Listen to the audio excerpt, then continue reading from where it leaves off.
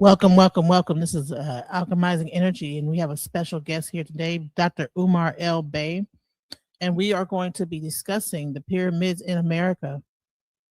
So I just hope that you guys are ready for today's show because there's been a lot of people talking about this subject. It's been the mound people have been getting brought up a lot in conversation. So rather than continue just to have the conversation and not really and just keep letting it go forward, we're gonna actually talk to brother Umar, who is a part of the Washita Nation, and he is going to teach us about the mound people.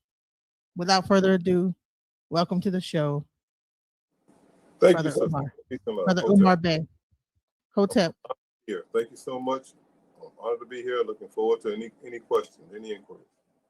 So before we start, I just want to get an idea. Who is Brother Umar Bey? Let's you know, let's Wow. really get an idea of who are you and why are you the authority when it comes to the empire of the Washita?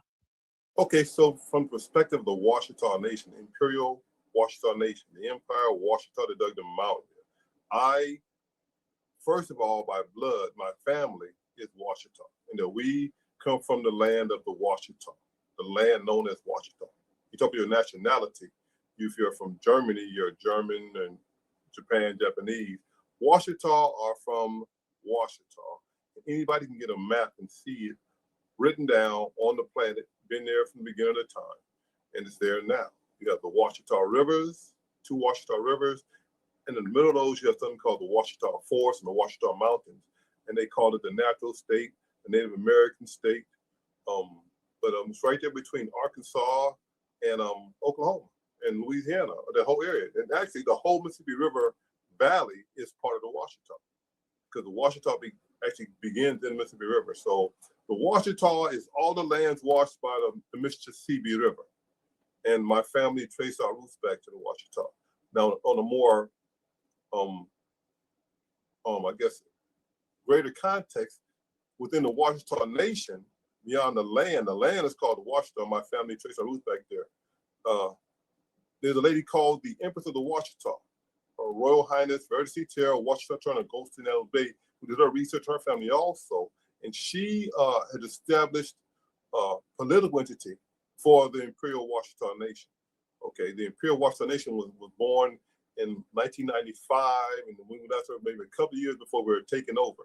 So the Empire of Washita Mania is very complicated. This could take years to explain to you. Understand, I worked directly with the Empress of the Washita in 1995.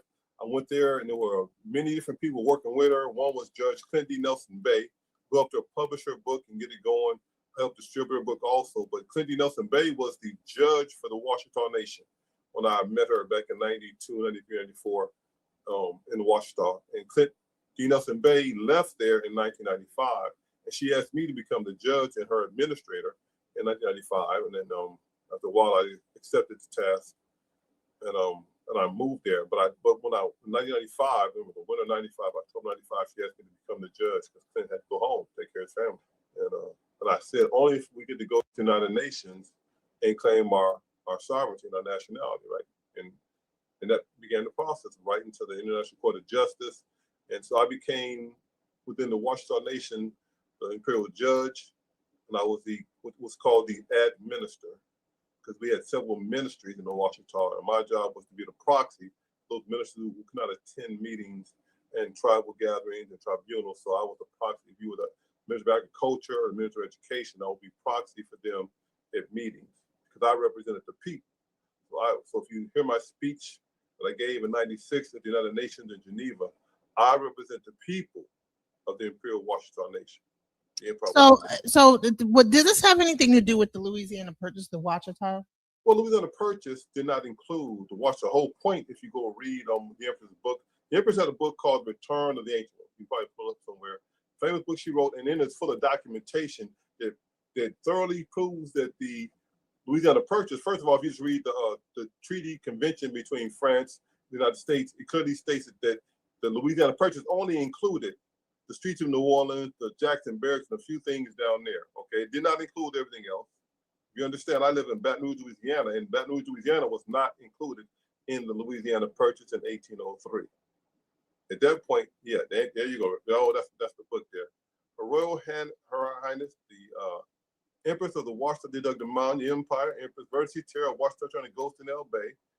That book is awesome. That book is full of documentation that clearly is uncontested in terms of her successfully identifying her family lineage and right to land. In that book, and the documentation there shows how she went through the process of having the state of Louisiana recognize her family's right to 68,883 acres of land in Louisiana. But that was only the part of the land that was under the grant. The rest of the land belonged to the tribes also. But there's certainly a part of the Ouachita right there in the Ouachita parish, right there where the Empress has her township. And there's a history there of a land grant, a Spanish land grant being granted during the time of the French Revolution.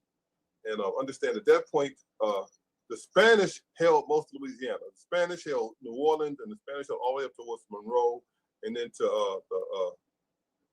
I guess Arkansas, Lower Arkansas area, and over into Florida and into Texas. The Spanish had significant colonial holdings, and one of the areas was in the Monroe, Louisiana area called the Ouachita. Today, the Ouachita River is, and in that same parish, you have the Ouachita tribe, the Empress roots. You have the last evidence on the oldest pyramid sites, or what they call earthen mound site in America. They call the lunar mound of Watson Break. So in this area of the Ouachita parish that exists right now today, you have the Empress of the Ouachita established the fact that there was a nation of people here, the Ouachita people, and we had the right of sovereignty, and just like other Native American tribes. But the Empress was not looking to be recognized under the Department of Interior, the Indian Bureau. We were labeled as an unrecognized nation.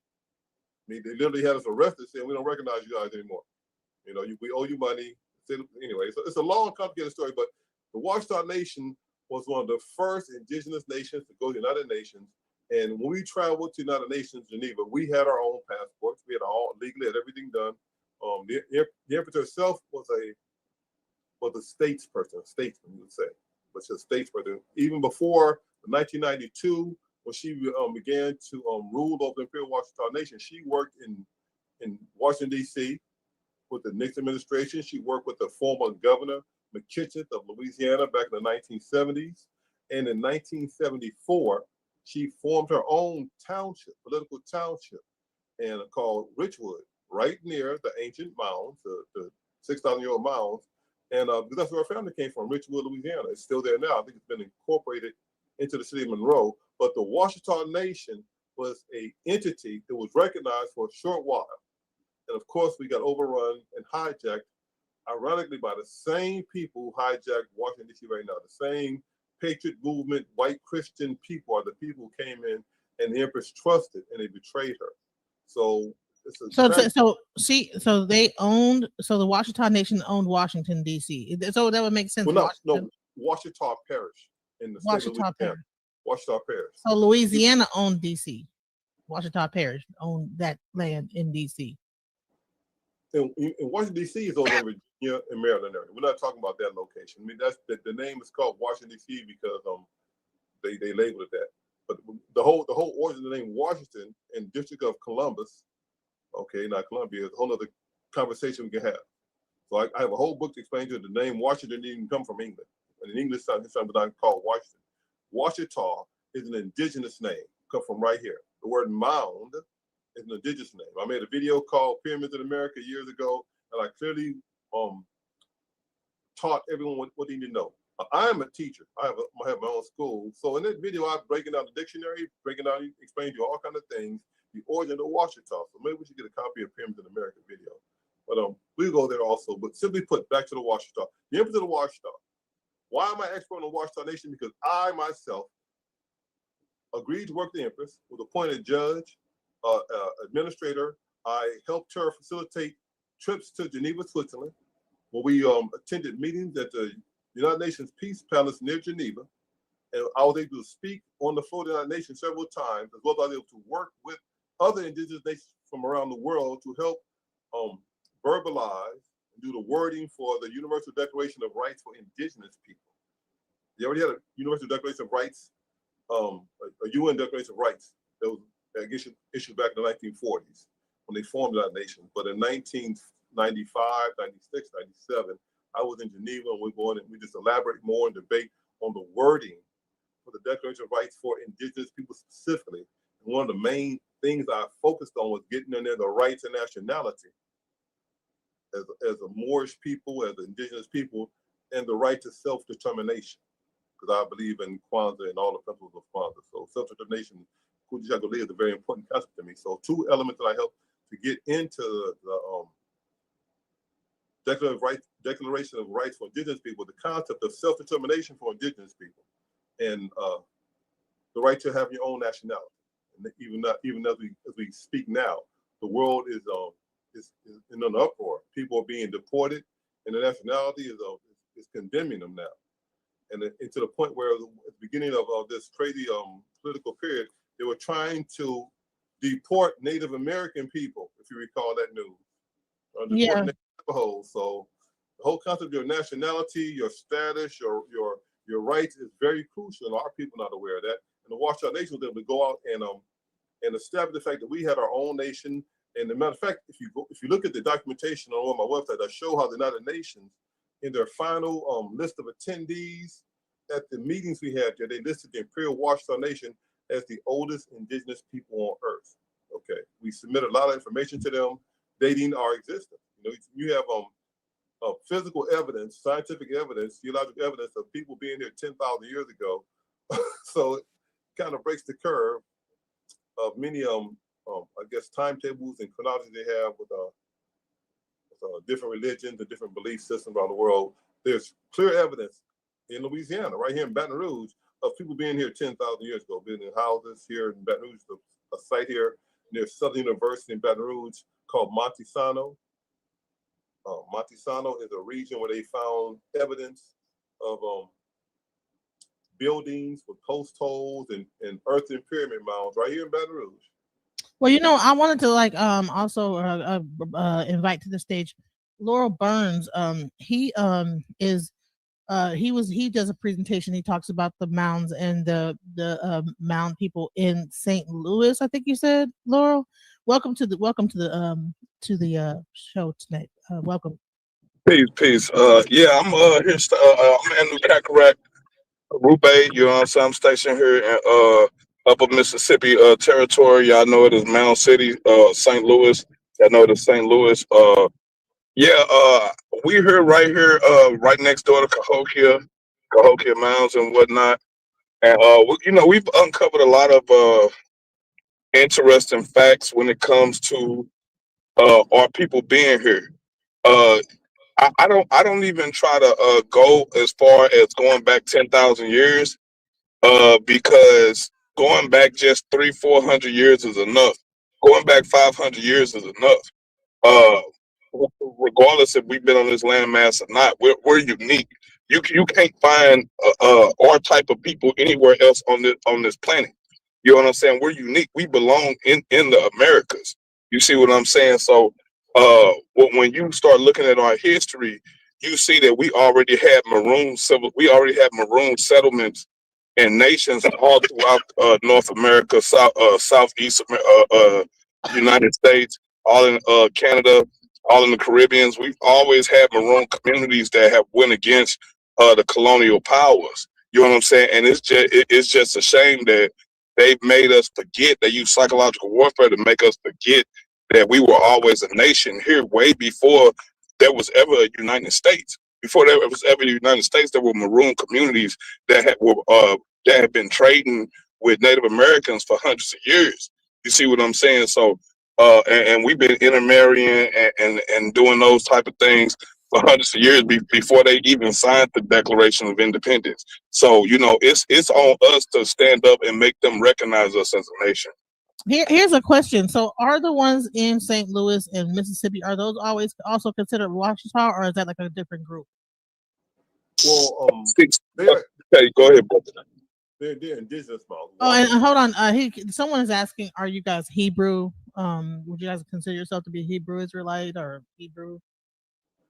That's a question from the audience. No, I don't. I identify with being Cushite, Western Cushite, West African.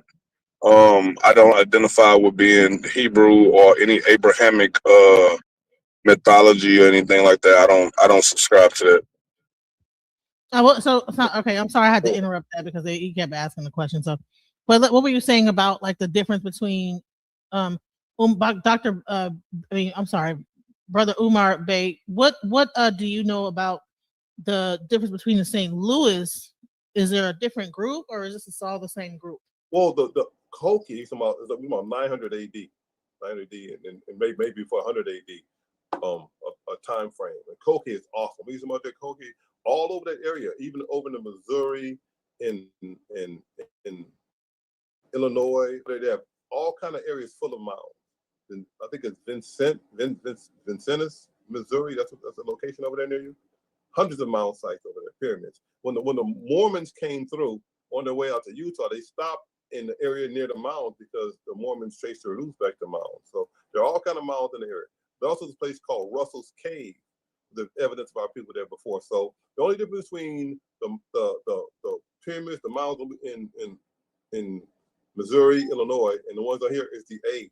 It's still the same culture, and over thousands of years they evolved. You have a culture of people building mounds that are scientific, not just some piles of dirt, but they line up with the constellations, they line up with the cardinal points, they line up with the seasons. So you have people, scientists, engineers constructing sites all over what's known as North America, Illinois, and all the way up to Minnesota, out in California, Florida, New York.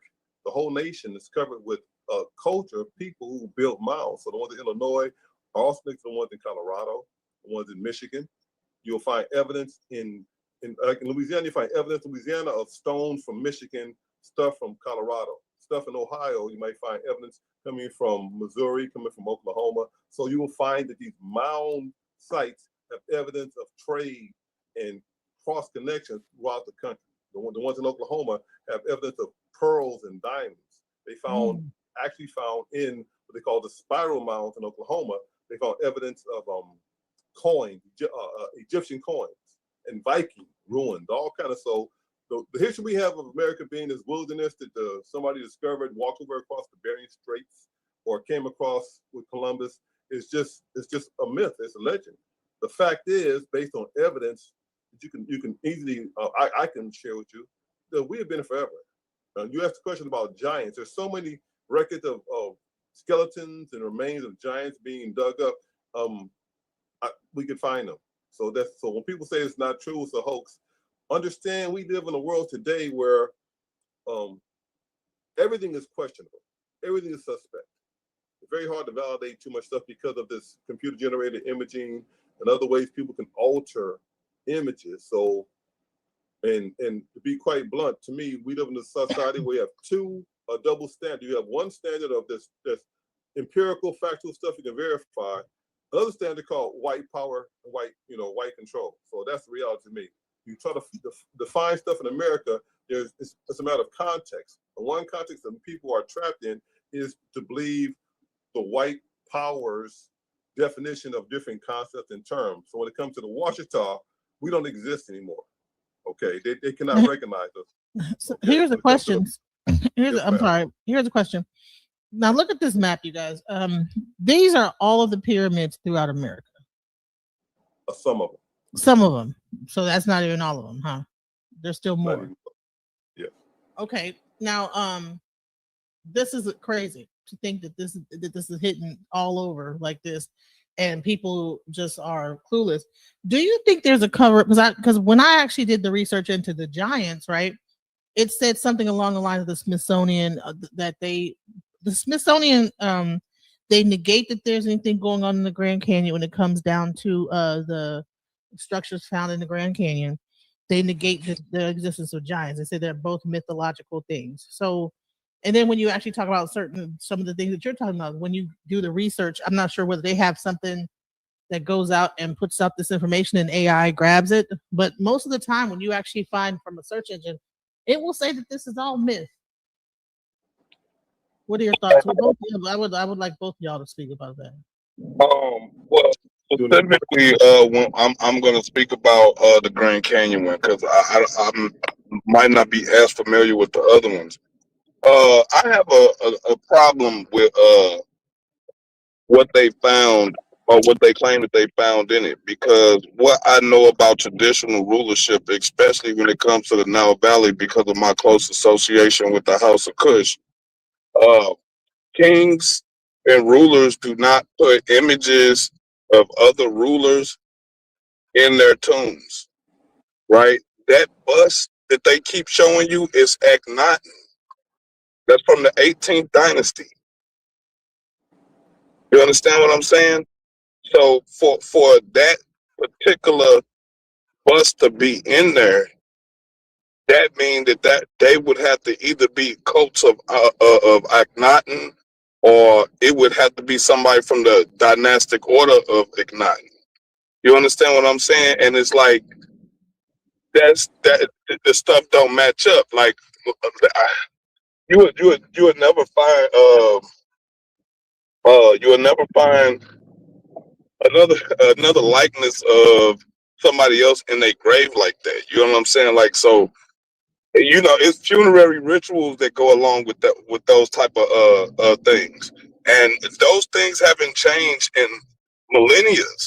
They haven't changed in millennia. So it's like, I don't know. Like, I question them. For it to be a Buddhist temple and a Nile Valley temple in there at the same time, you know what I mean? It's just, I don't know. So yeah, I kind of chunked that one up to the suit up. Okay, brother. Right. How old are you? How old are you, brother? Because have you ever been to Arizona yourself and done any research? Laurel. Hello? Yeah, well, excuse, what you say? So I don't understand. You're saying you doubt the possibility of it being. Well, I don't doubt the possibility. I doubt Mhm. that those artifacts being from the Akhenaten dynasty, and I doubt if those artifacts were ever found in that area. Okay, so just I only speak fact, brother. I went to Yeah, yeah. Arizona. We could pull up the images of the relics that they claim to Brother, find in there. whatever you're talking about are in the past 5, 10, 15 years. 30 years ago, I was in Arizona with white guys who were in the Grand Canyon. Okay, I was there with the guys. I saw the stuff in their houses, in there. I seen the artifacts. But that was back in like 1900s, bro. You would have Okay, to be so 100 years those old. guys, I'm not fussing you, brother. The stuff is still there as we speak. These gentlemen went in there after World War II. They had Navy craft. They went down there.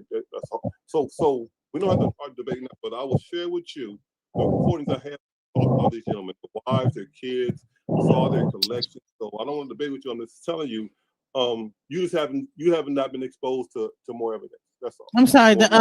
You have like a background. I think you might be driving, Laurel. That's probably so. When you're talking,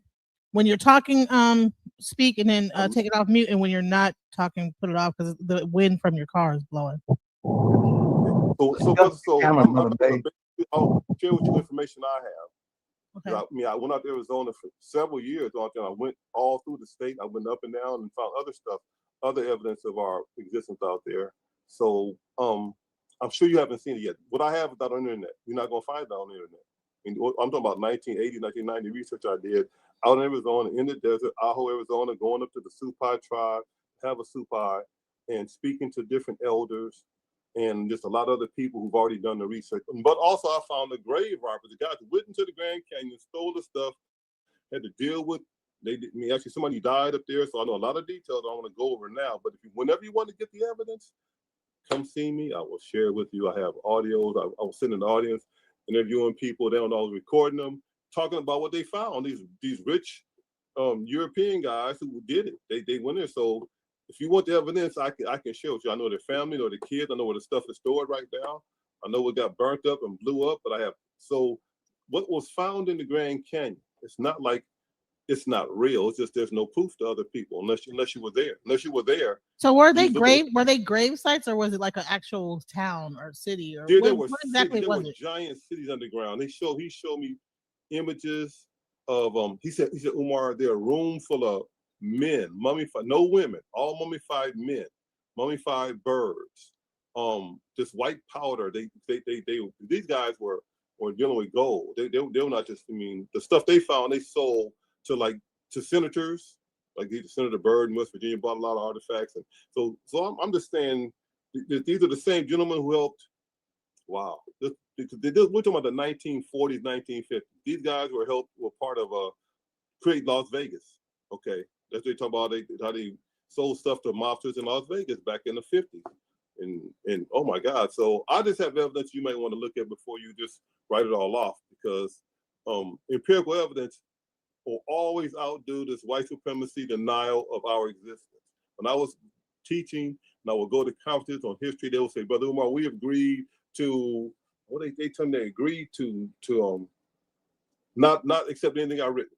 There'll be a history a conference. They will make an agreement. Okay, Brother Umar, your stuff was very compelling. We agreed not to believe any of it. Like, really, y'all can do that? You can vote me off the planet?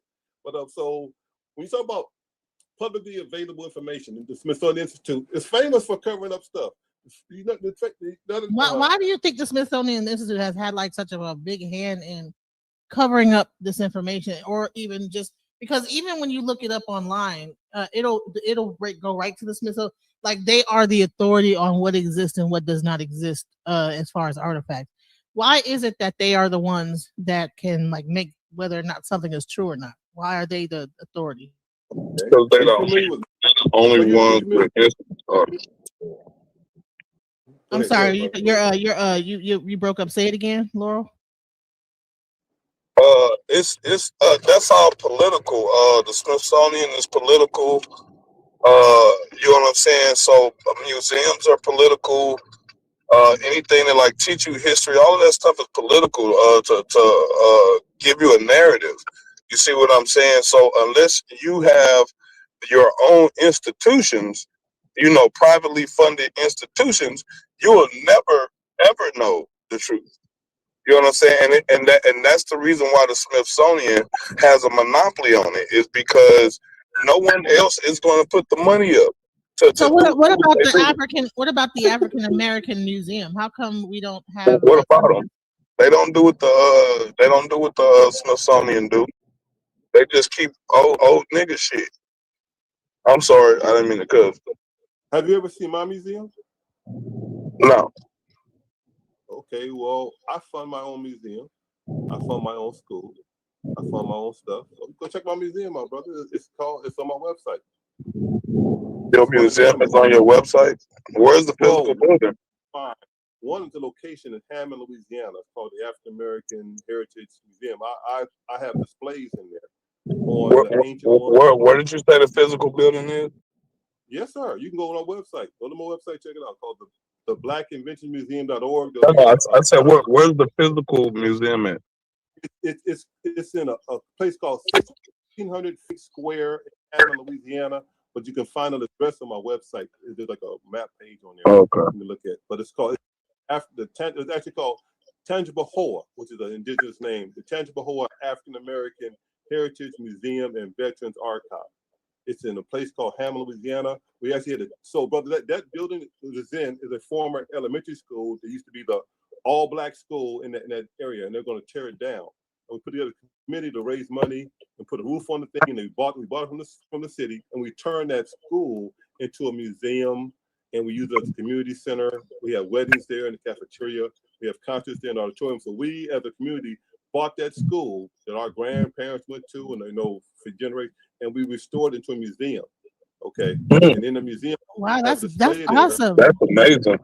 Wow. So, why don't we hear more about this? Yeah, that's amazing. That's some shit to congratulate and award. Wow, brother, we need to hear more about you. Where have you been? Why?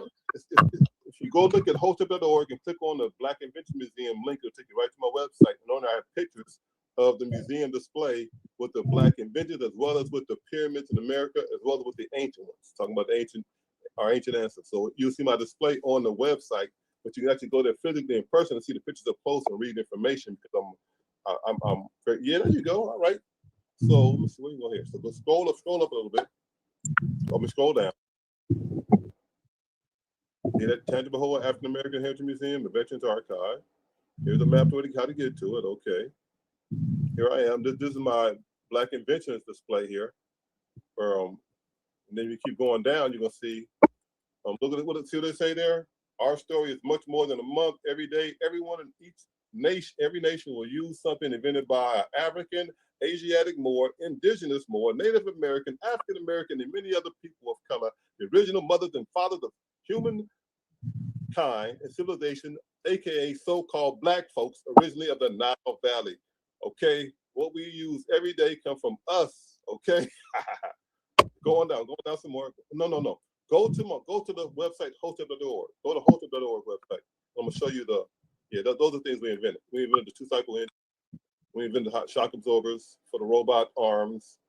Okay, street sweepers, all kind of stuff. So this museum I have over 100 of collections. So I go to Jamaica, I go around the world, and I teach kids all over the world about being engineers. I teach. I'm just trying to share. So this is the pyramid. This is my museum website here. I see this book here. I had Kareem Abdul-Jabbar write this book. See this book here? What color is my world? That's Jabbar, Kareem, my hero, the real GOAT. All right. Kareem is a real basketball GOAT, not the NBA GOAT, but all of that. Anyway, keep on. So here's a poster, the map I make. See this poster here? I took the time, had all these inventions, got the correct spelling for every inventor's name, the patent number, and the actual date they were examined and approved. So here you have a list of over 100 things that we invented that people all over the world use every day. That's one thing that was like 20, 30 years ago I did that. So my museums, even today I still travel to museums. So I want to go and show you the other museums. So go to where it said, let me see, supporting museums. No. You have to go back to my other website. Go to hotep.org website. Okay, so scroll down here. You can see a picture of the museum with the pyramids in America. See this? So here, see this picture right here? This is the exhibit hall I have there. On one side, you have exhibits of the pyramids in America, and especially the pyramids in Louisiana. The other side, you see the origin of the Black Mario Indians in Washington. So that is one of the exhibits at the museum we have down in Hammond. So we have a museum. So I know you're saying other museums are full of crap, Negro stuff, all slave crap. I can't stand museums full of slave stuff. Please forgive me. But my museum don't have that. I'm bringing the facts. That's why you don't hear about our stuff. Okay, but we built we recovered our own building. There's another museum, Monroe, in Washita Parish. I wish people help me redesign it because it has a bunch of slave stuff in there. It needs to be restored with stuff dealing with the indigenous culture. Yeah, I'm not interested in the slave stuff unless it's dealing with the maroon free people, the people who was revolting. You know what I'm saying? Because this is one thing that I keep trying to explain to people. We are the remnants of the ones who revolted. That's who we are. All of us come from down south. All of us are blood descendants of people who come from those maroon communities. You know what I'm saying? And people in the wilderness, right? It's the people who survived in the wilderness. We broke up. We survived in the wilderness. Yeah. And we was doing our own thing. We had our own communities and whatnot. And when they after the Civil War, when they started integration, when they started including niggas into the United States. You know what I'm saying? Prior to that, you was property. You was considered chattel property. You wasn't considered a man. You was like 3/5 of a man. You feel what I'm saying? So you wasn't really considered property. But those who revolted ended up in like maroon communities where we built our own stuff. We had our own we had our own trade routes. We had our own economy. Bro, we had hundreds, if not thousands, of farms and ranches and mills, and I mean, like, we had a lot of stuff. And they took. Go ahead. No, and I was just saying they took it from us using psychological warfare and guerrilla warfare tactics. As soon as they created the Emancipation Proclamation, they created the Klan right after that to deal with the maroon problem. Yeah. Like like deal with that maroon problem. The fact that quote unquote niggas was thriving. We were thriving. Well, We the wasn't emancipation proclamation, supposed to be thriving, and we were. yeah. So, brother, you familiar with the emancipation proclamation said and why these white patriot groups are so anti-federal government? Because they understand. Yeah, because the federal government is the one who did it to them. Well, the federal government was supposed to defend the so-called Negroes from the white supremacists and the slave masters. That was all about all the Reconstruction. The federal government was after anyway.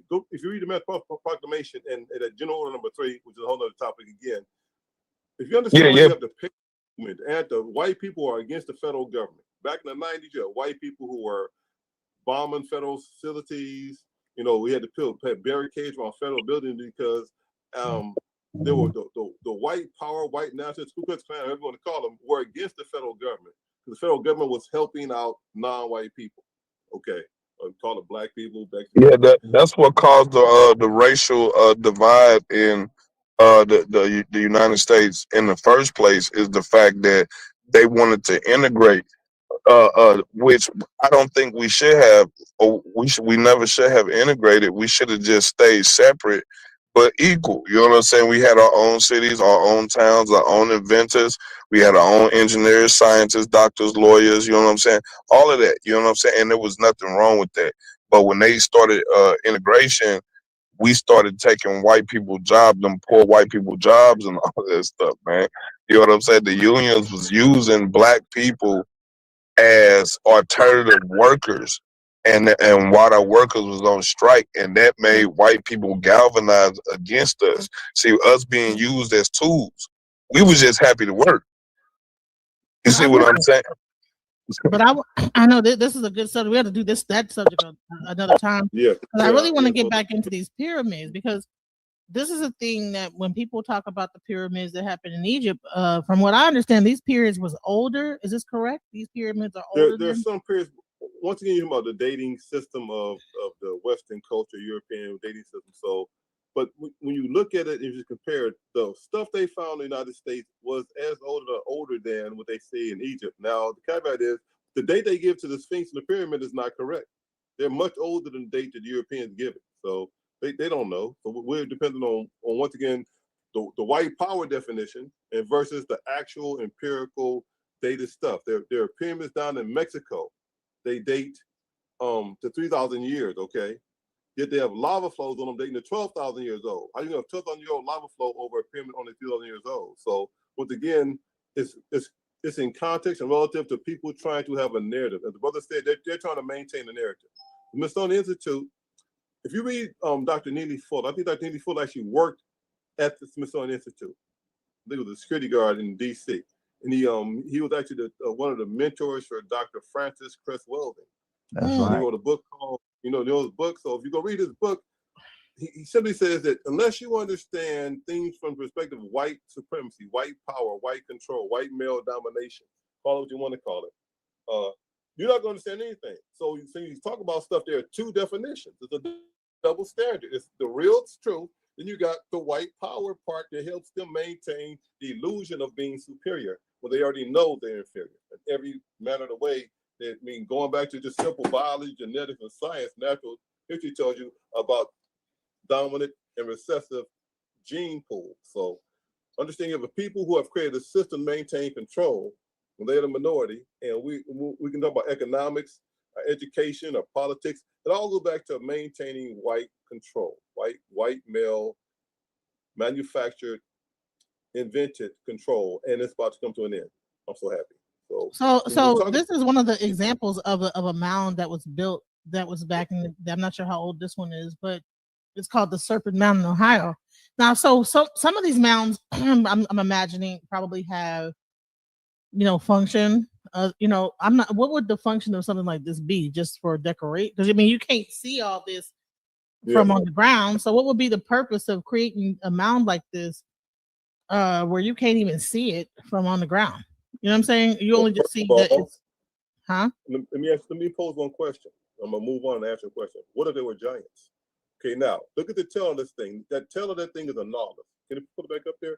The tail of this serpent mound is a nautilus. See that? That is science. That is 1.6 on the scale, like pi is 3.4. This is 5. That's a nautilus. That is showing proportion, Fibonacci number. You look at the inner body of it, that's a sine wave, 60 cycle hertz, like running through our house electricity. Look at the head of that, look like a snake swallowing an egg or an ant. So this image has been studied several times. This actual Serpent Mound site was the site of a giant lightning strike or meteor strike, some kind of phenomenal strike here. And this site here is owned by the Peabody Museum of Harvard University, even though this is in the middle of Ohio. So Harvard has done extensive research on this site. They own this site to do the research. And Serpent Mound is world famous, and it is actually a scientific phenomenon. The way it's built, these different ridges align with different constellations in the sky, and they also align up with the solstice, the winter, spring, summer, quarterly, solstice, and equinox. So many sites are in alignment with the equinox. You'll find in Minnesota, in Indiana, Mississippi, California. You'll find all these sites that have some scientific significance that shows evidence of them being constructed at some point, I guess, when the stars are up, because they're aligned with different constellations in the sky. So this is one of the many sites you have there. Okay. Oh, here's a great site here. Tuscaloosa, Roll Tide, Alabama. You see that? So this site here is outside Tuscaloosa. The word Tuscaloosa, if you see, is actually the name of a 7-foot, like a giant black chief. This pyramid is on something called the Black Warrior River, and Tuscaloosa is the name of a great black warrior. So Tuscaloosa is Black Warrior, and you have this pyramid along a river. Today, if you can go to Alabama right now, and right going through the city, through Tuscaloosa, or the nearest river of Tuscaloosa, Alabama, is the Black Warrior River. Here, just a little information about that. Tuska means warrior and Lusa means black. So this site was supposedly visited by Ferdinand de Soto. De Soto will be the first European to come on the shore and explore the Southeast. And de Soto is known to have run into several pyramid cultures, starting with the first one he ran into down in Florida near Tampa, I think called Crystal Lake or Crystal Springs. It's a famous pyramid site down there in Florida. And he went from site to site until he got to the Washita, de Soto. Ferdinand came to the Washita where we killed him. I'm sorry. He was disposed of by the native people, and his people ran. When he got close to the Washita, the Soto got dealt with. So here you have de Soto coming into Alabama. And here it says he's killed thousands of native people. Okay, Soto he killed. De Soto's men killed 7,000 Indians, including the great chief Tuscaloosa, a 7-foot giant. You can't make that up. Come on. Okay, let me tell you something. When we talk about like giants, right? And this is what I said, is that if the average human being at that time was the size of like 5'3", 5'2", 5'5" at the most, then a 7-foot tall person would be considered a giant.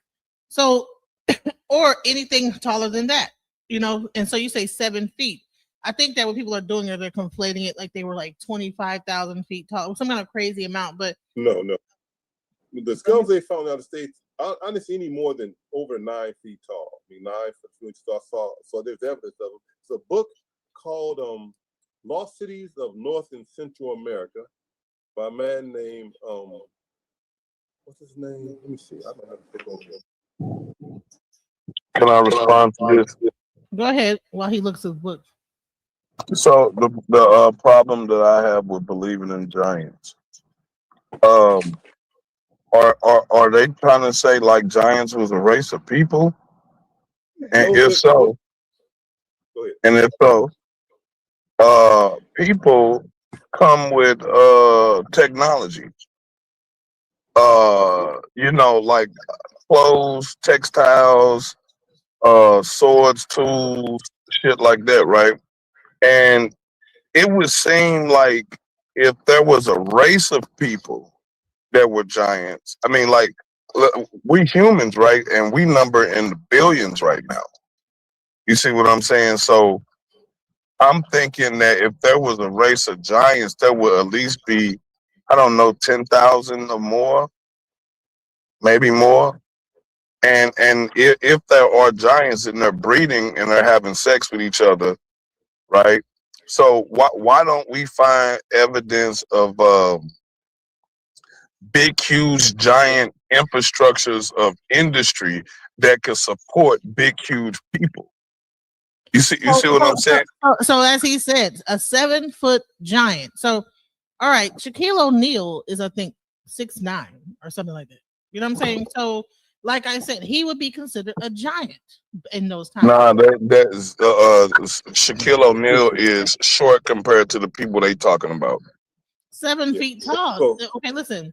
If you read where it Yeah, says the king of Tuscaloosa was a 7-foot giant. He's 7 foot tall. okay, yeah, let me but see the this. but the skeletons that they found in the Americas of those giants are not 7 feet tall giants. Okay, here's one They're here. they're way taller than that. Here's a page here. See 9. This says mound in Ashland County, Ohio, in 1879. 9 foot 8 inch skeleton was excavated from a mound near Beaverville, Indiana. Indianapolis News, November 10th, 1975. This is a newspaper down there. It says 9 6 foot feet. skeletons. So you can look source yourself. Here's another source here. It says they're gigantic skeletons found. It says the St. Paul Pioneer Press, May 23rd, 1883. So I like to go to sources. So if I say they existed, how do you know that? Because when they found them, the local newspaper come in and took the story.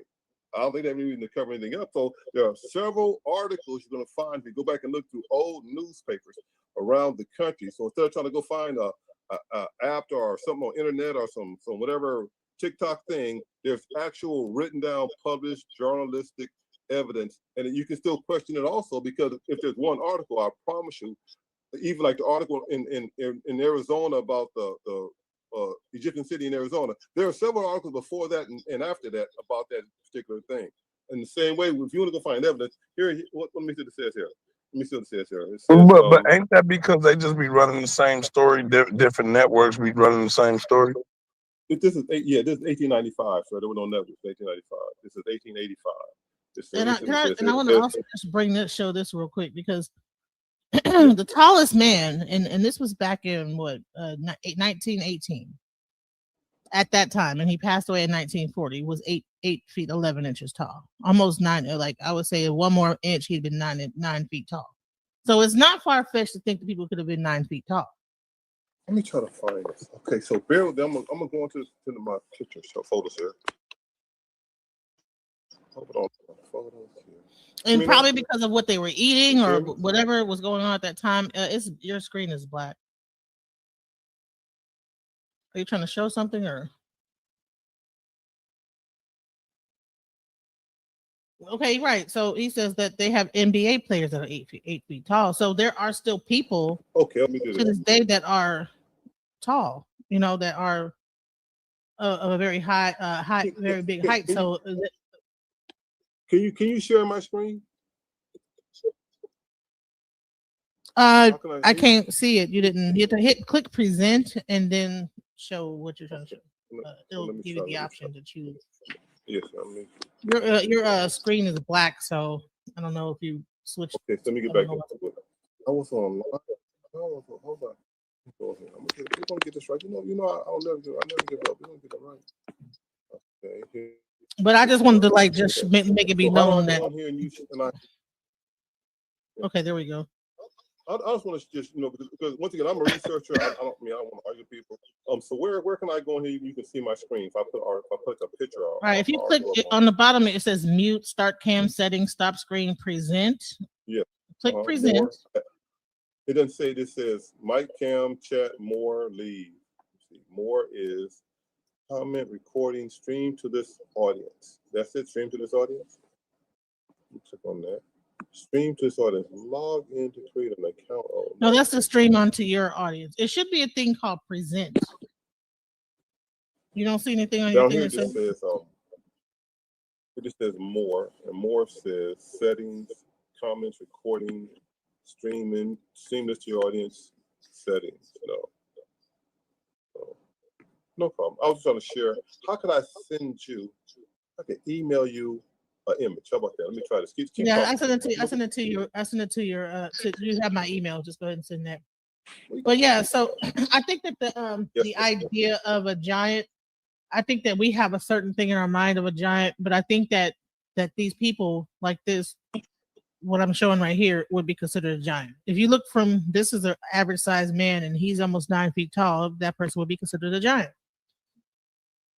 Dear sister, you look at a mound site called Spiral Mound in Oklahoma. They call it the King Tut treasure of the Arkansas Valley. One of the things they found there was a body of armor, complete. Would it be? Was it on one of these things Copper. here? It was made being 8 feet tall. So there are evidence that at least one body of armor. I know I've seen it several times. It's actually when you go to the museum there at Spiral Mound, they talk about it also. So there's evidence of everything being found. Let me go in here and see giants. It's called Spiral Mounds. Let me see. I'm gonna see some articles here real quick if I can connect. It's called Spiral Mound. Spiral Oklahoma. And of course, I see things have been sanitized. A lot of information has been deleted in the race. How can I attach a picture to this? Come on.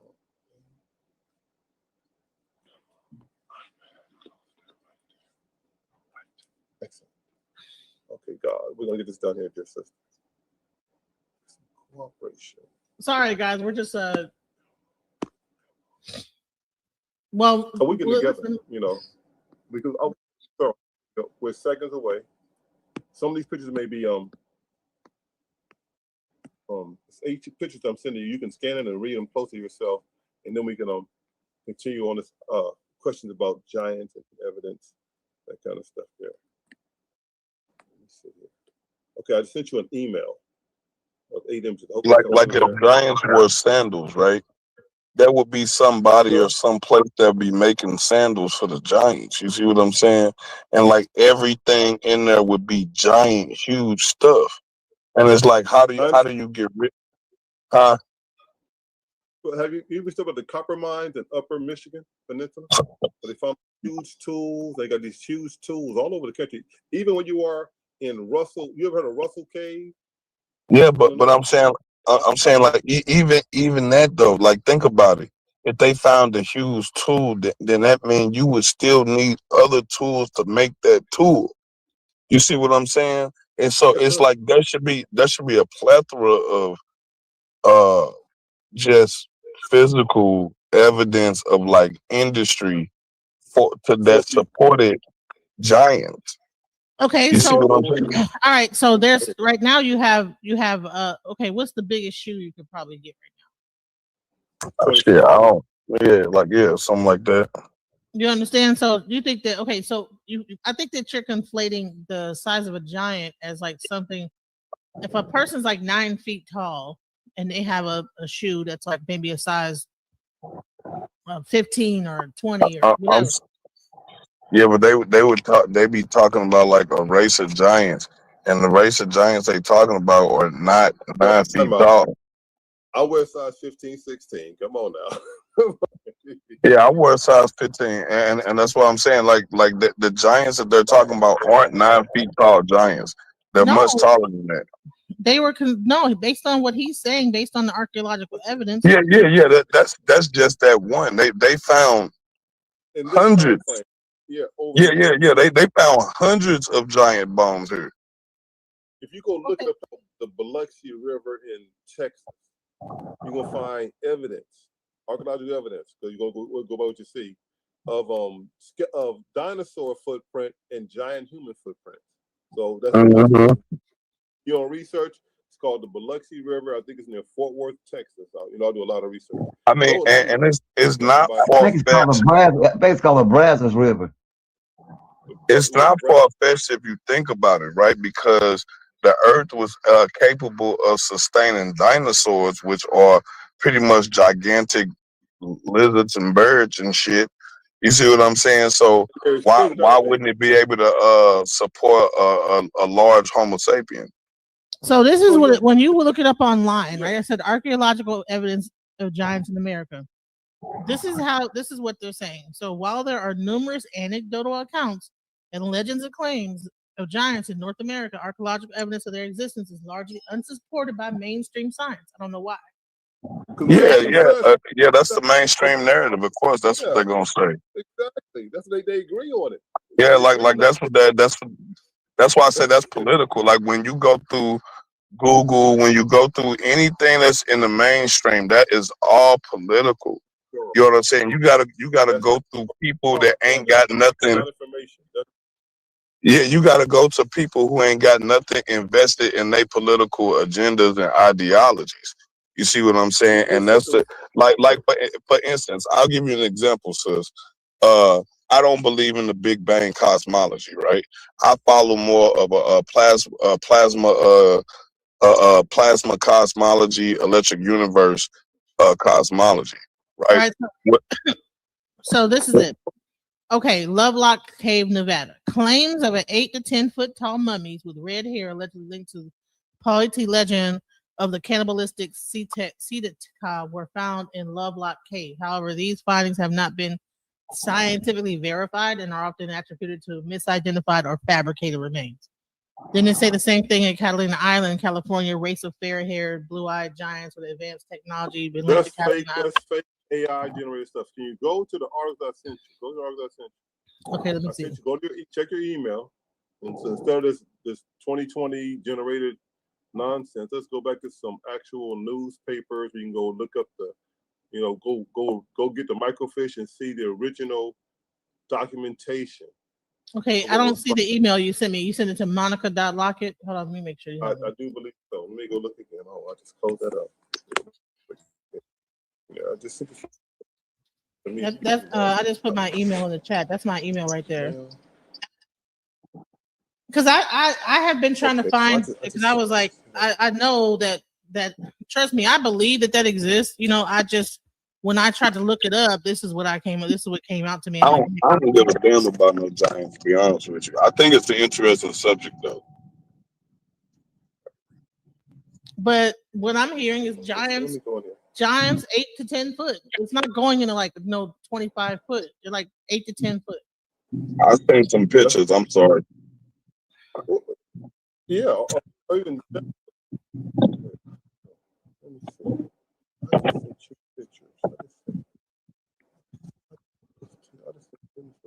But for real, I'm more interested in coming up with a strategy on how to make the Black nationalist organizations unite into one organization. That's to me that's the ultimate plan, and it's like if we don't do that, they win. I've been studying their COINTELPRO and all of that bull stuff that they've been using against us, psychological warfare, and all of that stuff is designed to keep us from forming Black militant coalitions. They don't want us organized and militant. Well, I believe that you have to know where you come from to even know where because if you don't even know your history, you don't even think you're capable of doing something like that. You're still thinking that you're a slave. You're not thinking that you came here first. So once you first go into the history and understand that your history is far greater than what you're being told, and then now that I know that I come from a rich lineage in history, now I can get into Well, I'm saying right now, even with that being said, because I think that's most definitely important. I think we ought to just change our value over to food, clothes, shelter, economics, and defense. That should be the only thing that we rally around. If we rally around anything else, we're gonna run into issues of division. So what you call it? I'm used to what gender. Were you talking to us, Umar? Sister Monica. Yeah, yes. This is Barbara. I'm sitting back listening, and I understand what I think it was Laura Burns, his name. Yeah. L. Yeah. Yeah. The problem that's going to be is that we don't control those industries that produces those things, and that's going to be hard because right now with all these major corporations controlling the 5 major things that sustains life. So we get a hold of it, and right now we're so divided. We lacking cultural cohesiveness, and I've been talking about this since the late 60s. We've been talking about even in the so-called See, churches. like, And we're analyzing it, allow me right? to So, allow me to finish, if you please. Then I'll step okay, back. sorry. And as a elder of 79 years, who've been a part of a lot of the moves and things you're talking about, being with Dr. Abernathy and different ones, and on the movement and marches, that was one thing we had back then, and that is trying to get everybody on the same page. Our problem is that we got to come up with a centralized value system that bring us together cohesively, and we don't, and we like that because we allow ourselves to be manipulated based on what we think we read or what we think we know and have not done the research.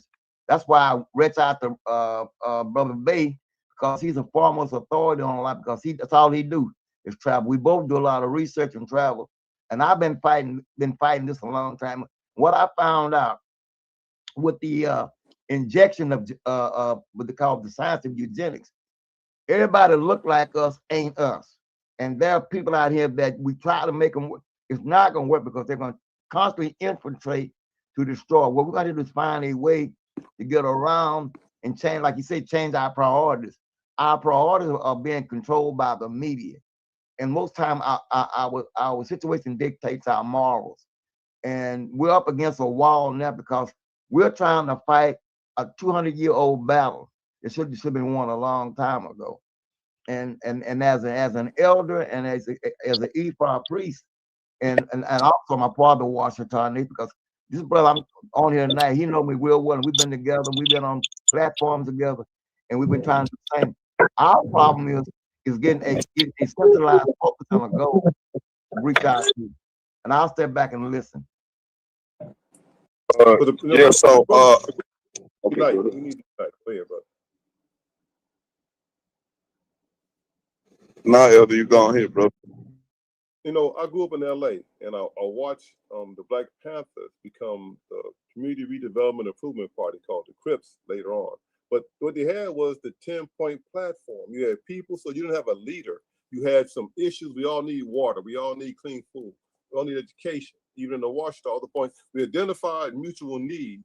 And forget, within the Washita Nation, we had Hebrew Israelites, Rastafarians, Nation Islam, Moors. It didn't matter. We all grew food, and we found mutual things, and we united around what we had in common as opposed to our differences.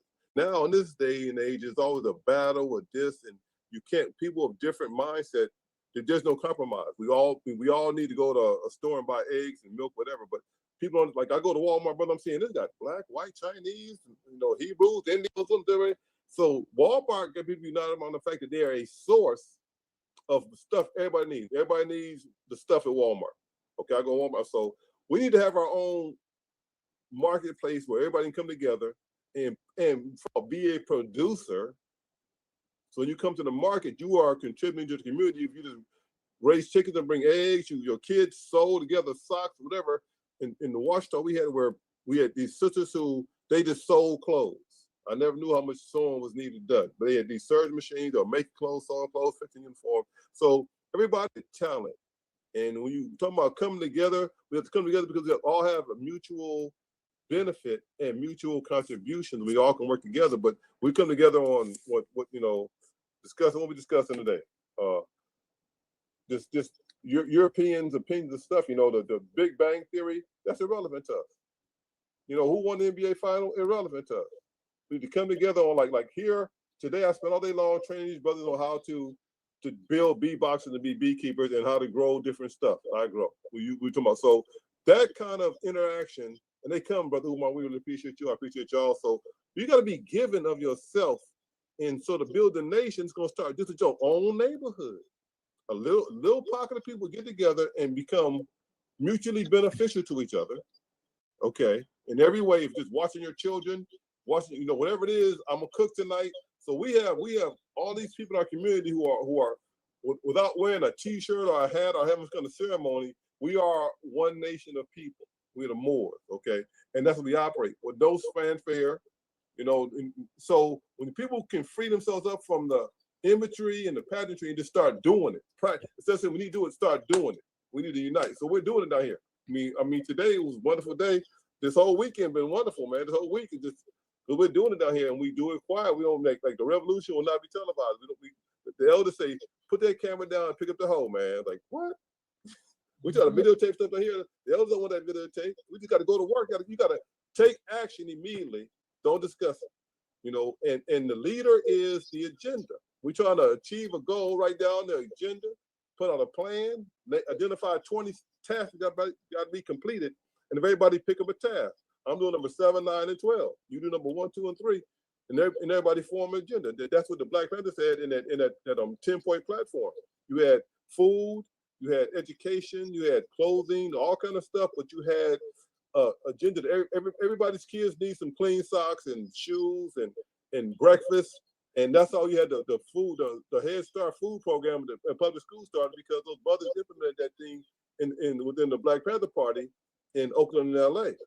So I was there. I was there getting that breakfast from the Black Panthers and from the Crips before the school started doing it. They gave us saltine crackers and Nestle Quick and stories about the pigs.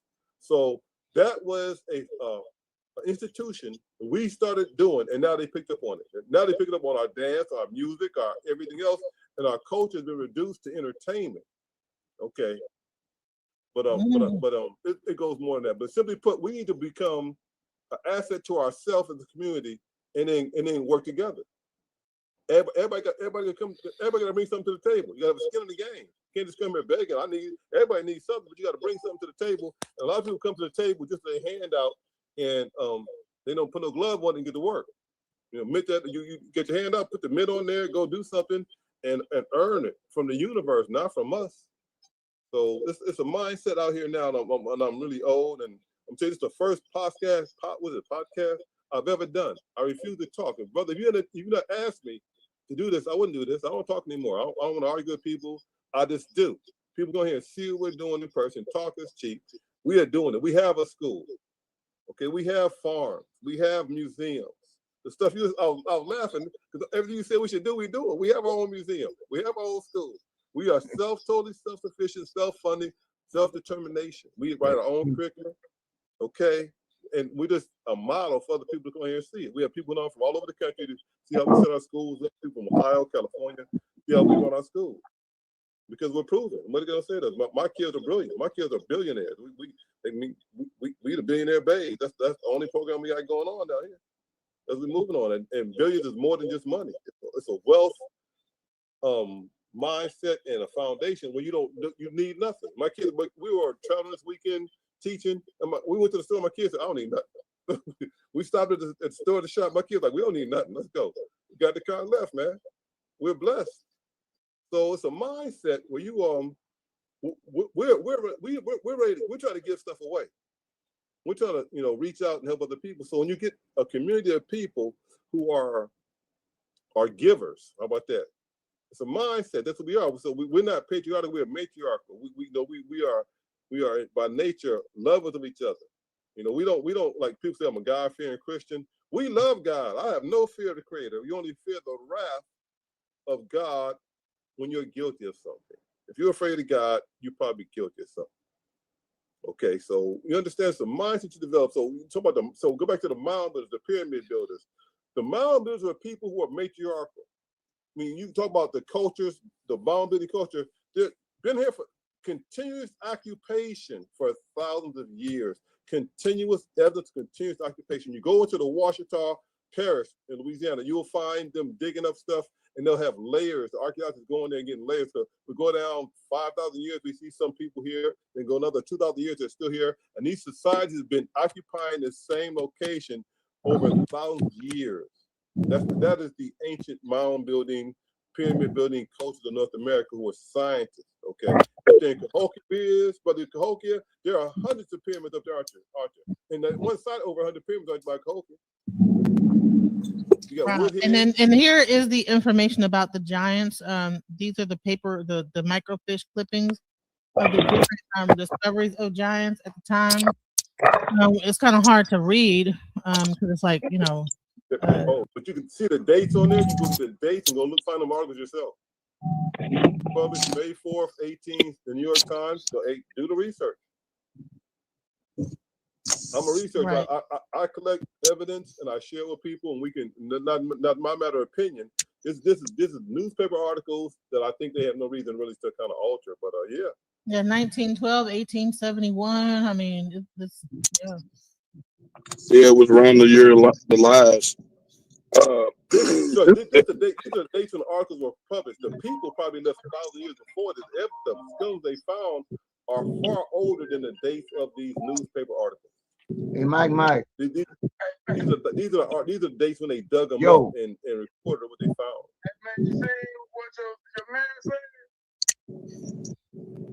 So the reason why I had said what I said earlier about the nationalist organizations uniting under one banner, not eliminating their distinctiveness, but becoming part and parcel to the government that was already established for us under Marcus Garvey.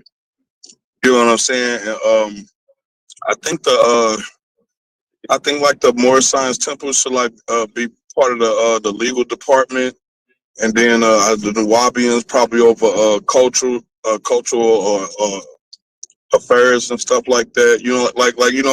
Every nationalist group got to take a position in that government, and that way all of our paperwork kind of coincides with each other. Because the one thing that we need to do as a people is start a bank account. We need a treasury. You see what I'm saying? A centralized treasury, and we need to elect a leader and follow his ass like he Jesus. But you gotta design an agenda and put them in charge of executing the agenda. The personality is the problem. We don't need a personality. The agenda is food, clothes, shelter, economics, and defense. Like if we don't rally around those principles, like that has to be the rallying cry, because if you do anything else, it's going to create division. Can I just say this? Is that they did this already, so it's not like it can't be done. It's incapable of being done. It's reinventing the wheel that already was. We saw what happened with that. So people are doing it, and as you can see, the young man up here, Omar Bey, is saying it's being done. It's just a matter that you don't hear. Our heroes don't get. They're not going to be necessarily out here because they're too busy doing it to be just out here talking about what they're going to be doing. But sister, the brother said it right. The brother said we need to have. He said the word militant. The word that militant. We need to have security. Even with the Watchtower Nation, our biggest downfall, we did not have security. So whatever we built up, when they want to, they can come in and outpower us with fire. Just take it. So you got to have a military. So watch this. So now, in the spirit of Marcus Garvey, we need to unite not just with the brothers and sisters of the United States, because there's so few of us who are really willing. The whole continent over there is blowing up. I mean, the Sahel, the Alliance of the Sahel Nations, break free from colonialism. So we need to actually form our own state, a state in the diaspora of the world, the global African nation, because Africa will become one giant nation, and we have the Caribbean has its own state. Yeah, I think we zone 6. African Americans are like zone 6. So we're included in the African Union, but we're represented in the African Union, but we have not organized ourselves into a body politic, one body politic.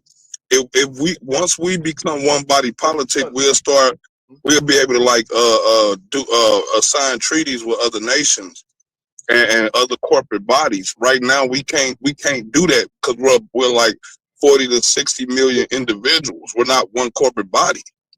Well, that's what he's saying. With the Watchtower Nation actually has a seat at the United Nations, and that's what I'm saying. So you weren't here earlier when he talked about the fact that they have a seat at the United Nations. Let me tell you something. There's more than one. So the Washita have a seat at the United Nations. You know who else has a seat at the United Nations? Oyatunji, the Yoruba village out in South Carolina also had a seat at the United Nations. So there's things that are being done. There's people that are getting together and they're doing things to move things forward. It's just you don't hear about it, and that's why I brought the young brother here today to talk about what's being done, because Sister Mark, yeah, go ahead. brother Bay, listen, Yes, sir. let him know what Bill Clinton them did when the Empress them went to form their own currency and how they robbed the attaché and took the stuff. Oh, And they stole the bearer bond.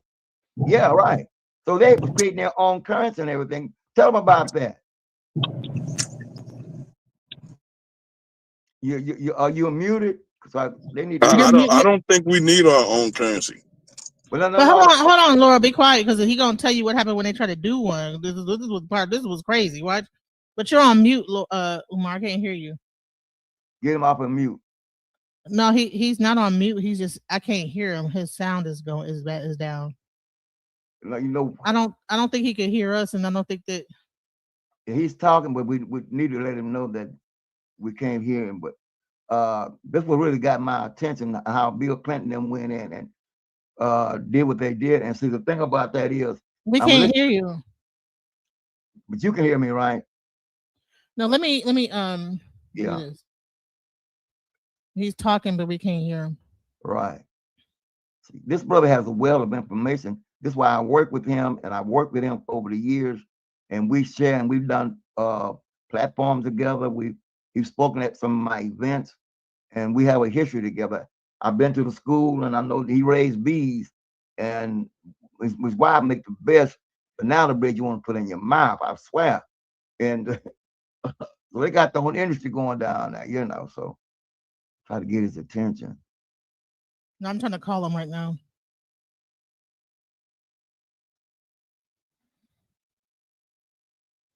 Yeah, he's going. He's talking, but we can't hear him. Oh man, we can't hear him. Maybe you can send him a text telling we can't hear him or something. But that's why I reached out to him and to bring him on to debunk some of the things people are saying, because if you don't know what these civilizations existed and what was going on and where they are, you know, it'd be like other group that wants to debate. And I told him, we're not here to debate. We're only here to educate and elevate, you know. And that's what we try to do. But yeah, he's on the roll, man. He's going.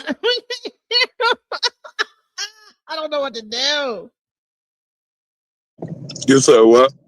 We can't hear him. He's breaking it down, but we can't hear him.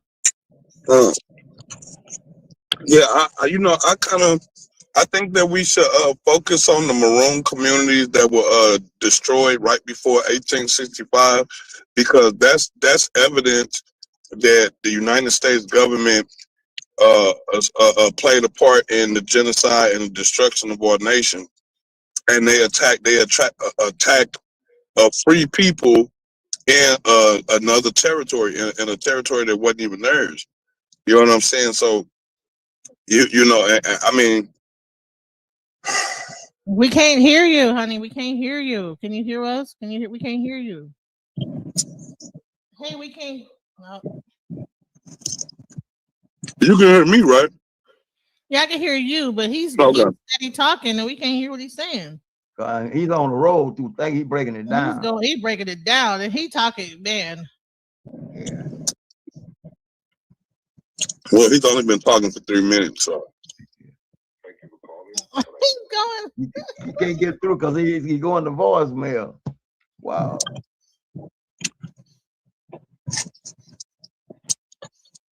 Yeah, so. I'm gonna just kick him and see if. Food, clothes, shelter, economics, and defense. Those are the only things that we're supposed to be rallying around. The problem with the Nation of Islam and the Moorish Science Temple is that it's Islamic centered, right? And then even when you deal with you know, something like the Black Panther, the same thing. It's like, what if the black person isn't radical, right? You see what I'm saying? Then you lose the person that ain't radical. You know what I mean? We couldn't hear you the whole time you were talking. We couldn't hear you the whole time. We were like, hello, you can't hear. We can't hear you. I can't hear you. So I'm actually off, but my hit the pad. I was had the screen on, but now it's been logged off. This is StreamYard. No, I logged you off because we couldn't hear you, and we were trying to get your attention. I was calling you back to back, and you wasn't answering. So I was like, okay, maybe if I log him off, maybe he'll. Okay. All right, so log back on because we couldn't hear you, honey. We couldn't hear. We want to hear this. We want to hear this. We just missed the whole thing.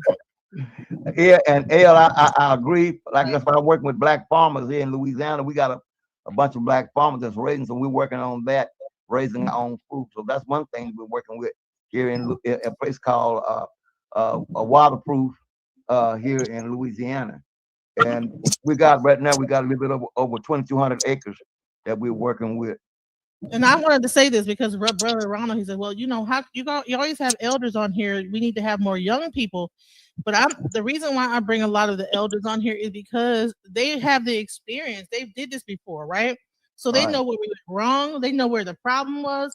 They know how we got in a trick bag. Got in this mess.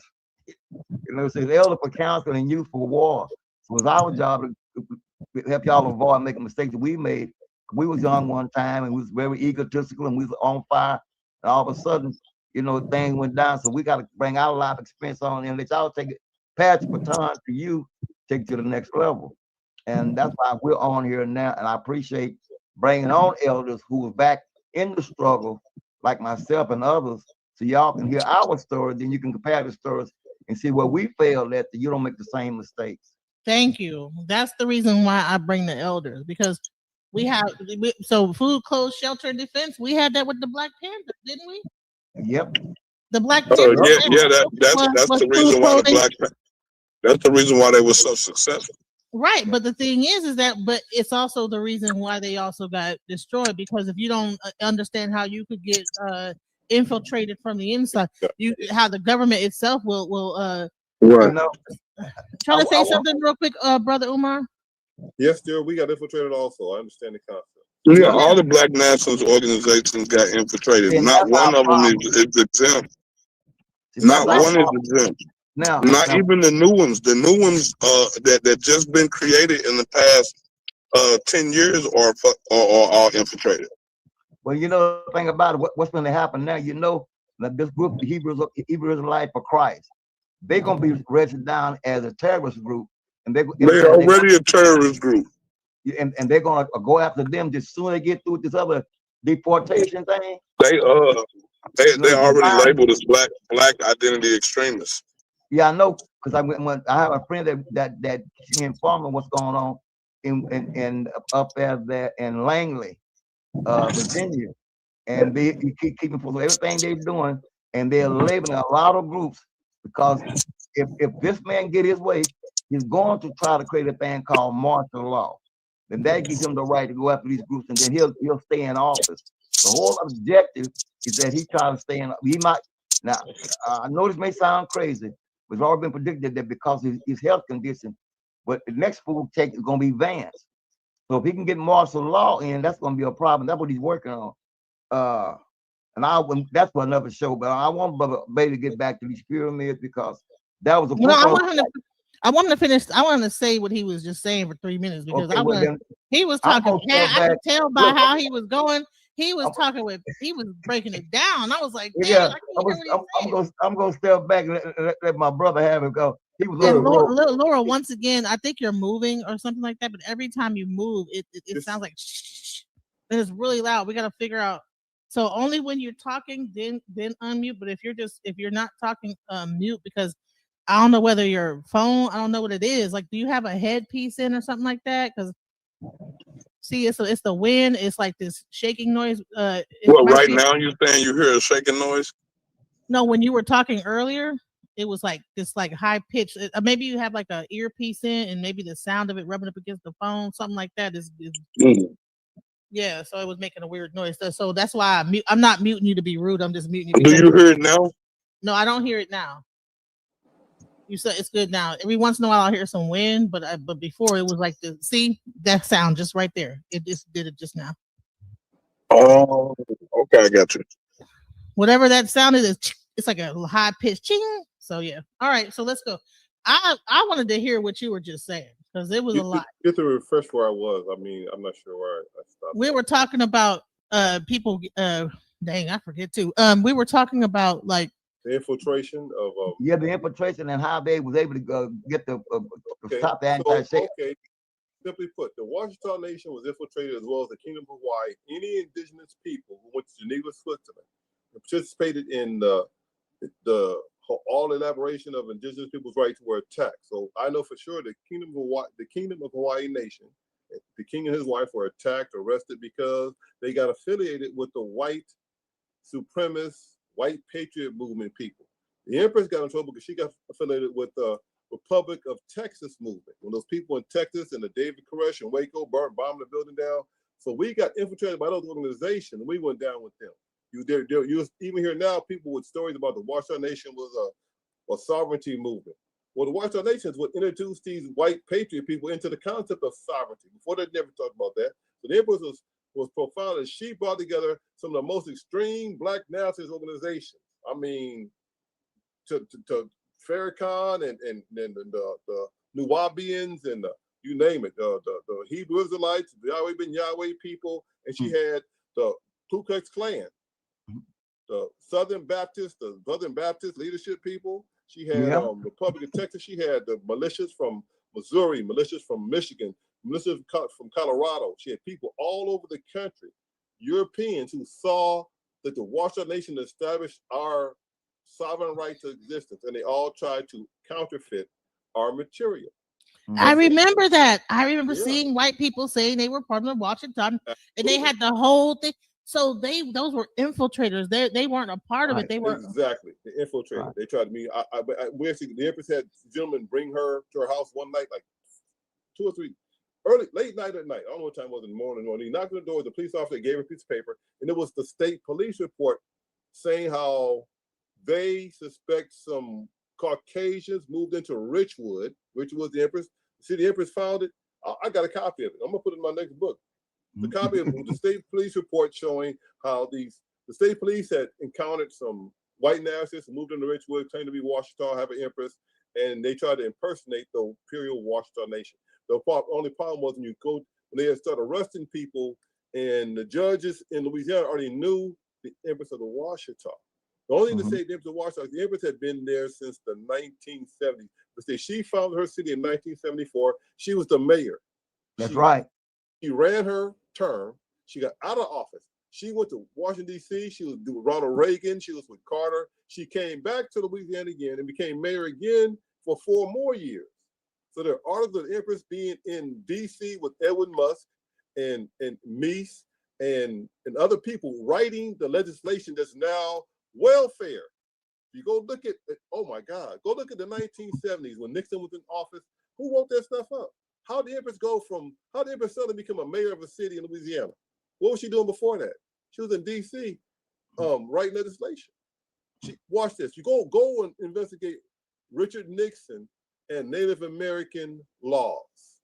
Go and see what laws were passed under Nixon administration dealing with indigenous people and their rights. Okay, you'll find a gentleman in Arizona who was part of exposing to me the artifacts they found in the Grand Canyon and all over Arizona, not just Grand Canyon, all over Arizona, they found artifacts of ancient people of color. So he and the Empress were together, and they worked with just writing legislation. Empress wrote so much legislation that when you go look at the some of the welfare benefit programs, the Empress helped write this stuff back in the early 70s, man. Go in Louisiana anyway, under McKittrick, because the governor McKittrick once again came from the Washita. Understand, the Washita Nation was composed of indigenous people and people with French heritage ties. The Washita, the land rights the Empress got came from a Frenchman from the Spanish king, his uncle or relative. You talk about the Marquis de Maison Rouge had land grants from Spain.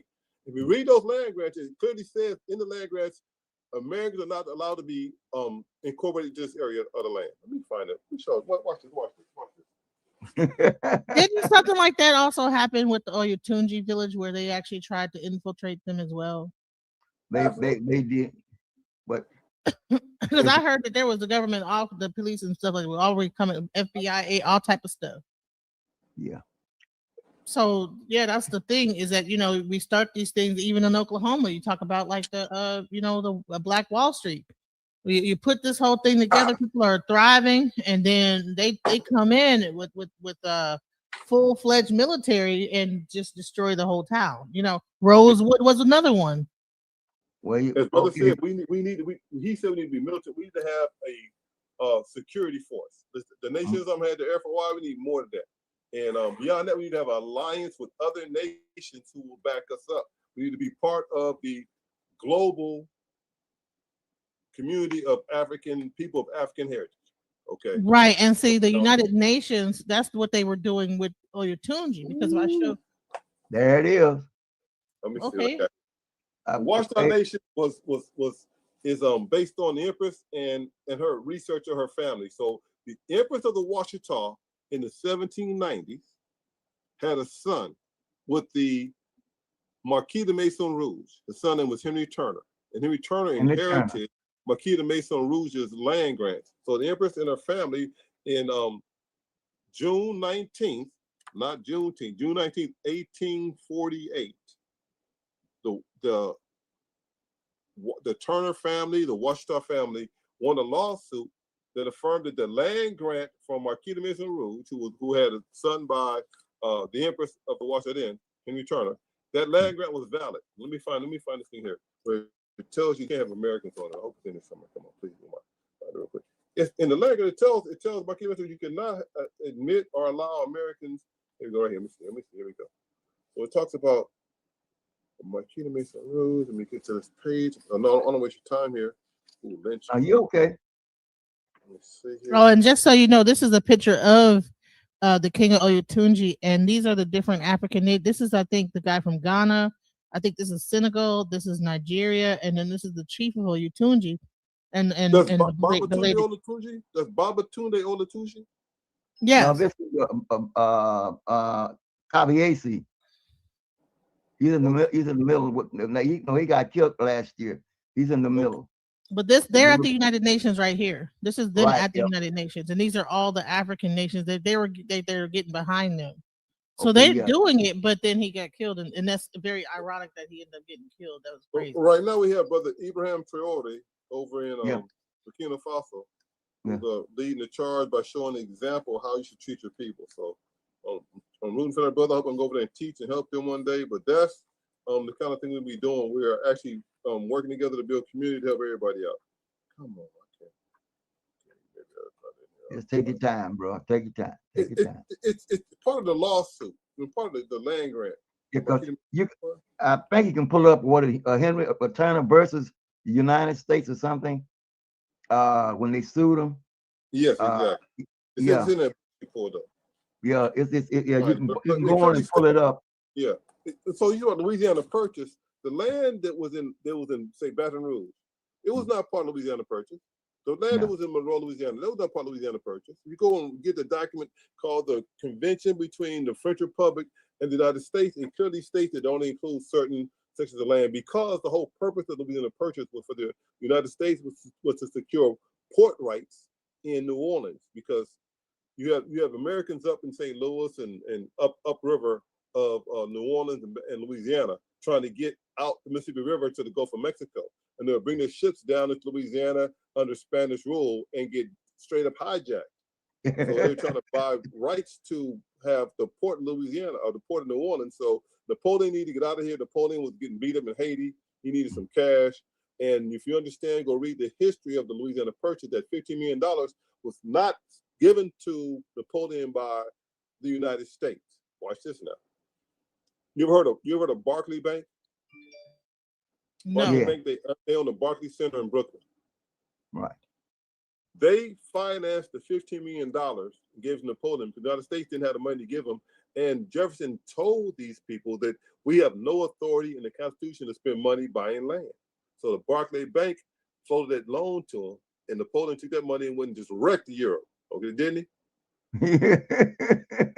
and if you go, so that's in it. Go read Empress' book. Empress has a section of her book talking about Louisiana Purchase, and it's letters of Jefferson writing to Congress and writing to other Secretary of State people. So that book, To Return to 1981, is full of great documentation. validate stuff such as this. And this book here is called, let me see the book here is called. Can you see this? This is called the Makita Mason Rouge, the Baron, the Bastrop, and Colonel Abraham Morehouse, the 3 Washita Valley Soldiers of Fortune, the Mason Rouge and Bastrop Spanish land grants. Those 2 land grants are tracts of land that were not part of Louisiana Purchase. And with those land grants, you can look them up. They're both land grants. You can find them in the congressional record because the Congress had to approve all that stuff. But in those land grants, they're telling you are not to allow or to admit any Americans to the lands of these grants, because that land was supposed to be for the French nobility. And during the French Revolution, they were cutting off the heads of the French nobility. They needed somewhere to run and hide to. So the French nobility, one thing they got was this Mason Rouge and Bastrop land grant. Baron de Bastrop, the same gentleman, Spanish knight who went over to Texas and helped the Texas Revolution also, the Texas form itself. Okay, so there's a place called Bastrop, Texas. The place called Bastrop, Louisiana, named for Baron de Bastrop. And Bastrop, Louisiana, is actually located on the Baron de Bastrop land grant just north of Makita Mason Rouge. Now, with that being said, if you read through the Empress's book, there's a part where Baron de Bastrop was writing a letter to the governor of Spanish Louisiana. His name was Carondelet, Colonel Carondelet. Okay, he's telling Carondelet, you gave me this land up here in Washita, and it's overrun with these ancient people, and I don't want to disturb them, so give me some more land. He's talking about a place called Bayou de Sears. And this is also published in the book, but so Baron de Bastrop is telling the governor of Spain, or the Spanish governor of Louisiana, you gave me this land with these ancient people, not Indian, ancient people. If you go look at a map that I found in the Library of Congress, you show you where they have a place called Fort Miro. Fort Miro is the Spanish origin of the city of Monroe. Many people think Monroe comes from the name of President Monroe in the 1820s, but the city Monroe gets its name from Fort Miro, M-I-R-O. Fort Miro was for a Spanish general name. I think his name was Stephen Miro. He was the first one in the Washita area, in the Monroe area. And on the same map you see Fort Miro, you see a place called Washita along the Bayou de Sears, and that's the location where Baron de Bastrop is saying this place is overrun with these ancient people. These, look like you call them buffalo people, big dreadlocks. You got buffalo people in Monroe area, and I need some more land. I don't want to disturb them. I ain't messing with them, because that location on that map is now today the location of the University of Louisiana at Monroe. The same location on Bayou de Sears is now, because 1,000 years ago it was cleared off for a palace. You had an ancient city there called Washita, spelled with 2 T's. And that map is available in the Library of Congress right now. I almost took it, but I left it there. I took pictures of it and left it there so it could be there. Okay, I didn't steal the map. Okay, but go to the Library of Congress. The map, I was so tempted. Oh my God, this is amazing. I had to leave it there, so it's evidence. I took my copies of it. I have a library. I have a reader's card for the Library of Congress to go out into the map room. I got those pictures of those maps. I have a picture of it in my book. So there's evidence if you go do the research. I'm a researcher. That's what I do. So I dug it up. So I have a site called Ask Brother Umar. I have a lot of answers, a lot of questions. So is this the Empress's book that you're talking about, where all this information is at? Yeah, this is my book. This is We of the Washington. You showed the Empress book earlier. We had Return of the Ancient with that gray covered book. That is the Empress book full of all kind of documentation. This is We of the Washington. That book in the show contains the map showing Fort Miro and the city of Washita, the ancient palace where the Empress lived in. If you look inside the Empress book, there's a newspaper article where they found the casket of the Empress from back in at the time of the French Revolution.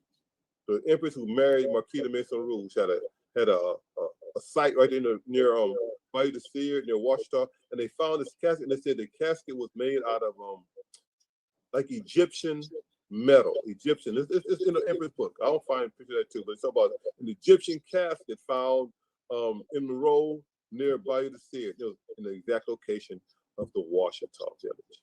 Okay, Cypress Point. And there's a street called Desire Street right there in Monroe, over by ULM. It's the Sear. It's the Sear Bayou. The bayou runs. One right next to it, don't it? Yeah. It runs right to the Washita River. Now, if you go look at right ancient there, maps, brother, if you go to ancient maps of the Monroe area, you're gonna find it right where Bayou de Sear goes into the Washita River. You know, joins the Washita River. Right there on the north shore, they found two ancient mounds, giant pyramids, right there. Bayou de Sear is going into the river as a mark. Yeah. Because we was over the other day. So, and that's the beauty of Houston. That's the beauty of being in where I live in Tallulah, near the mountains. I go to these places. I'm over there. I've been to Richwood and all this, that. And if I say that, you know, I'm red in heart. And we got mounds right here in Tallulah. Yes, you sure do. We have mounds right here in Tallulah, and you know, you came and spoke for us at the Milliken Bend memorial, commemoration. And that's why I told you, I want you to come on, because anybody know about these mounds, you do. But I have pictures of your pyramids. They're pyramids in Tallulah, Madison Parish, on my website. You go to the pyramids and you go see those. They're actually drawn by the what they call the civil engineers, the military. Right, yeah. They're aerial pictures of the pyramids, huge, beautiful pyramids up there near you, near Tallulah. They call it Madison Parish. Right, Mound on Mississippi and all that. It's all over there, And one thing don't realize that it was red here in Madison. There you go. Roll up there. See, this is a mound city up in North Louisiana. We call it Owl Mecca. The Europeans call it Poverty Point. But see that bird-shaped mound, 700 foot tall, pointing straight to the east, going from the east, from the west, flying from the east, flying to the west. Okay. Why did they call it Poverty Point? What was the reason behind that? There was a plantation called Poverty Point near here. But in history, Poverty Point was the name of this is supposed to be the oldest city in America. When they first found Al Mecca, they called Poverty Point was the oldest city in America. They found sites older than since then. But also the very first location that the French came into Louisiana, Iberville, down near New Orleans, was a place called Poverty Point. There's a place called Poverty Point south of New Orleans. So the original Poverty Point was the name of the very first French settlement in the state of Louisiana as we know it today. And that place, like 36 miles south of New Orleans, they flooded, and eventually those French people moved into the city of New Orleans. The Washoe people down there south of New Orleans helped the French settlers move from Poverty Point near a place called Phoenix, Louisiana, up to where present day New Orleans is. So if you look at this picture, would you say that this is a human being and that's how big this thing is? Well, I stood on top of here. I stood on top of this mound. This used to be covered with trees. So go up a little bit more. See the picture below there? It used to be covered with trees like that, and they took all the trees off to speed up erosion. Go down a little bit further, you can see another picture with it come from someone on top of it. This is the G. She is on top of that. So see that picture. Go back to the picture that says, "Oh, stop right there." See the picture. Here's Sister Gia on that mound. This is before they cut the trees off. The picture you stopped on initially showed it being they shaved all the trees off to cause the speed of the erosion of the mound. For thousands of years, the mound was covered with trees. Then when the emperor started talking about this is 1995, we were at the mound. After the emperor started talking about this site, they mowed all the trees down, speed of erosion. Now, if you go down further, the picture of the Madison Parish mounds near, right here, see this? That's Madison Parish, that's Tallulah. Yeah. That's an aerial view of some pyramids in Louisiana. See the side view? Yeah. Is that amazing? It says Madison Parish, Louisiana, ancient mound. Is that amazing, brother? That's some high science. Yeah. That's no joke there. That's an aerial view of some pyramids. You can go on top and put a ramp on there, put a house on top of there. They're huge. Mm. And this is where I live at. Matter of fact, Madam C.J. Walker, her home is right down the street here in Delta. Yeah. So do they have a function? Like, do they know what the function of those pyramids were? That's what we're working on now. We're working on now. Since the first had this knowledge they exist for the longest time, even though this image exists, there are several military drawn images of mound sites all over the country, up in Ohio, Kentucky, but they hide them all. They're not going to publish it for the public. No, it's called, what is called the silver engineer? It's called the engine. I heard that there were some It mountains was they yeah, actually have. Corps They of actually have. Engineers. The Corps I of heard that they have Engineers. like Yeah. gates The around Corps it. of You can't Engineers, even there get you into it. They have gates around the mound where you can't actually access the mound, but it's like And do some of them not are cross. posted, do Yes, not ma'am. trespass. So you know what you're saying right now for the past forever until maybe the last 2 or 3 years. You could go to Louisiana State University, LSU campus, and climb on top of the mounds and slide down the mounds and play on the mounds. But recently they put fences around there and blocked the public from touching them. But I remember back in 2016 when these people came in and harassed us, I took a gentleman there, and you could actually climb on the mound 10 years ago. But now they have most of the mounds, thankfully, have been protected. And you can't just climb on there and wear them out because students on LSU campus are literally sliding down and playing on them, not understanding that the mounds on LSU campus are 5,000 years old. Here's an artist rendition of those pyramids near Tallulah. Look at that. Yeah. That is amazing. Matter of fact, I was there in 2017. I was there in 2017. That's where they put the fence up. They were sitting on top of the mound studying. I told them get off those mounds. They didn't realize they were sacred mounds, and we got into a discussion. And matter of fact, it's a plaque there at LSU said that this mound is older than the pyramids of Egypt. It's a plaque. It's a plaque. And I got you. So I said, don't tell. I know because LSU is built on one of the mounds. The whole LSU campus was once covered with mounds. Matter of fact, that whole ridge from LSU further south all the way up into what they call Natchez was covered with pyramids. I mean, it's covered. I mean, the city of Baton Rouge. I'm telling you not only with a covered pyramid, but you have some of the oldest ones of recorded record. The ones here in Louisiana are some of the oldest pyramids in the world. But our pyramids are made of earth, not made of stone. A matter of fact, the writer says, he quoted in, I think it's in one part of the Bible said that the Most High says, build me earthen mounds that not made of man's tools, but by hands. And they took that part out of the Bible. Oh, it's in there, brother. You go find the book of Exodus where they had the 10 Commandments. Yeah. Exodus, whatever, Exodus 21 through 10. Go down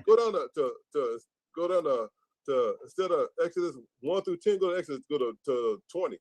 In the same page, you find the 10 Commandments, which actually was stolen from the Ma'at, the 10th of Ma'at. You will find where God, instead of saying thou shalt not steal, thou shalt not commit adultery, whatever, it's where he says, thou shalt build altars of earth for worship and burnt sacrifice. Exactly. So that's in the Bible. It's amazing. People can't believe it, but it's in there. Well, you know, they found another Bible, 1884, in the introduction, it talks about the mound builders in that Bible.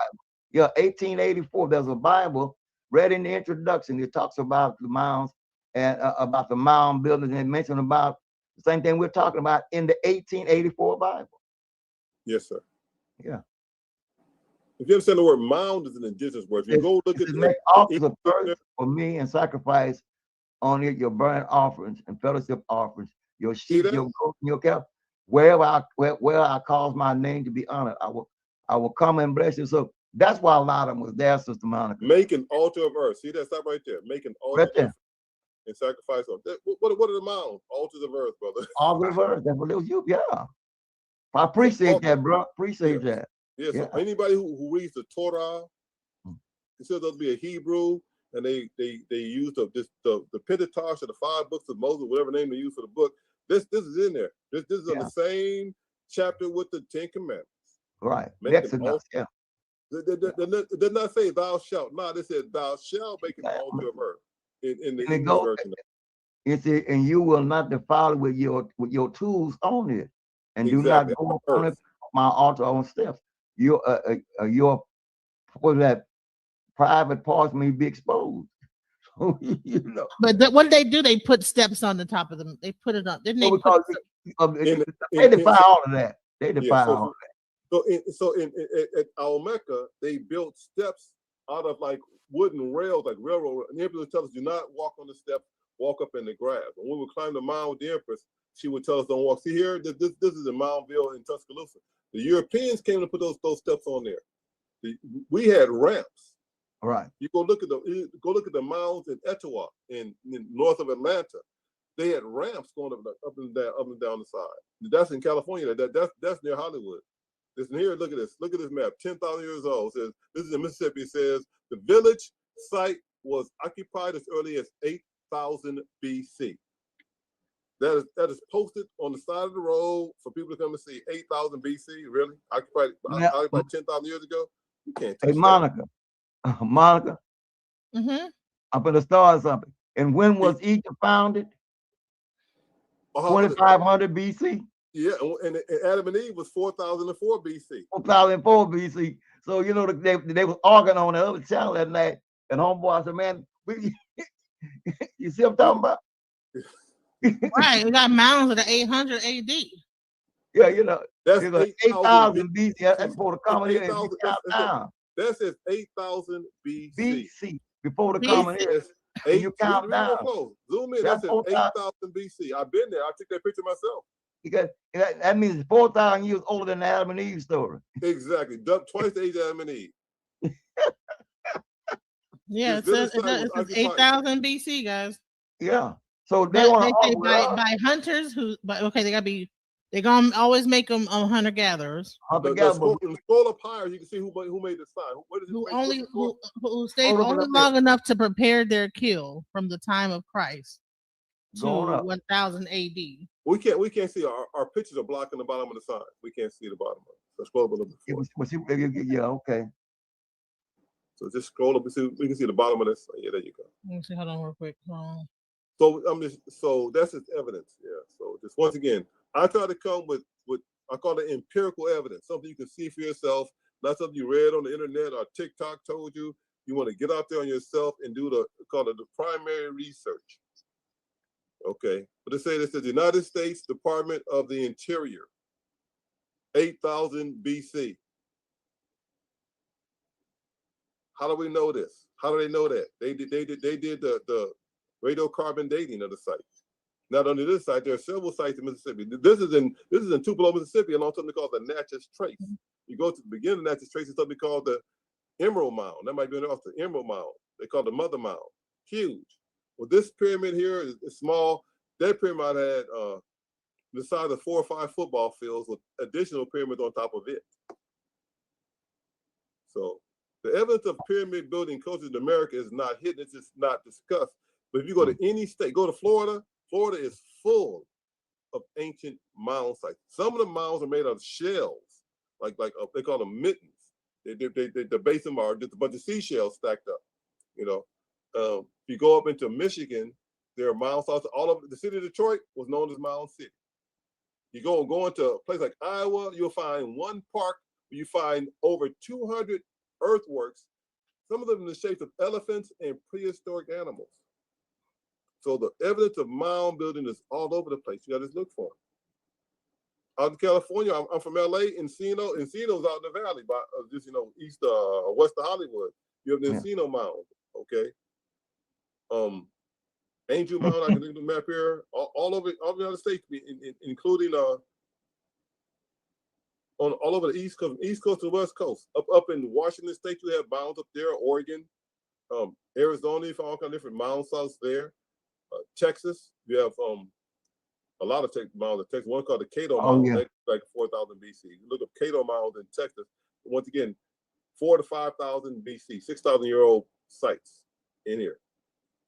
And at the bottom of this, you see that list at the bottom of this map. Those are the pyramid sites in Mississippi. That one state, like there's so many I couldn't put them on here. Yeah. Over on the side, see the ones in Florida. There's so many I couldn't put them on there. Do you think they might have lived in these mounds, or do you think they might have just been they had civilization that lived around those mounds? Yes, those in the same mound sites you have in the United States, they're down in Mexico and Peru. You go look at Peru, at a place called Corral or Norte Chico, the same circular pavilions. They have the mounds surrounded with a plaza and people's homes. Cahokia is the same thing. Same thing in Cahokia up in Illinois, Missouri, near St. Louis. You have down in Mexico. You have down in Central America. The people we call the Olmec or the Chi people. Like we call people, we were taught to call them the Olmecs. Okay, the Olmec with the big African helmets down in Mexico. The original name of that people are the Chi people. XI. Chi, yeah. That's when I first Chi. ran into him.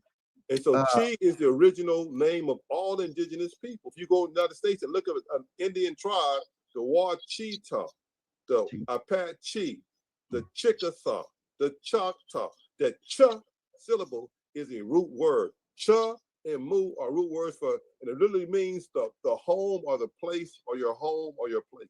Cha, Chi. So the Chickasaw, the Cherokee, Apache, name some more tribes with Chi in it.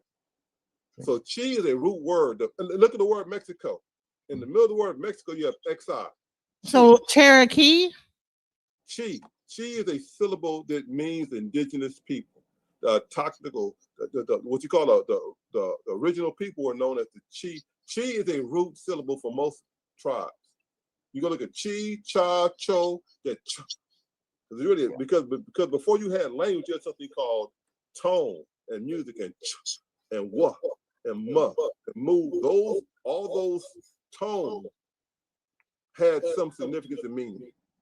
So I wanted to talk about like this whole thing. Like when Chicago, it really yes, it goes, the Washington Nation comes under investigation. This is in 1999. Yeah. Yes, this is the Southern Poverty Law Center. And it says that Her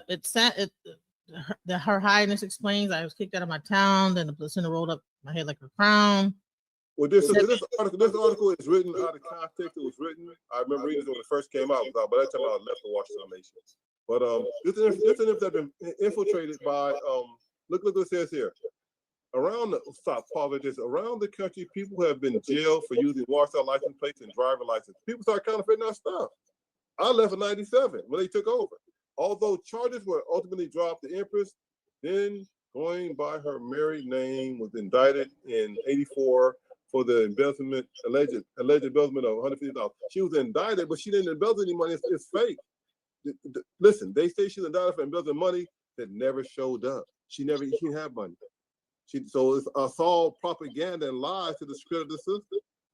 Go do some more research. There's an article written by a reporter from the Times-Picayune to clarify all this information, this stuff in here. See this? The Republic of Texas, see the Republic of Texas? Those white separatist groups came into Washington.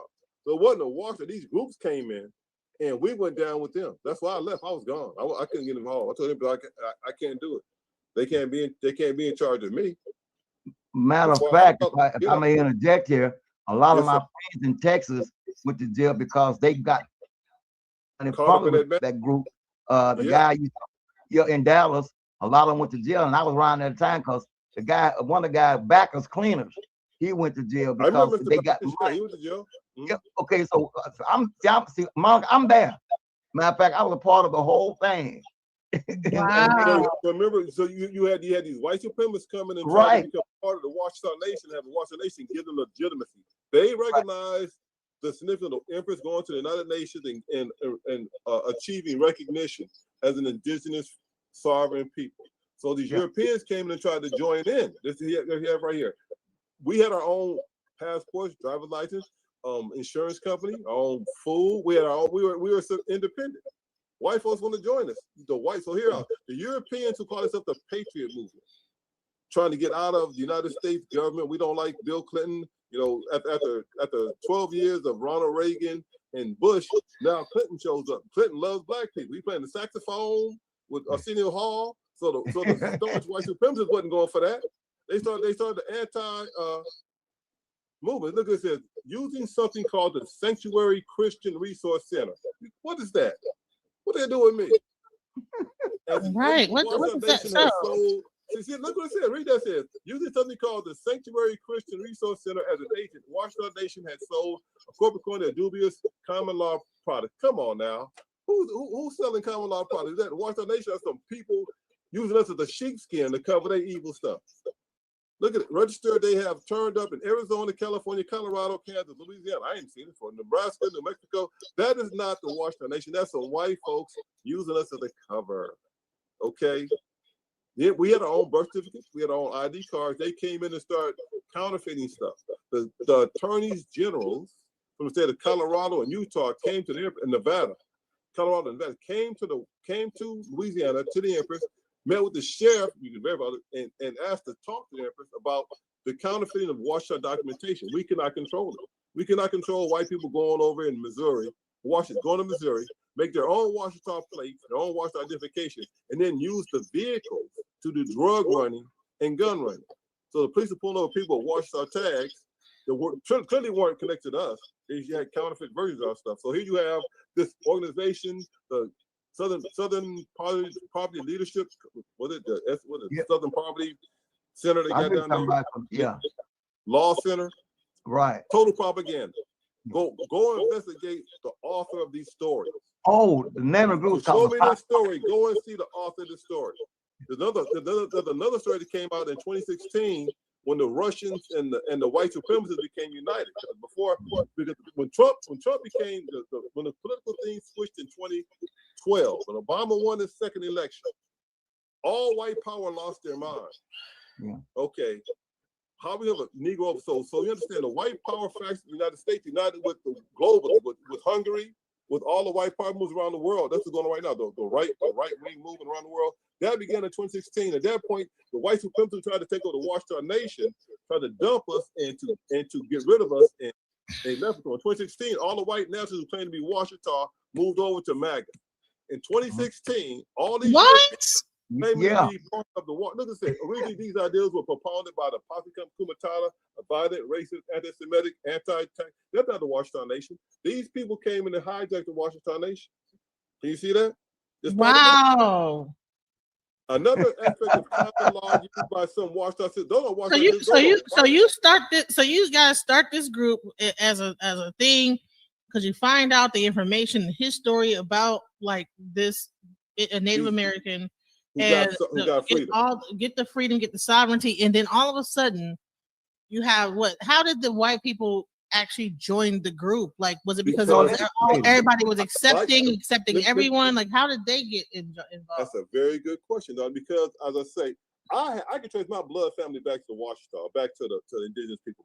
My even today, half my family have their Cherokee Nation card because my family was in Indian territory, what they call Oklahoma, before the Trail of Tears. We've always been there. But these Europeans came to the Empress. I said, the Empress she grew up a Baptist sister in the South, Baptist church in the South. So when these Christians, white Christians came to her, these same Christian nationalists, patriot movement, MAGA people came to the Empress back in the 1990s. She said, okay, Brother Umar, this white man said he has 1/32nd Native American blood.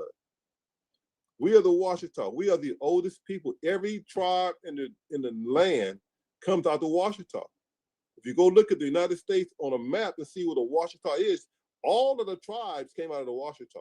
You go look at the Trail of Tears when Jackson moved all the tribes out of Georgia, out of South Carolina, North Carolina, Florida. Where did he move them to? He moved them to the Washita. Go look at the map. I can't make this up. Where the Trail of Tears in the Washita. They took them right out of Florida, out of Louisiana, out of Alabama, marched them right into the Washita Forest, through the Washita Mountains, into what they call Indian Territory. Look it up. They brought all the natives, they took the natives from up in North Dakota, the Sioux, the Fox, the Sacs, brought them all down to the Washita, to call it no man's land, the woman's land, the empress land, the matriarchal land. Okay. So understand, when you talk about the Washita, we are the root. So these Europeans found out the Washita got our recognition. We had our own passports, our own driver's permits. And once again, other Native American nations had their own passports too, their own driver's permits also. If you go out to reservations, they have their own tribal governments. So the Washita set up our own tribal government. It was like we were not a sovereignty movement. We were just another tribal government, but we were not recognized by the Department of Interior. So you see the article there. There's another article that came out after during the Trump's election when they tried to connect the Washita to every negative entity in America. When the white supremacists left the Washita Nation, no longer being Washita citizens, they gave up all their stuff and they joined the MAGA movement. They tried to sabotage it and tried to get me killed. What? They had everybody come to my house to interview me. So a lot of stuff went down here, man, in the Washita, in here. So I was on the verge of getting swept up, but they had anyway. That's another story there. So this is the anti-defamation league. So you also had the Jewish people against you guys. Yeah. That's who owns the Southern Poverty Law Center. They the same Right. people. See that brother right there? They try to say that so this go back what they did. This is when Trump came elected. Trump started his campaign. What's the date of this article? When the white supremacists left, 17. when the white supremacists left the Washita and joined with the Russians. See that? 2016. What happened there? That case here is when this guy here came in, working with what they call the FBI sting thing. There's some Negroes calling themselves Washita over in North Carolina, and he's barely got some ID from the Washita. Came to Baton Rouge and killed three police officers, and said he was connected to me. So they came to me, and the lady came in, the agent came in, and asked me, "Well, we got evidence that you were working with this guy who killed the police, right?" I said, "Prove it, right?" And she found out that it was just propaganda. It wasn't me. It was a guy in South Carolina named Umar Bey, who he worked with. So they try to tie me and everybody. If you read all, they try to tie me, the Nation of Islam, name all the negative stuff you can name, any boogeyman, dog whistle you can call. They try to tie us to and try to defame the Washita, because now these Europeans are now leaving the Washita and going to the Eastern European, Russian, Soviet, whatever they call it, the pro-Putin white people, okay, left the Washita Nation and went with Trump.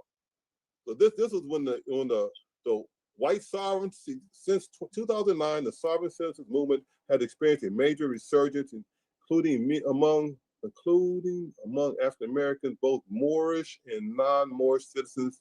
See that? That's when the empress was able to pull together the Moorish Science Temple, the Nation of Islam, and the far right wing people. So with oh my God, under the empress's I guess her watch, she united the black and the white, the extremists. So now we have these Moorish people trying to be like white sovereign people. Okay, they lost their freaking minds. And they were going into the courthouse. I remember this whole thing. Yeah, if you go to the courthouse and you gotta say this, and then it made almost a joke out of, and then of the whole thing. Like, yeah, if you say this and you say that, then they came blah blah blah blah blah. And so yeah, but it says here most sovereign citizens are still white. Or what? Or what? Both sovereign citizens. Most sovereign citizens. Let me zoom in. Yeah, that's a movement. So see that? So that whole movement was the Moors. I almost say nothing bad, but a bunch of Moors come in and say, okay, here's the way we can get over. We're gonna get their paperwork. So you got Moors who have indigenous. Well, actually, all the Moors, but the Washita Moors, we are indigenous. We don't need sovereign citizenship. We are sovereign. We are a sovereign nation. But the sovereign. So here, the Moors sovereign citizen. They don't want to be. Oh, how about this? The Moors do not want to be under a woman. The empress is a woman. So I saw that some Moors, especially from the East Coast, New York, and over there, we're not going to be under a woman. We're going to form our own stuff. So we are a matriarchal society, and the Moorish Science Temple, I guess, is patriarchal in its ideology and value. So a lot of Moors I saw rejected the concept of a woman being in charge. I even saw one change the name from Moorish Science. They call the Moorish circles of mothers and sons. They came down, saw the empress, and next year they came out the Moorish circle of brothers and fathers or something. They took the mother out of it. Like, how do you take the mother out your name? Come on, how do you take your mom out your name, gentlemen? But that was a movement. So you have here, I've never seen this before. It says key attributes of the Moorish sovereign citizen movement is that the Negroes trying to find a paperwork way to get over on the system. That's to me. They trying to, LBA. So the Moorish Science Temple is a very honorable organization before the Emperor of the Washita came around. After that, and the Moors got exposed to those white nationalists and their ideology. You have all these people, all this paperwork talking about, yeah, we sovereign, but we Moors, but we this. They just convoluted all that nonsense. This is a convolution of the white nationalists trying to be free from the federal government and the Negroes trying to be free from the federal government, and they're using the indigenous authority and validity of the Washita Nation as their cover, but they still got their own agenda. They were doing that stuff before they found the Washita Nation. The Moors been around for thousands years, but for a long time, almost 100 years now. And when I grew up, I knew about the Moorish Science Temple, right? And they were on the East Coast, they're in Los Angeles, and very honorable, wore ties, wore suits, wore their fez, were noble. But and I say in the past few years, I just don't feel that the new version of the Moorish Science Temple upholds that high level of dignity and honor, diplomacy, and just respect that was part of the Moorish Science Temple when I grew up. The new guys who claim to be Moors are more leaning to the side of this sovereign citizen mindset and ideology. They don't go back to the ancient ideology of the Moors when I was growing up. Since the 90s, the Empress had the Moors unite with the sovereign citizen group. You just started. I'm so thank you for showing me that. I see. I guess in retrospect, what happened? The Moors came down. You had I remember so many times they were like all these pockets of people in a meeting. Empress had 2 meetings a year. Every year we had a meeting on January 8th on the birthday of Noble Drew Ali, and in June, twice a year, and it'd be thousands of people going out to the Washington.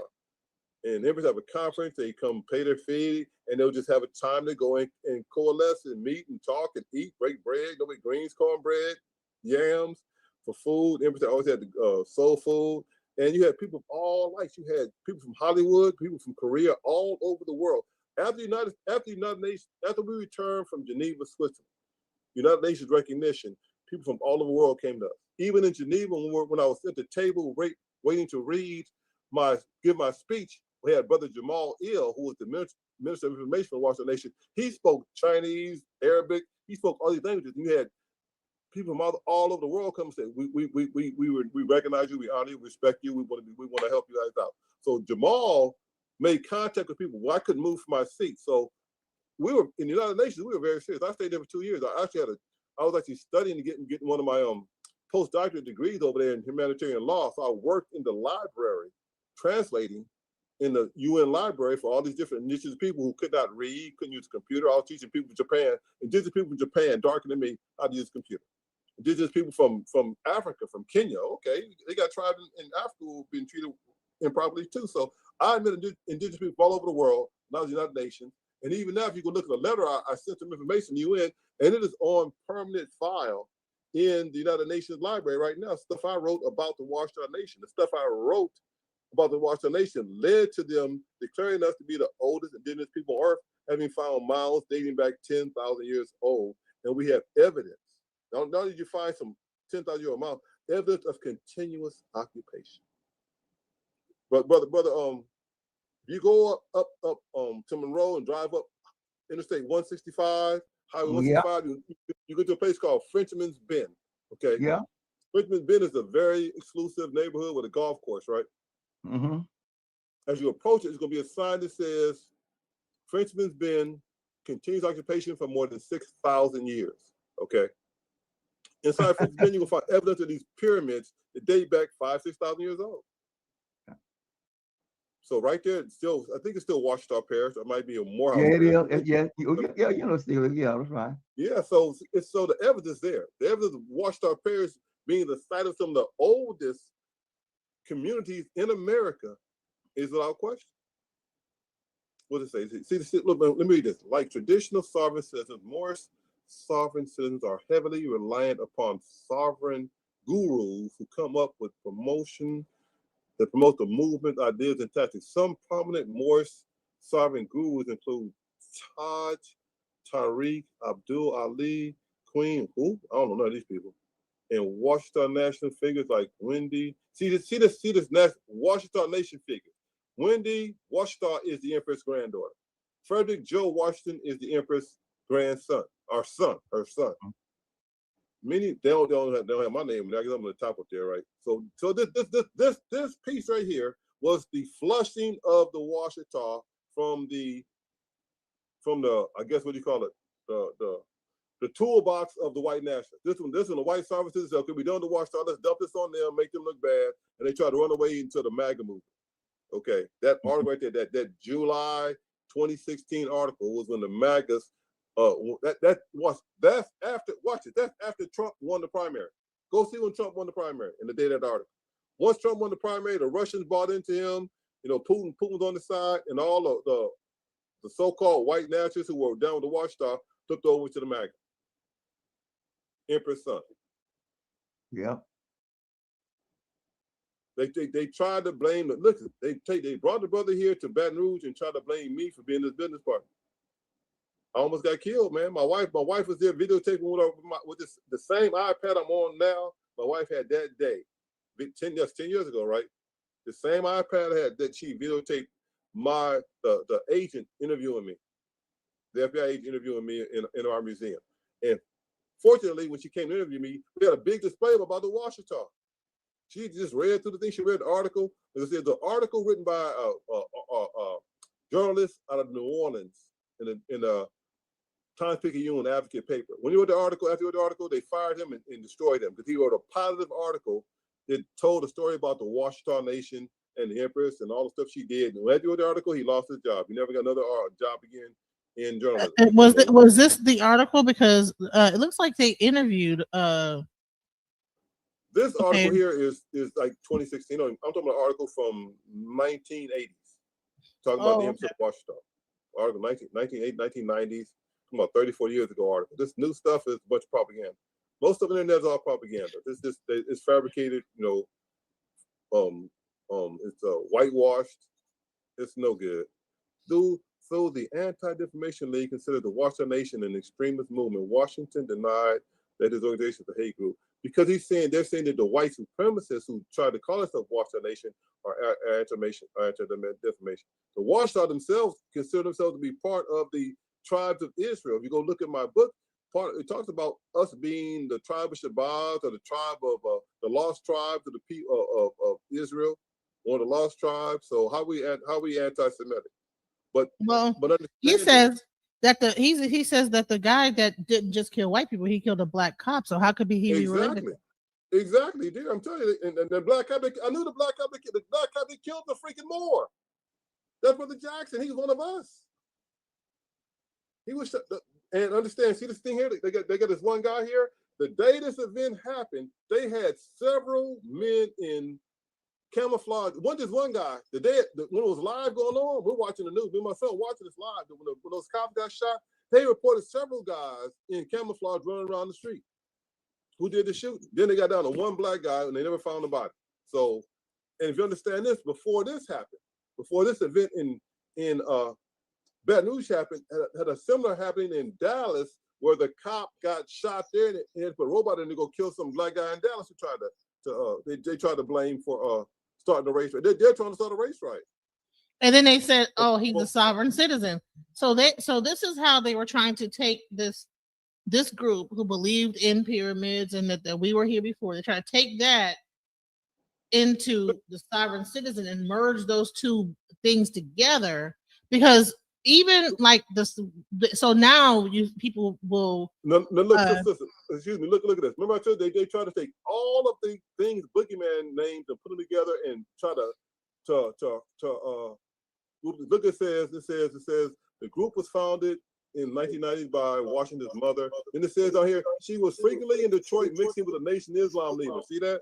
Nation Islam is automatically and influenced by Black Power movements. Yeah, the group includes her son said though. So that her son said this. The Empress was back in the turn. The Empress was with Dr. King. The Empress walked with Dr. King and Dr. Joseph Ben Yakinen and John Henry Clark. All of her contemporaries. The Empress was in Georgia walking with she told me she did a walk with Georgia and Lewis back somewhere. The Empress had always been engaged in the struggle, okay, her whole life. I'm saying she formed a city of her own. She was the mayor of a city. I'll find an article for you, but all you're reading is propaganda. This is propaganda to make us look bad. They got the Nation Islam. I think they do my partner in there. Yassine Bey, Most Def. They try to anybody they could put in there and hurt it and stain them as a dog whistle for something negative American public. This article right here was their dumping the white supremacists separating themselves from the Washita Nation. Up to this point, the white people who claim they were Washita too. Now it's going to be bad guys. We the posse comitatus? We the white nationalists? We the sovereign citizens? No, we are a sovereign nation of indigenous people who white folks tried to join and couldn't. But the Empress, once again, the Empress said if they have 1 30-second white indigenous blood, they part of us too. All indigenous people come out of the Washita. Every indigenous tribe in North America, South America, Central America can trace its roots back to the chief people, the watchtower people. So Caucasian people came and said, I'm 164th Native American. I'm 1/8 Native American. Empress said, we got to set them all, Umar. We can't block none of them out. Now the Empress, no, you cannot do that. So that was me and her having a difference of opinion. But I know that when I came back from Geneva in 1997, and before I left, I'm doing a lot of communication with the state of Louisiana. When I got back, the Empress received a letter from the Secretary of State, or the Secretary of State of Louisiana, saying, yes, Empress, we see that you are owed a lot of money, but it's not from my office. But I see you found an office that did owe you money. So when Empress got a letter with the state of Louisiana acknowledged owing us, I don't know, billions or $200, that's when that white nationalists lost their freaking mind and took over. That's when I left. So I'm not there for the money. So you understand? So L. Bay, who died 2 years ago, wrote a book on the ancient ones, as they are called, and traveled the country to give speeches promoting the idea that the land sold by France to the United States in 1803 in the Louisiana Purchase was fraudulently obtained and actually belonged to her. The claims have been rebuked by government officials, and in 2000, the FBI raided L. Bay's compound in Louisiana on suspicion of fraud and tax evasion. Listen, that's not her tax and fraud evasion. All them Caucasian people who had did all that fraud were at her compound hiding. Empress became a refuge for all the white nationalists, all the white sovereign citizens. They all ran there. That's 2000.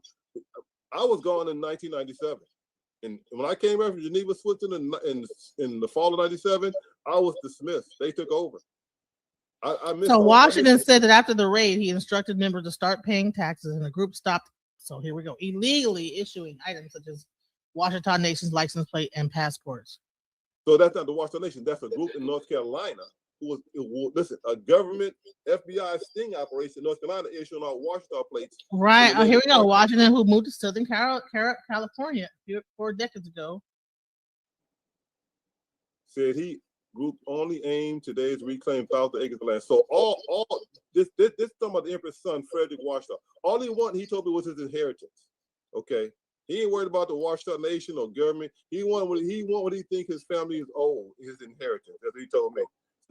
So understand this guy, Frederick Washington, talking about now, was never part of the Empress government. He had no part of it. He wanted nothing to do with it, and he didn't want his family involved in it. So you see his daughter's name, Wendy, in there. That's not fair. That's a wonderful woman who had nothing to do with this here. That's just the government once again, and the white Nats once again trying to smear her name, smear his name.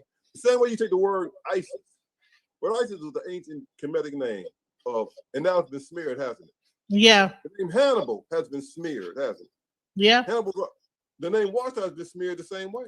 Just propaganda. People in the back. Hold on. I remember this whole thing, what they would call it, wars on paper, right? Yes. So white sovereign movement and Negroes got involved. That's exactly that white sovereign system stuff had nothing to do with the Washington. Hold on. They came and hijacked the Washington.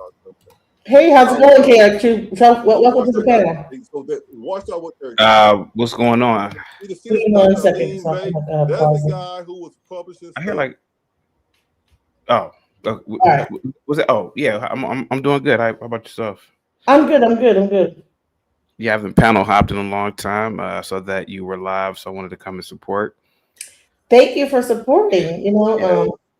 I haven't had nobody. I was just playing an older video I have done, and this is actually I did this like 6 months ago. Oh yeah. Yep. How's everything going? So, what do you think about the content right now? Because the whole FBA thing is like we was here already. African Americans were already here. What do you think about that? Again, it's very plausible that Blacks or melanated people like yourself were already here.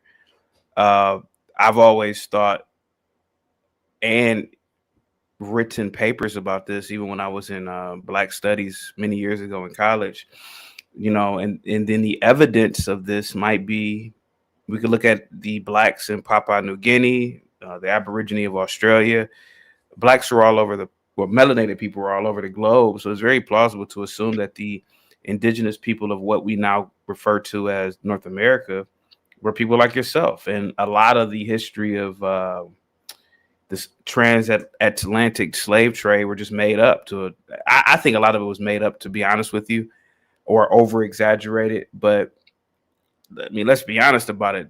There were no Will Smiths in West Africa, and a lot of Black Americans look like you guys, to be honest with you. You get some Black Americans like Don Cheadle who look straight African, but a lot of Black Americans really don't really look like West African, right?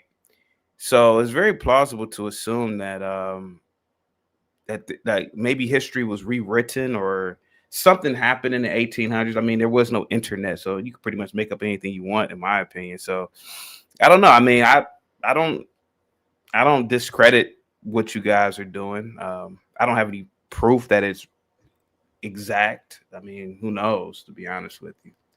So I'm really neutral. I'm really neutral when it comes to this topic, to be honest with you. Honestly, I'm neutral too because I do know that I have like Native American, so-called Native American within my family that people have told me down the line. But when I did my ancestry, though, there was no in Native American. There was a like little smidgen of Asian, and like Mongolian or something like that, Indonesian, and what was really strange, like Indonesian, and you know what I'm saying. But I'm like, most of it was Nigerian and like Nordic and Scottish. So it's really interesting because they'll say, well, those DNA tests don't really matter or work or whatever. So what do you think about the DNA test? Do you think that they're a viable thing? I'm very skeptical on the DNA test. As far as we know, it could just go to somebody in the lab, or not in the lab, but somebody's home, and they look you up, and they just make this stuff up. They just make this stuff up. I don't know. I just don't believe that there's some fancy lab out there, and they're just doing this. They make it. I guess your imagination would lead you to believe it's some lab out there with some white people in lab coats, doing the DNA samples. But who's to really say what these people are doing, to be honest with you? Who's to say that a lot of this stuff isn't just some network of people who have your background information and they just are all in cahoots, like these different agencies, like 12andMe. What is it, 12andMe or something? 21andMe. And the other ones are working in a network something, and they just then they just say, you know what? If it's a Black person that has a whole blood, tell them they're from Nigeria.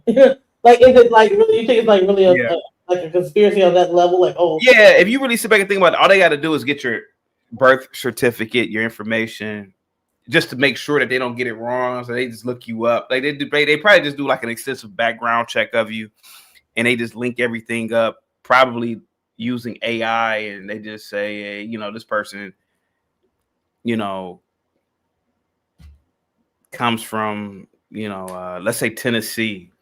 They don't really know where they all are from. Just but they're part of this big family here. Tell them they all come from Nigeria or something. I don't know. I just don't believe in it. So mine came back as Chesapeake Bay Black Americans. Yeah. And Barbados, and then Nigeria, and some other parts of yeah, I can see that. Yeah. So, but I mean, it might be true. I mean, I don't know. It could be true, to be honest with you. Yeah, it could be true. So this whole thing is really talking about the mounds and like all the things that were in America. Do you think that ancient Kemet? Yeah. Everybody, the chematologists that are like, oh yeah, Egypt. Yeah. But they're saying, a lot of people say that these mounds are older than the actual pyramids. Do you believe that to be true? It's very plausible to assume that a lot of history it actually predates even Egypt. I mean, who's to say how old Egypt is? I really believe in the reset theory. Like Tartaria, do you believe that in ancient Tartaria? I'm not going to say that I totally am in disbelief of it, and like but I believe that Tartaria could be an interpretation. It could be just an interpretation of a reset. Like, I've always asked myself, I live in Northeast Ohio, and I've been not all over the country, but I've been to a lot of different places in the country. And it blows my mind that we have these beautiful stone buildings, like these grand libraries. Isn't there like a mound out in Ohio that's really like it's People like a keep telling me about that. I heard I've never been there. I don't hold know. on, there's a really big Yeah. mound in Ohio. Hold on. Yeah. Mound in And Ohio. yeah, and you know the thing is that Hold on. I'm gonna you find have, one out. yeah, you have these big buildings or whatnot, and it almost is like damn. It seems like another civilization. Serpent made Mound. there. Have you heard of the Serpent Mound? Yeah, I keep hearing about it in Ohio. I haven't been, but I keep hearing Adams County. How far are you from that mound? the who mound, the Serpent's Mound. Yeah. Peebles, Ohio. Let's see. Let me look this up. Peebles, Ohio. And hold on, the Miamisburg Mound. 4 hours away. Yeah. Oh, that's southern Ohio. Yeah, I'm 4 hours away. That's at the bottom of Ohio. Hell no, I'm nowhere close to that. Yeah. Hold on, let me share this. This is thing called it's in Miamisburg, Ohio. Hold on, let's see. Yeah. And it's called, look at that. It doesn't look like a pyramid to you? Yeah, it looks like a pyramid. It could be some sort of man-made pyramid, or it could be something underneath that caused that structure. But yeah, it But looks the very. Serpent's Mound. This is the Serpent's Mound. I gotta look it up. Yeah, I have to look it up.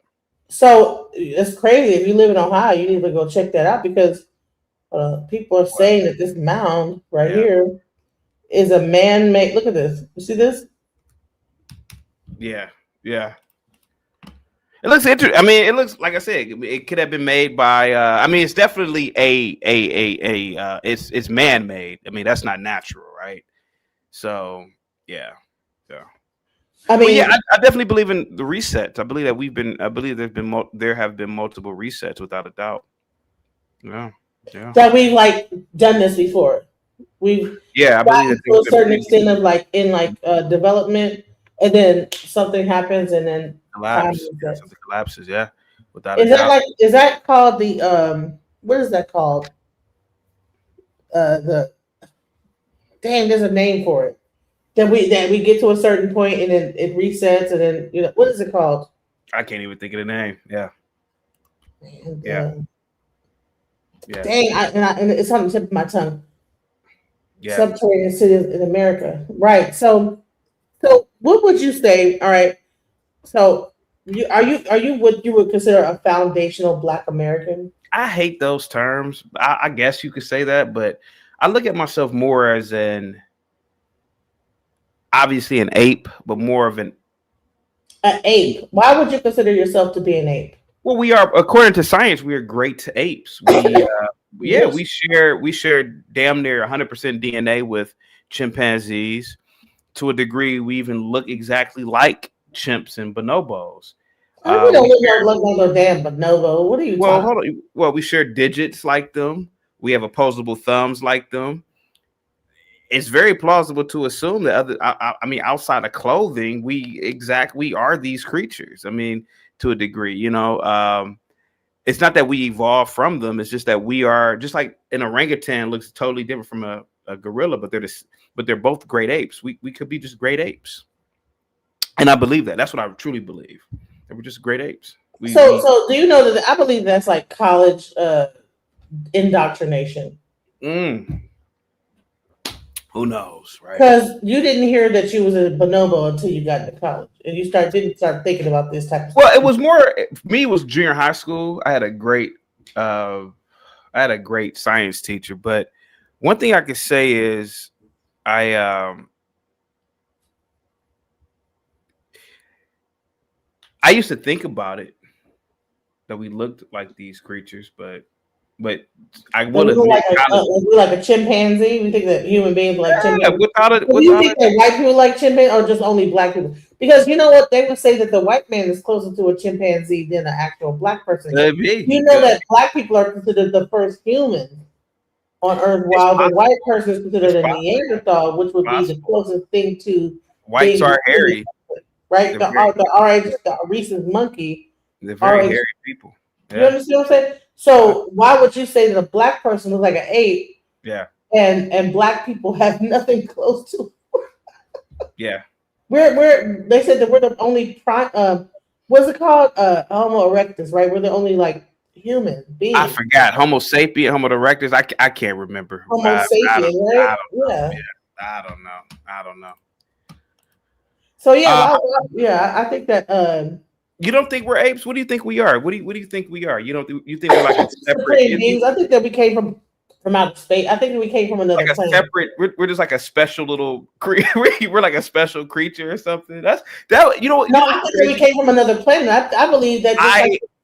I believe Proton said that we came from the Sirius star system. I don't think that we came from I believe to a degree that might be true, that we are not native to this planet as well. So listen, who knows, right? I was born in 84. Who knows? But I've always thought that maybe we are not a part of this planet. That's why we need so much technology to survive. We need clothing. We need cars. We need all types of stuff to survive on this planet. You know, we need homes to keep us away out. I don't know. I need all these things to keep us to survive. Because, to keep us to survive. Yeah, I've always thought that. No, just think about this. Black, like Africans, do we really need all these things? We don't need homes and air conditioning. Yeah. This is what white people need to survive. Think about it. Yeah. Are we the ones that we don't have to put a thing over our head when we're in sub-Saharan Africa? They have to wear that. Yeah. How long are you gonna be live streaming, by the way? Huh? How long are you gonna be live streaming? I was gonna play the rest of this video, and I have to drop. But if you're gonna be live in like an hour or two, I might be able to come back. Maybe like an hour. Yeah, you know what? Yeah, you know, I've been kind of doing stuff because I really wanted to like let this video kind of play and then come back on. Okay. I'll probably come back on and do another stream. I just wanted to like, because everybody's been on this whole kick of that we're from America, you know, like Tariq Nasheed, you know, we're from. Okay.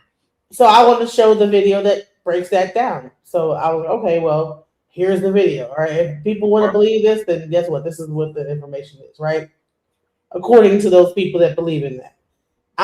For one, I don't believe too much of anything. I think that it's all subjective, and really doesn't really make a difference. Okay. You know, what do you think? Do you think that reparations is going to happen? I'm a pro reparationist, and I believe it will happen one day. It should happen. It's the Constitution. Hey, you know, it's free money. It's against the Constitution. I think it's the 13th. I know it's against the Constitution, but hey, were they going to undo the Constitution to make reparations happen, or what? Like, so, hey, whether listen, if it's against the Constitution, they say Genesis, we're going to give you 100,000. You're going to say it's against the Constitution? I'm going to say thank you and put in some. Say thank you. But do you think that the FBA movement is going to be the movement? Counting that money somewhere. Do you think without organization, do you think that the FBA movement is going to be the thing that makes it happen, or do you think ADOS is going to be the one? They get reparations moving forward? No. You think it's ADOS or FBA? Which one do you think will be the between the two? Probably FBA, but in reality, but oh, you mean that will get reparations? That will make it actually happen. The FBAs, without a doubt, the FBA. No, absolutely not. You don't think so? First of all, FBA is a so-called lineage. There's no organization behind the lineage. ADOS is the only one that actually has a decree for reparations. Yeah. So that's the thing. Is that that's the qualm I have with FBA is that you have a leader that does not want to actually be the leader of it, and stand up and be the leader and say, listen, I'm the leader of FBA, and this is our decree for reparations, and this is our marching order. And so what's this, a lineage? That's it. Don't try to say I was the one who did it, you know. So that's like, because I guess he's afraid, because most of these movements that happen like this, they end up getting killed, right? So he don't want to get killed, so he'll just say, no, I wasn't the one that started it. Yeah. You know, and so to me, I'm like, no, why would you're going to start something with coward at the same time about it? What are we doing? What do you think? One last thing before you leave. Pan-Africanism. Do you think that Pan-Africanism is dead?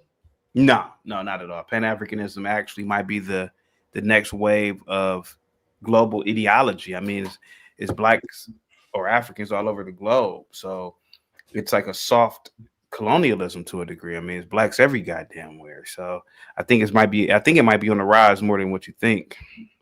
Why do you think that FBA is so against Pan Africanism?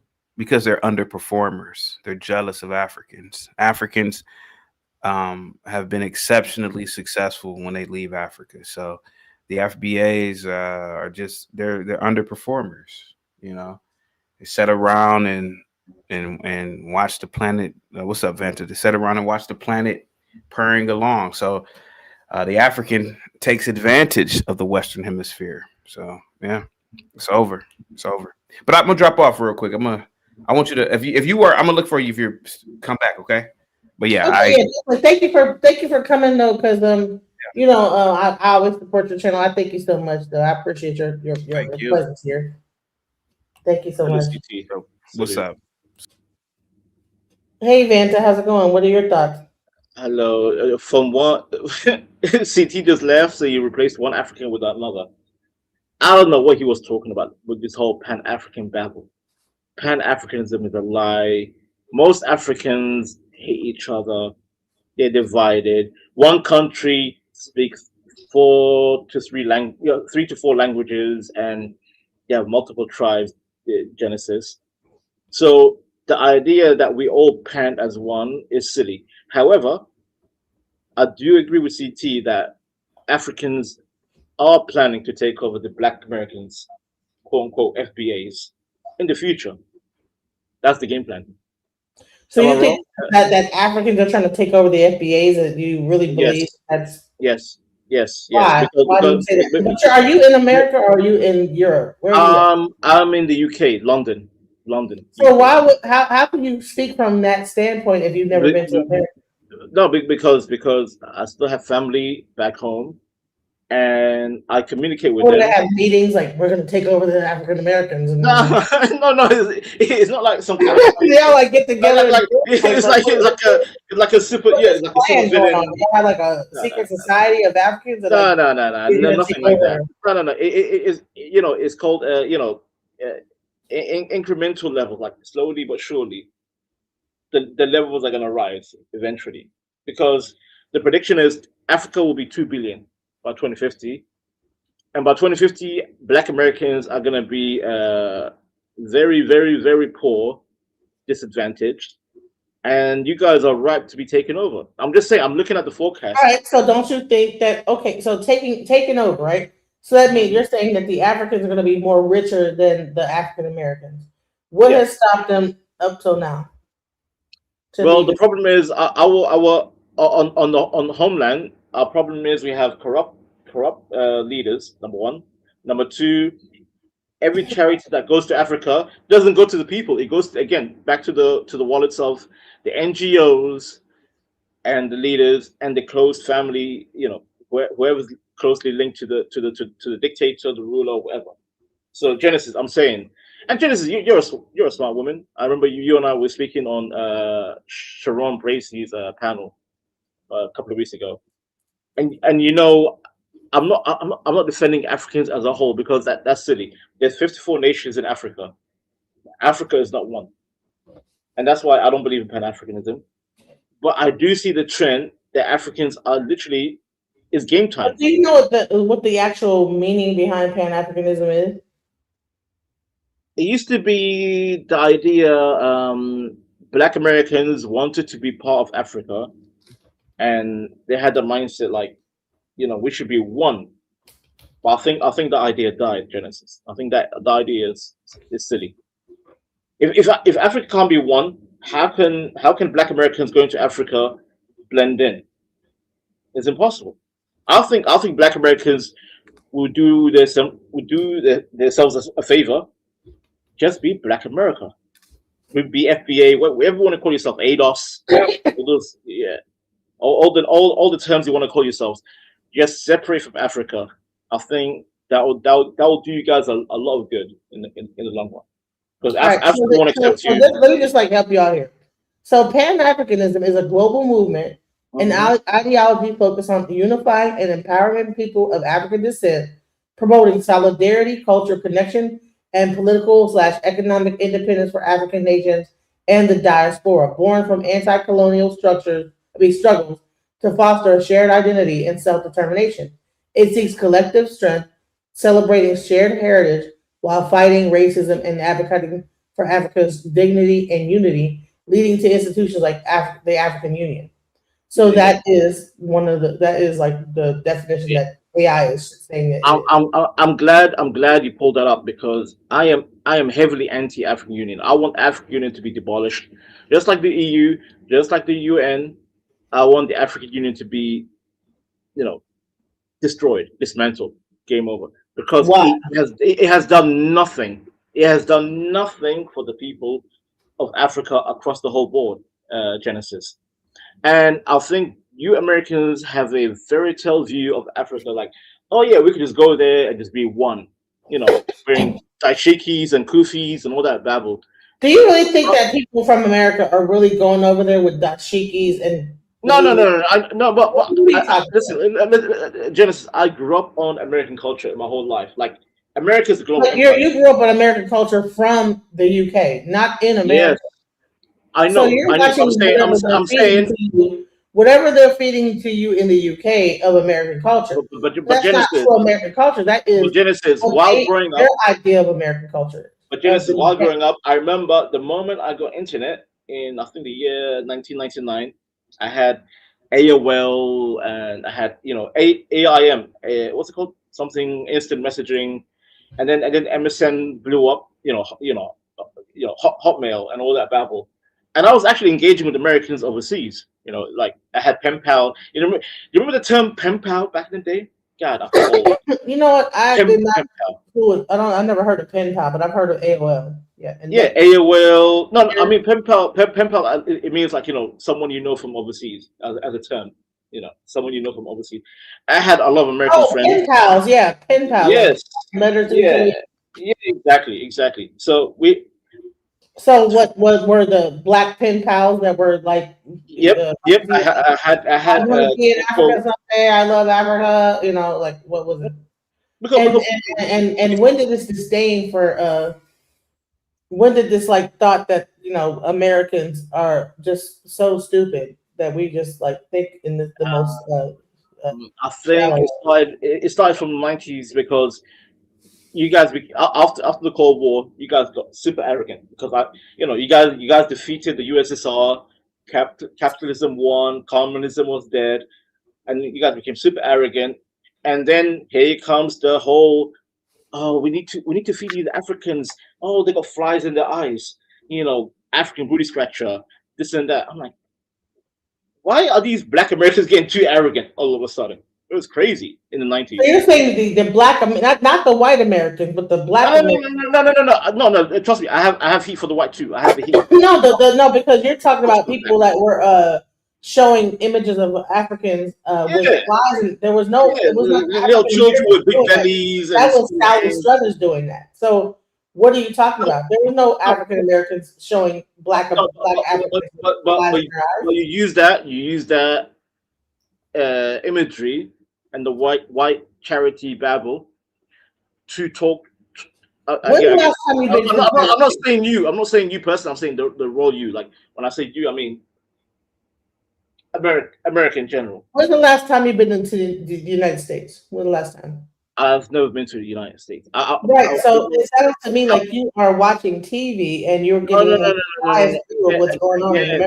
Yeah, but my dear, I'm saying I speak to Americans again from the days of AOL, AIM, MSN. So do you believe that if I talk to an African I'm on Facebook and I'm talking to an African and I never go to Africa, then I know what Africa is?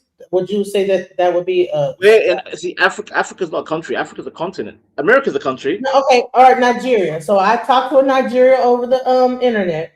Okay. And I've never been in Nigeria. Do you think I could properly describe how Nigeria is if I've never been there? Unless you spoke to yes or no. That's a yes or no. That's a yes or no question.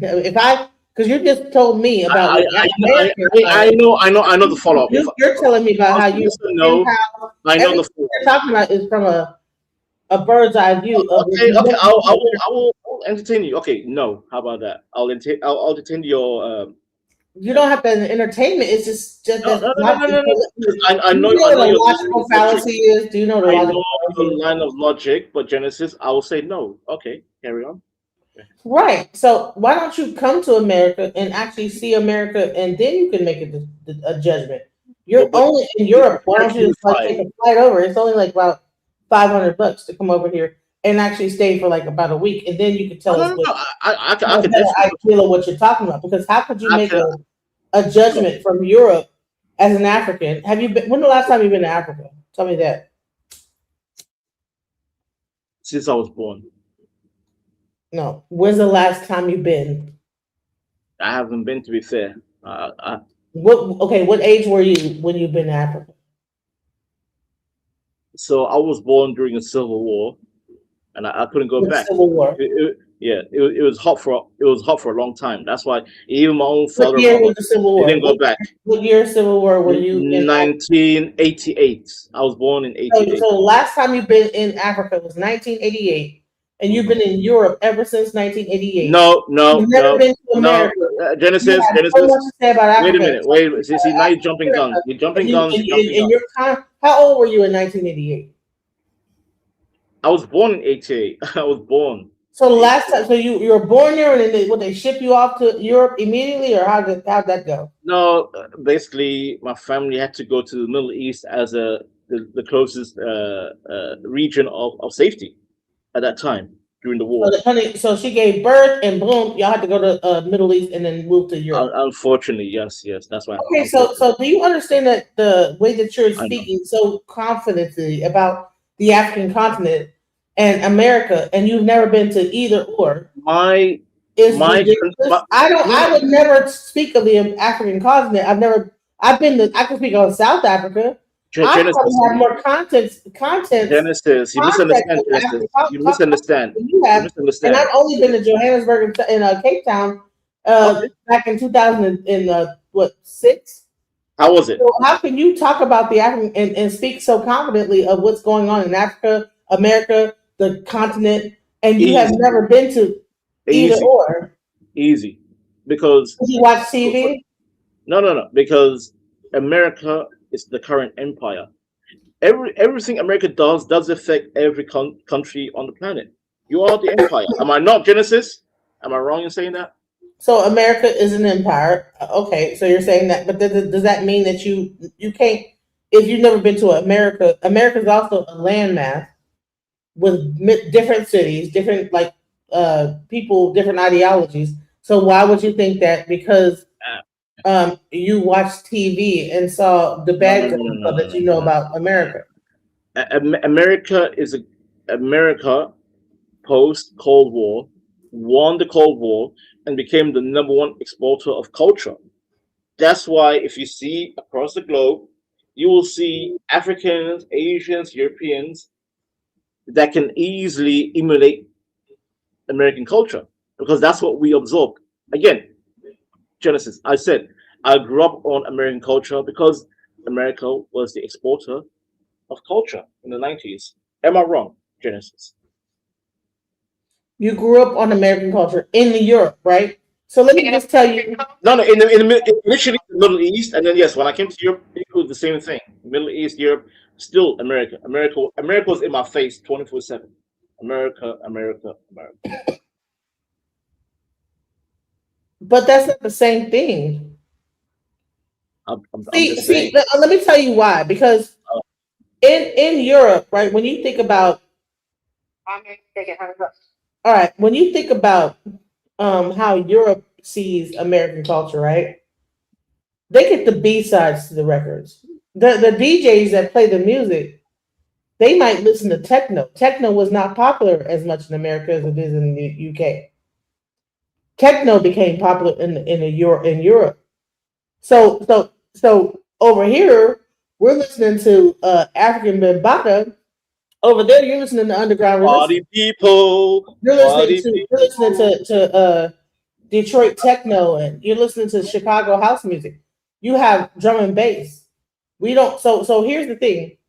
It was not just the only American influence. It was the Jamaican influence because you have drum and bass that had like a Jamaican style of I understand all that, Genesis. Caribbean I music. understand on an ethnic level. I understand. So I what know. level of American influence did Europe have? In America as a nation. I'm not talking about Jamaican blacks in New York. I'm not talking about. I'm saying American No. general. Why was my Jamaican father blacks in the UK? Do you understand how much influence the Jamaican blacks in the UK have on the UK? My father listening to the Commodores in a country called Yemen? My father was working in Yemen. Why was he listening to Commodores in Yemen in the 70s? Why? Sorry, in the 80s. My father, he put me on the Commodores, Gas Band, Earth, Wind and Fire, in the 80s. Isley Brothers. In the 80s, we were listening to Lisa Nicole Jam. While he was working overseas. What in the 80s? While he was working overseas, and then in the 80s. That's in the 70s and the 60s. Yeah, well, y'all are behind. First of all, so here's the thing: is so do you understand? You're saying you're influenced by a culture, and I finish my but point. you're behind that culture. If I may, my father, he was born in the late 50s, and then of course he was a little kid in the 60s, but by the 70s he's working overseas, and by the time he gave birth to me in the 80s, this man already accumulated American bands like Commodores, Jazz Band, Isley Brothers, Earth, Wind and Fire, Prince, MJ, Jackson, all that. So by the time I was like 5 years old, even my own mother, my mother loves a lot of Sade, Shaka Khan, and all this. Sade is from the UK, sir. I know, but I'm saying,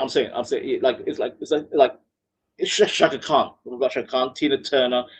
A lot of black music affected my parents, and they put that on me while I was growing up. So I'm saying America has been our face for goddamn decades, Genesis. That's what I'm saying. America is the global empire. After World War II, you are the empire. So I do hate when people say, oh, why do you care about America? Because America has been in our faces globally, Genesis. That's my point. And regarding this Pan-African babble, Africans hate each other. Pan-African babble? Yes. So do you understand? So I just read to you what Pan-Africanism was basically for. I read that line. Yes. Solidarity. So what happened is I think Marcus Garvey started the whole movement, and I think somebody else. And what happened in Liberia?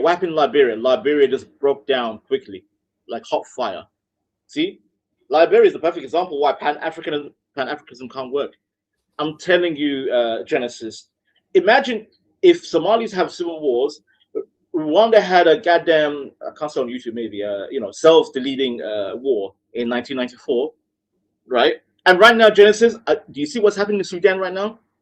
In Sudan, I'm telling you, Genesis. Can you Black Americans stop with this Pan-African? Africans are ready for war at any moment against each other. We don't even need the white man. The white man is like an old fairy tale. We don't care about the white man. What do you think that Pan-Africanism is about? So I can understand why you're a fairy tale. It's a fairy tale because Pan-African is about I didn't ask uniting. No, wait, okay. Yeah, I'll explain. Okay, I'll explain. Pan-African is about uniting against the white supremacy order, and I think that is so silly and childish. So you think that we should be cool with colonialism in Africa? I mean, China's doing shit right now in Africa. No, that's a yes or no question. So you think no. I'm not doing yes or no because I need nuance. No, the reason why I'm saying that is because I asked you a direct question. You said that Pan-Africanism is garbage or whatever, right? Yeah. And I asked you, what is the definition of Pan-Africanism, and what do you think it's about? You didn't hear me. You didn't hear me. Okay, go ahead. I'm sorry. No. I'm delayed. What do you think? Once again, I'm gonna ask you again. What do you think Pan-Africanism is about? Okay, I will answer very slowly because I know there's a delay and I talk too fast, so I'll be careful.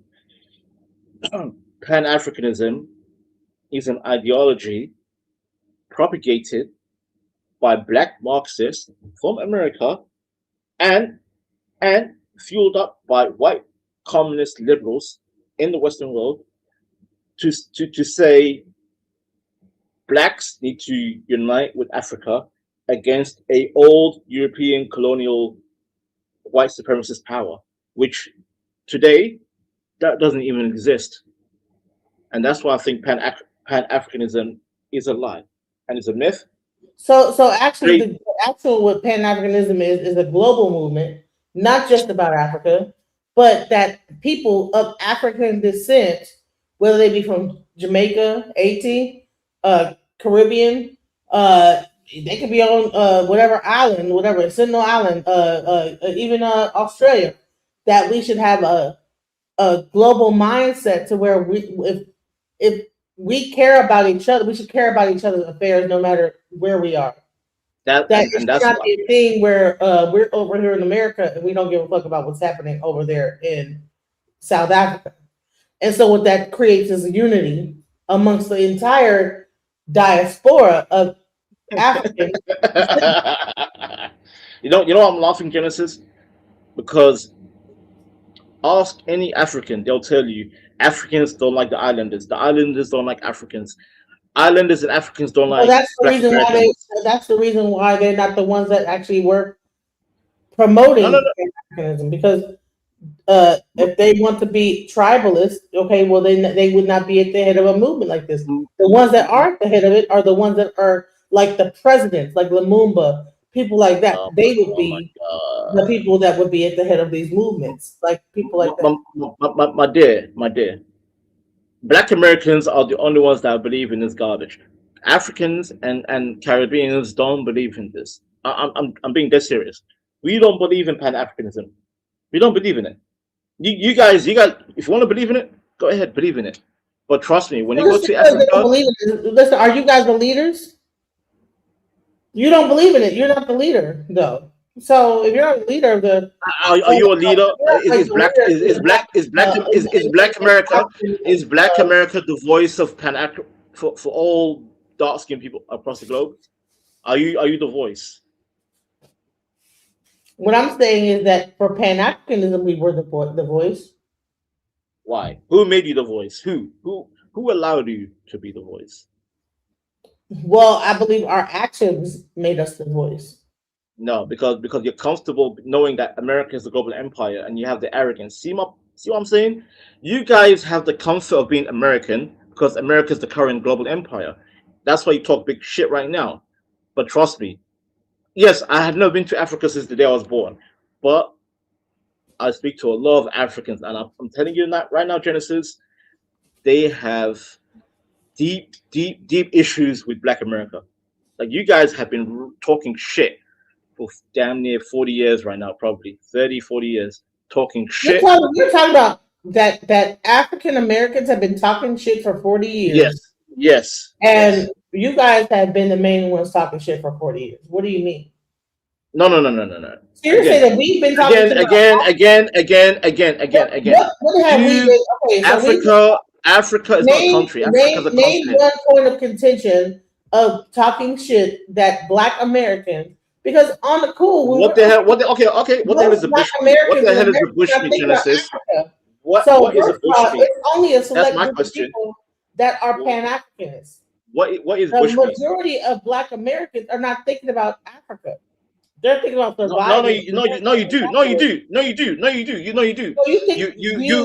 You use even Nation of Islam. You think I was born and raised a Muslim? Do you think most Muslims take Nation of Islam seriously? They find it goofy. It's silly. Were you born Nation of Islam or Sunni? No. I'm Sunni. I'm Sunni. Okay, so all right. So what point are you making about the Nation of Islam? I'm saying again. Africa is one contention, and then you guys want to claim to be Muslim Islam, Nation of Islam. You know, most of Muslims, which are damn near 2 billion right now, they deem Nation of Islam as a goofy cult. Like Nation of Islam is goofy across the globe. We don't take you seriously with your bow ties and your suits and your goofy hats and your salam. Just because you say salam alaikum does not mean you're Muslim. Stop it. Stop it, Genesis. This is why Genesis. I'm trying to be nice to you. I'm trying to be nice to you. I'm trying to be nice to you. The globe is tired of Black America. Enslaved the Africans and made you Muslim. You wouldn't be Muslim. I if you know, weren't I know, I enslaved. know, I know the So, history. so Trust me, you I know think the that, history. that I you're know the a history. better than someone because you were a I'm slave? saying, no, Welcome I to know the the panel, history. Akila Aye. I'm sorry. Is someone coming Akila on the panel? Akila I. Are you Alkali. there? Hello. Okay. Until I mean, I Probably don't know. okay. Mm. I don't want this. I don't want someone to like try to. Yeah. Be careful. Be careful. Be careful. Right. So I'm saying is that when you talk about like the Nation of Islam, right? Akila, if you want to like come up, you have to like cam up. I don't know. I don't trust what you got going on because when I brought you up, you didn't say nothing. So what's going on?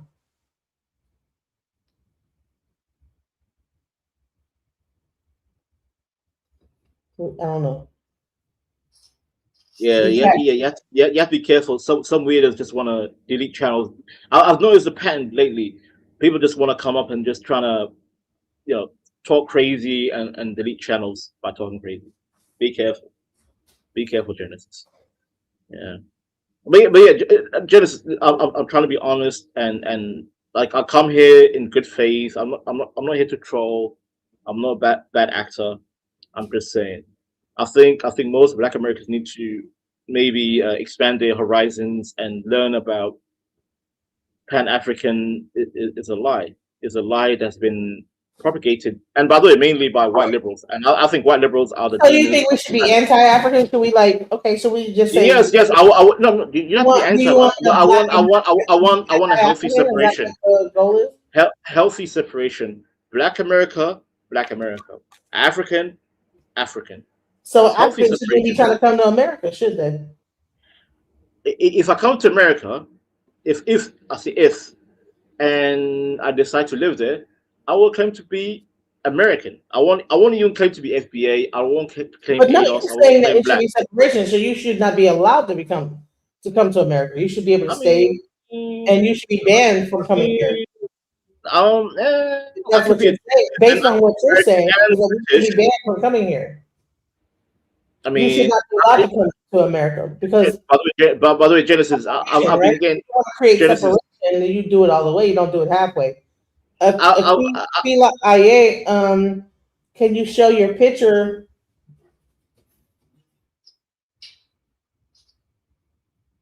I'll bring you up and just do a glimpse. I don't want to.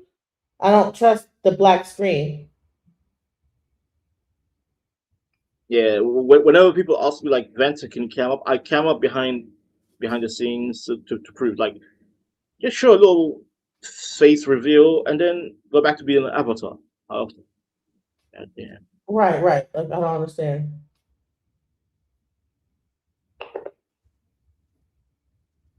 I'll bring you up if you like. You just like show who you are. I don't trust the black screen. So. There goes the Pan Africanism. Yeah, I don't trust that blackness.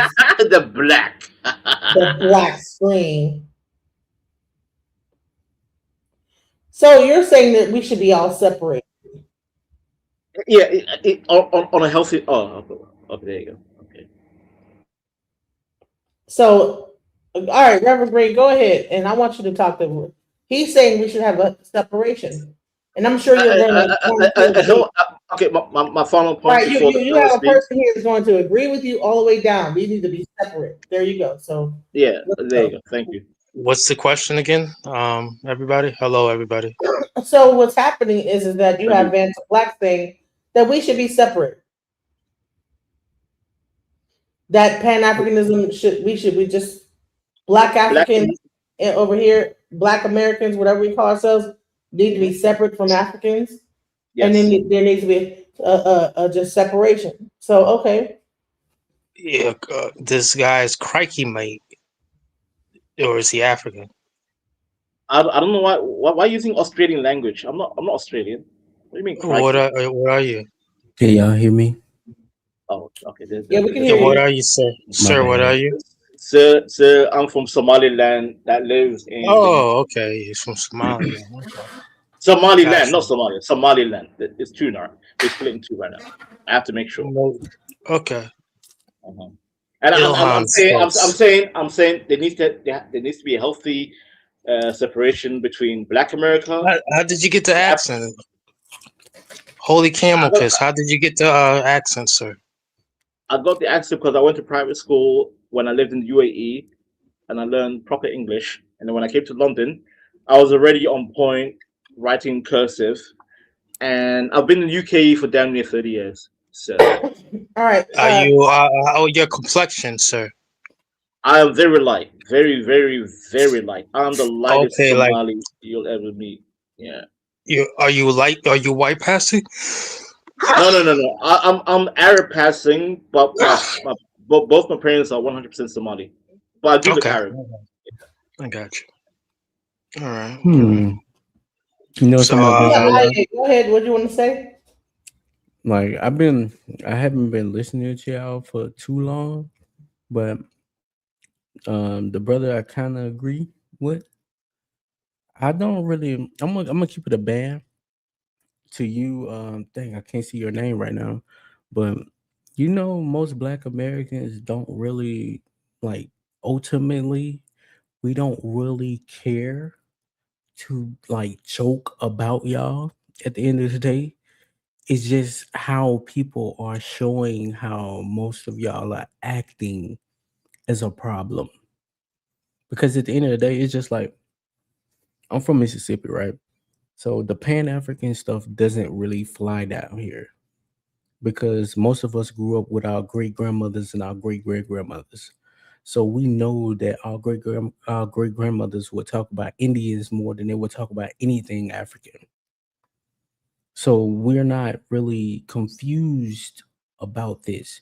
Now, did we have an identity crisis? Yes, to some degree because of academia. We get that. At the end of the day, we still don't ultimately have a problem with African people.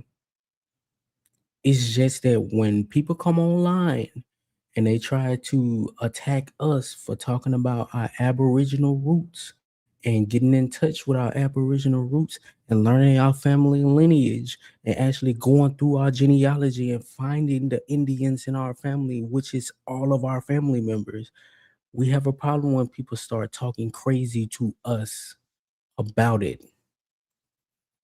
That's how I'm gonna keep it a whole 100. That's how I be feeling half the time. I don't have no problem with nobody. The only people I have a problem with is these white folks that's pretending like America is theirs.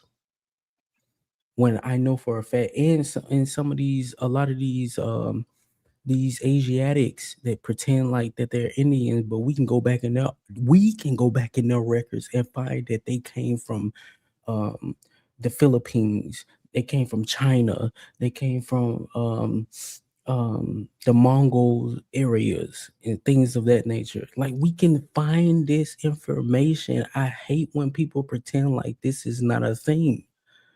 But isn't that what they taught in elementary school? That they came across the Bering Strait from the Mongolia Mm-hmm. area? Yeah, Yep, that means they're immigrants. Pay attention. exactly. And that's the Sir, I reason why want to we say this. go ahead, bro. My folks on both sides are from the Delta, Mississippi, Indianola. Mm-hmm. On both sides, mother and father, their mother and father. Them shots That's just hard. the way. Yeah, and the funny thing is that in Indianola right now, like they there's a parade. I mean, there's a pageant that may be separate out of Indianola, but they Mm-hmm. have this pageant called Princess Indianola. And if you look online, it's some like Mexican looking girl each and Mm-hmm. every year. But the And real we story of like Indianola, it's named after some princess. mm-hmm. And we I barely have any quote unquote Mexicans down here. Like Right. it's like it's so odd that people believe this stuff that they keep teaching, but it's like it's not fitting your reality in front of you. You see mostly black people down here in Mississippi overall. So we need to trust our eyes, trust our family when they speak to us and our elders, and just listen to them. But I want to say a few things, Genesis, before I leave because I'm gonna head out. But to my fellow Matt, I can't see names, so my apologies. I can't. You American sound alike to me. But sir, from Mississippi, is it so bad that knowing your history that you have been sold by West Africans, Europeans, and now your only cope is your Aboriginal and Native in America? it's, Can't you I, accept your origin I, story? I kind of want to cut you off a little bit. Go ahead. I'm not going to Go ahead. attack you because No, you can attack me. no, You no, can no, no, attack me. no, I'm cool. no. I'm not going to because I'm gonna be honest. I know people think that this is a negative word, but it's just truth. You're just ignorant to what's been going on here. It's not a bad thing. You're not from here.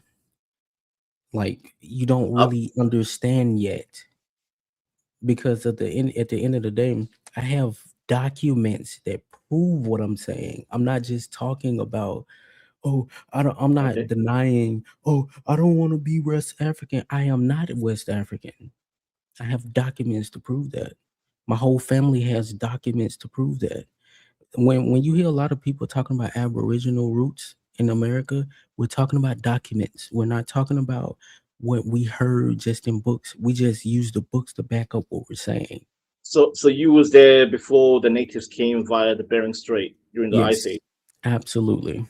Okay. Okay. Like We were always here, bro. we was We were always always here. here. We dominated the southeast of America. You're the Clovis Dominated people. Remember the Clovis people? Clovis, megafauna, and all the that. who? Bro, just cut it out, The man. You're Clovis. listening to Look it you're up. reading Look you're up the reading some Clovis stuff. people. They were there 10,000 years ago in America. They're called the Clovis people. No. I We don't even care. hold CLOVIS. We on, were hold on. here already, bro. See, We just see, saying we here. We see, don't care. see. Let him speak. American flag man is angry. I don't know why you're angry, No, sir. no, I'm trying to be It's helpful. not angry. It's we don't care what you're saying. no, We're cracking Genesis, on pull you. up. I would Genesis, say, pull up Clovis. I'm sorry, sir. Go ahead. I would say to him, it's Aquila's eye. It just means the eagle eye. It's Aquila is a constellation, but I'm very familiar with Aquila. I'm very familiar. Yes. so it's what I'm saying is I would like to hear. I'm gonna keep it a band. I'm not one of the Aboriginals that would attack people outside of where we come from because I want to hear their stories. I want to understand what either what they think they know or what they know about where they are at. Like I think the problem is in every community is we spend too much time attacking each other instead of learning from where you are at. Stop attacking places that you are not. You're not there. You don't understand the culture. You don't understand what happened to. You don't understand the history because what's propagated out of America to the rest of the world is totally different than what we see Right. being here. Likewise in Europe, likewise in Africa, likewise in every other continent. We have to, as Aboriginals to whatever landmass we are at, work together to to help each other understand each other's stories. The problem is we can't help each other if we start attacking each other on it. That's the reason why I told you when I first started talking. I don't really have a problem with Africans. I just don't like when people try to tell me about me and my people. And we don't like you claiming us too. That's why I was telling Genesis we need a healthy divide between Black America and Africans, a healthy separation. But how can you like tell? How can you speak for Africans and you live in the UK? No, no, my dear, because We don't I like this. engage, I You're in the UK. You're not. Genesis. I engage with other Africans, and we all listen. We We have beef all with each other. We there's have beef. 53 We billion have Africans across beef. the globe. Olivia. No. All 46 billion To, are to It's a I will general say consensus. I will say General Genesis, consensus. to be fair to him, I will be fair. A lot of the people that we talk to are Africans that came to America or Africans that migrated to other places and they don't really care to understand even their own culture. That's But the correct. ones who cares to understand their culture themselves, we can work with them because they will be on boots on the ground for us when we need to hear what's going on with their people, so we can So, know. It's all about strategy, and it's so all what about. what do you think? Why do you think this FBA versus Tether thing is blowing up? Because right now we having these conversations. Because Mhm. Because of I, the I, It's I, actually I just helpful. learned 2025. I learned the term tether. 2024. I never knew the word tether. Genesis. I never heard the word tether in 2024. I learned tether in 2025. I learned. I'm like, what the hell is that? Oh, it means blacks don't want to mix in with Africans. Africans are tethers. Caribbeans are tethers. But blacks, FBAs, are the ones in America There who we comes go. from But a So you don't even know what the word tether is really about, Nah, right? he doesn't. No. yeah, I'm saying. I learned it. I learned it, Janice. I learned. Can Now you I know what explain? tether No, no. means. Okay, so be quiet. Explain. Somebody explain the word tether and what they're saying, what they so mean by. basically, I know from what I know about what tethers are. If you watch the movie Us, you will understand what a tether is because that was really where it came from. I refused. I But refused to watch that movie. I hate Jordan Peele. I can't stand that director. I can't stand him. hey, Sorry. you tripping? I ain't gonna lie. Sorry. He Hey, cooked. Oh, I don't like that. I don't like that bullshit. I don't like that. I don't like it. No. Sorry. I Okay, refuse. well, is there another way to describe tether other than watching the okay, movie? so it's And by the way, So your explanation is a movie. Can't you explain it in your use your brain. Use your brain. What does it mean, sir? hey, I'm What gonna does ask tether you. mean? I'm gonna ask you. Don't Wait, give me a wait, wait, movie. wait, Tell wait, me what wait, exactly what it wait, means. Go ahead. wait, wait. Calm down, bro. Because I did not disrespect you. Calm You could down. tag me if you want to, Because My how I'm apologies. it's My I'm doing just with apologies. a I tether. was My I was apologies, sir. My using it apologies. as a premise. But what I know it means is people propagating other people's culture, that pretending to be the people that they quote unquote look like. It's just like white people can be tethers to other white cultures. And that's exactly what I was trying to tell Genesis earlier, that we have been bombarded by black culture exported by America for the last 30 years, post Cold War. and who's So that? please, Do you think that we're I like don't care. I play don't my care. video? I don't care. We have been bombarded by black and the negative, not even the positive, the negative aspect of Black America. And that's I'm why actually I see young Africans in Canada, in the UK, in America, emulating the Pookie, the tarantula head looking ass drill music. You know, drill music has deleted more children in the hey, UK hey, hey, in hey, recent hey, hey, times. hey, wait, wait, wait, I wait. said deleted. I didn't Wait, say wait, no, no, no, no, I'm no, working no, no, around. I'm working wait, around the wait, YouTube, wait, wait, sir. I'm wait, just saying. wait, wait, Look it up. wait. Look it up. If No, you think I'm talking I crazy, da, da, look up the deletion of teenage black boys in the be UK. hey, be quiet, And bro. Be quiet for a drill second. Be played a quiet for a part. second. Be All quiet right, for a let second. me let him know what Because tether is real quick. All first right. and foremost, you're talking about my culture at this point. So I need you to be quiet. It's just like I wouldn't disrespect you just because of something that you read on Google about your culture. There's no Just Google. because you It's could. life. First and foremost, we are Why are you as being? Can you speak? Can you speak up front? I don't like this tone you're doing. You're trying to be how All right, about I'm you gonna talk Be to shut him. All upfront. right, the I'm gonna Be fuck talk to up, direct. him Be direct, sir. because please? Be direct. I don't like you. Sound like a goddamn female trying to pay, being condescending. right, Be I direct. got it. A tether is an immigrant who is a coon, and they have coonish behavior. It does not have to include Wait, just wait, wait. Africans. Can I It can means I can I all can I can I immigrants. defend my own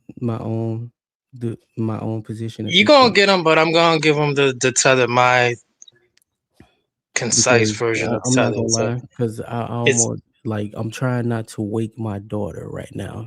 It's the reason why I'm talking like this. go ahead. Because Fair enough. Fair enough. first and foremost, I'm a family man. I don't really care about this shit at the end of the day. I care about my folks. You could be But direct what while whispering. You could be direct while whispering. how about you shut the fuck up and just let me talk? How about Fine. that? First and foremost, when it comes to this divide, I'm gonna keep it a band with you. I understand why my people don't really care to even mix with even Africans because the bullshit you just said about drill music.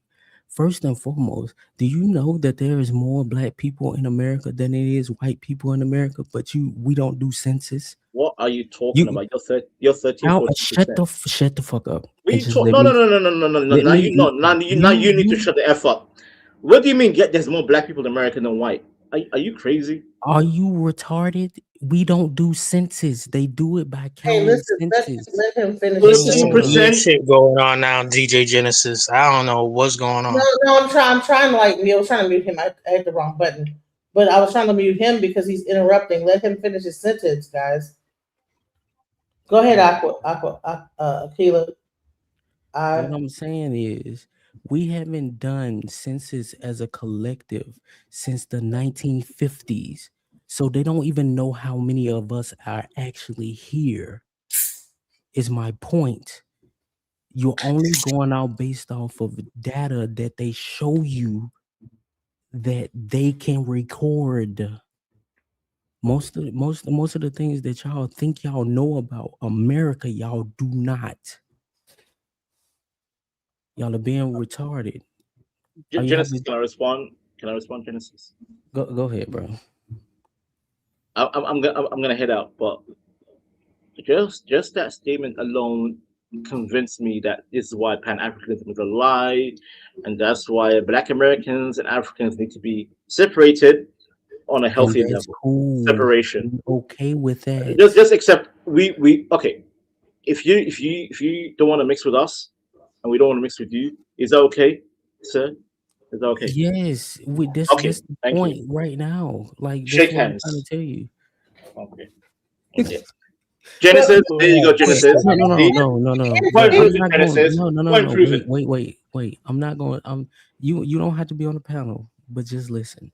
I'm not gonna let you get away with the bullshit you just No, said no, though no. Listen, I was Bro, trying to just let leave. him I was go. trying to Let leave. him go with I that was trying stuff. to leave You know, on he a don't have no positive time note, for but that stuff. no. you want to still It's lecture not me with your about. condescending tone. Like, sir, It's not I condescending. said shake Oh my hands. I god. said shake No, hands. no. You're black. I'm African. Shake hands, Listen to what I and then we just can said. move on. Now It's you're gonna not. lecture me. We're Oh gonna my lecture me on god. Yeah, yeah, yeah, yeah. Now you come UK, on, man. Come now UK, on. Somaliland. Would now you agree? Would you Yes, agree that the Pan Africans are the problem right now? yes, We because need to Pan close the bridge. anyone that believes in Pan African is a problem because Pan African Thank is you. a lie. It's a lie. Yeah. but It's a lie. my whole point with what you just said is my first and foremost, you started the insults. I'd never started insults. I didn't start no That's my insult. I was Oh speaking. my god. Never mind. Listen to how you speak because language is important. Most of everybody on on these platforms I don't can't listen stand your to tone, sir. You're those. being condescending. Stop being. Just be direct, man. Just be Oh well, upfront. he said he has a daughter. He can't talk loud, so just because you could like scream. Got you, but it's then someone got to go. Genesis. I Stay with the understand. But family. he could be discreet, but also direct. Like this whole God, just be direct. While I understand your thought is even what I'm saying direct. is actually direct. Everybody in the chat understands what I'm saying. You don't, which is my point. You don't even understand that I am being As a direct. panelist, I don't read the chat. That's rule number one. If you're on the panel, don't read the chat. It doesn't matter if it doesn't matter if you read the chat or not, but the two people that's on the panel with us understand my point. You don't, which is my point. Quit trying to have them understand. Cut the No, ropes. No more bridge. No more bridge. Exactly. Just be direct, That's man. it. Just be upfront. Let Just be it upfront. go. No Yeah. more hospice speech. It's done. but my point is They're How very hard is the condescending. grieving period for wait, you? wait, All wait. right. Why are you No. grieving still? Let him go. I'm showing a point to our We're not people. getting along. No, He doesn't want to hear listen. you. He doesn't want to hear your southern cadence. I'm talking to you right now. I'm Gotcha. Cut the rope proving now. I'm proving a point to our people. I am being direct. My people understand that I am being very direct. He's not your But he people. don't. Cut the rope. No. What I'm saying is this. I'm proving a point to our people. We I'm not got it. Now right cut the now. rope. right now, yeah, we can cut the rope. Sir, I'm gonna toss you the blade again. Cut the damn rope. Nah, Tell him goodbye. Thank you. Yeah, please. Can you let me go? go ahead. Go. Damn. How about You're you not just getting it, sir. leave? Cut How the about rope. you leave? See, the American flag man gets it. I don't know why y'all don't get this. Cut the damn rope. No. I'm not even talking to him. I'm talking to you. Why don't he just leave? Yo, this is a or. You, He loves. if something ever pops off in reality, y'all not gonna make it. There's a couple people who are not gonna make it on this panel if there were ever some full out battle. You're not gonna get it. Cut the goddamn rope. Exactly. There don't even no communication. He don't want to hear you. Cut it out. And that's why I said, can we have a healthy separation from blacks and Africans? Damn. No. God damn. Just This man go. doesn't get it. Wait, hold on. You want a healthy separation, but you're on every black panel. I don't understand what you're talking No, about. because this whole panel. Why don't you go on to a Somali panel and then talk in your? Trust me, Genesis. Well, why are you on the black You panel? don't want to see how Somalis cook each other. We are Why don't you go and talk your bullshit on another Somalian panel? Why are you getting on a black panel and then tell us because you are so Cut the rope, DJ Genesis. Put him in the backstage. See, you have all this steam for everyone else. You have someone who you're not getting it, y'all. Thank you. Always kissing their asses, giving them time. Cut the rope. Have me on Genesis. I want my opposition to be strong this time. There you go. Cut the rope. Thank you. Like, and that was my point. Like, I'm not really talking in circles. I'm actually being straightforward. Like, when the way that I speak, I speak the way that I speak because my people will understand. I always speak this way. They understand it, but others don't. So my point always is, it's just like any content creator that I talk to, I always tell them, stop talking to these people. Focus on our own people. Let's talk amongst each other. Ignore them. They don't know what the fuck is going on. Just like when I talked about the census, he had no idea what the fuck I was talking about. If you don't know, I'm gonna give y'all an example. I know most people don't believe in the Bible, but one of the principal things that the Bible says, a man that answers it without knowing or having an understanding is a fool. I don't deal with people like that. If you don't understand what I'm talking about, I'm not even finna have this conversation with you. Why? Because you don't get it. There's no point for me to have this conversation with you because I can't have a healthy dialogue that iron sharpens iron because I want to learn too. I'm the type of person where I talk to people because I want to learn, not because I just want to hear myself talk. I want to learn from the person that I'm talking to. If you got some information that I don't know, I need to know it. If I got This dude saying throw the towel, throw in the towel. It's the truth, man. Like, this is what this live was talking about, the Great Pyramids of America. Mm-hmm. And so I'm going to continue playing the rest of this video because people want to talk about we come from America, but then they want to talk over the video that's discussing the pyramids, the Washita trial. Let's go into it. Let's go. All right, I'm gonna mute up.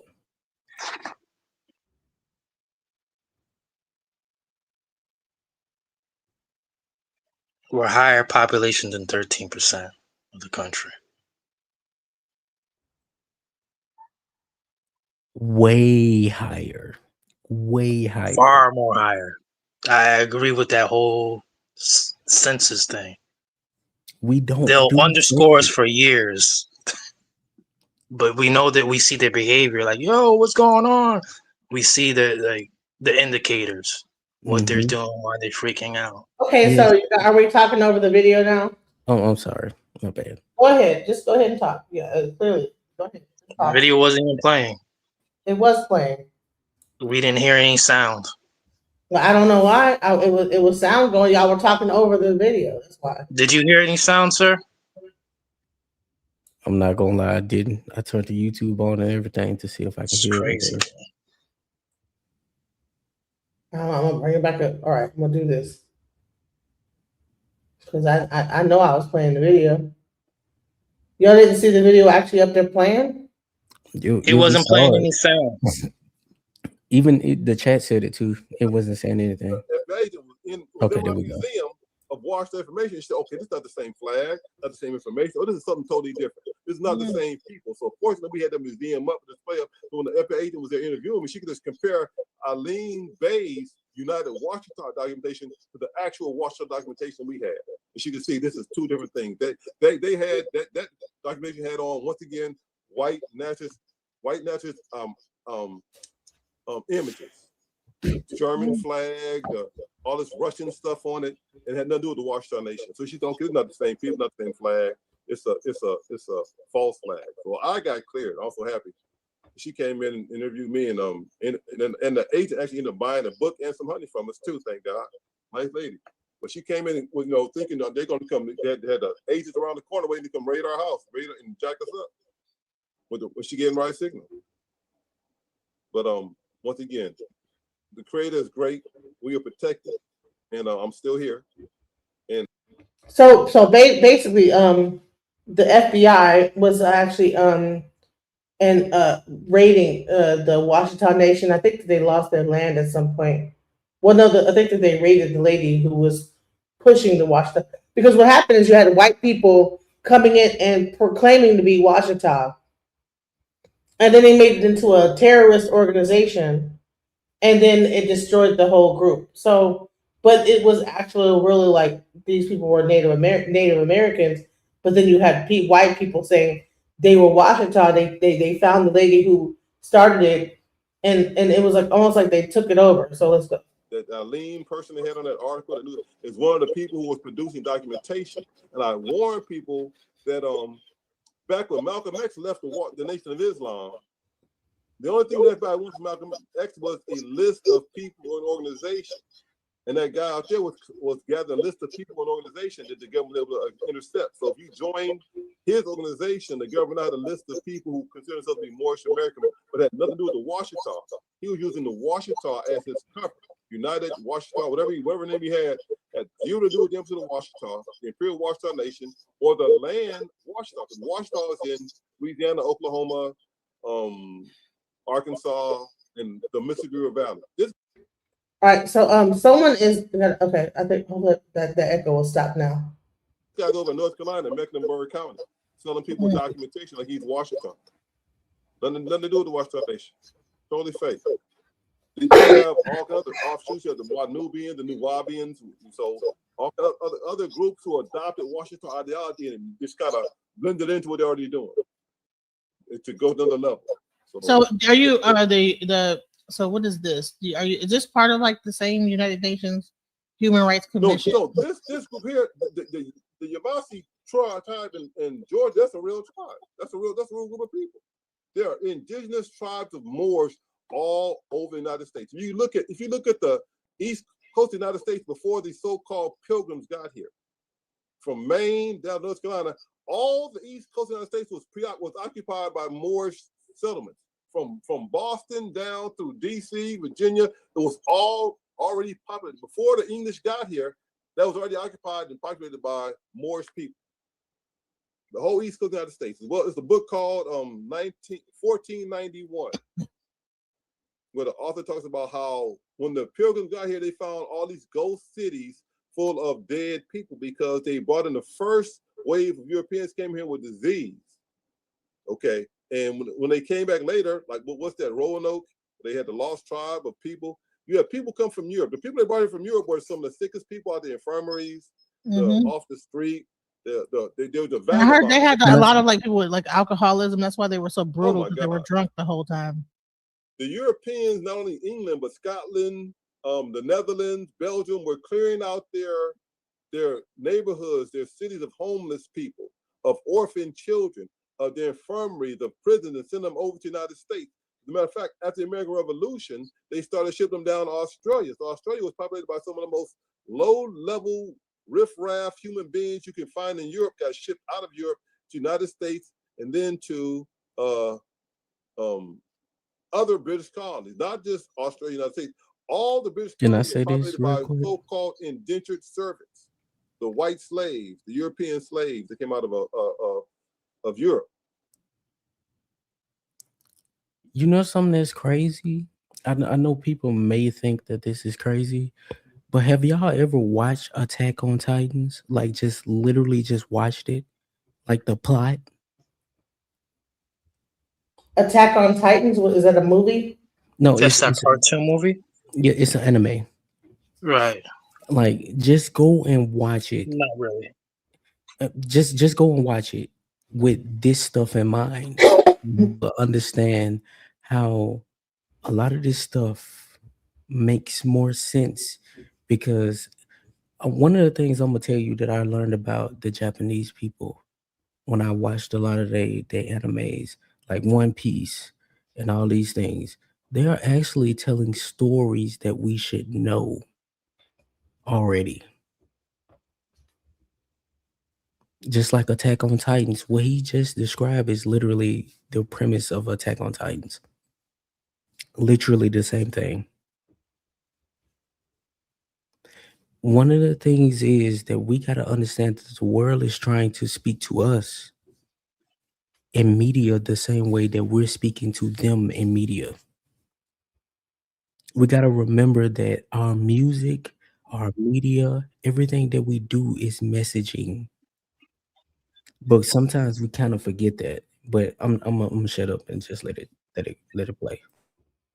So understand the people brought over here to create the concept of white people was born out of people who are themselves indentured servants, and then made a law that says that white people will never be slaves again, and African people will be perpetually enslaved.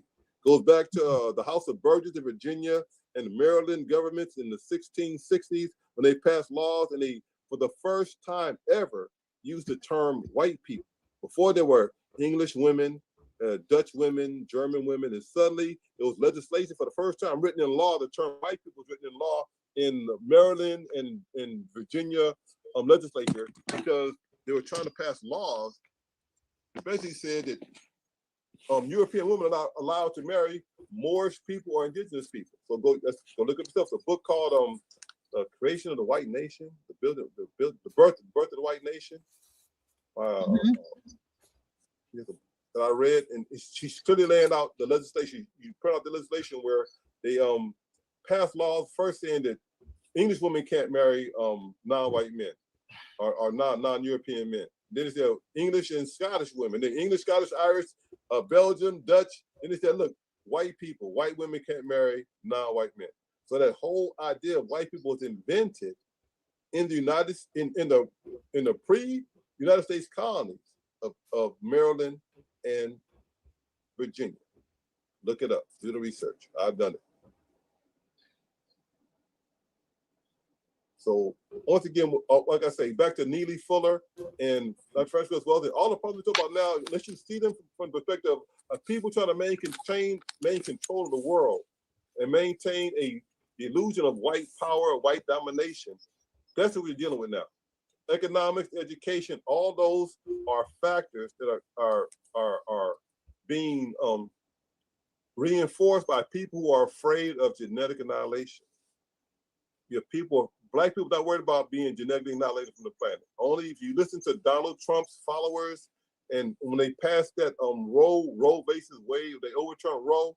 You heard other politicians saying, "Oh, you just saved the white race because we are losing. It's a negative birth rate." So I'm listening to this lady talk about, understand what she's saying. She's talking about how by passing Roe versus Wade, you now eliminate the death of 60,000 Caucasian babies. Like, okay, I got that now. So the whole Roe versus Wade is to allow for the birth of less abortions of they don't care about black people in abortion. They're trying to save the lives and carry on what Hitler wanted. What did Hitler want? The great white race, right? The pure white race. Donald Trump, he wants to import people from South Africa and from Norway, but nowhere else, trying to increase the population of so-called Caucasian people, the Confederacy, okay? is now running the United States. The South has won. The South, they rigged the election. I know you can't say that, but they rigged the election. They got hold of those election, those voting machines, copied the software, and found a way to rig the election. Nothing short of that going on here. People, I can say that they can't fire me. They can take my job, get the money from me. I'm self-sufficient. Me and my parents take care of our children. We run our school, we run our museum, and we have nothing to lose by telling the truth. So just a little research here. I can tell you stuff. You don't believe what I say. Go do the research yourself. Everybody go do their own research. And we need to find a way for the brothers and sisters on this side of the hemisphere to unite with our brothers and sisters on the continent. The different nations over there, Goita and Traore and the brothers in Mali and Niger are forming an alliance where they're building their own schools, their own roads. They have kicked out the colonizers from stealing all their natural resources, and they're just simply making them pay a fair price for them. Really, they can still get them, but now you got to pay the fair price. Ghana for the first time using our money as a foreigner and just buy gold. You got to buy it through the government of Ghana, which makes perfect sense. And other nations over there are now learning to not fear the retaliation of the European colonizers, because the Europeans are now themselves divided and conquered. France and Germany and other nations over there are now dealing with their own internal strife and their own white nationalist movements. Okay, so I could go on, but that's deviating from the fact that the people in North America, once again, the rich people here, they're not all quote here on slave ships. We have people in North America who have always been here, but they call North America, South America, the indigenous people, the mound builders, and that's evident by the fact you have all of those millions of mounds that were built in North America, and the remnants of them still remain here. In my book, Pyramids of America, where's that book at? The book here, I have 30 states that have pyramids in America that I can personally document. There are a lot more, but in this book, I make sure I can back up what I say. People say the receipts are right here. In here, I give you the address, the directions, what interstate to take. You turn off on this road, you can find it. Okay, I give you directions to the site. Okay, so definitely the evidence of pyramids in America is unquestionable. The question is why you haven't heard about them yet, because they're all around. So these are the actual pyramids. How many pyramids that he charted in America? So this is the actual image of like the Empire, Washita, the Dugamadan. I can't. Dugda Moundia, and this is like all the pyramids that you can find throughout America. Around you. Yeah, when this video gets wrapped up, I'll speak on all near this. the Mississippi River Valley. Yeah, I was about to say that too. Okay. Any questions? Man, This is a visa from Switzerland. Okay. Visa Switzerland. See that? yeah. Okay. Here's my passport here. My passport here. Here's my visa. On the back of my visa is my passport. Okay. The Swiss government recognized the Washita passport. Issue me a visa. See my visa stamp there? What does it say there? Yeah. Yeah. Can I read this? It says nationality, Empire, Washington Mountain. Okay. The French police frontier, the police office in Geneva Airport. Wow. So paper of legitimacy, passport, Washita passport. This is the Swiss government recognizing the Washita passport, ladies and gentlemen. It's no joke. It's no secret. We're legitimate. But the sovereign citizens in that world passport was garbage. Nobody recognized that. Washita passport legitimate, darling. We work. We did the work. We're legitimate. So they can do it. Here's another visa. Here's the second visa. Well, I went the second time. Didn't happen this one time. There's another visa. What does it say there? It says what nationality? Tribe of Washita Moors. Okay, this is my second. So do you think that if you that's good coming back into and from America, but like if you this were was to, this was 1995, 1997. It will not happen anymore because after 9/11, they changed all the passport regulations and all that kind of stuff. They missed the window. When we did this, once again, we failed to unite. If the rest of the people got behind the empress of the Washita, we would still be free and sovereign and doing our thing, but it didn't last. We did not have the security protect her. My wife, my late wife, bless her heart, was the Empress bodyguard security, and she got murdered. She got assassinated in 1998. When we left Washington, my wife got killed. I get what he's saying though. That makes sense. Look at, let me show you something else. See this? We had our own. Look at, watch this. How did she get? I don't even. Maybe I don't want to like break into that. See, my Washington International Motor Certification and my driver's license, my Washington ID. See this? This ID was posted in the sheriff's office of every parish in the state of Louisiana. A guy came and said, the guy said, one of our people went to tell the police will have a conference and get ready for security. So, Umar, your ID is posted on the wall. They get your giant colorful ID on the wall, man. So did you like get pulled over a lot just having that ID? I got pulled over. They let me go. Up until. But were you like a target? Like, did they always like, okay, you know? We're under investigation, darling. But I had been to United Nations and international work in this. I didn't must admit, I've been to United Nations, gave speeches, participated, writing legislation over there. I had international recognition. I was the ambassador at large for Washington Nation. As a matter of fact, darling, when we got back from Geneva the first time, and the state of Texas had a standoff with the Republic of Texas up in a place called Mount Davis and Fort Davis. Somewhere out in West Texas, there was some Republic of Texas people held up in a camp with the FBI and the feds all in the bush waiting to kill them. They demanded to have myself and the Washington Minister of Finance come there and negotiate their release. So we had to go get a private plane over to West Texas, middle of the night, take jeeps up into the mountain, and they let us go in the cabin and talk to people and convince them to surrender themselves, right? And they don't know the same people who are being tried in Dallas for Republic of Texas crazy stuff. So the one guy they called him King Arthur. So all the stuff, you can go look at the trial with the Republic of Texas.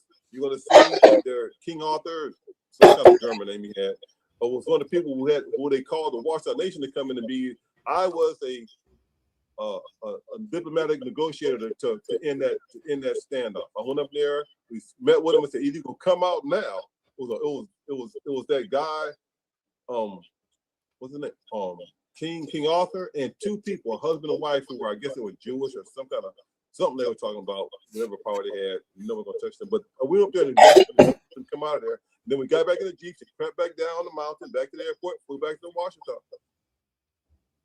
So there's a time when the Washington Nation, we had earned our respect and recognition. But over time, what is the state? What is the state of it now? Where is the Washington Nation?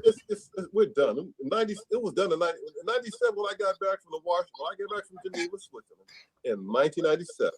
The white supremacists had taken over the Washington Nation. I've been gone out of the country. When I came back, Empress had a table full of Caucasian people claiming they in charge. And they gave out, I'm not saying Empress sold out, they apparently gave Empress some money. She had a Mercedes Benz and all kind of stuff. And my rent had not been paid. Anyway, so it's a whole other issue. But when I came back in 1997, to me, it was done. It was over. These white folks took over the Washington Nation. And now they took over the White House. And what was that, 30 years ago? So now it is 30 years later, they took over the whole White House. They took over the Imperial Washington Nation. They took over the Kingdom of Hawaii Nation. Understand the state of Hawaii was once an independent nation called the Kingdom of Hawaii. The last ruler of Kingdom of Hawaii was Queen Leleokalani. Okay, she was told either surrender your nation or we're gonna kill all your people.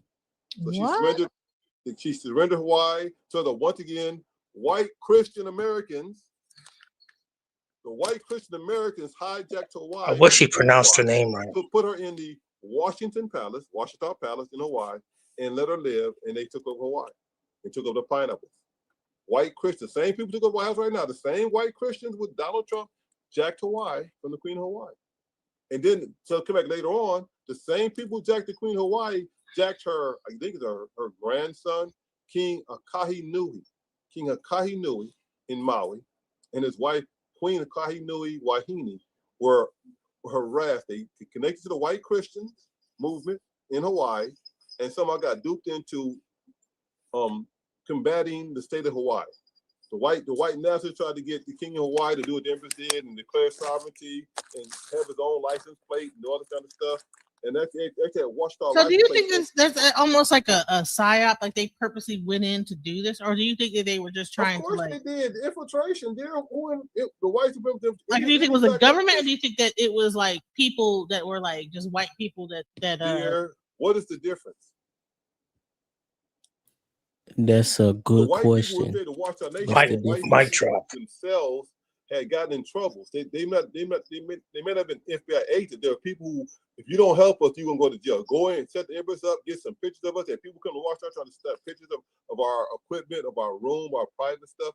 They were agents from the FBI and from the government trying to infiltrate us and get information to decode us. But the one thing they could not do to watch our nation was trick us into buying a bunch of guns. One of the moves they were trying to convince us to go, we're going to get you a bunch of guns and bullets. And when they do that, then the ATF coming in and raiding. So Watchdog, Emperor's like, we need guns to do this. We already lost the fight. So one thing about, I remember one time I went to a trial in Shreveport, Louisiana, they had a guy arrested, and the prosecutor was trying to say this is a Watchdog person, XYZ. The judge is quite familiar with the Empress of the Watchdog, and as I said, Empress had been in politics in Louisiana in the 70s and 80s. By the 90s, most of the people in office had somehow been under her or come through her. The Empress helped get the sheriff in Washington Parish elected, the mayor, Monroe elected. All the politicians came behind her when she was sent to Washington Nation had been people who have been under her in politics. So when the judge heard this guy talking about the Washington Nation being violent, he just laughed. The judge laughed. I was in the court. You talking about them gunner folks down in Monroe? They ain't violent. That's verdicts. They call that's the mayor. That's Mayor Ghost. This is really a sad story. Imagine you have a Washington Nation, you're a group of Indian or Native American blacks that have passed down the. Just say black folks, please. Well, Native American or black folks, right? They were consider themselves as Native Americans, right? Or Indian. Yeah. And then what happened is, and I'm not sure if you guys heard this, is that some white militias came in, and a lady was older, and just took over the whole movement. And he's in Geneva working with the United Nations, trying to solidify them as an actual state or whatever. A tribe. Yeah. It comes back, and it's a bunch of white militia members, and they're trying to convince them to get guns. See, you know what's crazy? That militia aspect is what is the thing that takes the whole situation down. You know what's even crazier about that? They keep doing the same pattern over and over again, but our people are so indoctrinated to their frame of mind that they don't understand that they're literally using the same playbook over and over again against us.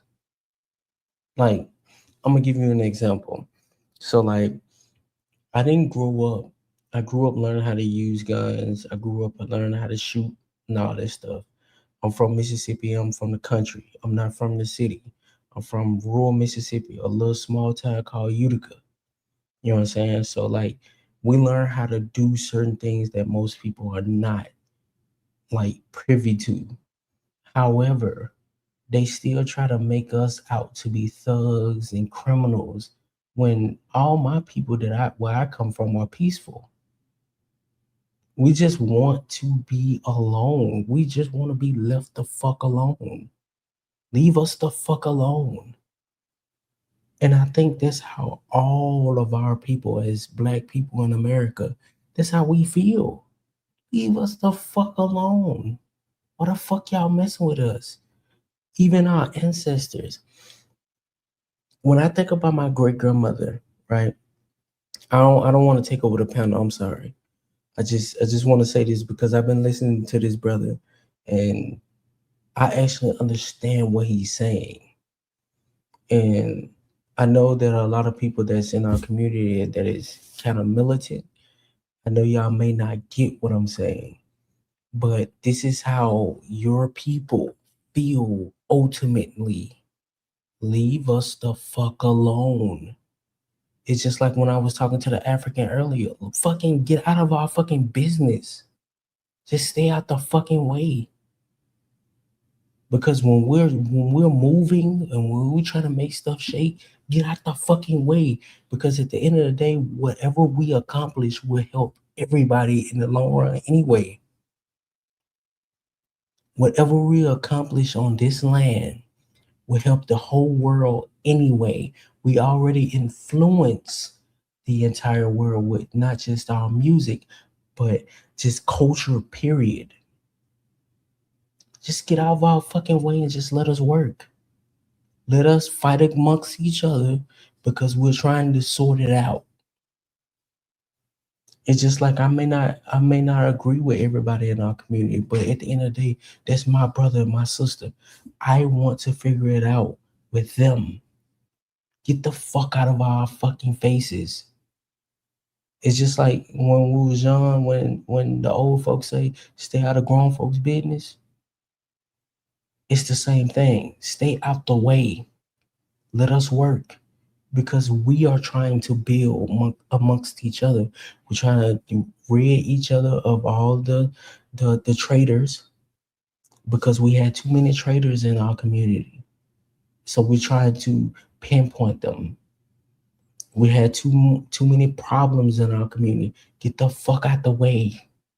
We're trying to work together at this point because we know we can't depend on nobody for anything that we need or any accomplishment that we want. That's the reason why we're delineating as a whole.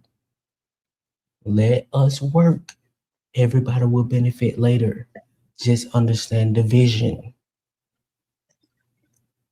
And as I was gonna add on with what this brother was saying in the video, Mm-hmm. it is clear that he knows that there's an indigenous population. Yes. We have Pan Africans who are delusional, And they completely and deny it.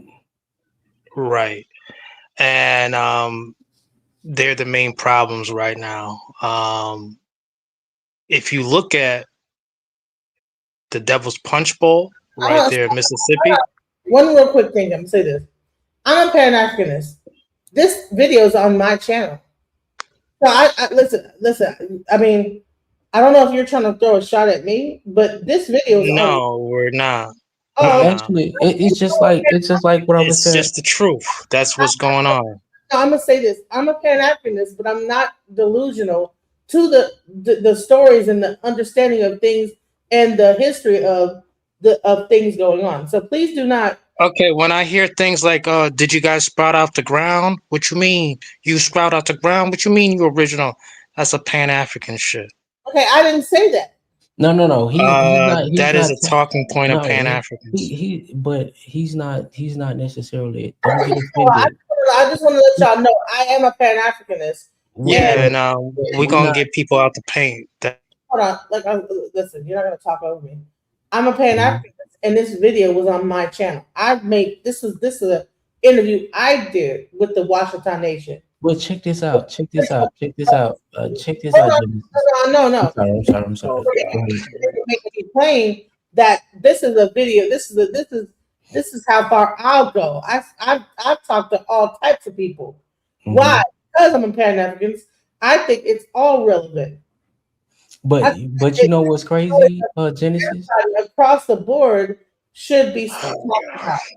But you know what's crazy, Genesis? Are you We're like not. to say, "Oh God"? Like, what are you doing, bro? And I would say this. I would say this. I know that I can be a bridge between you two because at the end of the day, I understand both positions. It's okay for both sides to war against each other. That's what we do.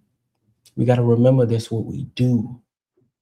It's not out of spite or out of malice. It's out of understanding.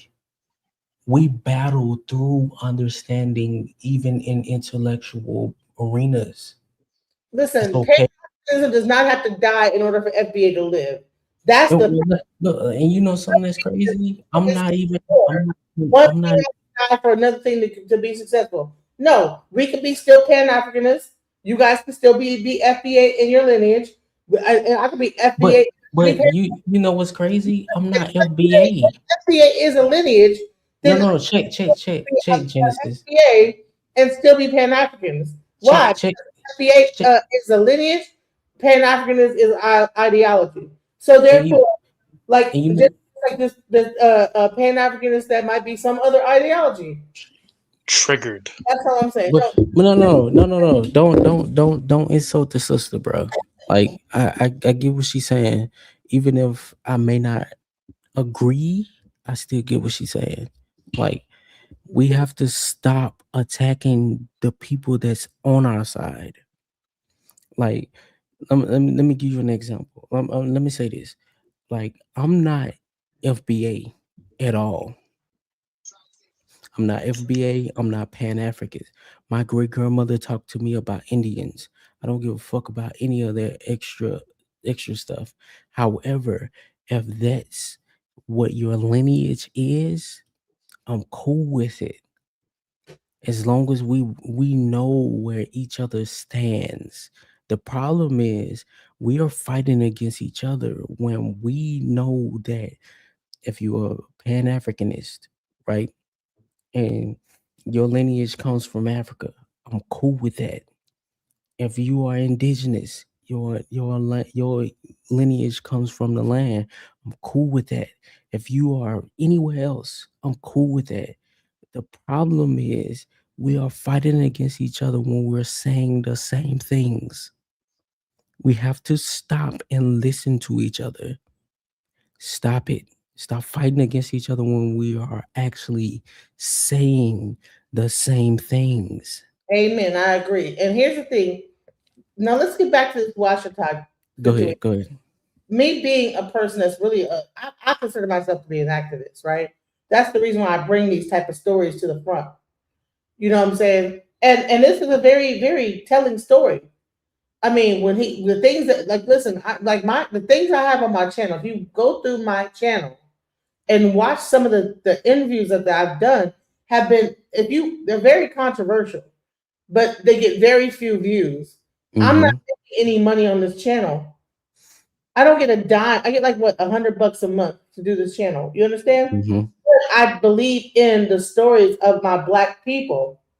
So I'm telling you that, like, we don't have to divide and be divisive with each other. I believe That's my point. As being 100. Americans, we have to stop fighting each other.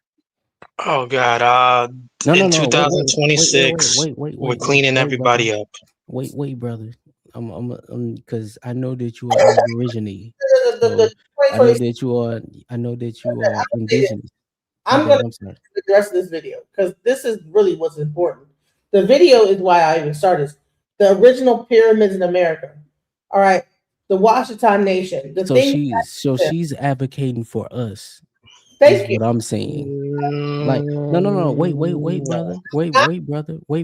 Even if we have different ideology, we still telling you can help each other.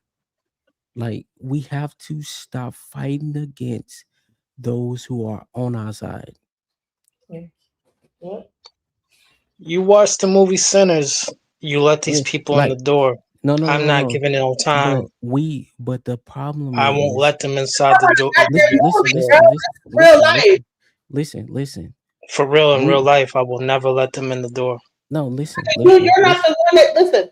This thing happened in 1997. You weren't even around nowhere, and there was Yeah, a. it was. Cut it out. Why didn't you stop it then? Anyways, like I said, I'm talking about just people who have different Why did ideologies, want to keep on talking to people.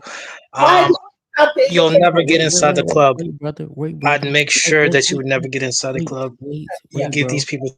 Why wait, did you bro. why did We you stop the infiltration of the Washington Nation since you were around? wait.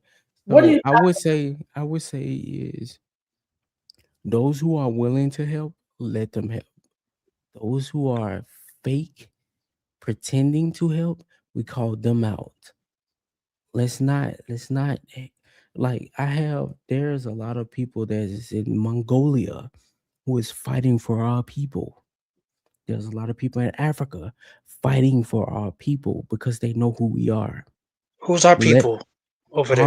our people. It doesn't. Is that at this point? Right. The ideology that you're talking about is fantasy. We're talking about No, United no, no, States no, of no, no, no, America. no. I'm talking about the person that's in front of you. I'm not talking about the people who is a fantasy. I'm talking about the people that's in front of you.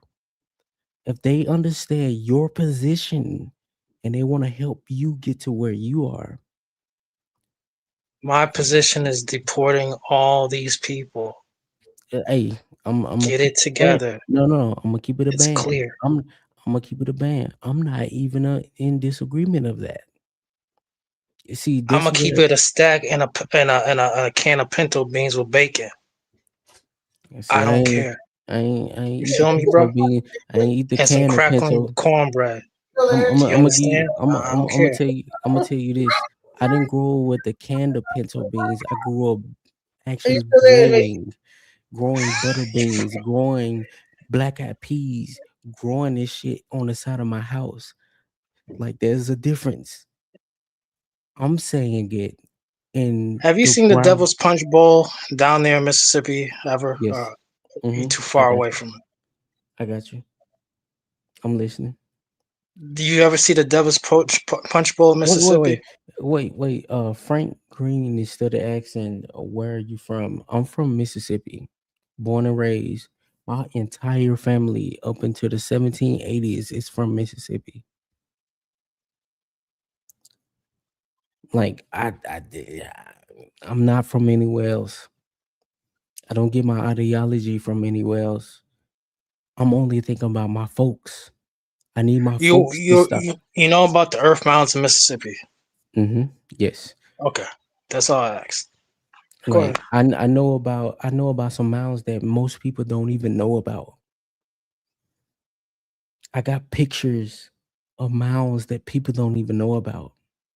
I have pictures of quote unquote black boarding schools that people don't even know about in Edwards, Mississippi, in the middle of nowhere that people don't know about. Like my whole point is I love all my people, even if they believe anything different than what I believe. Because at the end of the day, we have to start fucking fighting and listen to each other, even if you're a Pan Africanist. I'm not talking about these motherfuckers that are CIA agents. I'm talking about the regular people. Genesis is a regular person to me. I'm listening to Genesis and she sounds like a regular person to me. You, brother, sound like a regular person to me. You don't sound like a CIA agent. Genesis doesn't sound like a CIA agent. We need to start fucking talking to each other. The dirt one from we used to eat red clay when I was a kid. That's how deep I would get with it. We used to eat red clay. We called it sweet dirt where I'm from. sweet dirt? Oh man, not the sweet dirt. That's some good vitamins. Listen, let's get back to this video, okay? I'm sorry, my bad. Go ahead. There's a lot to unpack here because But but he I broke will say, but down I will say Genesis. I'm sorry. I don't want to take over your channel. But I will say is it's good for us to have these difference of opinion in our community and talk. The problem is we are too divided. We need to talk about our differences. We need to have these conversations.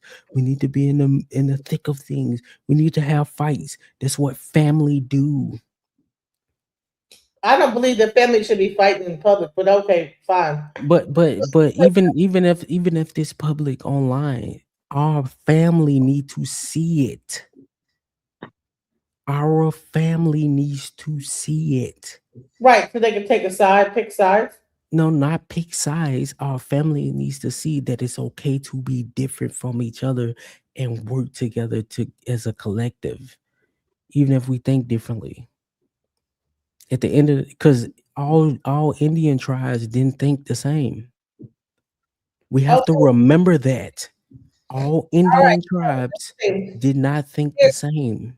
so let's get back to the video because I really want you guys to see what happened with this situation with the Washington. See, here's the thing: is right now you have the FBA that are talking about that they are Native American. So let's talk about the fact what happens when people proclaim to be that. How the We government native, we indigenous. I We're not never. native. I was just gonna say I never claimed to be Native American. indigenous, whatever you want to call it, tomato, tomato. I'm saying that when you do this, this is what the government does. I'm trying to show you. No. I can give you an example of where they Okay, actually changed that, where they made it a for an problem. example right now of a guy where they had an entire nation. People came and infiltrated that whole group. But you know what I'm telling you, my great grandmother is older than everybody that you would ever show on here. She was born in 1927, and I grew up under her. Okay, and how old? I've had 80-year-olds on here. What are you talking about? Is it how? That would make my grandmother 98 right now. Okay, so what I'm Yeah, I don't get that with the 80-year-old part. That's just crazy. no, what I'm Like, saying is that like your grandma. Listen, I've had 80-year-olds on my channel, not talking through another person. I'm saying I've had them on my channel, 80-year-olds talking, speaking. but Okay. I'm telling you And I'm telling you, through my great grandmother who spoke to me because I listened to her that we are not from Africa. That we Pan Africanism is a scam. I Thank grew you. up under her. I grew up under her, okay, but listening to her directly, not people on media. first of all, when we talk about Pan Africanism, all it is Got it. I'm not, no, yeah, I see what the brother is talking about. You got it. so you're calling Pan Africanism a scam. Yes. Why? Absolutely, Where, where, absolutely. where, where When you see my family members have land patents and was labeled Indian, yes, what's it's the a scam? fucking scam. What is the scam of Pan African? Tell me the scam. Tell me what the scam is. What's the I'm gonna run? give They you. are the CIA. I'm gonna give you an example. Why in the fuck did Doctor what Smalls say that they made us call ourselves black? I literally heard that from his own mouth. They made us call ourselves black. See, I don't forget shit. No. No. Scam. Listen. No. Listen what I'm saying. He is 80 years old. If you're I saying, heard if I you say no, you're saying that Pan Africanism is a scam. I'm trying to tell me what the scam is. What scam is they for? the scam is the same scam that they had with the African Episcopal, the Methodist Church.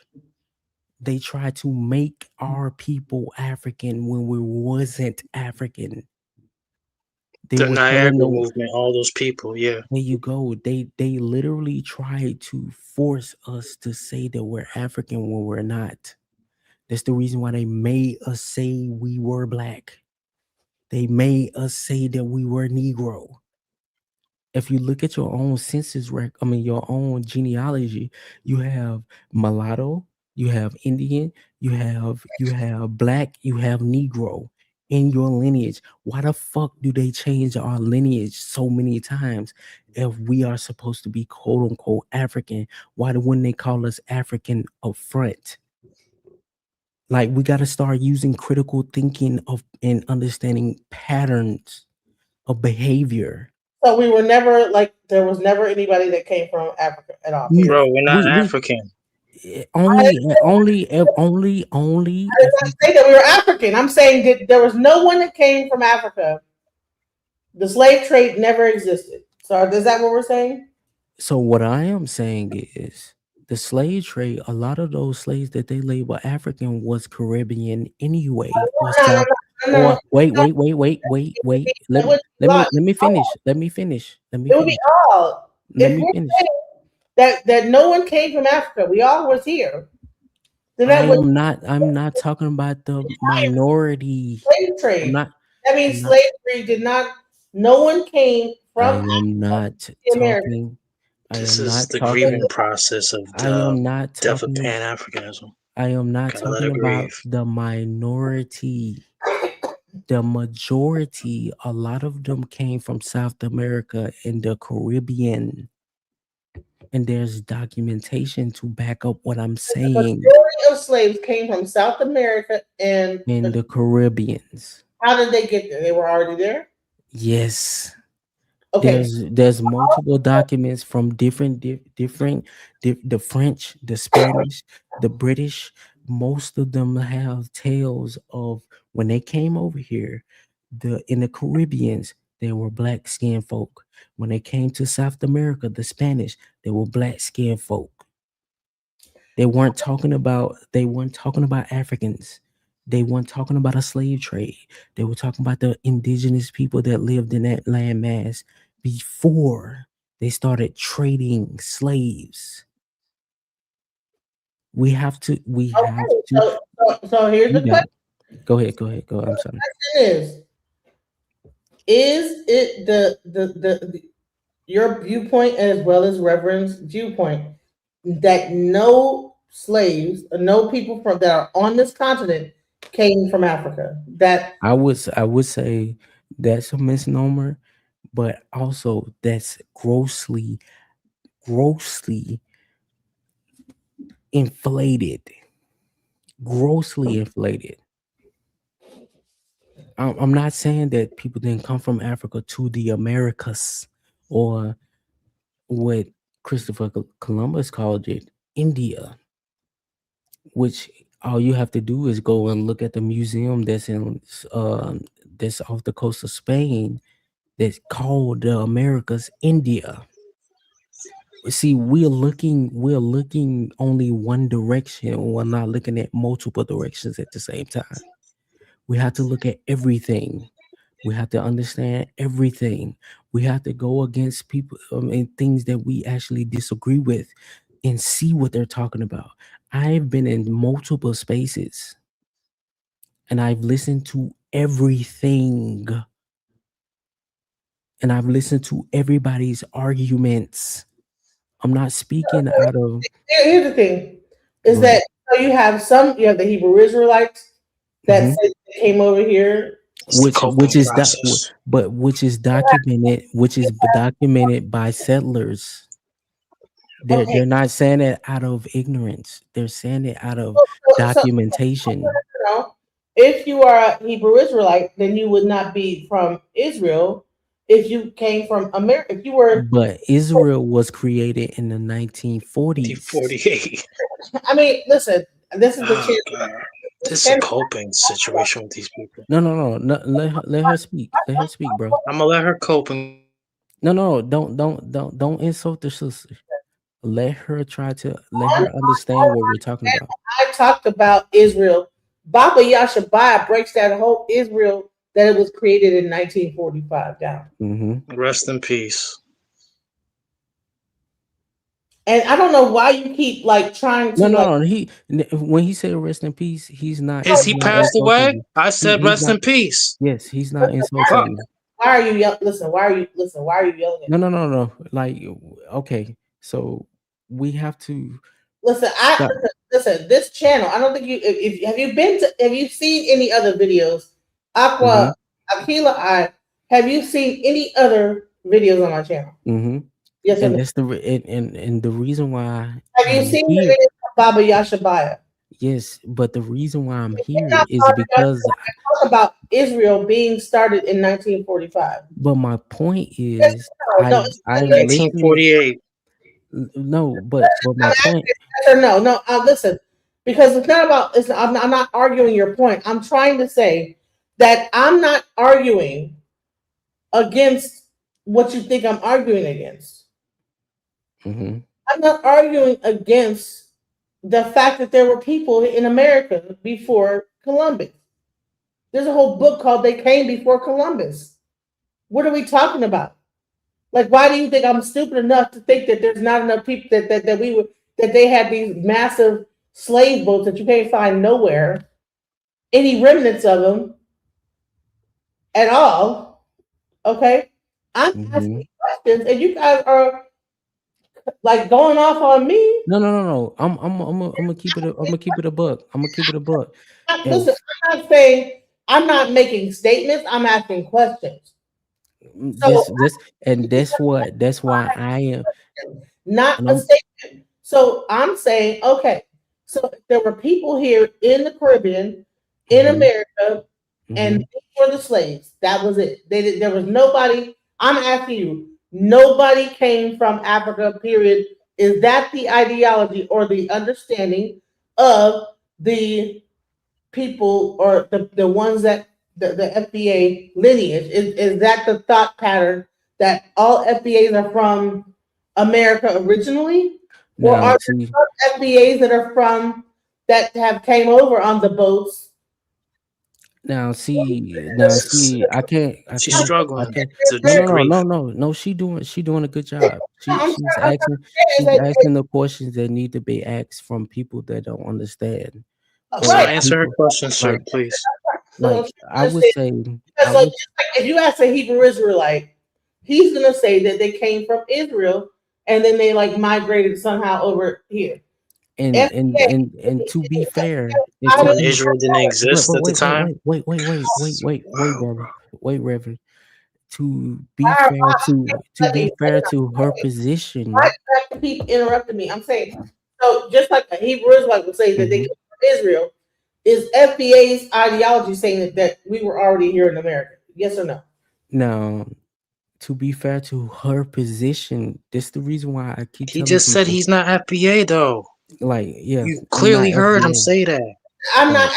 asking No, whether no, he no. But she's fair to ask that So question. why would he speak No, on no, something that he's not? Reverend. It's the same as Wait, that Somalian. Why, you know, like No, no, no. y'all both. The Somalian is different you because an they're FBA not. every three? Wait, Can you wait, not wait, answer the question? wait. Aren't you FBA? Aren't I you can one? answer the I can answer the What the hell question. are you talking about? He can't answer the question, and you're sitting here. He just said he's not FBA. Question, and you're Bring it telling back, me bring it FBA. back, bring it back. Can Nobody, you nobody answer the needs question, yes or no? Are no. FBA saying that black people came from and we only was in America and didn't get shipped over? Actually, no. To the FBA perspective, no.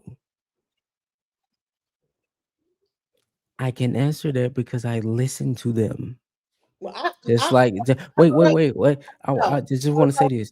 I'm Green is saying it. I'm saying it. I'm you saying said he wasn't FBA. So is he answering that question correctly? yes. Because if you look at their actual website that they use, they came in 1560 something.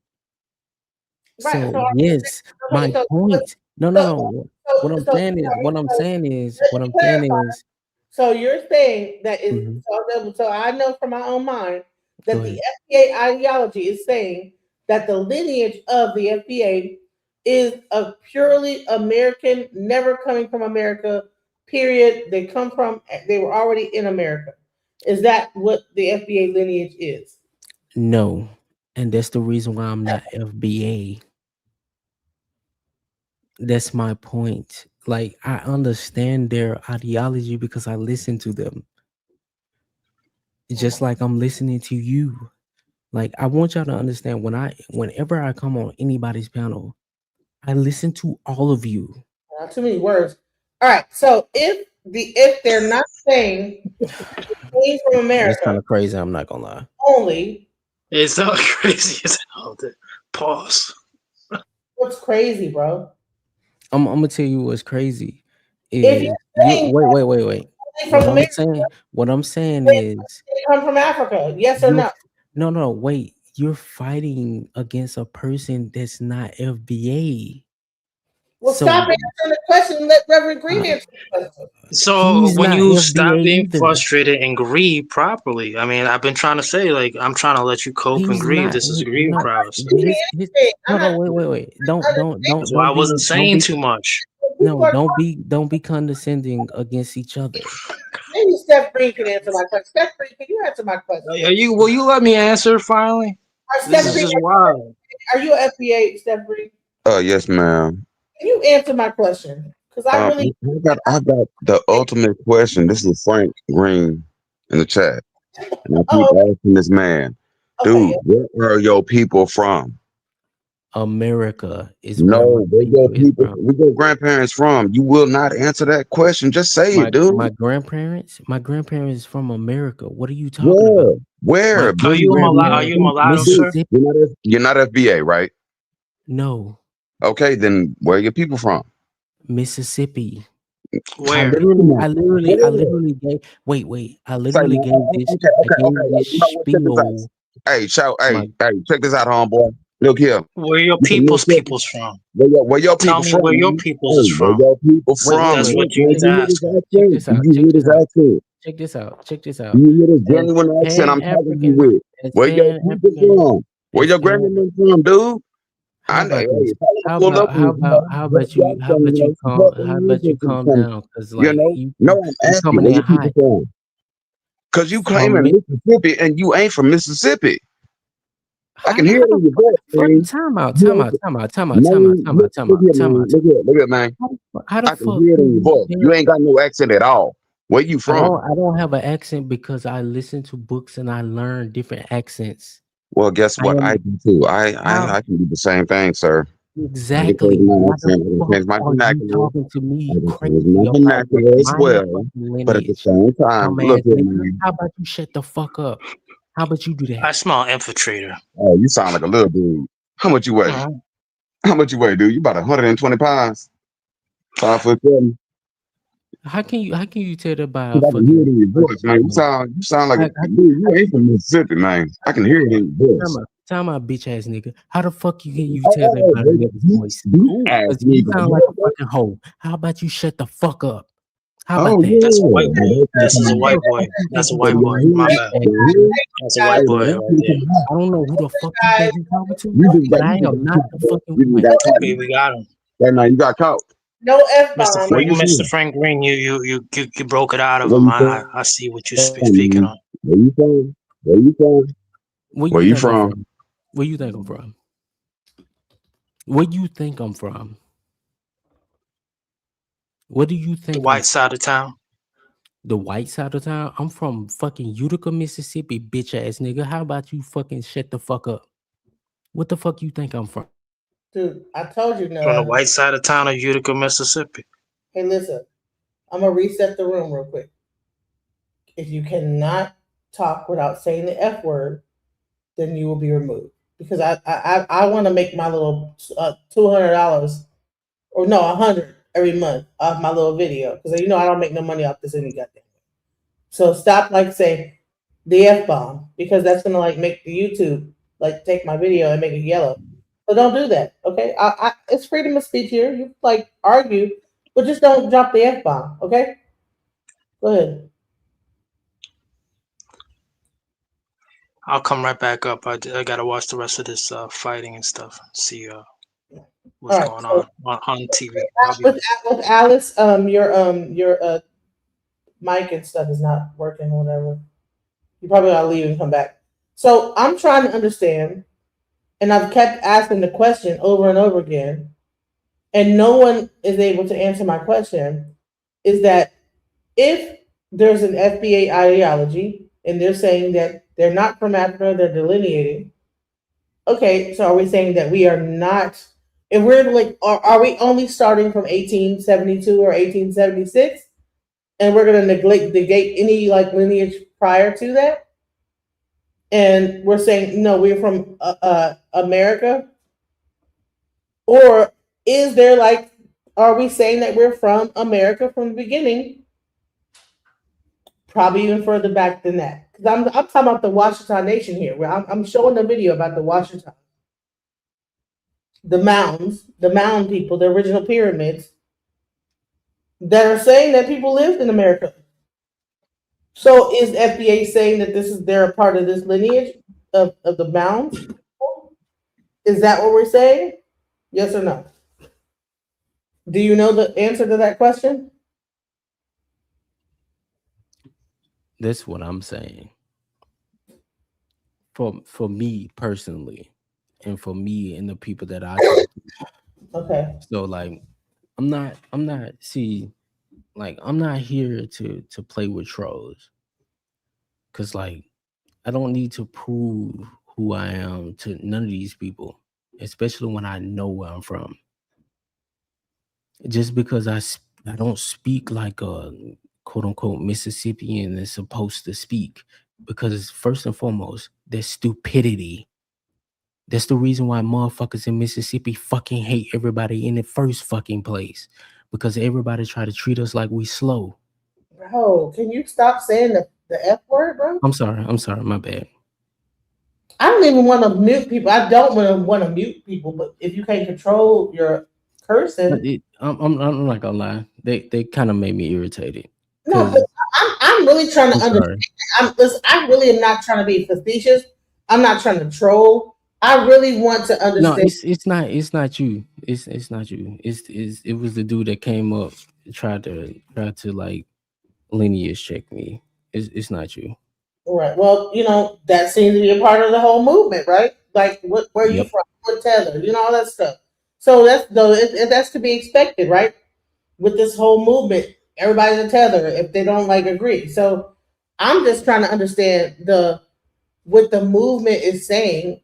Are they saying that they came from America from thousands of years, the Olmecs, the Mayans, Incans, whatever? Or are we saying that some people came from Africa? And if that's the case, then why are we anti and we're calling Africans tethers if we have African in our blood at some point, right?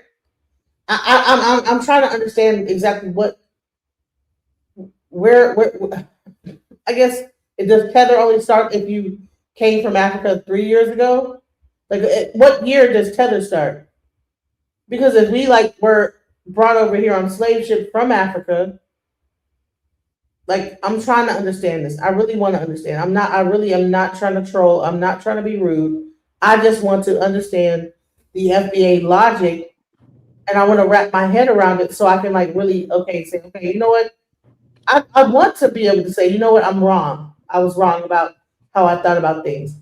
Pan Africanism is dead. I please prove to me, other than saying, oh, Pan Africanism is a scam, and with no real evidence other than, oh, this guy said this. Well, no, a scam is something where, like a person loses $1,000 based on some type of a situation or something like that. Like, scam is like, when I think of scam, my mind goes into people losing money and all types Hmm. of stuff. So to say it's a scam because someone said something, I don't know. I'm just trying to understand. It's a scam to those who are indigenous. Is my point. It's a scam. Pan Africanism is a scam to those that are indigenous. Yes. It's not a scam to those who are not. It's not a scam to those who have African lineage. And the So problem is how I feel about this let me whole understand this. Are people that are indigenous, you're say saying that again. they had their own, like, what, Genesis? Not ethnogenesis, but Genesis? Like that God, like, okay, like, was there like an Adam and Eve here in America and an Adam and Eve over there in Africa, an Adam and Eve over in China, and Adam and Eve over in India?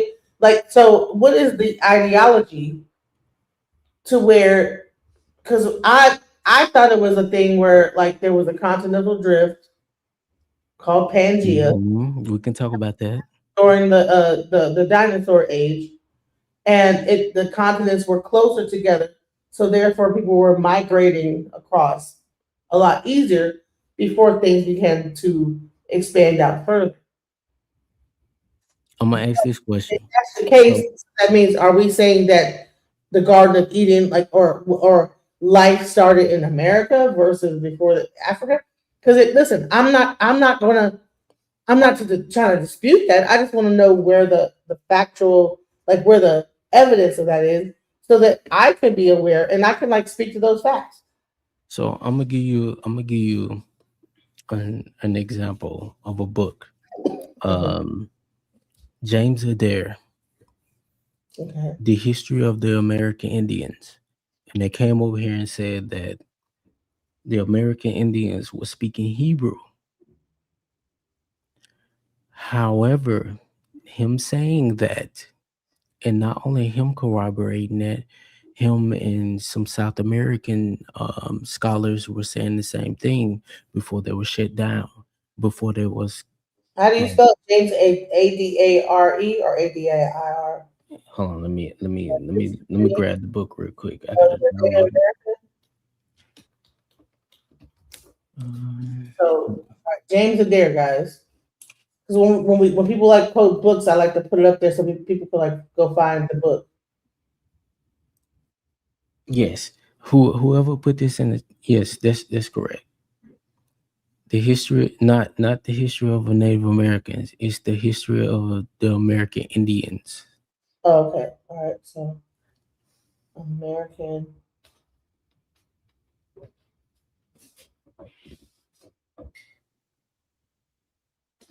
Indians. All right. So just so y'all know, I'm a fair person. If you bring me a book, I'll post it up here. So the question is that, and I want anyone in the audience that can answer this question. I'm gonna say this. Were we To considered to be people that we like be? Is our Genesis not ethno? Our Genesis in America mhm, and then captured into slavery, mhm. or our Genesis brought from Nigeria or whatever, brought over into the Caribbean and then dispersed. So I'm trying to understand like which one it would, and So it could be so both. It could be both. and that's my point. So It's that not a concrete thing. Most people have to understand that there is nuance. There is nuance.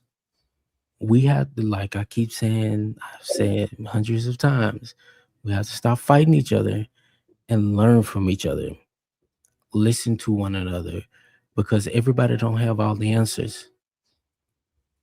We're still learning as we go, all of us.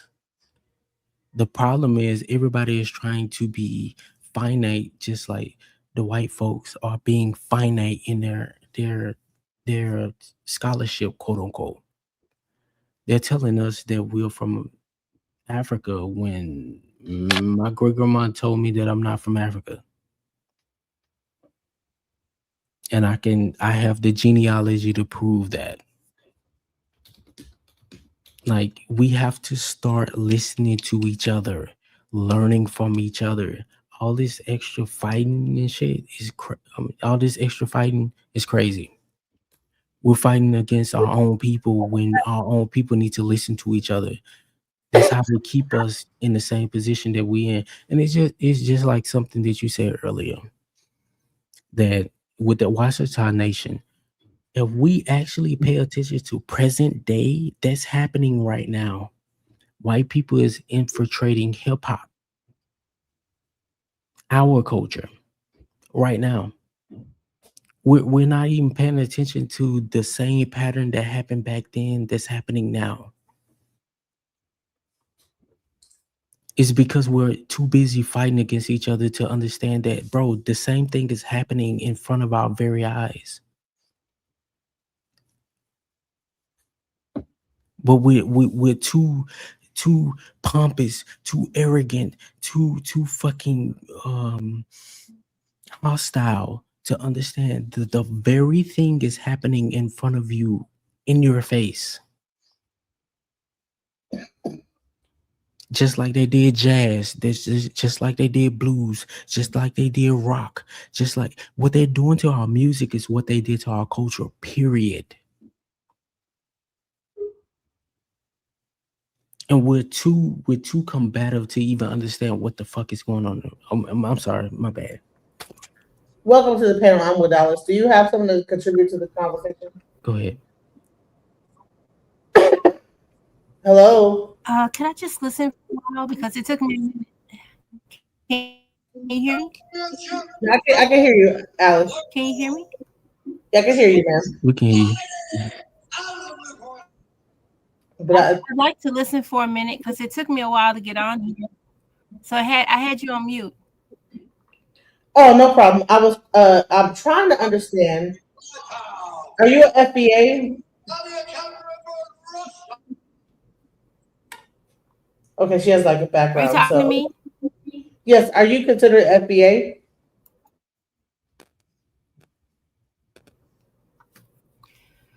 Alice? No, I don't consider myself FBA. Can you hear me? Okay. I can hear you. So it's kind of like cutting in and out, but I'm trying to find out. I really want to know. I really to my heart and my core. I'm not trying to be facetious. I'm not trying to be rude. You know what? You know what's So why crazy? don't you ask me? I'm FBA, proud, full-blooded American. Well, That's the you reason why I'm up here. Is because okay. So now I you can ask you directly. Okay. So Thank because I you. really want to know. I'm gonna be Okay. quiet. So FBA, is it the FBA lineage saying that all FBAs are just only coming from America from like the maybe the Olmecs or the Maya, whatever that time frame is, and we never came from Africa. There was no slave ship that came over that dropped them off in Barbados that might have came over into America because you know they started off in the Caribbean, then they like dispersed out. So is it FBA's understanding that no, we never, none of the FBAs came from that lineage. That's a different lineage. That's only the Caribbean lineage from Jamaica that came to Africa from Africa. We were already here, and that's how and we just got enslaved while we were on this like slab of land. Is that what FBA is saying? All right, it's a loaded question. I'm gonna answer it though. A loaded question. It's a really I'm like, gonna answer it. but no, chill out though, bro, because you're saying It's a loaded question. I'm going to answer it. listen. It's not a loaded question. It's a real It question. is a loaded question. No, a loaded question would mean that I'm trying, I have an ulterior motive. I'm really asking, I'm trying to understand. So it's not a loaded question. I'm not. No, he is correct though. It's a loaded It's not question. I'm gonna about your answer it. intent. It's not about your Damn. intent. It's still loaded. I'm It's just gonna like answer it. It's a it's just loaded like a question. gun. A Let gun me could be answer it. loaded, but it's Brother, I about your got it now. intent. I Got it. understand too. Got it. Go ahead. A loaded question is a deceptive. We don't even have to do that part. Let me answer it. I It's heard your question. I don't even need to hear it a second time. I'll answer it. no, when you're saying something is loaded, you're It's a saying loaded question. I'm being deceptive by asking this question. It's a loaded question. Let me answer it.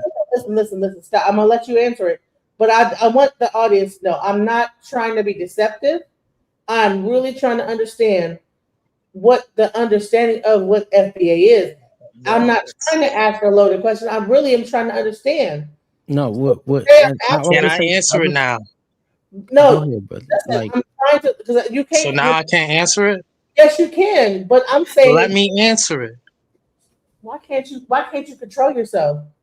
Because you just told me I'm I don't asking. need any more explanations. Just I heard your question. I'm asking you. You told my audience I'm asking you a loaded question. It was. No, it's not. A loaded question needs. it's not. It's wait. Can I say I'm trying this? to ask a question in order to catch you up in some type of argument. No. Trying to Can I answer this? what it Can is. I say this Go before ahead. we? Now answer the question, Reverend. I'm What? not asking a loaded question. Now go Reverend, can I say this before we say that? It's not. If he's saying it's loaded, he's not meaning that you are loading it. You are not being loaded. no, honey. Because A you loaded make. question means Cause, the person being deceptive. no. Wait. Why they're answering a question. Look up It's the not. definition of a loaded No. question, It's sir. not. It's not even about definition. Can I He answer it might now? not even be trying to. He might not even. Reverend Green. Reverend, I'm gonna ask you this question: are you trying Yep. to attack her? No, it's a That's loaded my question. point. I can handle it. He's not directing that towards you. It's my point. Yeah, it's a loaded question. It's literally is a loaded question. He's not directing it towards you. We have to remember that we're in front of an audience. She don't care at this point, but I might answer it. Well, like it's just like what I was saying. I'm not trying to attack you. We just I'm not even tripping at this point. I can answer it. I can do interviews. I do My bad, question and brother. answers. I'm media trained to a degree. What's up? So can I answer it now? Hello? Is anyone there? Hello? Go ahead and answer the question, bro. All right, thank you. Well, first and foremost, there's three ways to answer it. And first one, people of FBA lineage suspect that we were already here, indigenous, and then you have the second who suspect that yes, we were already here. However, there were African slaves imported to the United States through various ways, and they were absorbed by the indigenous population who were already here. And the third one is no. People believe that, and they suspect strongly that there was no type of slave trade going on. We were already here. I hope you get that. That's not a loaded answer. I answered it in three ways. I'm the one, I believe that we're already here and we absorbed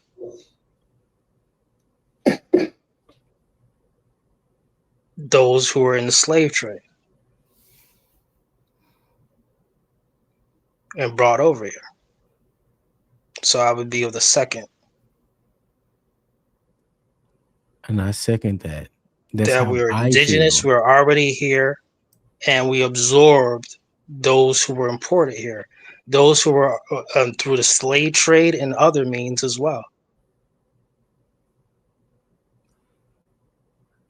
Can you hear me? Go ahead. I believe just about like you believe. I believe that we were already here and that they came over here, these others from different lands, Europeans, Hispanics, Asians, Middle Easterners.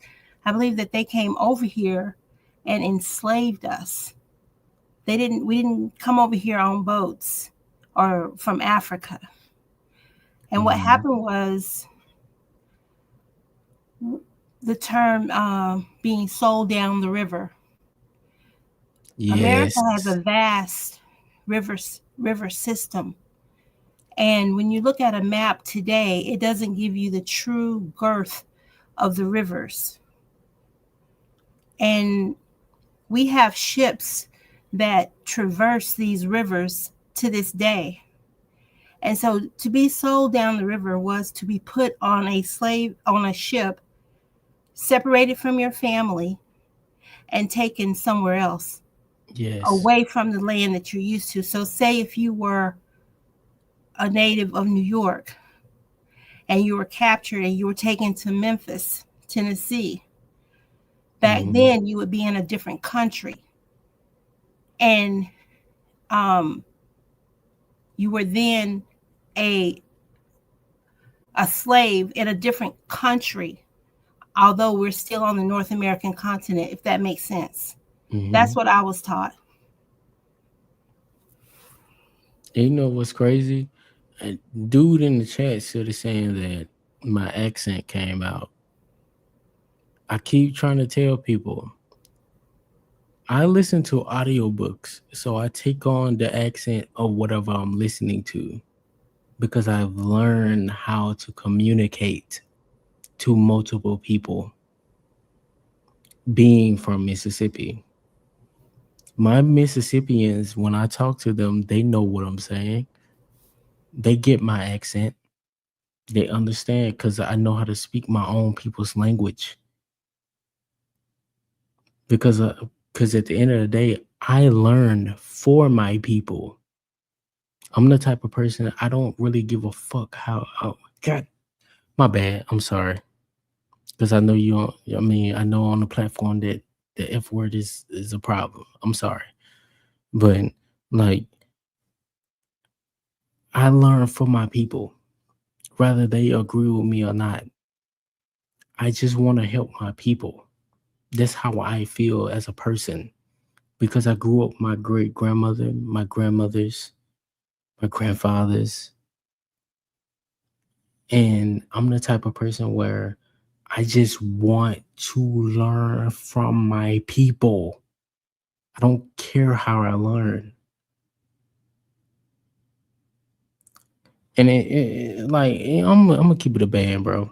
Like everybody that I hear that says, because even some people that first hear me from like not where I'm from in Utica, because the people from Utica know who I am, and they knew who I was when I was a kid. I was always the one questioning everything around us. I speak the way that I speak because I not only had to speak to my people, I had to speak to foreigners. I need them to understand what I'm saying. I can speak my own native language from where I'm from in Mississippi. They get me. They understand me. When I moved to Texas, I had to adopt how they spoke. When I moved to South Carolina, I had to learn how they spoke. When I moved to Virginia, being in the military, goofy ass nigga, I had to learn how other people speak to understand them. That's how we learn our own people.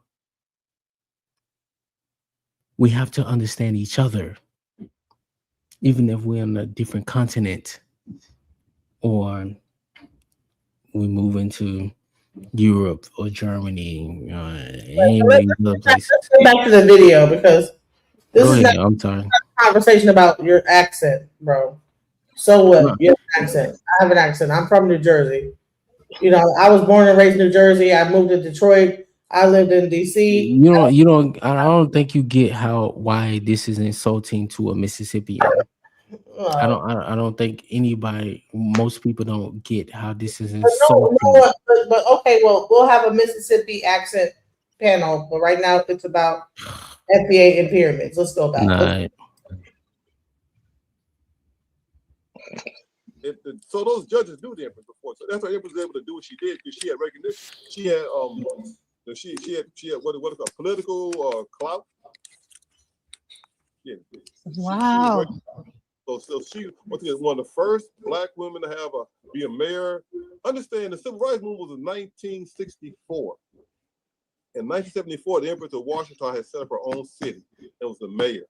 10 years before that, you couldn't even vote. Now she started her own city and the mayor. That's so significant. You can't touch that. And then by about 5-10 years later, they just dismantled the whole situation. No, that was 1974. Richwood, the city of Richwood is still there now. The city of Richwood has been, I think, merged into the city of Monroe. Yeah, the city of that's where Richwood Brown is the mayor now. Yeah, it's called Richwood Township. It's called the Township first, Richwood, right? yeah. Richwood Township, and now then became. Isn't that the same place that Elon Musk is putting on his like No. That's in Holly Ridge. That's in Holly Ridge. That's a little ways up the road between Rayville and Delhi. Yeah. Yeah, that's from Rayville. Now that's Richwood is south or going south down 165, I believe it is. She's talking about Franklin Parish, correct? Yes, you're talking about that. Yeah, no, she's talking about Richland Parish. Richland, okay. The Empress over in Franklin Parish. At one point, when the FBI raided the Empress, she was not in Washington Parish. She was in Franklin Parish by a city called Winsboro. And that's where you have all of those white nationalist people down there, right? There's a place So- called Warsaw down there. So were they too. able to move her out of where she originally was, make her move over here, and then that's made her look more vulnerable? Well, what she did when we were in the city of Monroe, and I got arrested, they started arresting all the Washingtons in Monroe. Empress moved out to what they call Franklin Parish, near a place called Winsboro, where all these rich Caucasian people, the white Nationalists, the white Christians, the Missouri militia, the Michigan militia, all these different white militia groups came down like they Washington. You got these Caucasians driving around Monroe with Ford LTDs and Crown Victorias with Washington flags on them, like they're part of us, and they weren't. So that happened. So that was probably like. Can I say something about that? About the Yeah. flag? When I'm sorry, but I want to say something about that flag. Beat me up, try to What was the? It's the same way with the Confederate flag. Do y'all know where the Confederate flag actually came from? Because it's like people don't understand that the Confederate flag, if you look up the Chickamauga tribe in Alabama, you will understand where the Confederate flag came from. It's literally the same thing. It's literally the same exact thing as what I was saying earlier. I'll tell you ahead, where bro. it comes from Great Britain's St. Andrew Cross, because Great Britain had a colony after the French did there. This is Alabama? why people down south drink tea more than they drink coffee. Let's get it I'm together. gonna ask you this question, because Right. I think me and you may be on the same page, and even if we on different ends, we still on the same page. Do you think that we was drinking drinking tea first?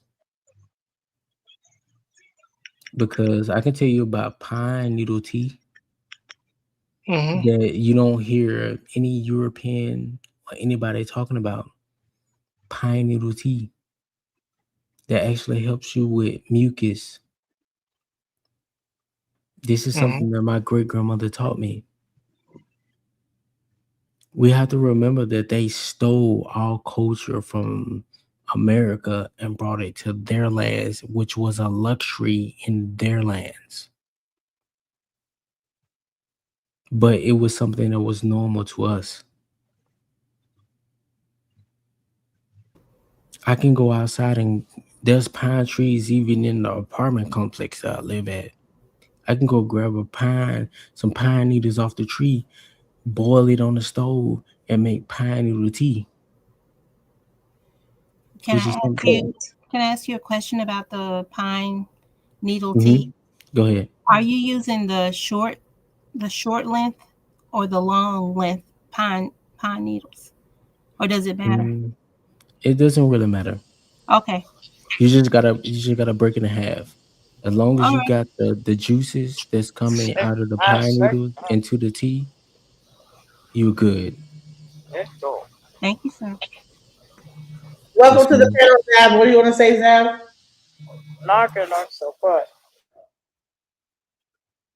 Thank you for the information on the digestive properties. Information on the tea, pine needles.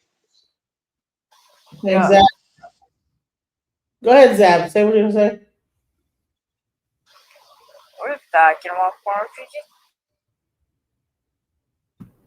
Yeah, one more time. Let's try to say something. I'll kick you off.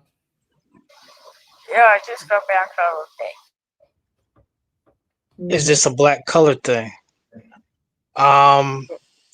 Flights to Akon City are departing right now. Do you want to get on, ma'am?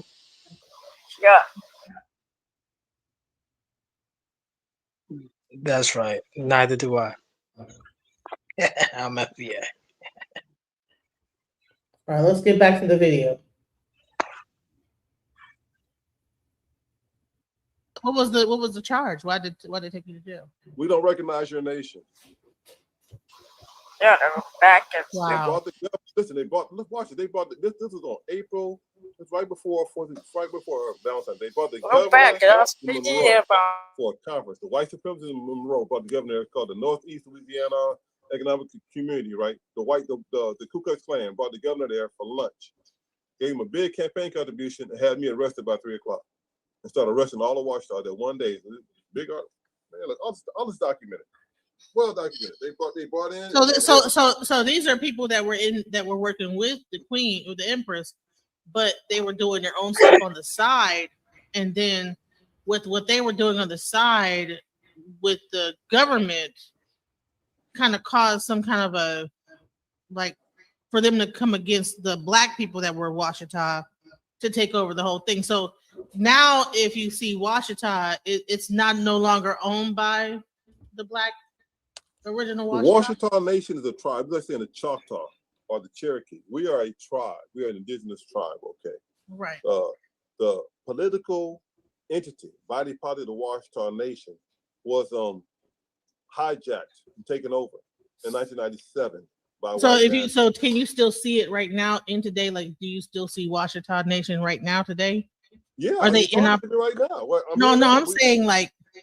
But no, there's no body of us collectively organized like that, but we're still here. We all know each other. We what our I was just trying to see if they like took it over and then made their own Washita, and then that's the one. They couldn't make their own Washita. They dissolved. They couldn't make their own Washita. They took it over and it wrecked. It crashed because they're trying to take the empress authority to issue her own passports, issue her own driver's license, her own motor, her own certifications. And convert it to a system they already had in place. They already before they met the empress, white people already trying to make their own license plate, make their own driver's license. They said we have the right to travel. We don't need a driver's license. We don't need Social Security cards. You have the anti-federal government Caucasian people. When Bill Clinton became president, the people who have been Ronald Reagan got elected in 1980. Then Bush had 2 terms. He had 12 years. Watch this now. Let me go back a little bit further. You had the 60s civil rights movement. 68, King got killed. In the 70s, it was the black thing. James Brown, I'm Black and I'm Proud, Soul Train, disco music, rap music. Then in 1980, watch this here, the United States invaded Iraq, or invaded Iran, and crashed under Jimmy Carter. Back in 1980, the United States invaded Iran and got destroyed in the desert. Helicopters wrecked together, sandstorm. Remember that happened? Jimmy Carter. Ronald Reagan took over. Right. Okay. And that's when you had the reign after the 60s and the 70s, great, all the black stuff, disco music, disco sucked, came in and all this rap music came in. That's when the white people took over again. And Ronald Reagan did the same thing that Donald Trump And do did. y'all see how what he's saying to him that's insulting? Off the White House. Ronald Reagan was the precursor, not Ronald Reagan, the handlers, the white supremacists, Jerry Falwell, those white movements in the 60s and the 70s when they're going against all of black culture, what's called it?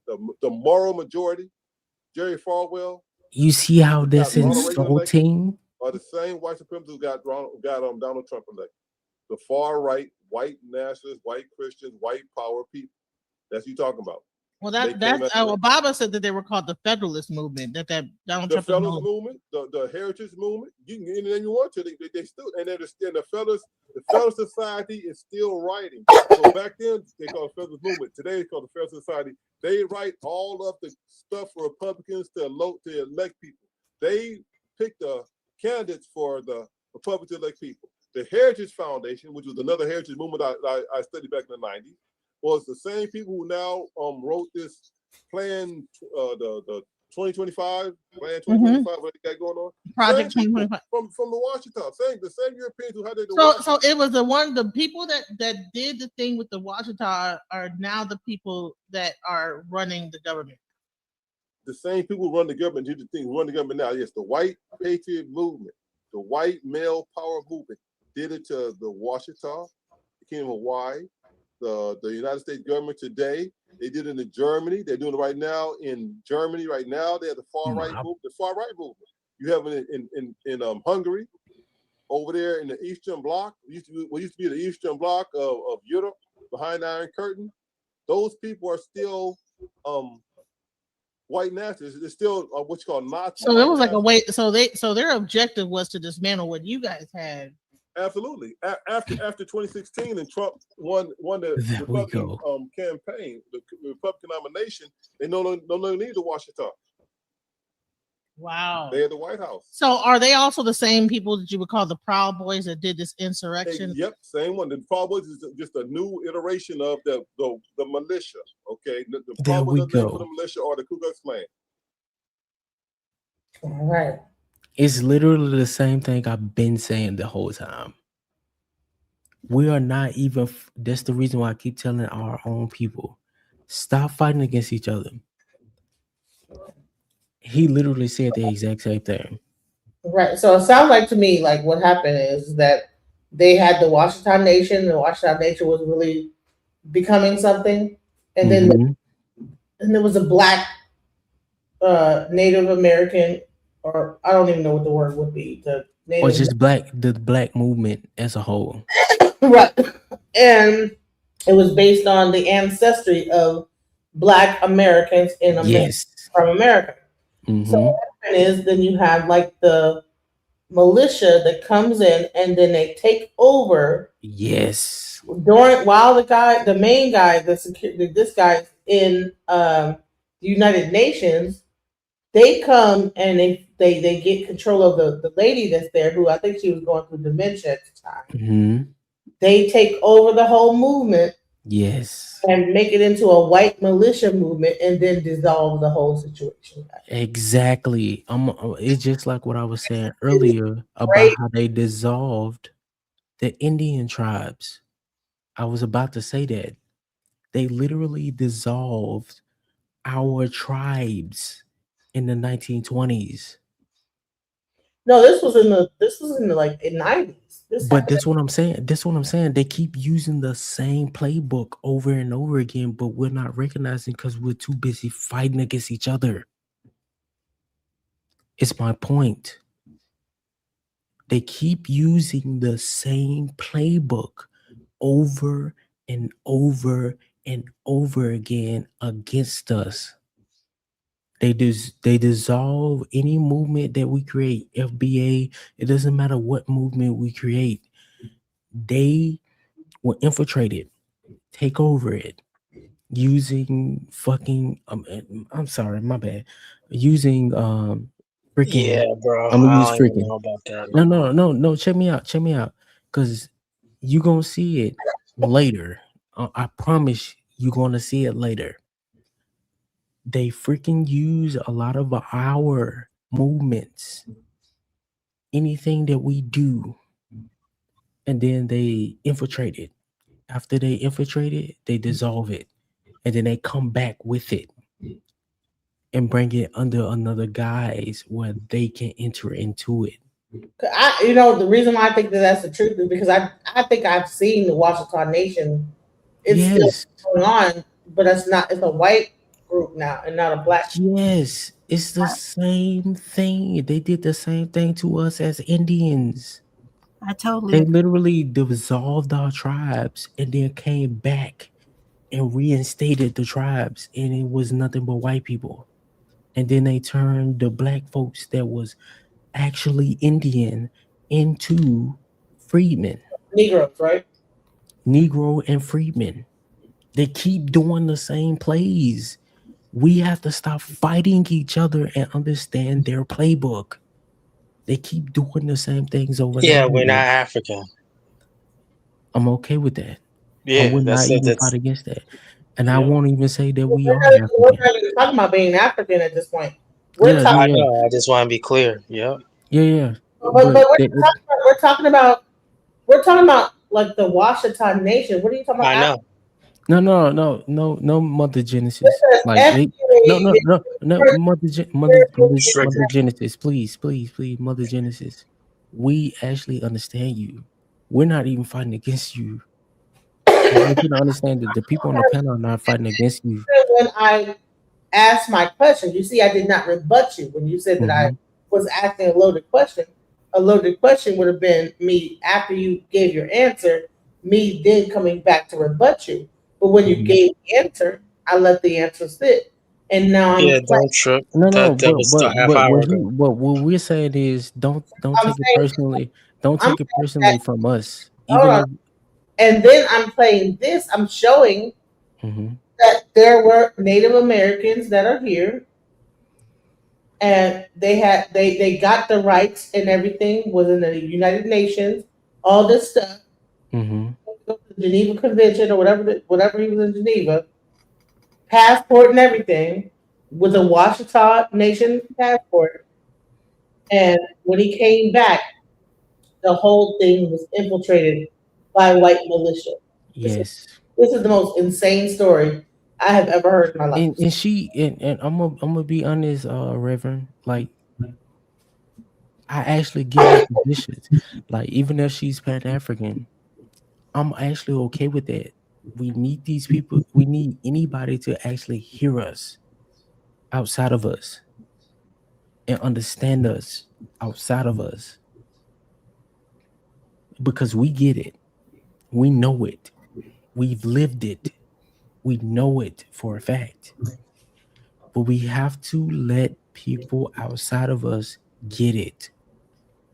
The only people that I would not freaking tolerate is the Sulani that was up here earlier.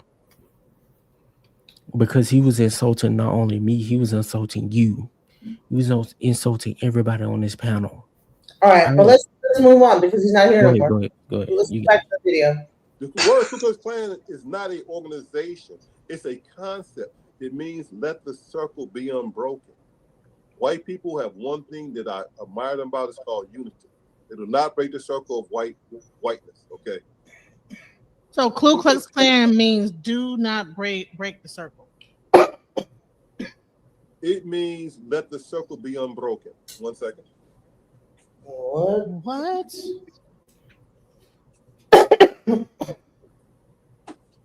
Here's a book called The Fiery Cross. See the book here?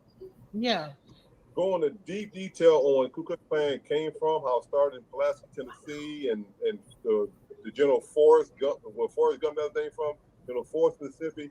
Very detailed on the Ku Klux Klan. The And word to Ku be Klux Klan fair, means, it's a Latin term that means let the circle be unbroken. Wow. So you hear this right now, okay. So when they infiltrated, they didn't even need to be a part of the U.S. government. It was just an ideology of, okay, they're over here doing this. We need to break this up. And how we're going to do it, we're going to infiltrate it and use it to our benefit. Try to, but she's not realizing they probably didn't have a meeting somewhere. Listen, we're going to say we took 65% Indian and we're going to get in cool with her. We're going to give her some money, whatever. This sister, they tried to bribe me. More than once, they tried to offer me and my wife money. A briefcase full of cash. One time at a conference, I gave them money to the emperor. Then they had cases full of coins, like platinum coins, gold coins, silver coins. Umar, this for you. We're gonna need you to help us cooperate because we're gonna make you the empress at the empress. Like you fools. They don't know I'm ex-Klan public enemy. Right. Before I sell out, I get the hell out. I'm not gonna sell out. Never. Mother Genesis, could I say this? So I got out, and it's good now. Mother Genesis? Washita, brothers and sisters. Chill, bro. Why are you leaving? Why you going to abandon us? No, y'all don't understand what's going on behind the scene. These white people took it over, and the Empress is bless her heart. She was I don't know what. When I got back from Geneva, Switzerland, something that happened to them to the Washita. They had zapped her. She was not the same person. She was anybody who saw her knew there's something wrong with her. Was she older? Was she older, or was she younger? She had been something that happened to her. She had lost what she had before. She had lost. So he's saying that by the time he got back to her, she wasn't even her original self no more. They had did something, and she was not even operating at 100%, and they were just running the show. So imagine you are a part of an organization one of the main members of the organization. You go to a convention, come back, and the person that's the head of the organization has a whole table full of white people, and they're just running everything, and you're just sitting up there like a zombie. What happened in this Miss situation? Genesis, could I say this Go ahead. about? I'm gonna give you an example of something that happened in our past that we may not really know about, but you can literally research it. The same thing happened to the Buffalo Soldiers. World War One and World War Two. The same exact thing happened. They went off to war in World War One. Think about the massacres that happened literally after that, when the Buffalo Soldiers lost their rights to be Indian because of what's his name? Freaking I know Reverend, you may know this. But The did they drug them and make them lose their No, mind? no, no. They didn't drug them. They literally when the people go off to war, they usurp their place. When the people go off to do business elsewhere, they usurp their place. So they're gone out of like the country, and then Yes. like go and the other Yes. white people come in and just take over their whole. Yes. Take over the town, take over the area. Wow. That's what they've been doing this entire time. And we have not been recognizing it. Wow, let's Just like go. what they did in Desert Storm, just like what they did in the Vietnam Wars, what they did in the Korean Wars. We have to understand patterns. They keep doing the same thing over and over again. When we go off, because we are the militant people, we fight for what we believe in. So when the brothers go off to war, or when the sisters go off to war, when they come back to a whole totally different place than what they left, because now the white people are in charge. They become the mayors, they become the sheriffs, they become the governors, they become everything that's in the community, where the leaders that was in the community go off to war. They take over that area. It's literally the same pattern over and over again. All right, let me play the rest of this. The white Go folks ahead. had drugged her. I don't know what they did to her. But anybody around you will tell her she had been truly a changed. She was truly a changed person. In 1997, Empress, including Empress Doctor, Dr. Elizabeth, what's Dr. Empress had a doctor who explained to me she's going through the I shouldn't say all this kind of stuff, but it's a fact. No, Empress doctor came and told me that there's something wrong with her. She's not the same mama, something wrong with mama. And the Empress doctor flew in from Detroit. What about also the family? Was they like something? Why didn't the family step in and say, "Hold on, y'all not fixing to be sitting up here trying to take over my mom's situation"? But did they have her sign off some stuff to where they could say, "No, we have control over her"? Because I mean, I know. Okay, once again, let's just break it down. When the Empress was involved in this Washington Nation, the Imperial Washington Nation, when I got there, 1992, Eminent domain. her only son, Joe Frederick Washington, was not involved in the movement. He was in California with raising his family and his granddaughter, and the Empress liked it that way. People thought I was the Empress' son. They thought, when they found out, matter of fact, that's the day I broke out of it, when the Empress said, "Umar, you probably need to go home to your mama." When I said that, I got back from Switzerland, and I came to the meeting, and the table full of Caucasian people, which that's what it is. I'm not hating on them, but the Empress told me that Umar, you're not going to be under him. That's when I resigned immediately. She said, "Umar, maybe you go home to your real mama then." And people said, "What?" So in front of them people, she let them know right then and there that I was her real son for the first time in probably 4 or 5 years. They all, up to that point, they assumed I was the Empress' real son. So the Empress' real son's out in California. Joe, bless his heart, poor brother. He wanted nothing to do with that. He didn't want his children, his wife, or his family in any way affected by that. And in retrospect, he blew up in his face. After the FBI raided his mother's place compound out there in Franklin Parish, Louisiana, he came out there and he was destroying records and trying to pimp the mess with his mom and take her home, take her to California with her and with him and put her in a old folks home. Elderly care, yeah, old folks home. I won't say it like that, but an elderly care facility. Pretty much. So, hey, we not politically correct over here. Old folks. Okay, yeah, they put an old folks home. It was not a bad hospital. I've been through it a couple of times, but I know at one point I was told I can't go there anymore. They tell you can't go and visit her. How you going to tell me I can't see a grown woman, man? Please get out my face. Anyway, but yeah, I went to her a couple of times. I took her nieces and nephews who knew. I was showing where she was in the hospital. I would not talk to her son first. I just show up and go visit her, right, and take her stuff she wanted. And eventually, you know, in 2020, so that was like 20. That was like year 2000 when they raided her. In they said they raided her in 2000. I was not down there. The son came and got her, brought her to California, put her in the old folks home. Yeah. So, what do you think that those people got into his ear too? So he said, "Well, he can't come." Or, well, I know that her book, Return of Ancient Ones, is republished. Okay, and it's the cover with the red, black, and green cover, which is a revised version of her book. I never really read the thing. I know it's not. I know when I looked at that book, the page numbers are off. Stuff had been omitted and changed, so I didn't see the legitimate copy of her book. I thought it was her same book, copied, word for word, verbatim. But I see it was a book that had been edited, and I can see the Empress is a very real Southern woman. She used vulgarity. She used cuss words. You could say adult language in her book.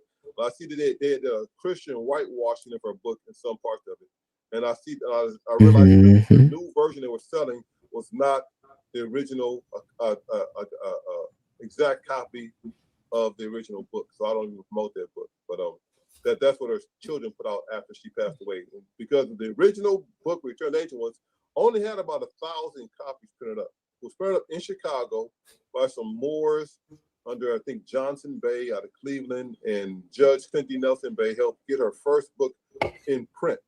And there was only one real running of the first issue of that book. And even though it had complications, it was done like in 1990 using 1970 methods.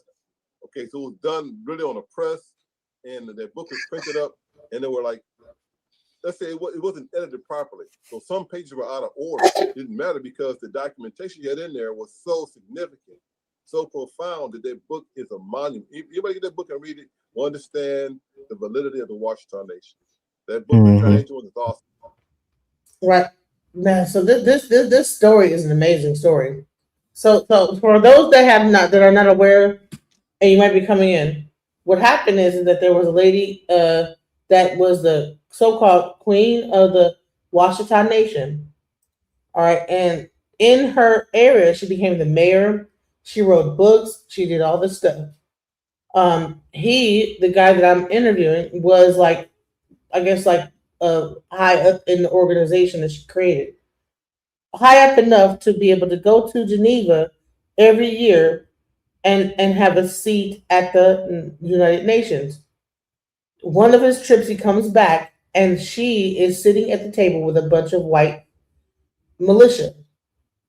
The militia then begins to take over the Washington Nation. She is no longer the same mentally. I don't know whether they gave her something or what. The son has to come from California to get his mom. They put her into an old folks home. They re-release her book and omit a bunch of things that were in the book. This is the most egregious thing. I'm like, wow. But you got to remember that they've been doing that same thing. Go ahead, Reverend Green. What you gonna say? No, I said I'm back. I was watching the UFC and some boxing. Go ahead. I'm good now. No, but what? I'm with Allison. You say something about what happened in this situation? Go ahead, Allison. I want to hear what you got to say. Yeah. I guess I wanted to say that in every show like this, in every chat, in every situation where we try to move forward, there are agents, there's someone there who continually disrupts the conversation so that we continue to spin our wheels and that we don't really get anywhere. And it's been happening like that since they got over here. Mm-hmm. And I guess you all know that. But I'm saying in every chat, just about in every panel like this, there's usually one person who's always disruptive, at least one. So you can't get anywhere. And it's so frustrating, and it's so nice to hear this chat, everyone's being respectful. I've been tuning into a few of these, and sometimes it's just a shouting match. So Mhm. thank you so much for having like a. What is your name, sis? I go by with Alice online. Okay, I got you, Alex. I love the Mhm. movie. I love the cartoon. Or, Mhm. Yeah, the old one. yes, Even like with the I'm in the rabbit The hole. VHS. It's real deep. But yeah, of course, it's real deep. Mhm. Also, what I was gonna say is add on. My name is Reverend Green. I'm an FBA correspondent to the show, yes, also sir. known as the Man in the High Castle. I was gonna say what you said about the chats, and I agree, and they're here as well. Just like how Caroline said in the Poltergeist movie, they're Mhm. here. They're here right now. Um, and so my views with some of the people who are on the panel right now, I always look at it like they're passive when they're having these conversations. Like, yeah, we're just trying to have a conversation and build decorum, and we got to listen to each other. Fuck no. Excuse me. Hell no. Mhm. No. You push them out the way. You don't let them in the club. Shut the door. That's what holds us back. Trying to have this dialogue with people. I'm not with that. We would never hang out offline. Anyone who's Mhm. talking like that on the panel, we would never hang out offline. It's because y'all let stuff slide. Mhm. You too. That's what I'm saying. Like, yeah, I don't get down like that. I know I don't you. get down like that on I no level. I know. don't care. Yo, it's just an educational thing. We here to learn. No. Are you saying that you don't want to listen to others' ideas if you don't agree with it? If I could Mm. smell an agent from a mile away, So that's I'm why I not. brought up the movie. That's why I brought up the movie Sinners. When the dude tried to get back up in the club, said, "Just let me in." You was already up in here. Why are you asking? Could I get in? And these fellas were steadily trying to argue with him. They knew something was up. I I don't was, like I that. And was. see people in real life. Mhm. Mhm. Quit playing these games, bro. Well, I have to disagree with you because whenever I encounter someone like that, I feel like they're being disingenuous. You can't know Mhm. who a person is really. All you can hear are their words, and they have a right to speak.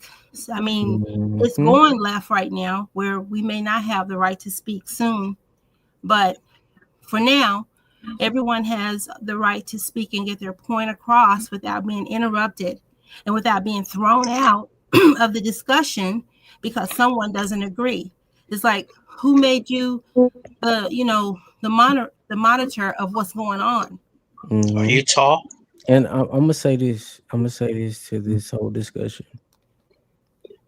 I feel like that because I want to know my enemy's plan.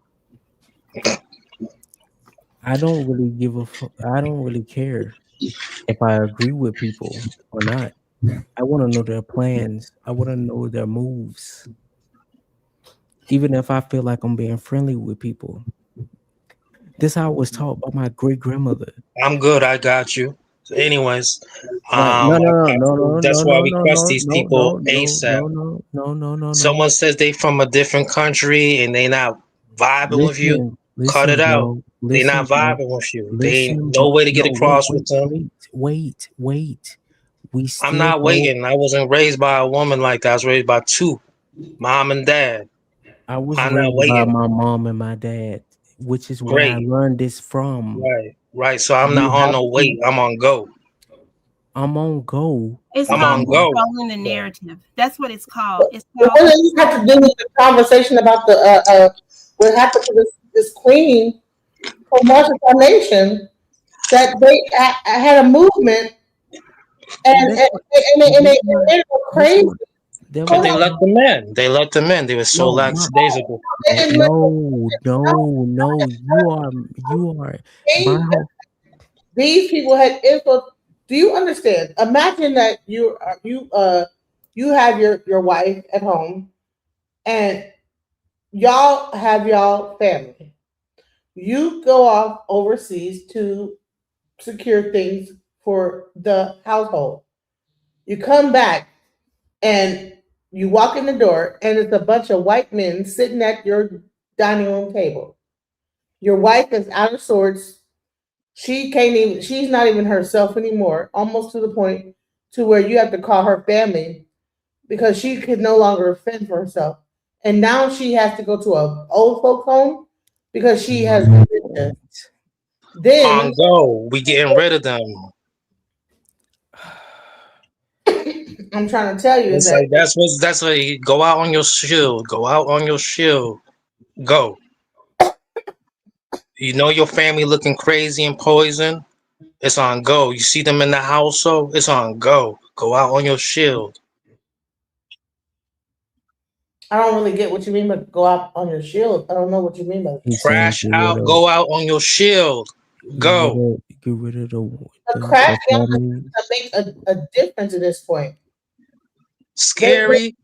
No, I'm They saying scary. They scary. Go. That's how it is. I know that's in 1997, but like I said, if I was the father of the man in that household and I seen what I seen, I'm saying on go. I'm going. I'm going out on my shield.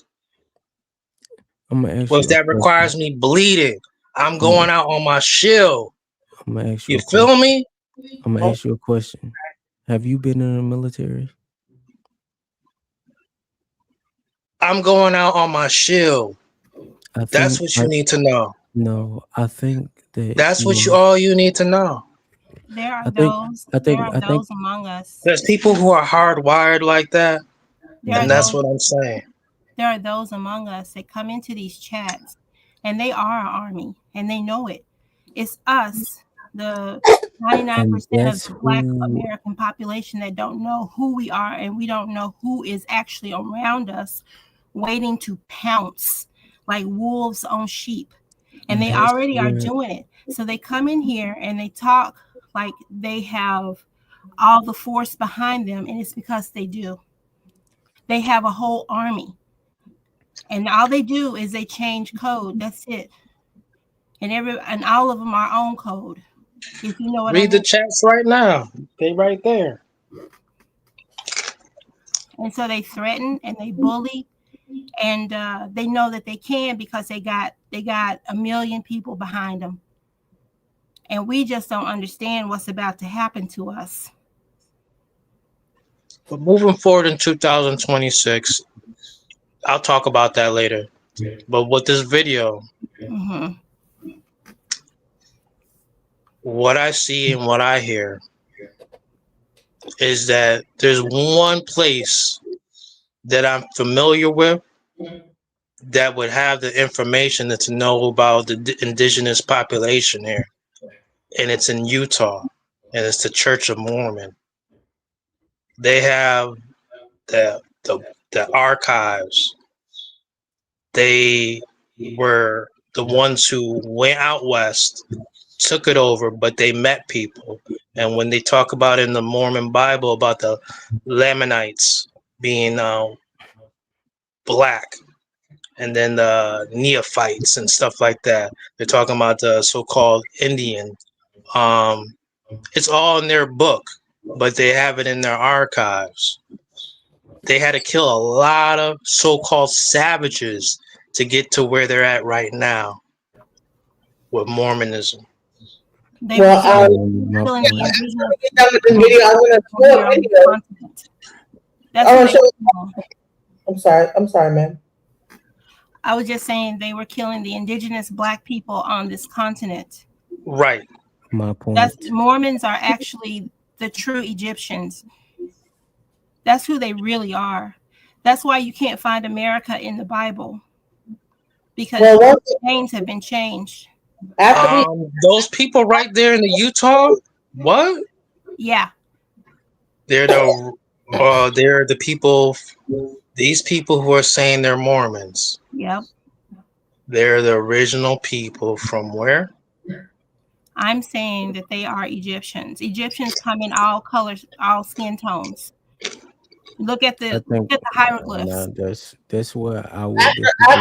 After I get done with this video, I'm gonna show you a video that's gonna break down the whole thing. His name is You should watch the Mormon cartoon, the one that's banned. It's like 8 minutes long. His name is Book of Johnson.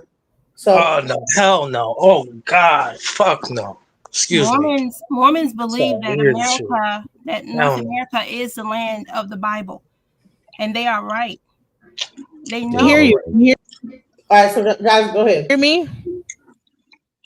Now, I will say about the Egyptian thing. From my learning and from my experience, South America is Egypt. This happened earlier. Just the sound just got cut off, and now it's cut off again.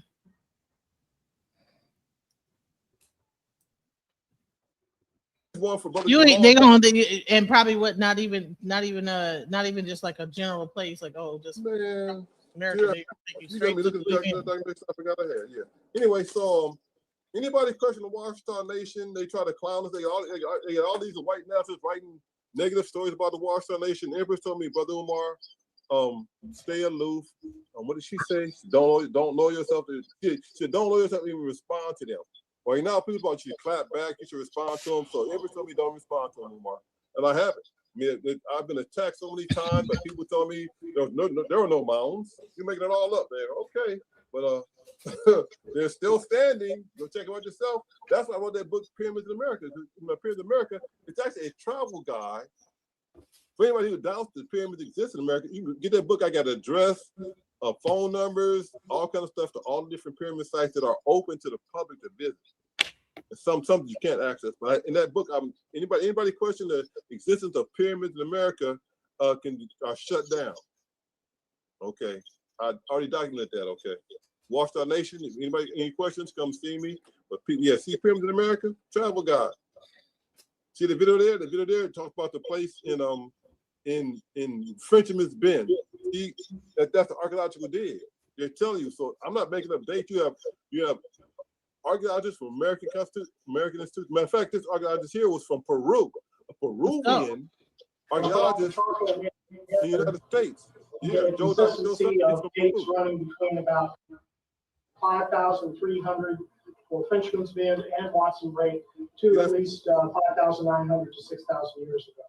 So it's the earliest evidence we have for mound construction in North America. There's one mound in Baton Rouge that dated to earlier than what we have, but it was destroyed in the 1960s. And so, to our knowledge, the ones right here in Washita Parish are the oldest mounds in the New World. In the New World, the oldest mound in the New World. These are the oldest mounds in the New World in North America. And did he also mention the? Go ahead. Okay, so they can watch that video too. So once again, the evidence is there. I just document information. I provide the people. They can believe it, not want to believe it. It's not me saying it. I got their own experts. That gentleman, Dr. Joe Saunders, has done extensive. You can go look him up right now. Extensive research on the pyramid cultures all over the world. He came from Peru because they're saying that people in Peru were older. The mounds in Peru. They have mounds in Peru now. You go find the oldest cities in Peru, mound cities, just like the mound cities they have in Alabama and Louisiana and up in Illinois. Same people, same culture, building earthen pyramids, earthen mounds. South America, Mexico. Mexico has a stone pyramids. The sun pyramids down there, they're newer. Here, see this Etowah pyramid? That's outside Atlanta. Here they found, once again, giants. The Etowah pyramid, they found giants there. Here you had this mound here was once again covered with trees at one point. You want to sleep? Man-made, the Europeans made the stairs here, but on the side of it, you find they had ramps. Then they used to use ramps, like zigzagging ramps, like a staircase. Some more civil engineering. And here at one point they had a moat around this pyramid here in Etowah. In the moat, they found skeletons of alligators. So there's a fairy tale story about castles in Europe with alligators and the moats around them. This is a real location where they had a moat dug around here, and they had found alligators in this moat here. And here they also found the body of a giant here also, skeletons of giants here. And this is just one of several pyramids. This is about maybe 30, 40 minutes north of Atlanta, between Chattanooga and Atlanta, off the I-75, called Etowah. And once again, you go there, they got golf course, they got people's houses nearby, and it's the ancient site of the indigenous people, the mound building culture. Look at that, isn't that huge? I sat up there, me and my son sat up there. It's a website, me and my son. And you can tell they put them steps in. That wasn't how they used to get up them suckers. And you know what I'm saying? No. On the what's that? The left side of it, you'll find how we climbed the door. We had ramps, some well-engineered ramps up the side of this thing here. So I know this guy got this cool video here. So this must be like a drone flying over this, huh? Yeah, I think so. Okay. So this is after they shaved the trees off this. Because at one point this was just like the old Mecca, the mound, what they call Poverty Point. This also was once covered with trees, and for whatever reason, the American. Look at how tall that is, though, because it's hovering bigger than the trees that are down below. Oh, absolutely. Oh man. So these mounds are not they're not small. Look, see the one next to it? Now, these are just look at that. This is two of dozens of mounds at this location. Further down, this is the whole mound city. These are just where I guess the chief and his people stay. See this? Pyramids. Wow. Earthen pyramids in North America. They're not gonna talk about this. When they asked the Cherokee people, there were Cherokee people here. They knew nothing about these. We don't know who built them. They're here when we got here. The ancient ones, the Moors, the Washita built these are Washita structures. These are built from people of the Washita River Valley. The oldest, the oldest mounds in America where? In the Washita River. You know what I just said, Dr. Joe Saunders? You find the oldest structures. And the only ones older than the ones in Washita Parish, the ones right down here in Baton Rouge, called Mountain. Why do you think they're flat at the top? What do you think? Because people live there. People lived on top of those mountains? Yeah, they found lodges, houses, structures with post holes built on top of there. Not teepees and tents. No, you had houses. But you see where they was coming up at. They went up the ramp. That's the ramp. There. They didn't use steps like this. They came up this way and boom, and just rested and went up that way. See that? Wow. There's a little platform right there, like a staircase. You know, you had a little turnaround on the staircase. The Europeans put those stairs over there. Because you don't use stone or wood on the mound like it said in the Bible. Okay. See that? The ramp. Now, if you go to my website, you'll see that same mound with the trees. This is your website. Okay, so if you go to the picture of me, how about go to hotep.org. Go back to hotep.org real quick. Now look at that picture right there. Scan, see the picture? Go up on this picture here. Go up on this picture right here. Get a picture. Okay, so go here and go to where it says, go to About Me. Go to About Me. Let's go to the top, click on where it says about us. Okay. So go up a little bit. Go up. I mean, go down. See the picture here? That's that same mound. See the trees over there? That's me on the ground. You see the ramps. You're like about what, 6'3"? I'm 6'5". 6'5". Okay. That's my son. My wife had been killed, so me and my son traveled around the country. I was a single parent, widow. So this when I was I was switching into my Africans. Get organized. That's my move. Africans get organized. What we got to do, and it's happening now. This site was up. I put this up in 1999. This site's been up for over 20 years. Yeah. That goes back to Pyramids of America. You get site Moors.com. So yeah, you can go through here. You can go to these sites. It will take you days to go through my sites. If you, yes, I know you've been through them already. We didn't go through all of them. We went to this one. I think we kind of stopped at that one. Here's Lake Jackson in Tallahassee. Yeah. And it's interesting because to look at it, you would think, oh, okay, that's not that big, but the human being would probably be about right here. So this is very tall. Your height will probably be where this tree is, like about maybe right here. Maybe yes, maybe. And there are taller mountains, like the ones in Cahokia, the gentleman talked about earlier today. Those are huge pyramids. So actually, the pyramid up there in Cahokia, what they call Monk's Mound or Cahokia Mound, is larger at the base than the Great Pyramid in Egypt, up in Giza. At the base, it's not as tall.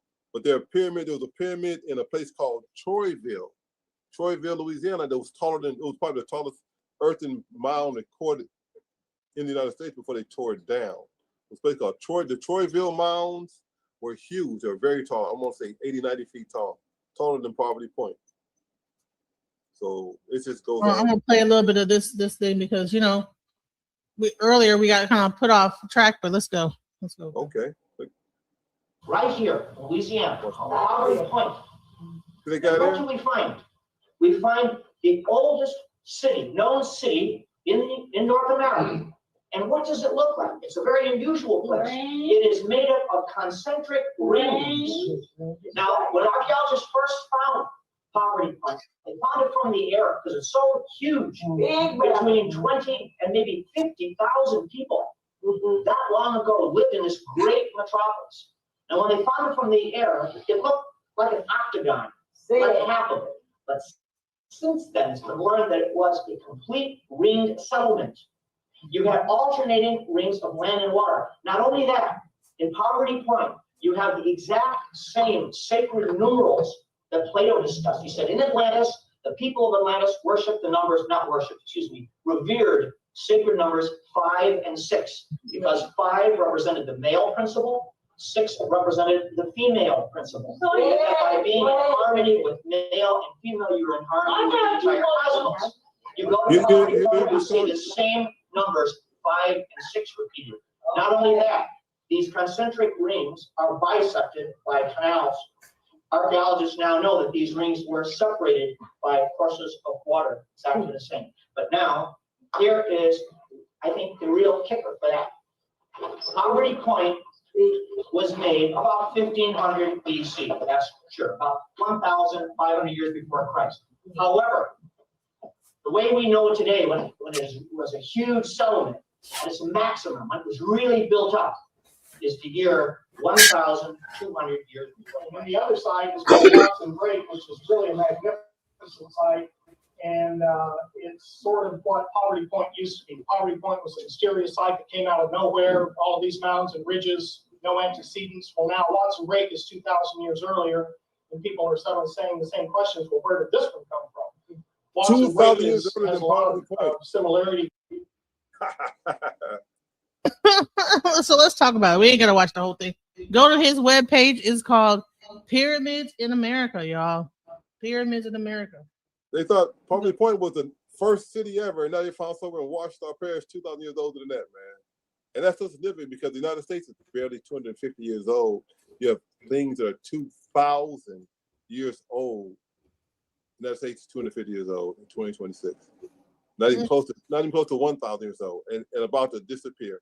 You had civilizations in what they call North America that had continuous occupation existence for more than 6,000 to 10,000 years. I mean, so he's saying right there were civilizations in America that are over 6,000 before Christ, or 6,000 years old before Christ. So, Okay. like, I mean, wow. When you think about it. I'm surprised. Yeah, I don't subscribe to none of the Israelite type of stuff. None of that. They're just very simplistic. We are indigenous here. Simple as that. I don't subscribe to the Mormons were Egyptians. None of that weird stuff. Just very simple. We were already here. We've been reclassified many times. We persevere. We've been dumbed down by public education systems, but we still persevere. We're resilient. We're fighters. And now with this final chapter in 2025, there's more clarity. Even the dominant society has indicated we were already here. A lot of the immigrants who have been tethering on, a lot of the Pan-Africans who have been wanting to stick to this people of color nonsense, time is up. We're getting you all out the paint.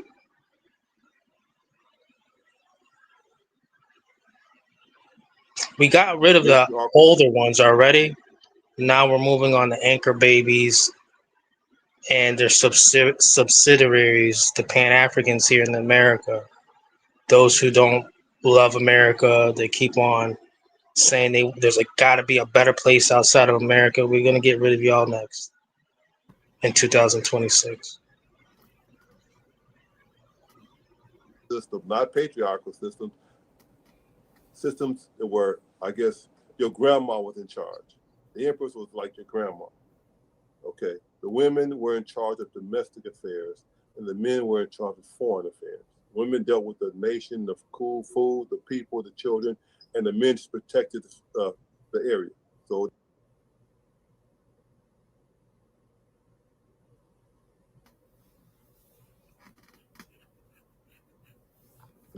so men were called noble. In the Watchtower, there was never an emperor. There was always the empress. It was done with your grandma. Grandma with generations of people, and the men were known as nobles. So when people say I'm a Watchtower chief, I'm a Watchtower emperor, I'm saying you're full of crap, because the Watchtower nation didn't roll like that. We were ancient. We would go back. Women were in charge of the make it's like a beehive. The queen's in charge. The drones are there to protect. So and we were able to exist under matriarchal rule for thousands of years in peace and harmony. So these were the people that Christopher Columbus ran into, or they were somebody? Columbus came so late. I mean, Columbus was 500 AD. Yeah, he didn't even come here. 8,000 years ago. We're talking about before Columbus' grandmama. Okay. Before it was a thought or a sperm or a germ, you had people in the United States, so-called United States, the mound building cultures here. They had mounds in Europe also. Now you go look and you found mounds in Russia and in the northern Europe over there by where Lafayette and all that. I found mound sites over there. I found mound sites in Ireland. It was even actually a mound. Now, didn't I just say all of this earlier? Okay. So the mound building concept is not new, but the word mound is indigenous. Yes, you did say to the indigenous people. You go look up the word mound in the English dictionary. It's going to say a mound is a globe with a cross symbolizing an empire or royalty. So the word mound, which means a pile of earth to us, in the English dictionary, British dictionary is going to say a mound is a symbol of imperial power. It's a and you know what? When I look at this picture, it just breaks my heart. Okay, yeah. That's a city. See, that's it. And these rings went all the way around. They're a complete circle. They're octagons. Here, this river here called and you can find those same rings in Mississippi. On the other side of the river, Mississippi River is maybe I don't know, 30, 40 miles further away. This is actually part of Mississippi River drainage basin. So this but you know why this breaks my heart right here? Why is that? You see this road they just shoved. Oh yeah. So they took this relic of an area, right? The city, yeah. Maybe it's because they couldn't see it from the top. They couldn't. They just ran a road right through it. Yeah. They got dormitories. I don't know where this is going to right here. This road's going to a dormitory in a place called Lake Providence, Louisiana. And if you look at that picture, you see the bird mound here, up above it toward the road. There's another little mound by itself here. That mound there is 2,000 years older than the giant bird mound. This is why I speak the way that I speak. It's because I grew up with my great grandmother. I literally said the same thing he just said maybe 30 minutes ago. It's because that's how my great grandmother taught me. I'm not speaking from my own just individual experience. I'm speaking from my community's experience. Your great grandmother, she was the keeper of the secrets. Yes, And and she talked to me because right, I talked to her. right. Like And I'm that's not. why when I hear people saying like, "Oh, this 80-year-old person," no, no, no. Your grandmother was much older, much wiser, much elderly, and she talked to her great grandson, and she Yes, transferred that information. yes. That's the reason why I don't attack everybody that's in our community that thinks differently. It's because I know eventually they will get to where I'm at. They just have to talk to their own folks. I love my people. That's how I feel coming from where I'm from. I love my own folks. I don't care about anybody outside of that because I watched my great grandmother struggle to get to where she is. Where she is, she's in the afterlife now. However, I watched her struggle to get to where she was. And she passed down that knowledge to me because she knew that me, as her great grandchild, will listen to her. That's the reason why I keep telling people stop fighting each other, listen to each other. We have pain, we have problems, we have difference of ideology because of where we grew up. But at the end of the day, our great grandmothers thought the same. They weren't trying to go no Africa. Yes, they weren't trying to think about no African anything. Jesse But Jackson actually started that, didn't he? And Alex yes, Haley. hmm He never and stopped that even before that. yes, and even our brothers and sisters that thinks about Africa, we have to be patient with them because they will eventually find it, just like we had to find it. We can't keep fight. Uh, We can't keep fighting each other. I'm not talking about continental Africans. I'm not talking about Europeans. I'm not talking about anybody that doesn't originate from this country or this continent. But the people that originate from this continent, we gotta stop fighting each other. but how do you feel, or what are your views on these immigrants usurping the 14th Amendment?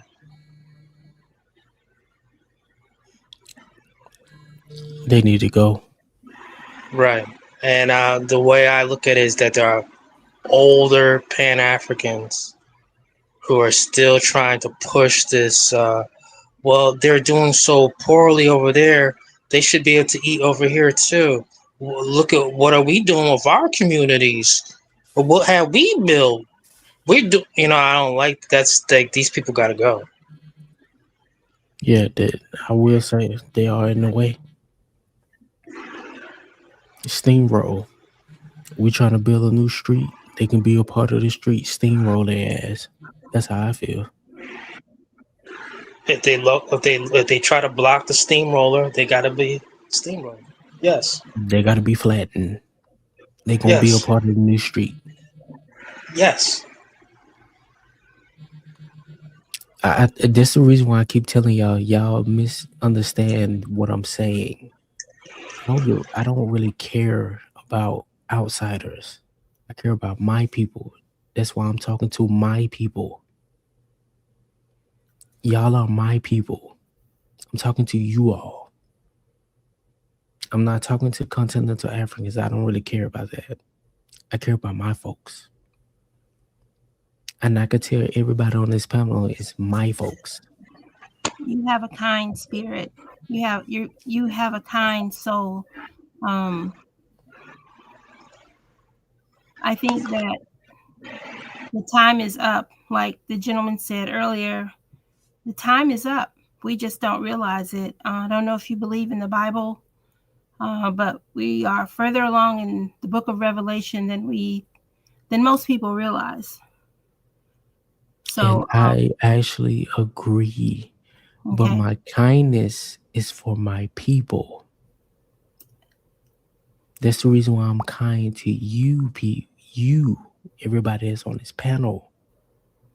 Well, it's very refreshing, and you are very fortunate to have had a grandmother or great grandmother that cared about you and shared all these things with you.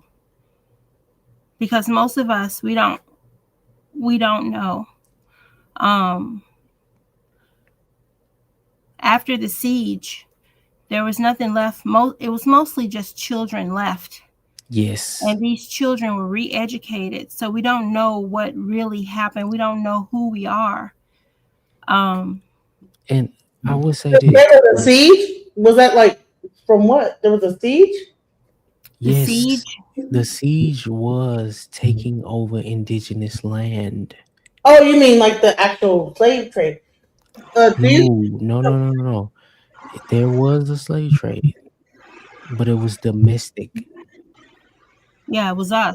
Do you guys also think that? Do you guys also believe in the Tartarian Empire? And do you Absolutely. I would say the Tartarian Empire. Do you think that some of this is ancient relics of the Tartarian Empire? No. The Tartarian Empire was in Tartaria, which is modern day Russia. Oh,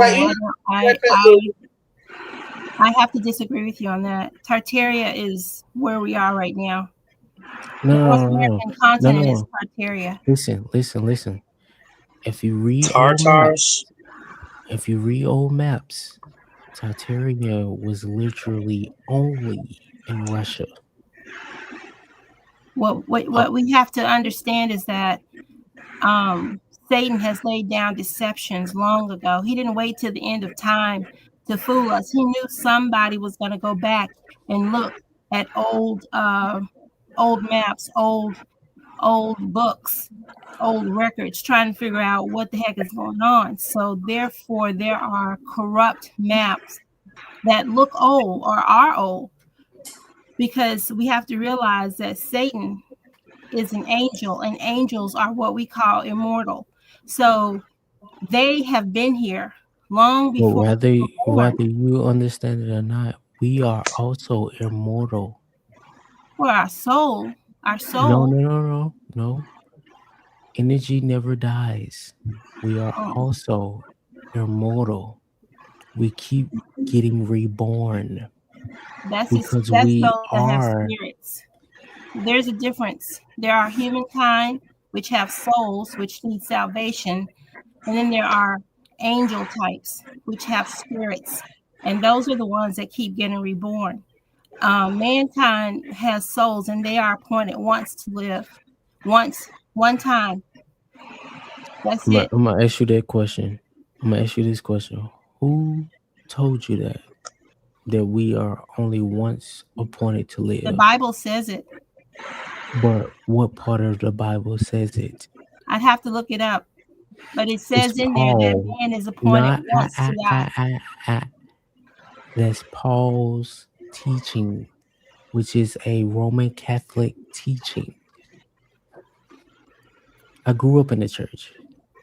Well, everyone can be taught. We all come from different sources. I don't want to have a church debate, because I really want to get into this whole thing.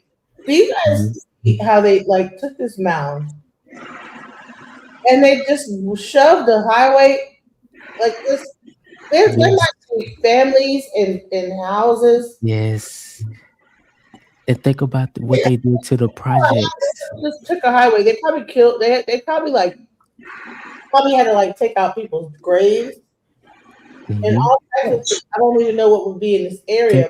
But for them to take this road just because they want to this is the type of stuff I'm talking about. How Sister Genesis. on another panel, and I was talking about this artificial. We got Now, why would I I'm want to with you. leave Thank this you. location where there's all this ancestral value to go to another continent?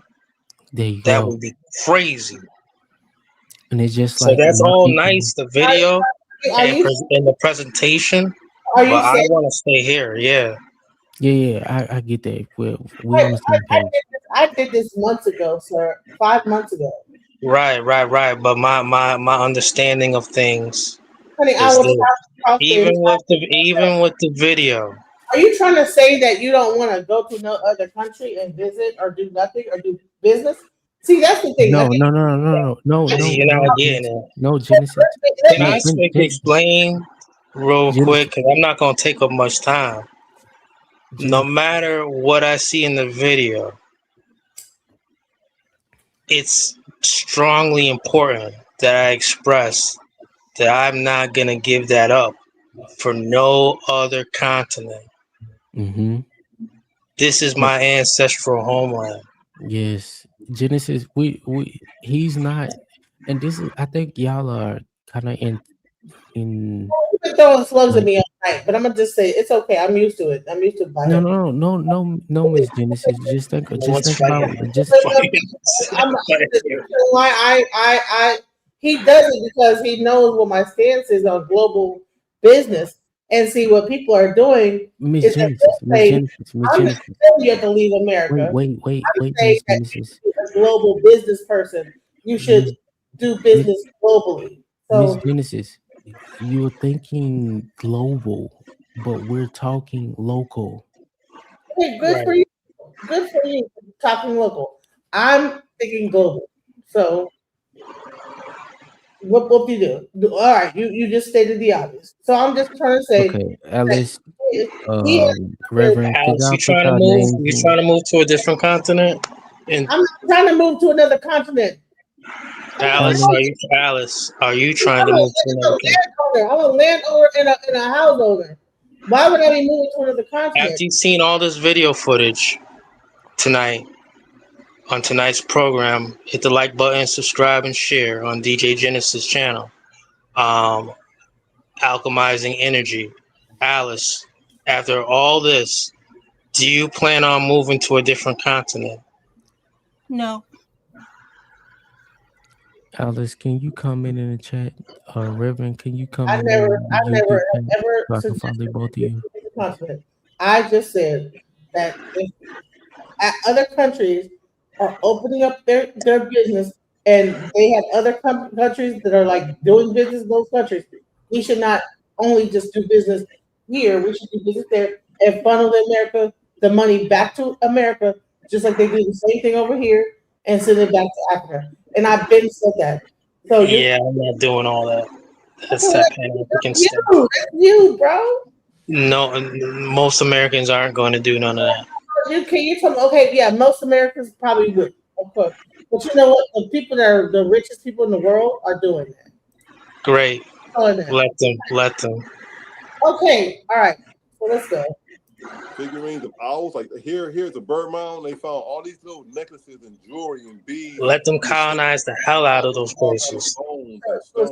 Somehow women made out of clay pottery. And they found these cooking stones they used to cook with at the bird mound. Now watch this. At this location they call Poverty Point, darling, it was called the Mecca because they found artifacts from all over the continent.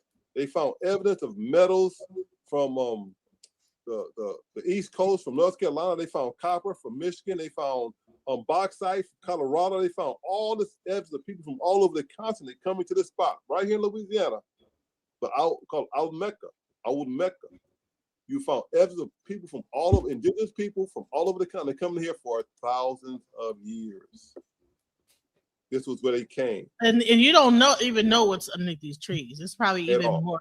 This whole thing probably is. So I don't even know if this all was covered by trees at one point and they just got rid of all this and now they have this. See the rings you're strolling on? Those rings are maybe 6 feet tall. Those that's where they put houses.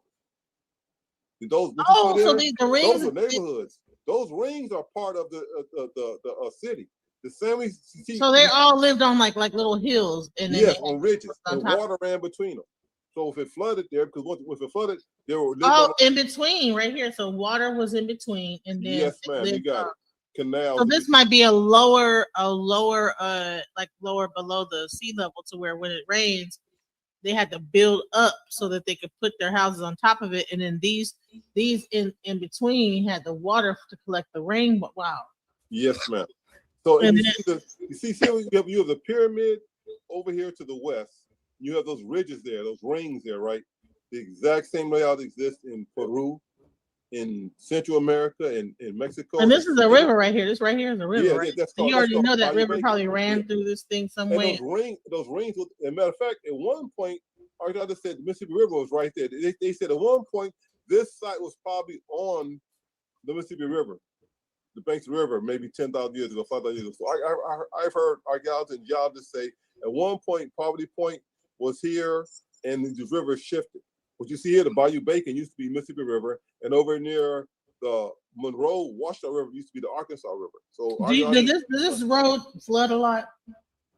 That's the road you get to go from the, I guess, the main road to the museum. But I'm saying, does this road flood though, or did they build it on high? That's my knowledge.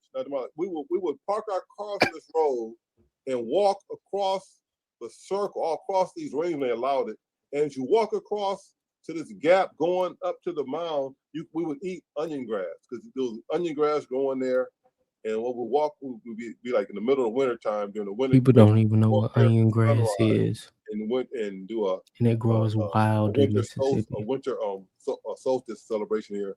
So is the road like built up higher? I believe our population is about like 100 That's why, million. because I said if it was just built on the, so they know from even looking at how these were built up at 6 feet, not to build the road low, because at some point this area floods out, and the mounds are the only thing that are above that water. So this is a very floody area. I could if you look very closely, you'll see there's a road that goes around the whole complex.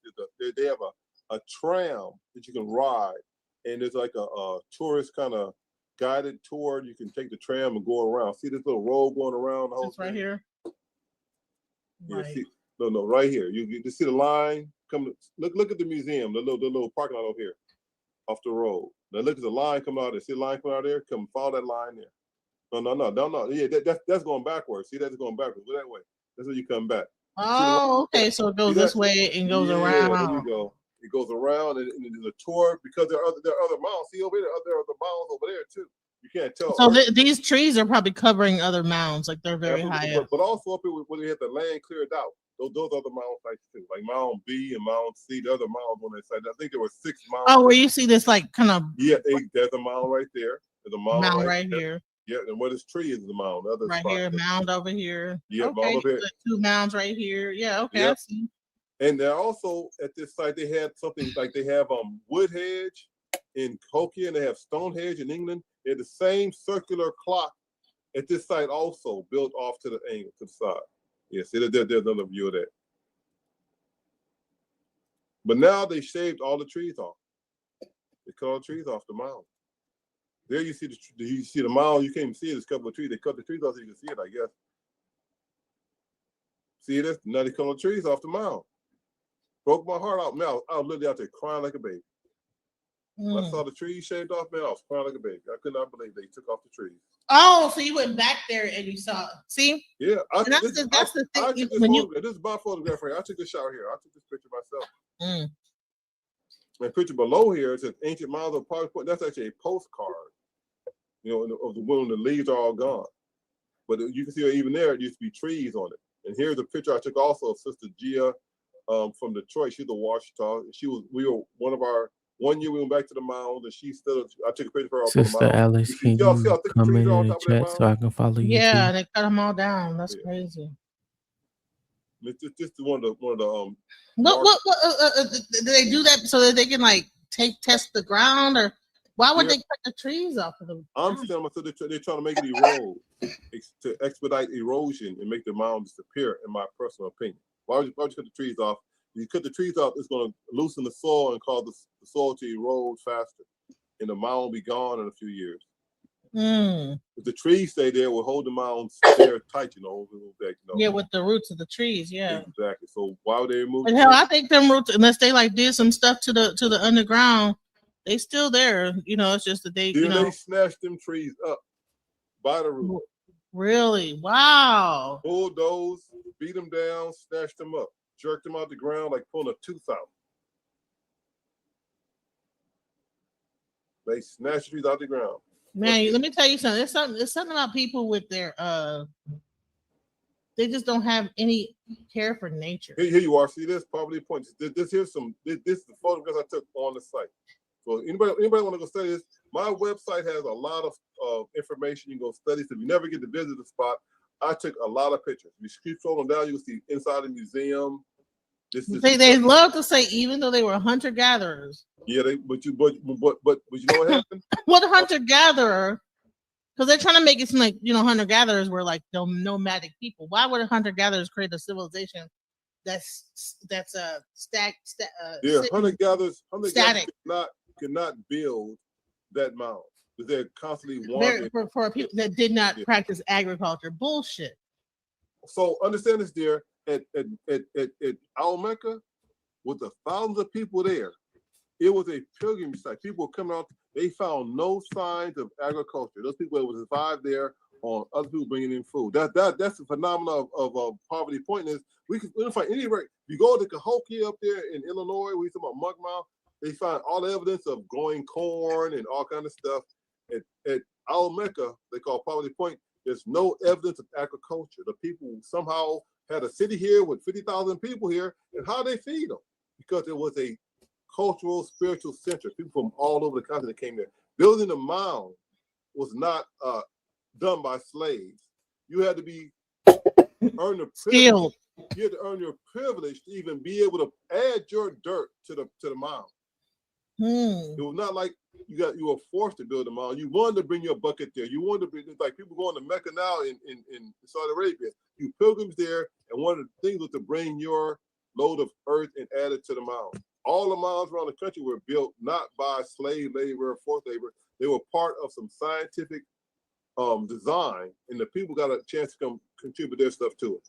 So this whole notion they have of mound building by the anti-black Europeans, because understand this, and I was showing you the book about with the Lost Found Nation, the city here, this book here. This guy here, David Hatcher Children. Okay, his name is David Hatcher Children. He what's his name on here? David Hatcher Children. His name on here real close, somewhere at the bottom right there, right? He gives us the fair shake. He's like documenting information. He's not. He may be a Caucasian person, but he's not anti facts. He has several books out with South America, North America, Asia, and he's coming with documented information. Okay, very good author. I recommend reading this stuff. I think he has a book about omics also. Because once again, I mean, everybody's not hateful. You cannot judge a person by their color. Because people get mad when I say wait, hold on. So that highway 577 that cuts into that, yes, is a new highway. Yes, highway 577. Yes, it looks like they said they constructed it from October 2004 to November 2004. Okay. Yeah. Wow. I was there in 96. We just parked on the side. I was there in 94, 95, 96. East Carroll Parish is supposed to be the poorest parish in the nation. The poorest, they call it county parish, but it's not. That's one of the. And you see, they had to replace a cross drain pipe. Like I said, that whole area used to have water, and they would live on top of that. You know what I'm saying? Yeah. Wow. And they probably had that road built up before they did the highway to get in and out of there. Road, I remember that road being there back in 95, 96. So but then it was then called Highway 55, 55, 77. I don't know what, but that name was relatively, they added that name recently. Right. Okay. I knew it was something. I was like, so they probably had it set up they did that like after to like make it reinforce it because the water probably was flooding. And also understand in the Washington Nation always knew about the poverty point, right? But the state of Louisiana didn't know about it. They didn't find about the poverty point until maybe the 1950s. They called poverty point was not discovered until the 1950s. And yeah, it said James Ford acquired an aerial photograph. Okay, it's 1952. So, and that's part of my research. I didn't know that. Okay, sit on the side. But when they discovered the radiocarbon datings of this site here, they call poverty point, they had to redo the calendar scale. Okay, instead of saying AD or BC, they had something called BP, before the present. So there's a now a archaeological and geological dating system along with BC and CE, the Common Era, before the Common Era, called BP, before the present era. And that present era dates to 1952 when they discovered poverty point. Poverty point rewrote the whole scale of dating ancient sites. And when you look at other sites in Louisiana, they're all gonna be based on the BP system, not the C. They're never gonna put on there 8,000 BC or 10,000 BC. They're gonna put down 6,000 BP. So they created a whole other scale to not scare people by putting up 10,000 years ago or 12,000 years ago. Now it's gonna be BP, before the present. Well, and you can see a drawing of someone like showing how people used to get up on these things and then shell mound. Yeah. This came from the Atlanta Journal. This is the article from Atlanta Journal Constitution. Okay, you see, I highlighted. So if you go down further, I zoomed in on some of the stuff on it. The Atlanta Journal Constitution, 1995. So go down on this page. Scroll up. So I'll scroll up my page. You'll see all the little yellow blocks I got there. I highlighted if you can read them close. So go down some further. Go down further. Go down further. You can see I blew those up. Keep going down. This is evidence of permanent mound building civilization in Louisiana. 30 BC. Yeah. So go down further. You're gonna see. Go down. Scroll down some more. Scroll down. See that? I blew them up. You can see. Yeah, now you can see clearly what it said. 70-foot high bird-shaped mound, and elaborate rows of concentric ridges hold up dated to 70 BC. Watch it. Many experts insist the complex could have been built only by outside cultures, perhaps the Mexicans in Central America. Why can't it be indigenous people? Now, look, I gotta go. Hasta luego. Nice speaking to you, Alice. In 3 states. Take care, everybody. I'll just say the Poverty Point complex, rather than being an anomaly, actually represents the climax of a 2,000-year spat of mound building that predates the Mayan civilization of Central America. Right. So at first they said it was Mexican. Okay, nope. We found out more. We predate the Mexicans by 2,000 years. How they do this? And there are no mounds down there. Archaeologists began to recognize the mounds, what they really are, the outlines of the first permanent communities in North America. Archaeologists saw the mound builders as the outlines of the first permanent cities here. You can't find something unless you look for it. And until the last few years, we didn't know what to look for. That's the archaeologists from the United States. So the existence of the mound builders is new to them. Before the 1990s, they didn't know about the mounds. They weren't talking about the pyramids in America. Everybody talking about this. So Pyramid of Giza didn't start till the work started in 2575 BC. Mounds 3,800 BC. So I just would like to show about the mounds, and and I want to get into this the next thing. We're gonna get into like the Book of Mormon and how the Mormons were the Moors, and his name is the Book of Johnson. Let's go into his video. This is going to be interesting too to go into this because he talks about like the same kind of esoteric knowledge. Mm-hmm. It's a little bit more detailed, like a more like you'll see. Let's go. Information, because I don't know if everybody out here is really talking about this type of stuff. For the most part, we have the red pill commentary. We have the conscious people talking about the Hebrew Israelites arguing with each other. But are we really getting into it where the politics meet the spirituality, meets who we are and where we come from? So without further ado, I definitely want to introduce my special guest, King Solomon, a.k.a. the Book of Johnson. Welcome. Peace. I forgot that was that King Solomon was the one that I put on the front of my book. Yeah, it's actually a play on words. It's the King Soul of Man. Oh, okay. I thought it was a King Soul Omen. It is. It is as well. That's the whole point of it. Is Okay. that it has multiple meanings to it right from the rip. Like it's just right down to the point to where it's going to make you think, no matter what it is that you're looking at it from the perspective of. Right. So I didn't know exactly how to pronounce it, like King Soul Omen or King Solomon. So I just kind of like flubbed it a little bit so you could. All of the above. Right.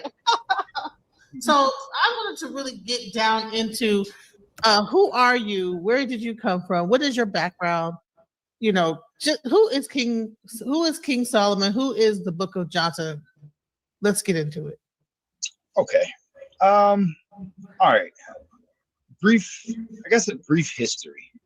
I come from the House of Johnson, which came from the Smith family, right? We just recently had integrated into the Johnson family through my grandmother and my grandfather. Now, as far as my bloodline and blood ties into this country, my great-great-grandfather was John Wesley Smith, and his twin brother is the Joseph Smith that started the Mormon Church. Now, the difference is that it's not the Mormon Church because it wasn't a religion when it was began. It was the Moor men, the men of the Moors, the Mauritanians, which are the original. Wait, so you're talking about the Mormon Church is actually connected to the Moors? Yes, that's why it's the Moor-man Church. What? Yeah, see, the thing is that things have been so flipped in this country that the true history of the country has been, it's basically the biggest destiny swap that anybody could ever imagine. What were you saying? I was saying that, like I said before, there are people out here who want to control the narrative and put in confusion. The Mormons are not the Moors because it starts with a Moor. That's ridiculous. There were 16 human nations, and I mean, when I say human, I mean mankind, what God created from the earth, and they are what we now call today Black Americans. But there were 16 different nations that was on this continent that we now call North America, but then it was Tartaria or Turtle Island. And the Bible also has differing names. That's why we can't find America in the Bible.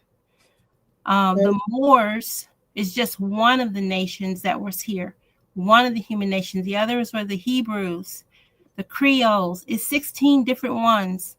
And not all the people built mounds. Not every there's certain nations that built mounds, and there's certain nations that didn't. That's why you won't find them in Mexico, maybe, because like I say, this continent was divided up differently. The 50 states, that's new. And Mexico, Canada, and the United States, that's new too. So we have to look, if we could look at it differently, then we could begin to understand. That's all I wanted to say about that. But just because Mormons starts with Moor does not mean that they are the Moors. The Moors were Black American, dark skin, Black Americans, and they were mostly up in Canada and the Northeast, like New York, up that way. So anyway, I'll stop. Go ahead. Possible. A lot of people don't realize this, but black comes from the word blanc, which is the word blank, which is actually meaning void of color, not people of color. And so if you dig back into your family tree, and you can do this through the Mormon Church history, through family trees and things like this, what you'll find is if you go back into the early 1800s, the people that were what is now considered to be Black, if you check their census records, is going to show you that they were white. Because white and Black are legal constructs. This is a lawful language issue because lawfully speaking, white means the landowners, and black means civiliter mortuus. It means dead in the eyes of the law. Okay, and so the true black people at that time. Matter of fact, go ahead. I'm just saying he's made. I don't know where he got that from, but that's so incorrect. Okay, I don't even know what to say. It's just. Hey, listen. Listen. I have all type of different people here that come in presentations. Mm-hmm. Let them do their presentation, and people can sort it out from there. You know. So this is his. Well, he's so in instead of doing the confusion. camera flip thing, I'm just going to find the picture for you and show it to you. They said, so is that black equals, well, white should mean bleak, right? Well, white means the landowners. That's what it means lawfully. Okay. So that's according to the Black's Law Dictionary? Yeah, it's according to the Black's Law Dictionary. You have to go back to the 4th edition and the editions before that, right? Just like the word American was referenced towards copper-toned individuals, not America in general. There's a lot of things about history that people don't know, and so it's very strange to me listening to people talk about history like they know it, and just. This is the American term, the Amorites. Yeah, there's a group in the Bible called Amorites, and that's where America gets its name from. It's not what he said. Okay. Yeah. Outright knowing that they have no clue what they're talking about. Black people are I'm not landowners, so he's wrong on that too. Oh well, I think he's wrong according to the Black's Laws Dictionary, Volume 4. So I don't know what you know. See, the problem is our enemy wrote the books. They're writing all these books to fool us. The deception is really, really big. So our enemy wrote these books, and then they reference them as if they are fact. Do you see? Mm-hmm. Like they reference books that they put lies in, and they hold it up like it's the Holy Grail, and it's not. But anyway, Black people were the landowners. God gave us this whole continent. So it's like 2 continents that had Black people, if you will, 2 out of the 7. You know, some people say everybody was Black, but from what I understand, at least Africa and North America were once all Black. So the other continents were other colors or whatever. So anyway, I'll stop. I'm not gonna point out fingers or nothing like that, but there's a whole lot of misinformation floating around right now, and I'm probably gonna reveal a lot of things to you that are gonna change the way you see a lot of the things.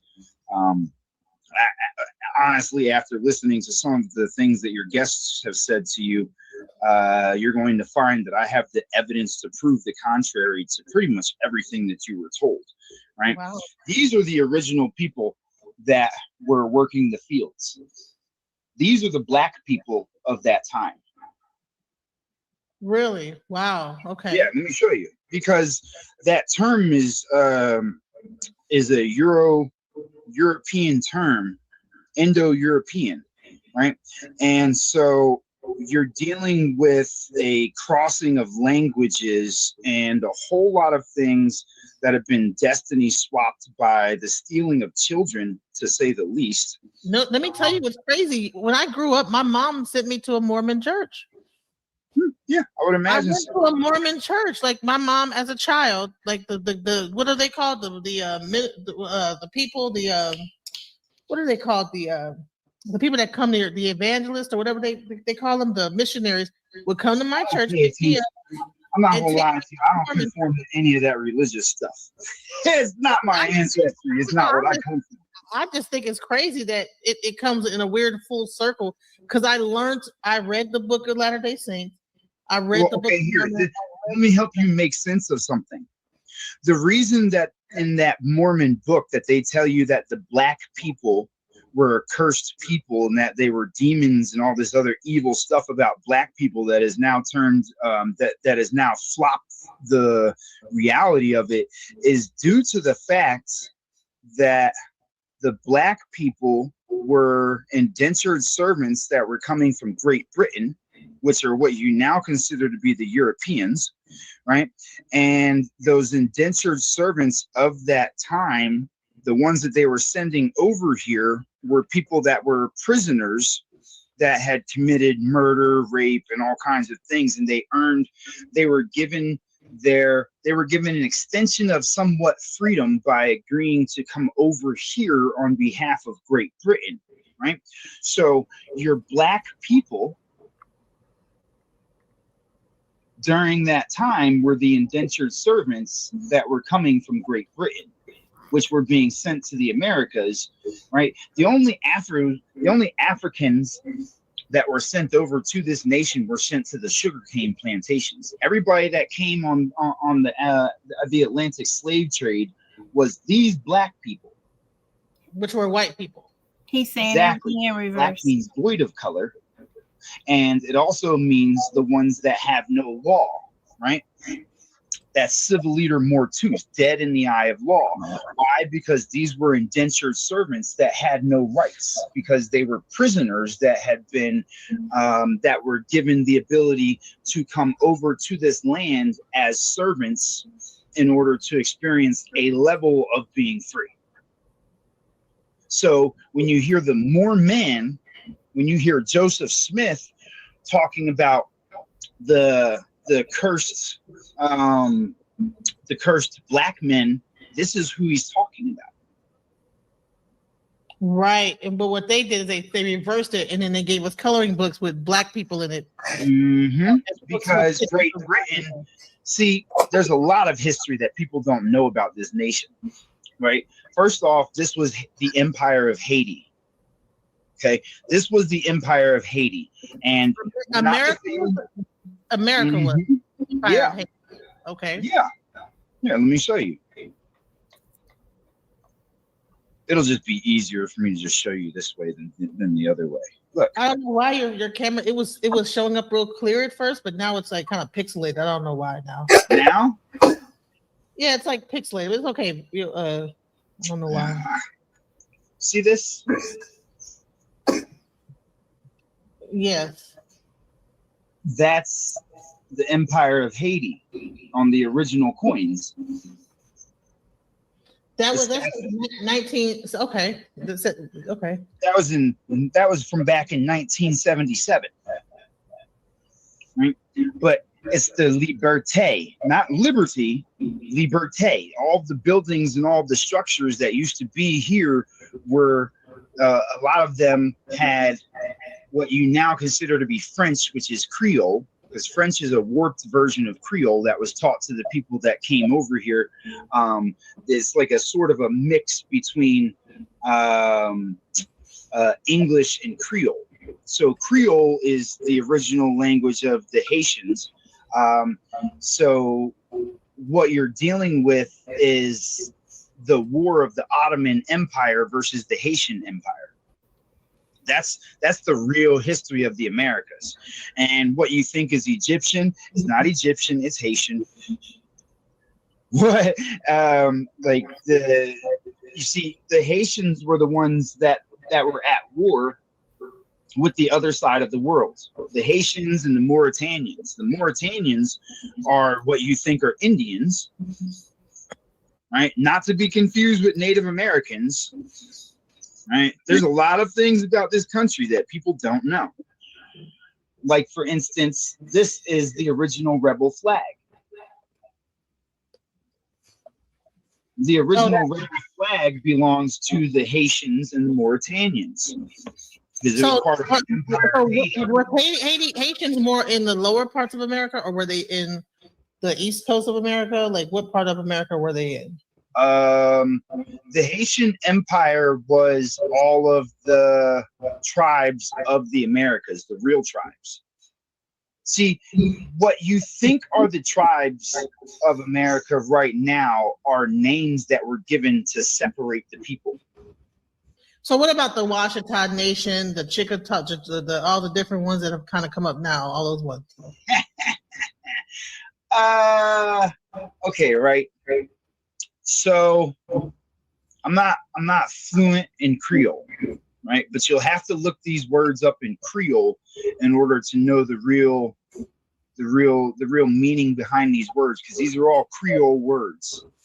They're compound words in Creole that are mashed together to get these titles, because they were labeling the types of people that were coming over here on the boats and things. See, everything's been confused in this nation. Like, for instance, the people that you think are Native Americans actually came here on the boats with the rest of the people. Wow, okay. Hidden in there. Yep, yeah. Native Americans are not native to America whatsoever in any way, shape, or form. So what about the Bering Strait story? That's a fake story, or what is that?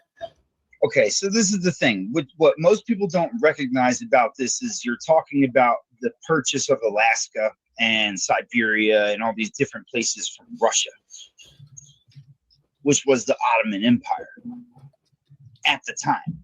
All the things that you find on the map right now, every single last one of them is a nation-state republic that was established through the 1900s into the early, like not even all the way into the 2000s, but all the way through the early 1900s was a reset of the entire world.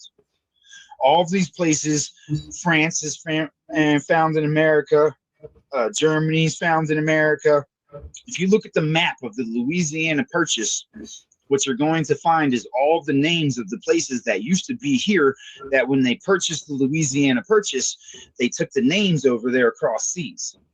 Israel, Pakistan, Palestine, Britain, Germany, France, Italy, Greece.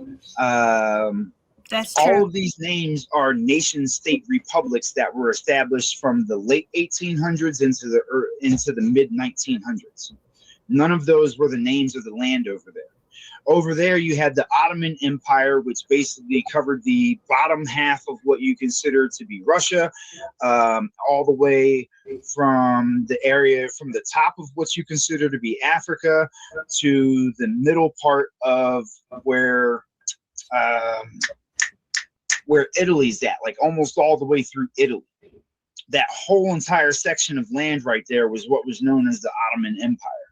Now, the Ottoman Empire has been at war and been conquering the land slowly over here. These are who you think your Moors are. The Moorish Science Temple is not Moors from this land. Those are Moors that came from across the world. Those are what are called the Buar Moors. Here, let me show you real quick. So the Moors that wear the red fez, are those a specific type of Moor that come from, they say, Morocco? Okay, so this is the thing.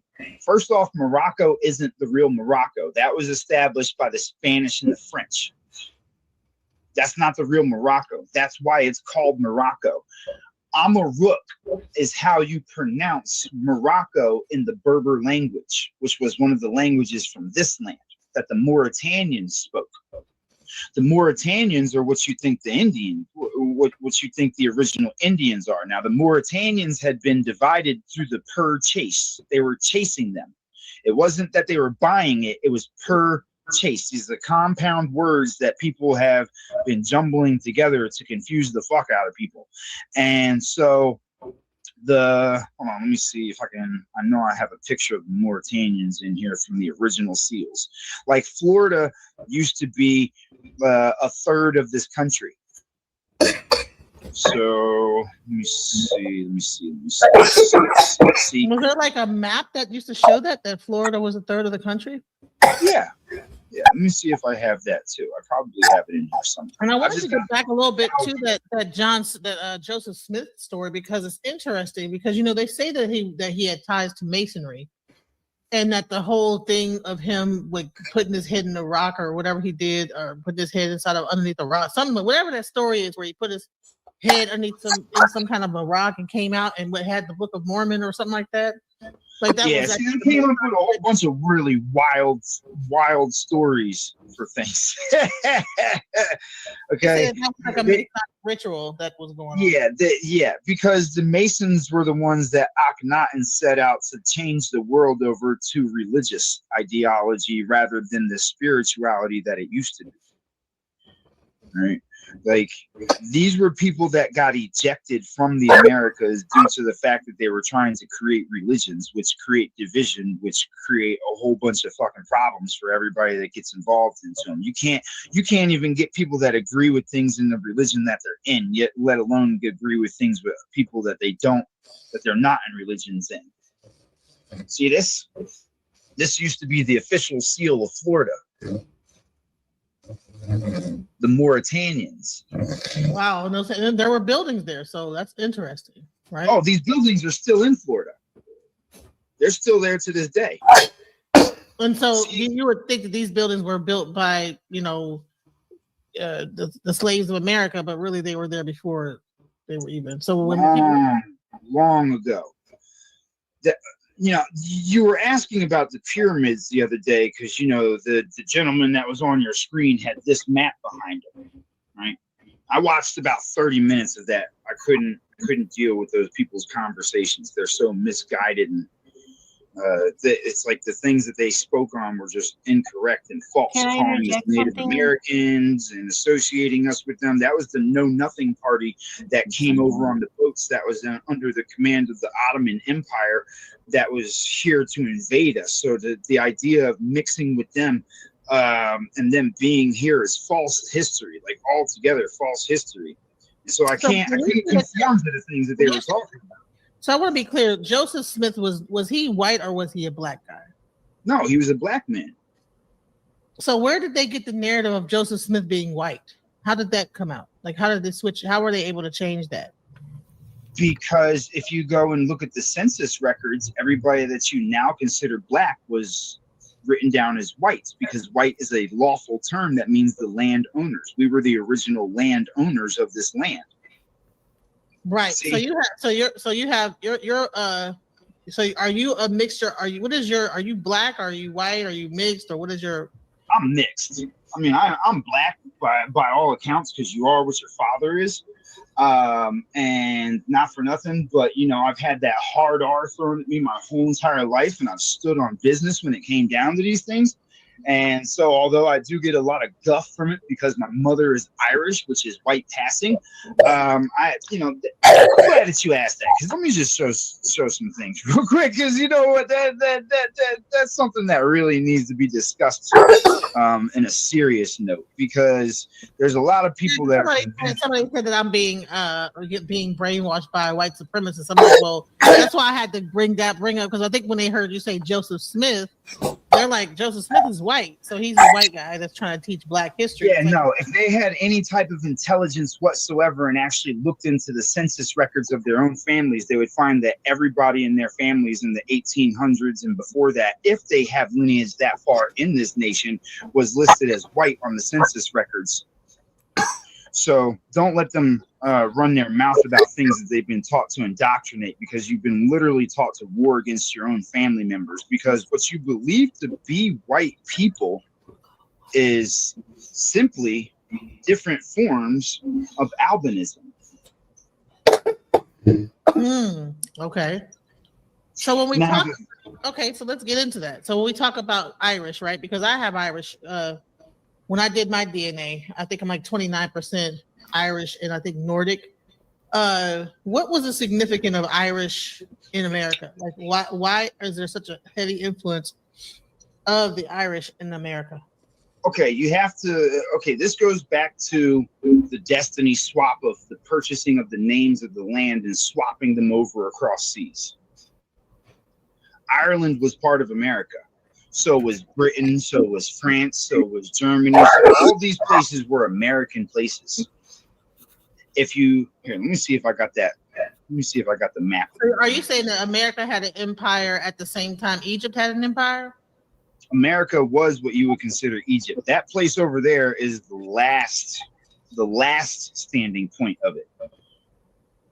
We have thousands of pyramids in this country, and most people drive by them every single day and don't even recognize what they're looking at. Now, due to the fact that my father was so adamant about me teaching my brain to store things, he made me learn all of the 50 states in alphabetical order. Now, that came to my advantage a little later on in life, because what I actually did was I searched all of the states for pyramids, state by state. Let me see something real quick. So are you talking about like the mounds, or are you talking about actual real pyramids? Mound is just another word for pyramid. So let's see now. This is the Mayan stuff. Okay, look, right? Alabama, Arkansas, Colorado, Delaware. That's still Delaware. What state is this? That's still Delaware. Colorado, Georgia, Hawaii, Illinois, Indiana, Iowa, Kansas, Kentucky, Maine, Maryland, Massachusetts, Michigan, Minnesota, Missouri, Mississippi, Montana, Nebraska, New Jersey. Let's see, you got New Hampshire, North Dakota, Ohio, Pennsylvania, Oklahoma, Oregon, South Carolina, South Dakota, Tennessee, Texas. Can you move your iPad closer? Because we can't. There you go. Oh, my bad. All right, so basically here, let me go like this. See all these pyramids right here? Wow. There's about 46 states in America that have pyramids in them. Now, just for your little white supremacist friend that was saying that I'm a white supremacist, notice how this is my great-great-grandfather, John Wesley Smith. Wow, okay. Now, John Wesley Smith was the sheriff and the president of the Bank of Black Wall Street. He was the founder of Black Wall Street. He was the one that started the Underground Railroads in Black Wall Street, and he was responsible for storing the land for all of the civilized tribes that everybody keeps hearing about. So your little friend that says that I'm a fucking white supremacist, let me tell you something, my guy. I got more blood and ties into this land than you would possibly imagine, including being the heir to over 100,000 acres worth of land in this country that I plan on restoring back to people like this. So you can miss me with the dumb shit, because there's a reason why so many people follow me, and it's not because I'm a piece of shit. You know, that is one of the things that actually drew me to your content, is that you were talking about the fact that if you go to the BLM, it's not the Black Bureau of Land Management. Yeah, Bureau of Land Management. That you also people, and I had actually been on different panels, including Brother Sanchez, and I was saying that we need to get our land rights back. I think Chaotic Truth. I said we need to focus on, instead of us trying to get reparations, we are entitled to land. And someone also brought up heirs' rights. And then I saw your thing that said about the Bureau of Land Management, because I said, okay, why are we looking for reparations when there is got to be land that we're owed by just inherited, just because we were part of that time frame? And you brought that up. So can you go into that? Okay, yes. So the BLM, the reason that they came up with Black Lives Matter was so that when you go searching for the BLM, you no longer go to the Bureau of Land Management. What you actually end up going to is the Black Lives Matter movement. It was the biggest cover-up that they've done in a long time. The reason behind that is because if you can search through your family records and go back about 2 to 3 generations to the time period of the Trail of Tears, what you're going to find is that you'll be able to find land that's tied to your family members if you can figure out what their names are, which if you use the Mormon family search records, they have the most extensive search records out of everybody. So if you use their search records, you'll be able to find the names of like your great grandparents, because that's what it is. It's 2 generations ago to 3 generations ago. Those 2 generations were the ones that were being shipped through the Trail of Tears. So anybody that is, I hate saying black because I know what it means. It's like, people get so mad at me about that shit, because you don't understand. Calling yourself black means that you don't want any law on your side. That's literally what it means, which is why they taught everybody to conform to being black, so that when people thought that they were black, they would take on the role of the black slave, because the black slaves were the white people that you now think are, God, it's such a tricky way to explain it. The black slaves were what you now consider white people.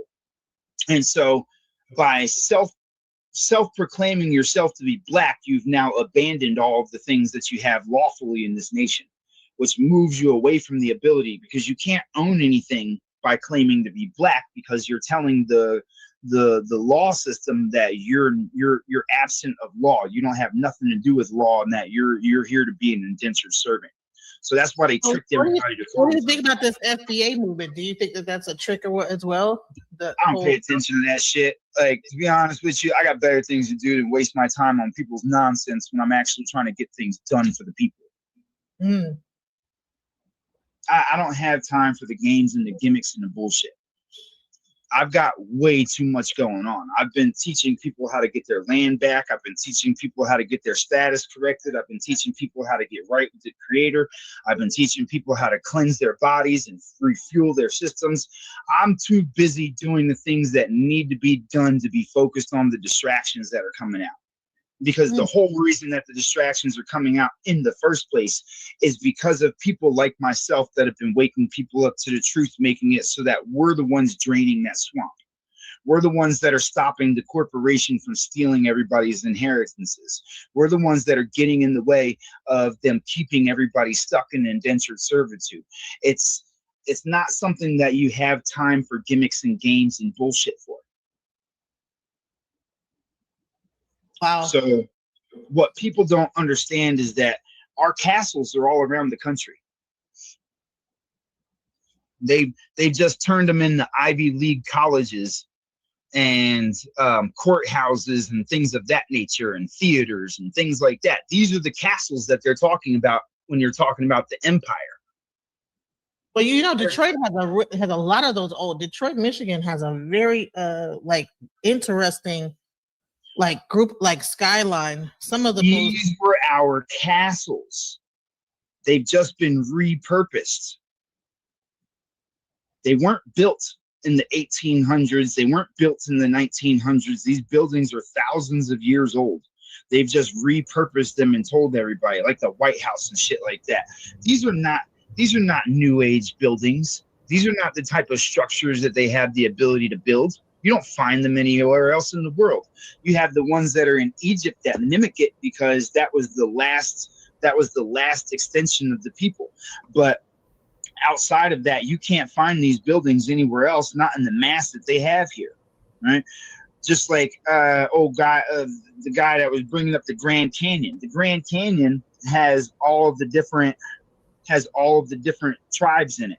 That's actually the cradle of civilization. That's the real cradle of civilization.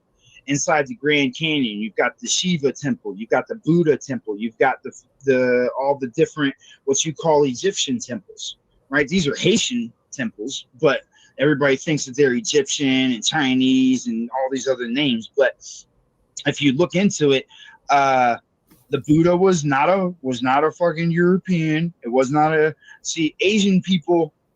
Right, let me show you something. Right, these are some of the American Aborigines. What do they look like? Asians with froze. Yeah, they look like what look like the not what are those from Fuji and Hawaii and stuff like that, like the blacks of those areas. What they don't want you to know is that civilization spread out from the Americas. That's why everybody around the world is still trying to come here to this day. It's in their nature to try to come back here. Because the ones that left were exiled due to the fact that, all right, you know how I just showed you the albinos and everything like that, right? Imagine the whole world is dark. Imagine the whole entire world is dark at a time, right? And then all of a sudden, out of nowhere, you get random phenotypes that are changing. Somebody pops up with red hair somewhere. Somebody pops up with green eyes somewhere. Somebody pops up with blue eyes somewhere. Somebody pops up with a light-skinnedness to them that you don't see anywhere else. Now, there's two types of people. There's the type of people that were like, this is family. We don't give a fuck if they look different. You know those type of people. And then there was the people that were like, ew, what the fuck is that? And okay, like there's people that were petty about it, and then there was people that didn't give a fuck because it was still family. Family is still family to them. The ones that were petty about it were the ones that got the boot. They got kicked out of the Americas. These are the Moors that they tell you went and civilized the rest of the world. The reason that you have those nations that are Albions, the people that are like blatantly everywhere that you look, everybody's blonde hair, blue eyes, red hair, green eyes, and you know these different type of phenotypes of albinism is because these were all countries that were started off of the people that got, because just like there was dark-skinned people that when they saw the light-skinnedness and the different color eyes and things thought that that was freakishly weird and demonic and all that kind of stuff, just how they got the boot. There was also people that were albinos that were like, we don't like that we came from you. I don't look like you, so fuck you. Like there was that on both sides, right? And so all of those people that acted like that got the boot. They got sent across the world to other places and started forming their own little countries and shit like that. Like that's how all those other places got formed.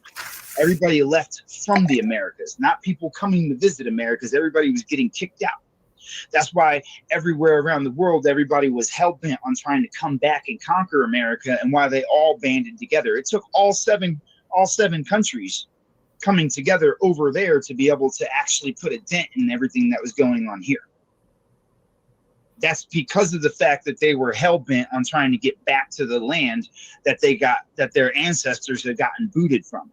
But the problem is they're all hell-bent over there, and they're all war torn. They're all violent. They're all fucking like, you know, you get what I'm saying? If you look over there across seas, you'll notice that the Germans are fighting the Russians are fighting the Iranians are fighting the Iraqis, the British are fighting the Irish are fighting the Italians are fighting the Sicilians. The only people over there that seem to stay to themselves is the Chinese, but even the Chinese are beefing with the Japanese.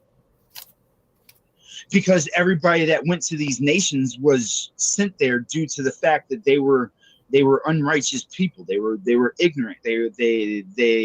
They were trying to create segregation and problems in the nation, and so that wasn't allowed here. That's why it was the land of the free.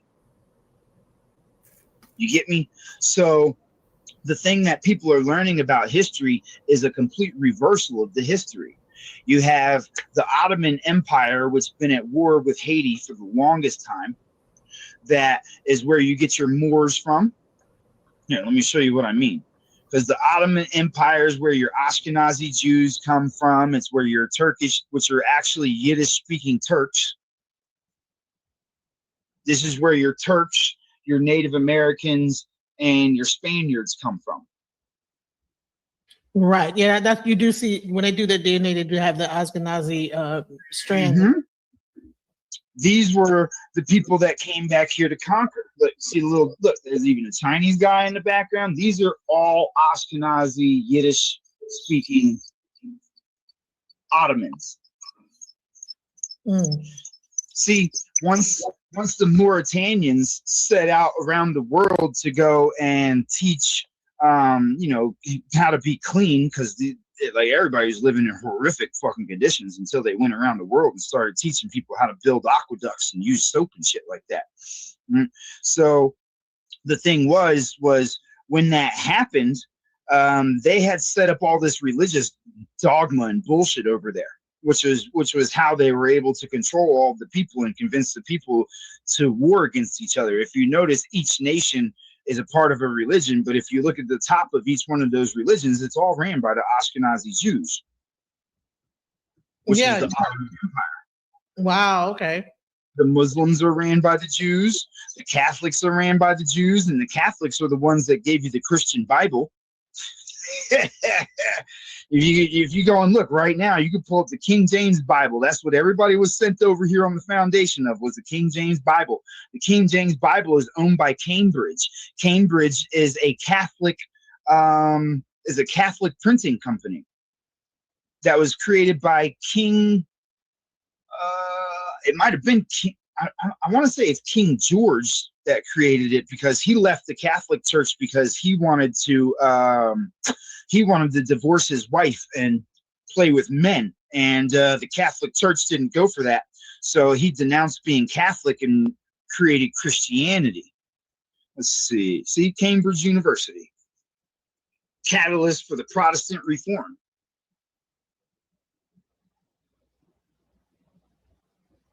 So the Christian Bible was not a Christian Bible. That's a book on law. That's a book on banking, international banking, insurance. I forget what the other B is for, but then it's law and equity.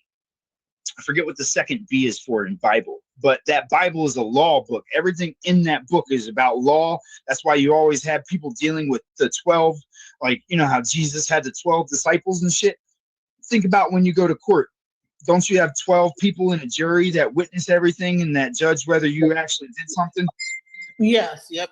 12. Yeah. And also, yeah. Well, and we would say people think that came from Egypt because of the reliefs in the pyramids. That was a Egyptian thing. But as you're saying that no, it's not. Okay.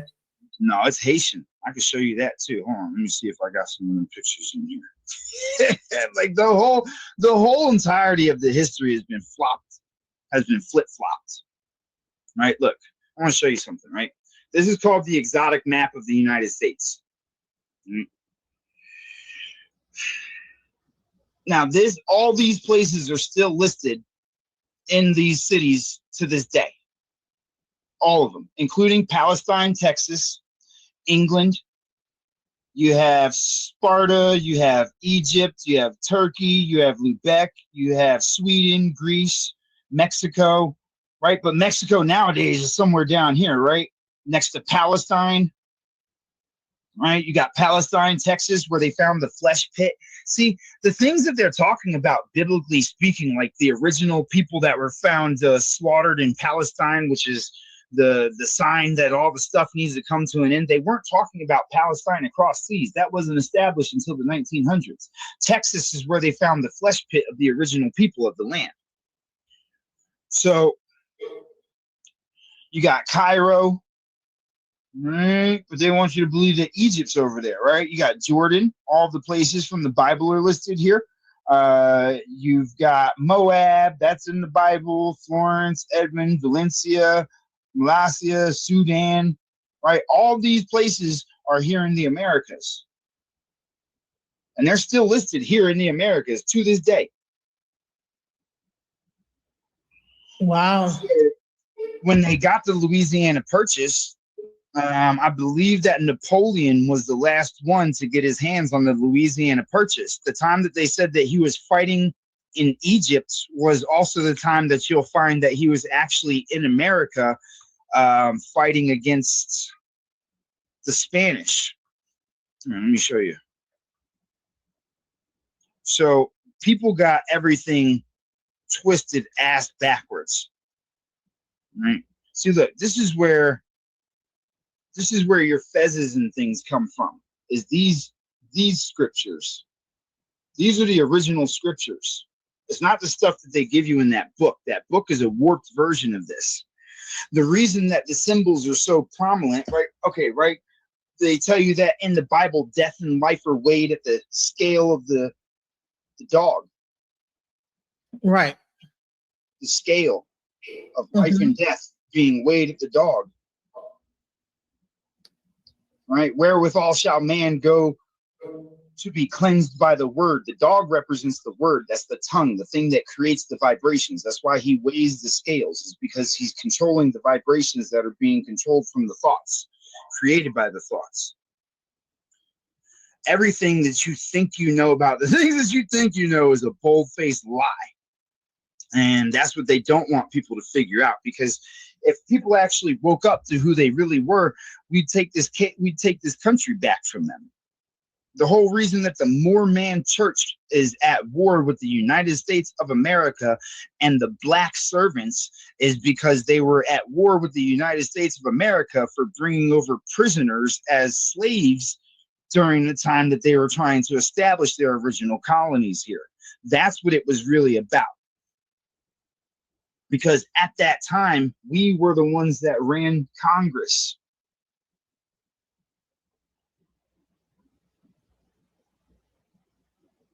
The same time that they're trying to convince you that everybody was in whips and chains and slaves.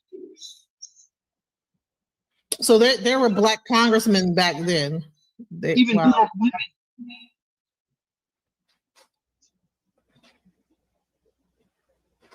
We're in Congress. Wow.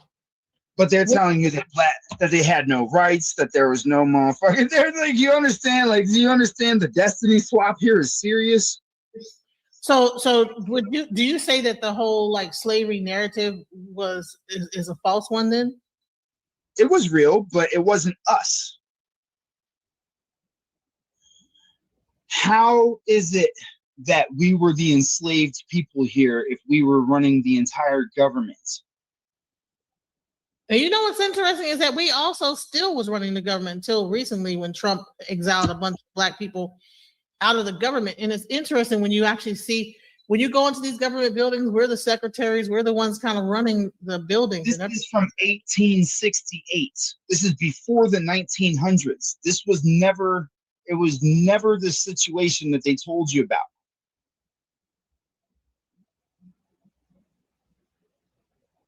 And who's the guy in the middle? O.J. Dunn, the governor of Louisiana. So was Louisiana more prominent as like the capital of America or something like that? Why is that so significant? What about, where did Washington, D.C. come into play? Washington, D.C. didn't come into play until the mid 1900s. It was like the 1930s. Around that time is when Washington, D.C. came into play. Before that, it didn't exist like that. Let's see. Because the first president of the corporation that came from Great Britain was, what the fuck was his name? It's John something. I forget what his last name is. But he was a black president. Well, white, but you know, like you get what I'm saying. Right. He was the first president of that corporation. Wait, not the one in the middle, because isn't that church? No, where's that? Oh, I'm sorry, it switched pictures on me. My bad. I'm gonna say, who is that? Who is that? Is that Winston Churchill, or who is that person picture of? I thought I just had it up. Let's see. There's the real Abraham Lincoln. Grover Cleveland, Rutherford B. Hayes, Ulysses S. Grant, Andrew. Oh yeah. Matter of fact, here, let me show you this.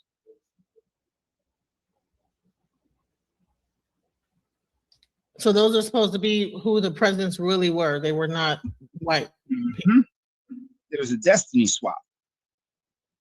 And then when you had, that's why Martin Luther King tried to recant what he was doing at the very end, because he didn't realize what he was doing when he was getting everybody to join the corporation.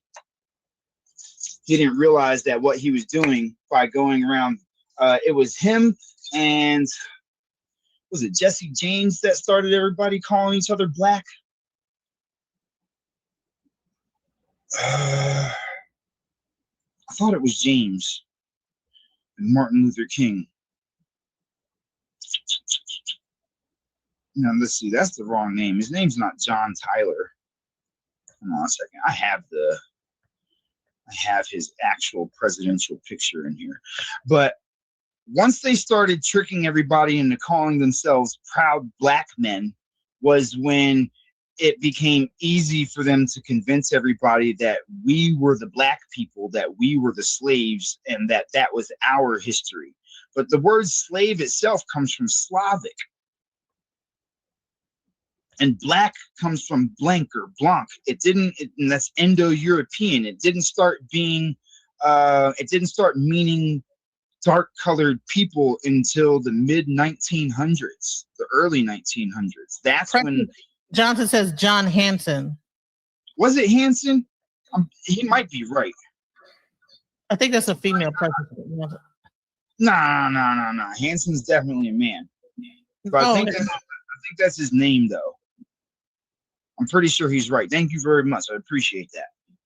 But I got a lot of things rattling around in here, so sometimes. And also, so by the way, the word black was adopted in the 60s as a proud self-chosen identity by African Americans during the civil rights and black power movements of the 1960s. This shift represented a deliberate move away from the previous labels, embracing self-determined collective identity based on shared history and cultural pride. Before the 60s, other terms were used for people of African descent in America. Early in the American Republic, African was common as seen with the African Methodist Episcopal Church. As after Civil War, colored became prevalent and was used by organizations. Yeah, but look at when they started African. Look at when they started the African nonsense. They said the word Negro was widely used from the 18th century through the mid 20th century. Yeah. And so its association with slavery and oppression led to its rejection by many. See, Stokely Carmichael's was the one who started the black thing and coined the term "black is beautiful." Yeah. See, these were the ones that were working the fields. These are the black people that were working the fields. It was the stolen children from Great Britain.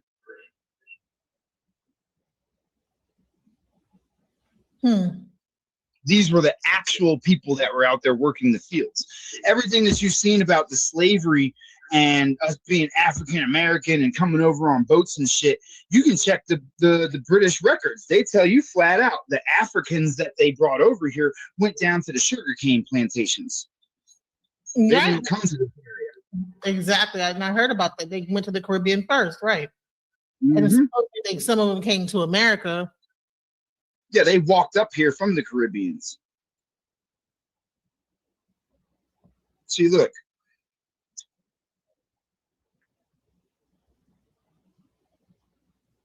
They were enslaving their own people. It's hard to see that because it's like. Yeah. I got an idea. Hold on. Let me see if this helps. Nah, because then you won't be able to see me if I cut the light off. Hold on. I got some shit for you. Hold on. All right, look, right? Now they've reclassified everything, right? You notice how well the so-called black people are dressed versus the garbs that are given to the servants? Yes. But yet they'll tell you, let them tell you, we were the ones that were fucking struggling and shit and all this other shit. But nah, we were chilling.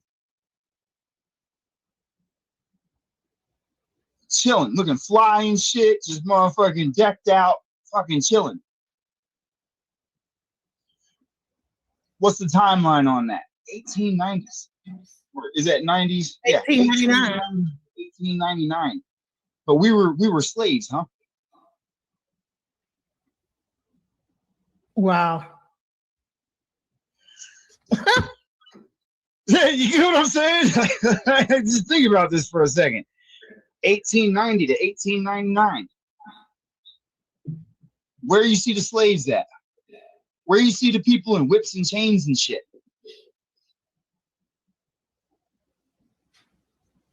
Wow. Very sophisticated people. Very educated, very well structured, very clean.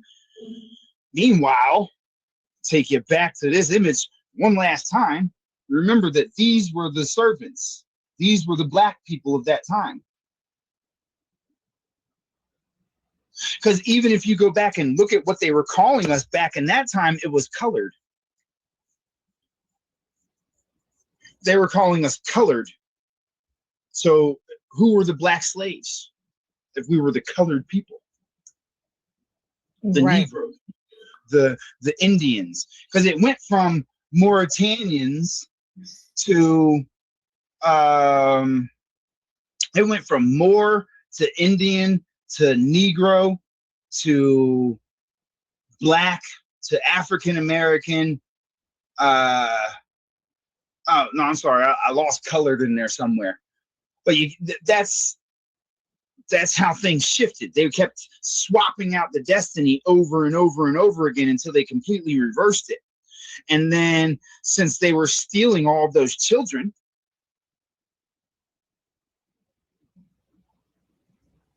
and the reason that they did this was because when they got caught bringing over the indentured servants and shit, they weren't supposed to bring slaves over here. The whole contract and the whole agreement of them coming and having settlings here was for people to escape that shit across seas.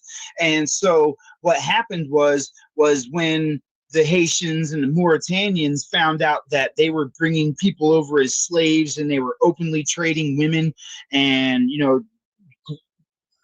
raping them and fucking turning them into breeding farms and all this other crazy, horrendous shit, they ended up getting their asses kicked. There's the Gullah Wars. During the Gullah Wars, some of the Africans from down in the sugarcane plantations had made their way free and came up towards the Americas and ended up running into the Haitians, and they ended up banding together and whooping the sleeves out of the fucking British and the Spanish and the Spanish and the French.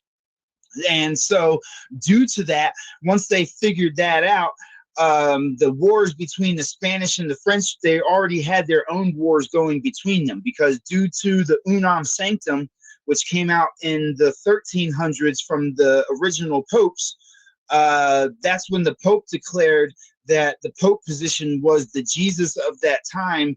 So it was their duty to submit the whole entire world under their reign. And through that doctrine that they created became the doctrine of discovery after Columbus had came over here. And actually, he was actually a black man. It wasn't that he had a black man on his ship. It's that Columbus himself was named Cristobal Columbus. Oops, shit, where'd it go? That's him right there. Hold on. Let me get rid of this little box right here. That's Cristobal Columbus. Now, the thing was that he was able to talk to the Haitians and everybody like that. Like, he was able to start talking with them, and, you know, discovering that, you know, we had this great empire over here and shit like that. And so what people don't know about his story is that when he went back over to those lands and told them about the lands, he actually tried to stop them from coming here, which ended up with them hanging him after they put him in jail over there, because he was trying to persuade them not to come here after he had sent the messages and shit telling them that, you know, it would be easy to conquer the people because they were nice and stuff like that. He actually started enjoying himself and tried to stop them coming over here, because he found out that they were going to send fleets, like massive numbers of people over here to fuck everything up. And so when he tried to do that, they ended up throwing him in jail and hanging him for trying to help the shit out. Wow, how come we don't ever hear this story? Well, because if you found these things out, you know, this would rewrite the little fake ass history that they gave. You got to understand, we were never supposed to be in their public schools. We weren't supposed to hear the stories that they were giving to their slaves to trick them into thinking that they had a better life than they did. Wow, okay. Think about it for a minute. They convinced all of them that they came over here and conquered a bunch of shit, when really it was some underhanded dealings that took place and a whole bunch of espionage and shit that actually got them over here. We have contracts that we gave to them that gave them the ability to come here in the first place. But when you went to public school, all you heard was, oh yeah, they came over here, there was a bunch of Indians here and they just stomped the mud hole and everybody and took everything over, and now all the fucking white people are special and they're protected by the system, and black people were the enemy and da da da. We weren't never supposed to hear none of that shit. That was to make their slaves feel like they were empowered so that they would do their work without a need of whip and chains.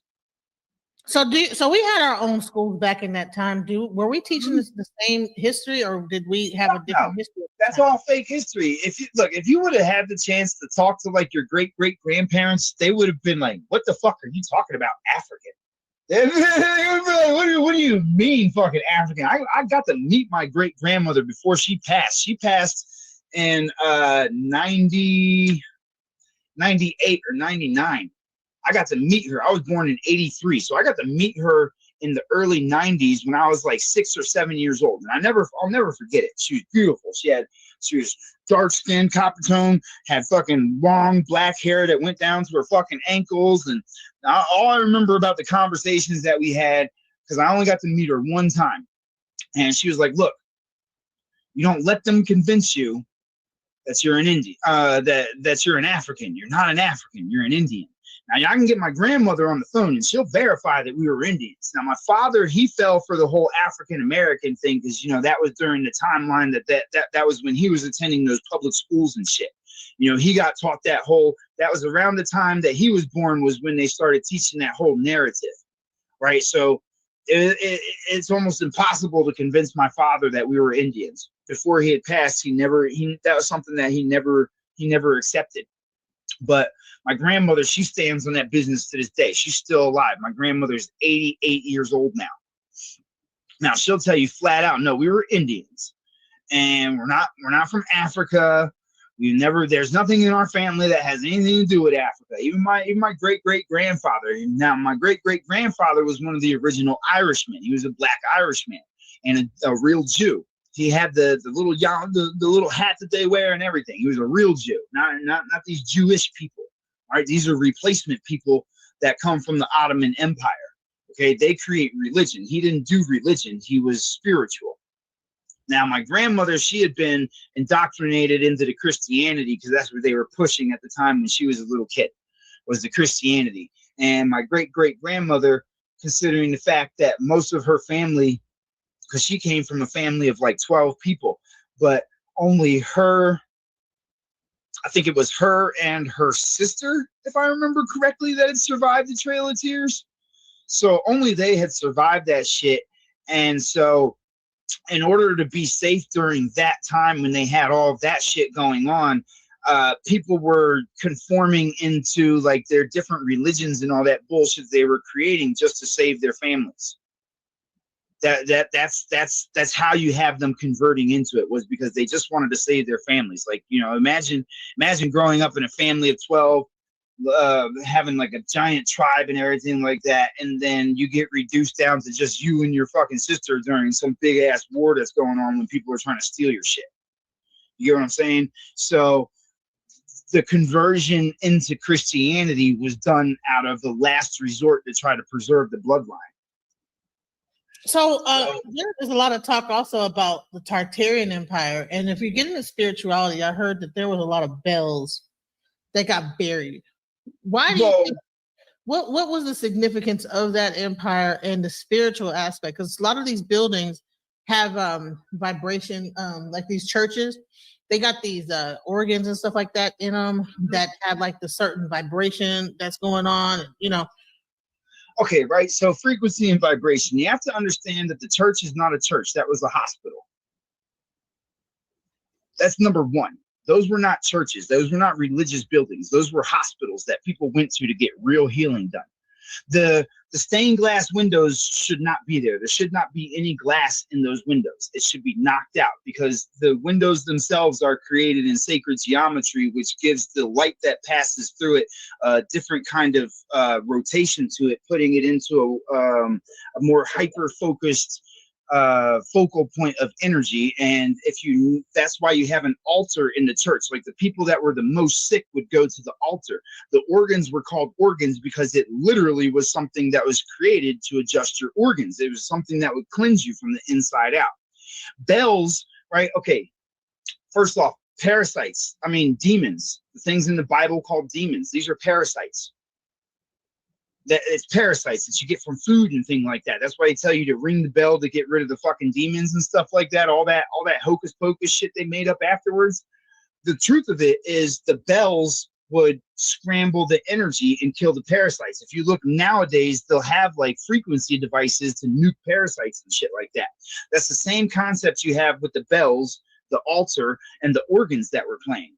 That's why it would play in the synchronicities that it was creating, because what that is that's a form of frequency healing. If you go inside of the Catholic churches right now, the booths that they changed into confession booths, those are chambers that are made to resonate the energy that goes into them. It's not that it's somewhere that you're not hearing people and shit like that. If you notice, each one of those chambers has a very specific sacred geometry shape on the doors and on the windows of that chamber. Now, because they put up the metal in between the shit and took all the bells out of it, and you know, they sing things in a different octave than what they used to, you don't get those same effects anymore. You still get altered in those buildings, but it's not in the same manner. It's the reversal of it. So that's why people that go into church get addicted to the church, but they always see demons and devils and all these horrific things, because what's happening is they're getting reprogrammed on a subatomic level. It's going in there where all the energy is being focused into the church, and then hearing about negative things at the same time. So you're restructuring DNA to be drawn towards these negative things, because they're getting a good feeling while hearing about bad things. So it's training them subconsciously to search for bad things. That's why all the people in the church are possessed.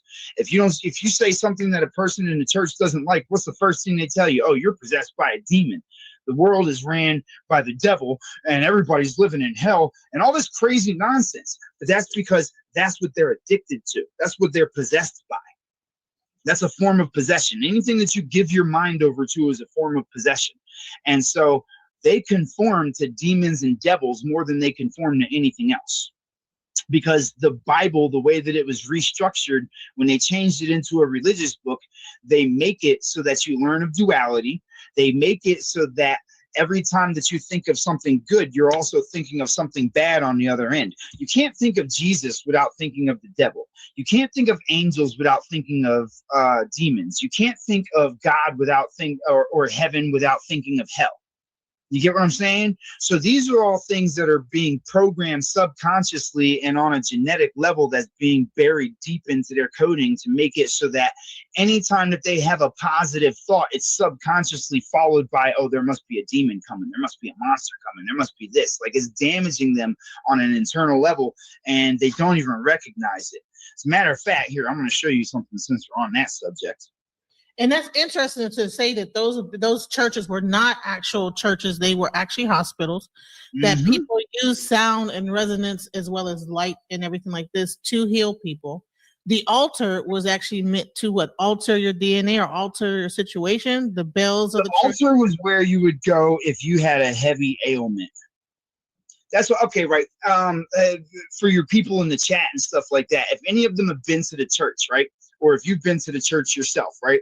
You ever see where they call their new members up to the altar, and when they go up to the altar, some of the people pass out. Some of them seem to shake and convulse when the preacher touches them and shit like that. You ever seen those type of things? Yeah. Yes. Okay, now you understand why. Imagine your body having a massive amount of energy pumped into it, to where it's literally to the point to where everything is being fucking just zapped, right? And then all of a sudden a physical contact comes on top of that. It's a complete override of your system. I experienced it once when I was a little kid, because I went up there. Because I had a friend that was a pastor that would take me to his church and stuff. And I went up there to like, I don't remember what it's called when you get welcomed into the church, but I went up there and the preacher touched me on my fucking head and my sound went blank, my vision went blank, my whole fucking shit went blank. And I was like, oh, what the hell was that? It's like, what was this? I always thought that everybody was fucking playing around when they went up there and did that shit, but I experienced that shit myself, so I know exactly what it. But now as an adult, after studying the things that I study, I know exactly what it was. Your system was already being reset from being in the place of the altar, and as it was being reset, somebody coming up and touching you is a complete override of your senses. Like it's all your whole system's already going through a fucking biological change on a subatomic level when you're standing on that altar. That's why it's called an altar. To have somebody touch you during that is a fuck to your system, because it's way too much. Like it's already enough with all the energy, and then a physical touch on top of it, it basically shorts you out. You know what? And especially if they all are praying with you, praying and stuff like that, combining that, and then they have the music. It's not the prayer itself. They're taught that it's the prayer that makes them feel like that. It's not the prayer itself. It's the sound resonance in the building and the multitude of voices that come together. That's what it is it's resonating the sound around the building, keeping it in a circulation, because that's what those buildings are made for. They're made for sound resonance, because that's how you heal. So when you have a whole bunch of people chanting, when you have the choir on the stage singing, when you have the instruments playing and the bells ringing and all that shit, it's the overwhelming amount of sound resonance that's taking place. And so when you touch somebody like that, it's just like a complete override to your system. Like you can't even escape that shit. That's why I walk past the church when they're doing all these their little ceremonies and their seances and all that bullshit, and you'll see when they're doing their singing and stuff like that. If you walk past the right church, you'll be able to see the whole doors vibrate. You ever seen those videos where the doors are vibrating on the fucking church and shit like that? No, I haven't seen that. Oh, you're gonna have to look into that. But basically, it's the amount of energy that's in the building. It's like a subwoofer going off. Wow. I gotta look that up. Churches with church doors vibrating when a service is going on. Mm-hmm. They'll be in there singing and playing their instruments and playing their organs and stuff, and the fucking whole building will be vibrating because it's a sound resonance building. Hold on, I'm trying to get to this point real quick. Where is it?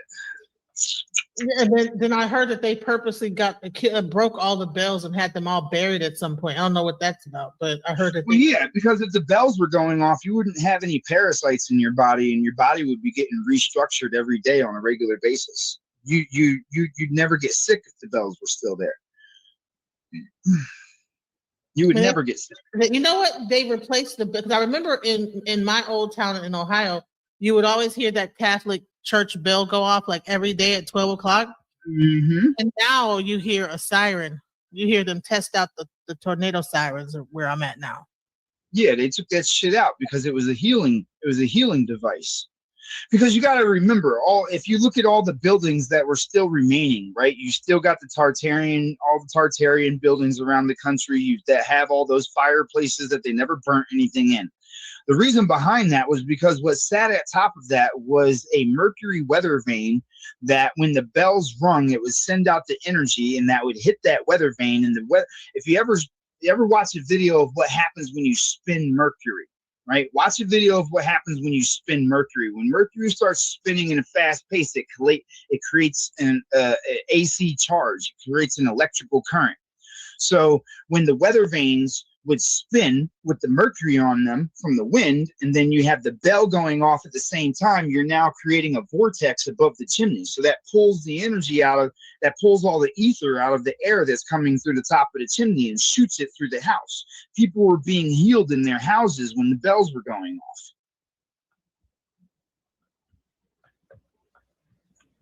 Where is this? Where is that page I made? I'm trying to find something for you because it's right on this subject and I want to show it to you. It's one of the pages I made for my little study groups. Back this out a little bit. Go to albums and go down to my stuff. All right. Okay, so all right. Here, let me show you something real quick. Oh, Peace, Ali of it, Ben, and Ali, AI Med Spa.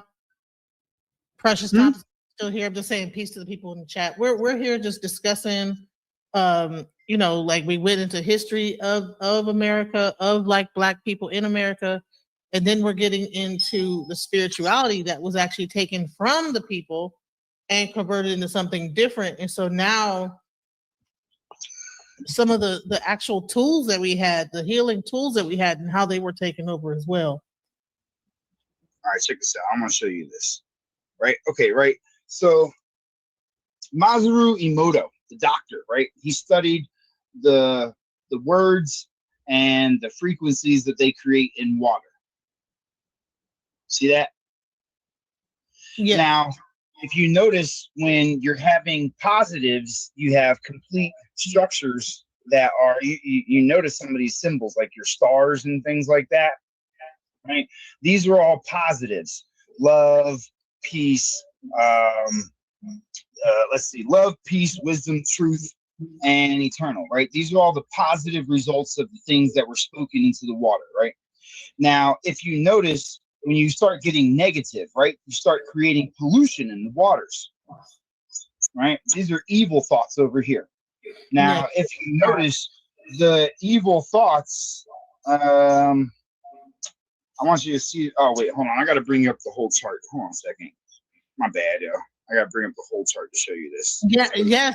So he actually broke down the Mormon church, and that actually Mormon really came from, it was actually from the Moors, and that Joseph Smith was actually a black man, and he's actually related to the family. His great grandfather was the brother of Joseph Smith. Great grandfather. Great grandfather. Well, so he's breaking down. He broke down the origins of America, where we really came from. That America at one point was Haiti. Now we're getting into the Tartarian Empire and how I'm gonna drop the link for you, Lone Wolf. Come on up. I think he might know some of the things that you're talking about and be able to help expound on some of that thing. But yeah, like he's talking about like even like how this whole structure of things, like there's a big misunderstanding about how we really think that history has been pretty much taken away. The true history, it's almost like we're in a, like, what is the word that you used again? Where they replaced it's a destiny swap. It's a destiny swap. They did a destiny swap. So the people that we think are black are white, and the people that we think are white were landowners. They're telling you they're Moors. They should know that we're white people, not black people. Right. Well, no, Lone Wolf. I'm not sure if he considers himself a Moor, but I know he's from. You were talking to somebody that had a Moorish title. My bad. Oh, okay. Yeah. Now I think he is part of like the Chinook tribe or something. The Shinnecock Indians or something like that. Native. All right, so check this out, right? Let me show you something. I want you to recognize some things here before we move forward, right? If you notice, right, you see how evil looks right here? Yes. Okay. You notice how angel looks very similar? Right. Why do you think that is? Because this is holy water. That's what you're looking at right there, is a perfect example of holy water. The reason that it's called holy water is because you're learning duality in the church, right? And so, like I said earlier, when you think of an angel, you're going to think of what? A demon. When you think of heaven, you're going to think of hell. When you think of God, you're going to think of the devil. When you think of Jesus, you're going to think of the devil, right? So subconsciously, and this is taking over the water in all of these people's bodies. If you notice, the people that are in the church, once you get them going, they can only say about 5 things. Okay, they can only say about 5 things, and I'm going to show you why that is scientifically. You see, your water in your body is what stores your memory. It's not stored in your brain. Your brain just processes everything and delivers instructions to all of your organs and things. The memory itself is stored in the water of the body. So this is the whole entire reason that you don't want to get taught to have negative thoughts about people, right? This is why you don't want to be taught things like karma. This is why you don't want to be sitting there getting pissed off at people, right? Because your body is energy.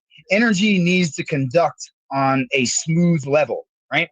So the thing is, is when you start thinking, ooh, that piece of shit, that motherfucker, and you're starting to beat yourself in the head with all these negative thoughts. What you're doing is you're breaking the water in your own body. And when you boil that down to the reality of things, right, the cerebral spinal fluid is H3O2. It's structured water. It's not like H2O. All right, the water that's in your body is not H2O. It's H3O2. Okay, it's highly structured. So the thing is this is where all the memories carry. You ever notice how when you get mad at somebody, how you can calm yourself down, and then over time it just seems to resurface and come back? Yes. Yes. And then they say it's on your mind. They mean that literally, because your cerebral spinal fluid, right? This is why your memories, your bad memories, will disappear for a certain amount of time and then resurface into your thoughts, is because it's traveling through your body and then returning back to your brain. So what happens, right, is if you notice, right, when you start to get upset about something, it happens very quickly. And then as soon as you get upset about it, the first thing that disappears is your hunger, right? First, your hunger goes because your body's starting to short circuit. After your hunger disappears, you start to build up headaches because your water is being split. It's going from H3O2 to H2O. That's why when you cry, you have salty tears. Because when it separates from the H3O2, it's taking the sodium and separating it from the water, breaking the conductivity of the water. So now your body is on short circuit mode, right? So now when you're having these negative thoughts, if you sit there and dwell on them for too long, what happens? You go through a thing called depression if you don't cry, right? You ever noticed how when you cry, you actually start to feel better physically? Yes. You ever pay attention to that? Like if you feel like you have to cry and you don't, you go through this thing called depression. And you sit there and those memories and those thoughts just start replaying over and over and over again because they're traveling through your system and resurfacing. The more they travel through your system, the less your body works. This is why when you're upset about something for too long of a period of time, you end up laying on your fucking couch stuck with no hunger, no will to move, the want to get up, but you can't move. And all you can sit there and do is think about that negative thing until you get to a point where you either break down and fucking cry or your system completely crashes out and you sleep it off. Wow. That's because you literally destroyed the conductivity in your body to a point to where you have to go into rest mode to recuperate from it. Now, you can fix these things naturally. You can ground yourself, which will restructure the water, do some sun gazing, and that'll refuel your energy because your sun gazing actually fuels your endocrine system from the inside out. Your endocrine system is what restructures the brain. It gives you dopamine, serotonin, oxytocin, ATP production. It gives you fucking everything that you need to reset your system naturally. You can get rid of ADHD. You can get rid of any disease in your body simply by taking your shoes off, grounding yourself, and staring at the sun. Now, they tell you not to do this because of these effects, right? Because if you are actually grounding yourself and sun gazing, which if you haven't done it in a long time, I do not recommend going out there and just opening your fucking eyes because you got to work your way up to this shit. I personally can stare at the sun for like an hour and a half. I mean, I could probably go longer than that, but that's like the longest time period that I've just stood there staring at the sun. And I mean eyes open looking at the shit.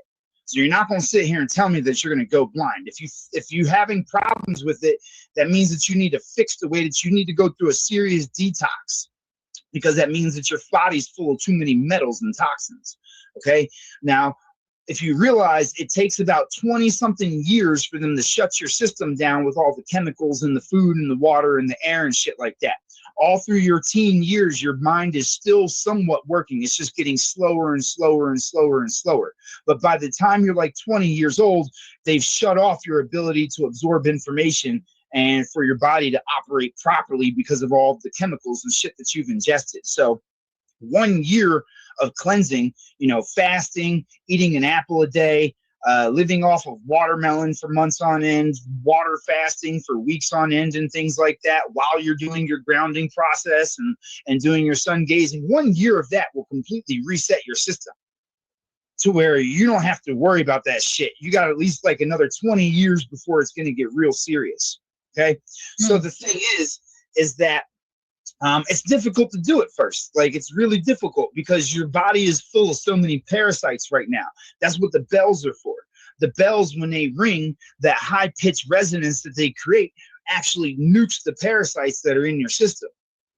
You can get rid of your parasites just by listening to certain frequencies. It's called blue noise, not gray noise, not fucking white noise. That shit's not fucking healthy. The blue noise is that what is it? I want to say it's 126 hertz, I think, is blue. But now that's a sequence of 9. Okay. Now the thing is that when you have this, you need a high pitch frequency and a low pitch frequency. You'll find this. You can do this just by listening to classical music. That's like Beethoven, Bach, Mozart, Wolfsbane, these type of things. These type of things will actually stimulate your mind properly, and they'll kill off the parasites in them. See, Beethoven, being blind, what he was doing was playing things that felt healthy. You get what I'm saying? It felt healthy to him. That's how he was structuring his music, was what felt good. Because everything that he was playing was off of frequencies and vibrations. So if you listen to his old symphonies and things like that, you'll find that when you listen to them, it'll calm you, and it'll feel like you'll feel a certain resonance if you listen to it on headphones. But don't do it with like wireless headphones. You need to do it with the ones with the wire on it, because otherwise you're going to get distortion. But so the thing is that when you're in the church,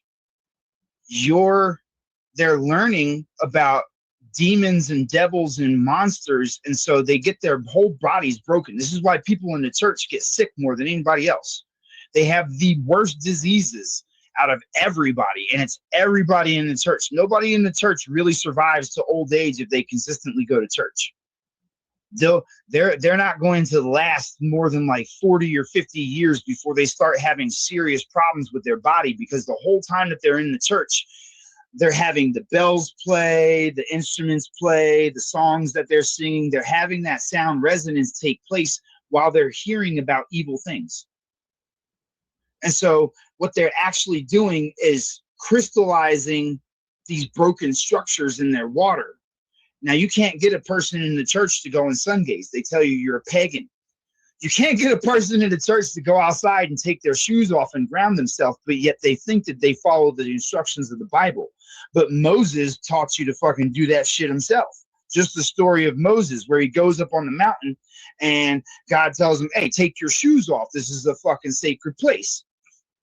What did Moses have to do? He had to take his shoes off and sit there before he was able to receive the message. What is that? That's a cleansing process. That's osmosis.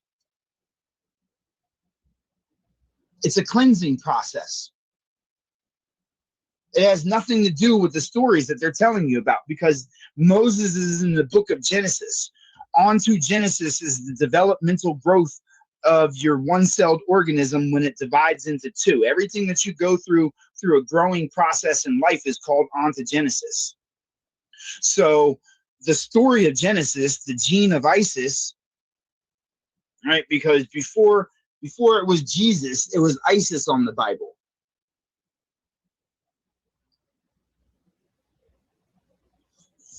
If you pull back the 1599 Geneva Bible and you go and look, it's our Lord Isis Christ.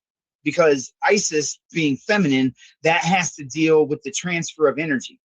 Female has to deal with the transfer of energy. That's why there's two of them. That's why it's external, because it's not internal, it's external. The two females, you have negative and positive. You have good and bad. That's what this is. That's what this represents right here.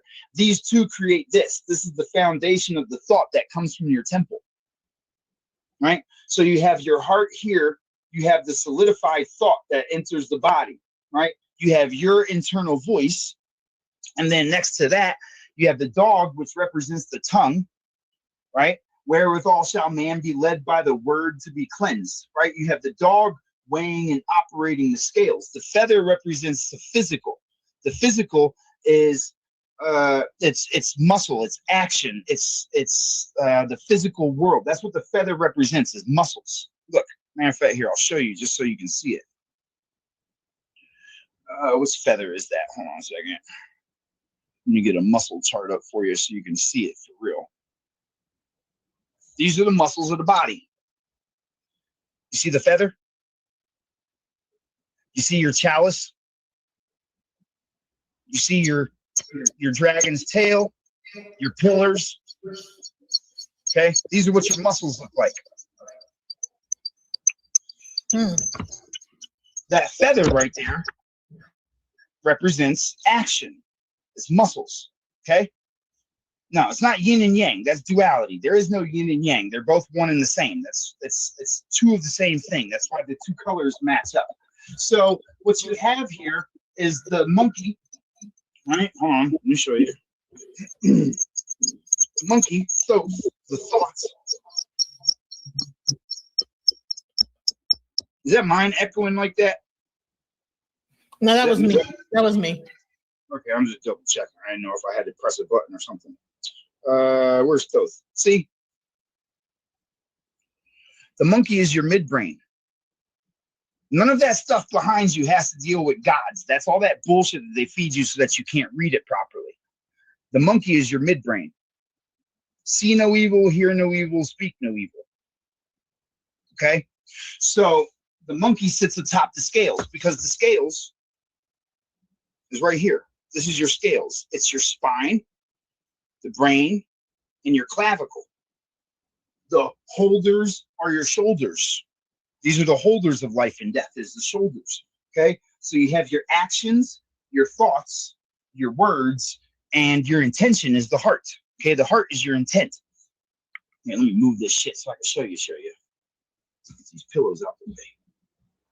All right, right. So look, right? So you have your emotions, which are external, because you don't control your emotions. You react to your emotions. Okay? So your emotions are external. Your heart is your intention. This is your inner dialect. This is your word versus the things that you're going through. Okay? That's why your emotions are behind you. Okay? They're all still connected by the base, right? Because these are the foundation of the things that you hold internally. Okay? This right here, this little box right here, this is your temple.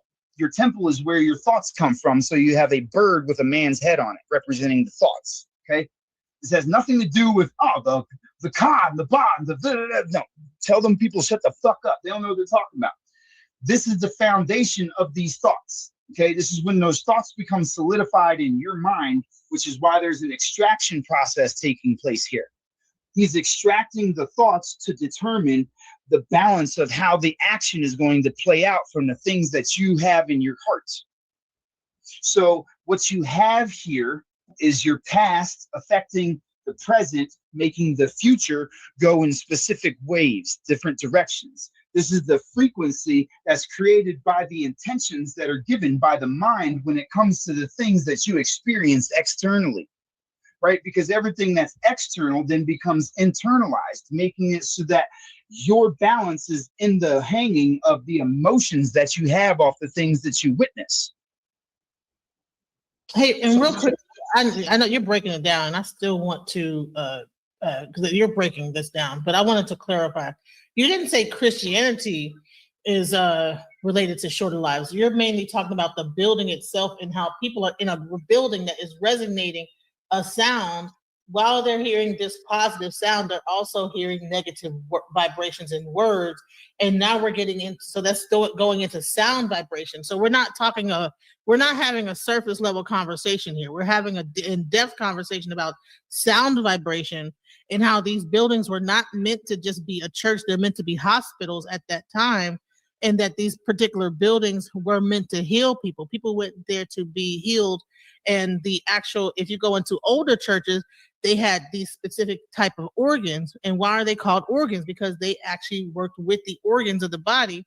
The altar was a place that people went to get that were very sick, and they would go up there to get healed. However, the current state of the church is that while you are getting healed, you're also hearing the pastor discussing negative things, even though at the end he might bring it all together into a positive thing. It's never positive. There's no way to spin it positively in the church, because everything that they teach you in the church is good and bad, which is all false. A lot of people, okay, oh man, you're gonna make me get into it. Okay, look.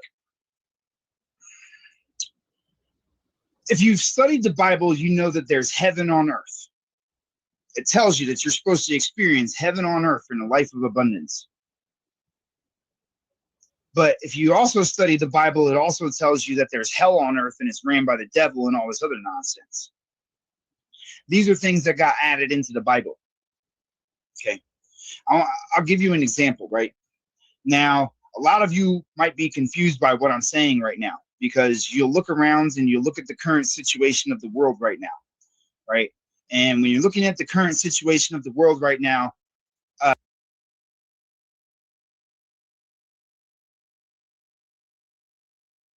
I just had to like to check and see if everybody was still with me. Are you still there, Alice? I am still here. I'm listening. Right. I So thought maybe you fell asleep though, but I'm listening. you know what I kind of did, because I've been up for like 24 hours. But listen, what do you think so far about the information he's bringing so far? I find it very interesting. Some things I've never heard before, and some things I have heard, and some things I disagree with. But overall, it's very interesting. Honestly, I look at like to spit out the bones, Yep. Take what you think that's important, spit out the bones. You don't gotta like everybody's not gonna be perfect, That's And right. I honestly, when I interview people or when I like bring people on my show, it's not really about right or wrong. It's about like, okay, this is something I've never heard before. Like check this out. When I see a person that's got a good like story or presentation, I don't think about right or wrong. I think about, wow, that's interesting. So and when you go to my page, you'll see a lot of different interviews like this. A lot of different like conversations that you're gonna probably agree at some points, disagree at others, but take what you want to take, spit out the bones. So Yeah. yeah. I would recommend that people be spiritually grounded. They know who they are in Christ, because things like this can sway you. If you don't have a really strong foundation. That's my opinion. What's this guy's name? His name is the Book of Johnson. Ah. Yeah. Yep. So I'm telling you, very interesting and interesting information. So let's continue on. I just want to do a temperature check, you guys. Yeah, I get. I have been up for 24 hours, guys, but it's okay. Well, I got sleep earlier because I would be asleep right now. There's no way. So I guess the Lord intended me to hear this, because I'm supposed to be asleep, girl. I'm gonna tell you what, listen, I like some of this stuff. I'm like, what? You take your notes, go look it up. Bottom line is like, don't believe anything. Do the research yourself as well. But absolutely. But the whole thing is like to jog your brain, ideas, thoughts. You know what I'm saying? All that. All right. So let's go. Let's continue. Okay. Tell the truth. You're bothered by the things that you see. You're like, nah, this is definitely hell. It's definitely this prison, and this is our training grounds, and this is our school, and this is our that, and this is our that. You don't know God, is what that boils down to. You don't know the Creator, because you don't understand heaven when it's right in front of you. And the reason I say this, right, is because you've been trained on this idea of duality. You've been trained on this idea of good and bad, and so you're weighing things out and judging things that you have no place judging. And yes, I know that there's things that you see and things that you know about that hurts your heart when you witness them, right? But the question that you should be asking yourself is, where's your appreciation for not having to experience it yourself? Wow. Okay. Everybody misses that part, right? Nobody gets to see heaven for what it is, and it's very sad. Like, it's a very sad thing how many people think that we live in hell right now, when they're given all of the examples that you could possibly need to see all the horrific things that you could be going through. Meanwhile, you wake up every day mad about the things that you don't have, but you have more things than all the other people that you see that don't. Meanwhile, you're not the one that's getting your fingernails pulled out. Meanwhile, it's not your child that's having SA happen to them. It's not your fucking family member that's being brutalized and ripped to pieces by an animal. It's not you that's having to physically experience any of these things, but you can't recognize that. I think I do.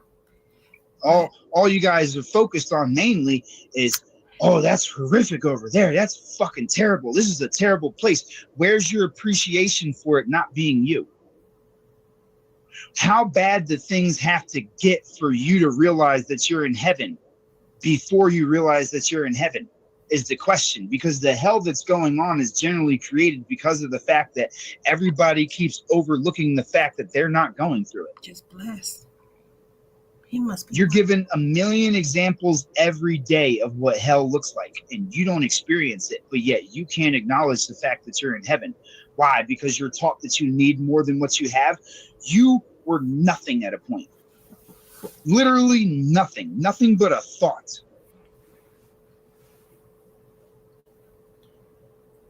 What you saying about what he just said? That's pretty good point. He just said. I mean, wow. You know, perspective. You know. Mm-hmm. It's one way to look at. It's another way to look at things. You know. Well, I agree with him up to a certain point. I believe that we do need to count our blessings every day, as they say, and realize that it could be worse, and I try to do that daily. You know, I try not to take things for granted. However, I don't believe that we are in heaven yet. I believe that we are in hell, in Tartarus. That's what I believe. And that when we aren't suffering, we're being blessed by God. It's like a hedge of protection around that individual. You know what I mean? Because it could be worse, but he's from it. Yeah. Mm-hmm. Perspective. Everybody has a different perspective. You know, you're in heaven. He's in heaven. You're in hell. You know. Yeah. I'm in hell. Let's go. I do believe in divine, intervention. I believe that God can reach down or either send his angels down and protect individuals, the ones who believe, the one who ask, and then some that don't ask. Like, he may have someone protecting him or an angel protecting him because he's going to come around to the truth. You know what I mean? So God meets you where you are until you get there. You know what I mean? Sometimes, not always. I'm gonna say this: everybody has their own truth, and that's the thing about us. We're all individuals, and the bottom line is that your truth might be different than my truth, because everybody sees life differently. So, but let's go. All right.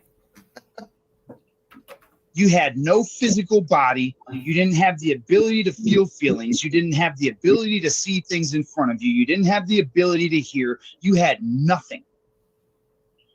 And yet, now that you've been given everything that you need to be able to experience this, you can't enjoy the fact that you can move your fingers. You can't enjoy the fact that you have the ability to take this breath.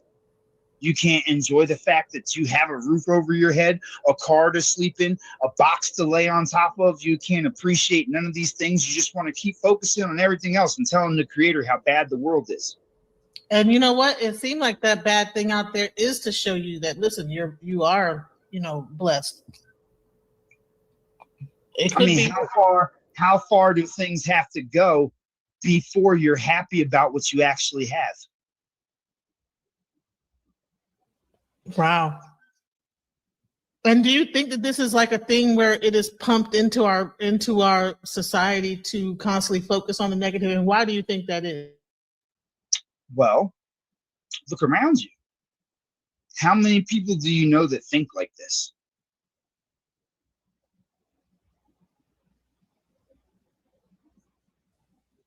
Well, me personally, I don't. Most of the public wakes up bothered on a regular basis.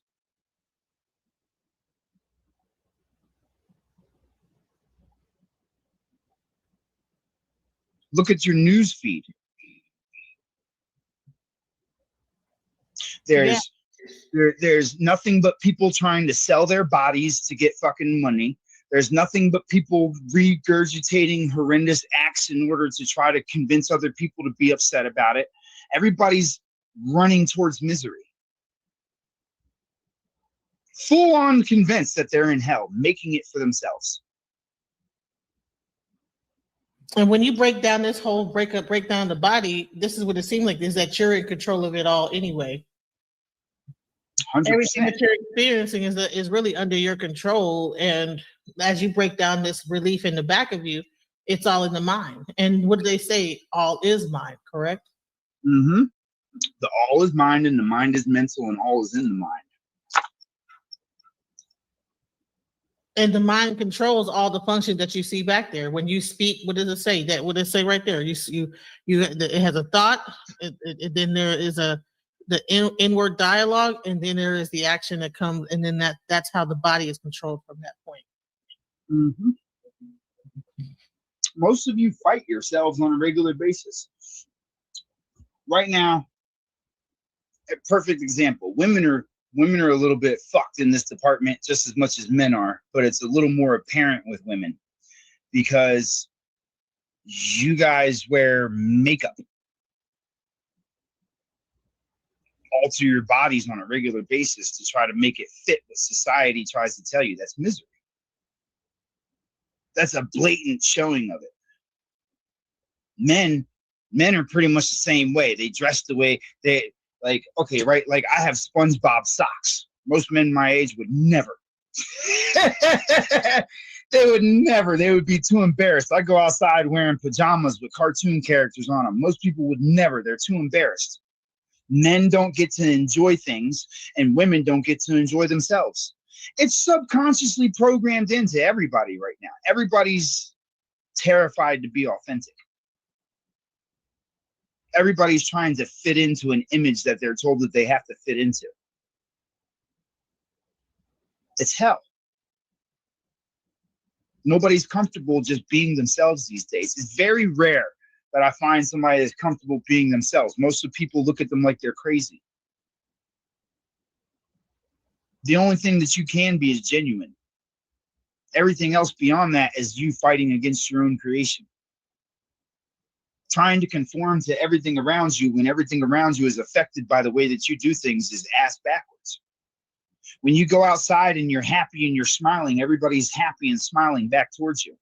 When you go outside and you're pissed off and have a scowl on your face, everybody tries to fucking avoid you, and the world moves around you. But you try to conform yourself to the world. Every day you guys wake up, when you were a little kid, you guys all had some type of envisionment of you being the hero, of you being the fixer, of you being the person that's fixing things and changing things. How can you do that if you're conforming to everything that's broken? You got to step outside that box, yeah. But that's all because of like the system has kind of. That's the part that I don't get is people live inside that box, but they're uncomfortable inside that box, but they won't be themselves. Everybody's worried about people. Oh, they'll judge me. They'll stay away from me. They'll this and that. How many people are really around you now? Didn't they judge you and move away from you anyway, even when you tried to conform to their shit? Yeah.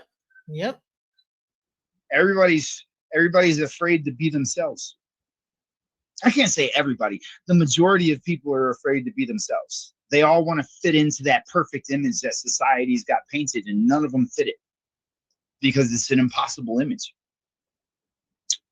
So when you talk about these things that became religion, and then you break it down from a spiritual aspect, one thing I understand about spirit is it does not only focus on the hocus pocus of it all, but it also involves health, the body, being sound, what they call holistically, mind, body, soul, everything.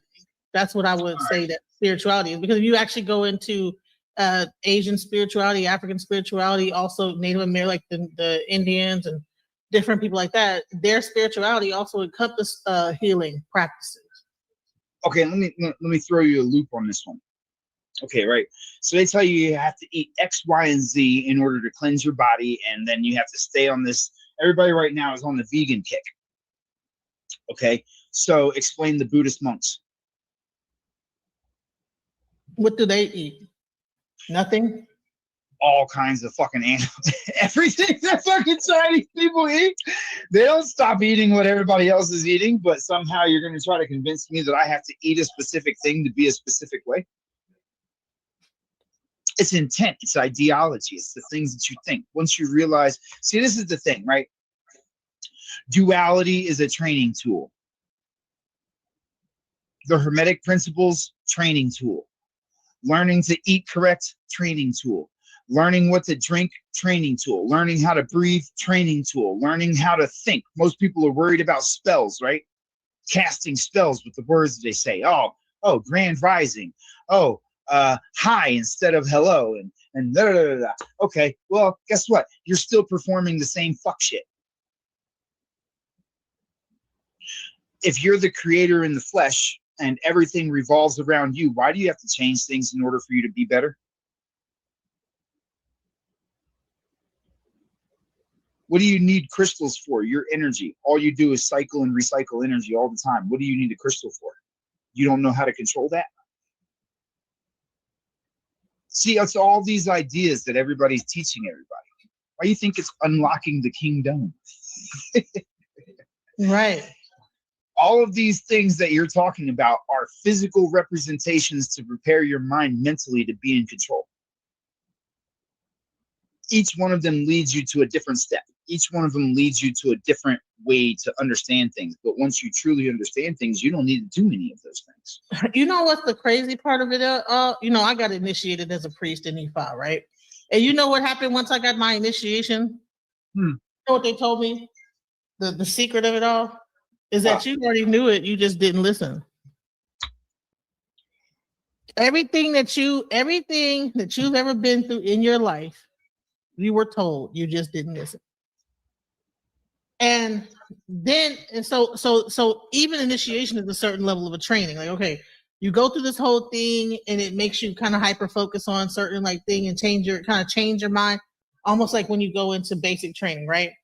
And at the end of the basic training, you find out that everything, because you look at, because I was in the military, right? You look at this TI as he is like this evil, like mean person everybody should be afraid of. But then toward the end, he reveals himself to be just a regular person that actually is a cool guy.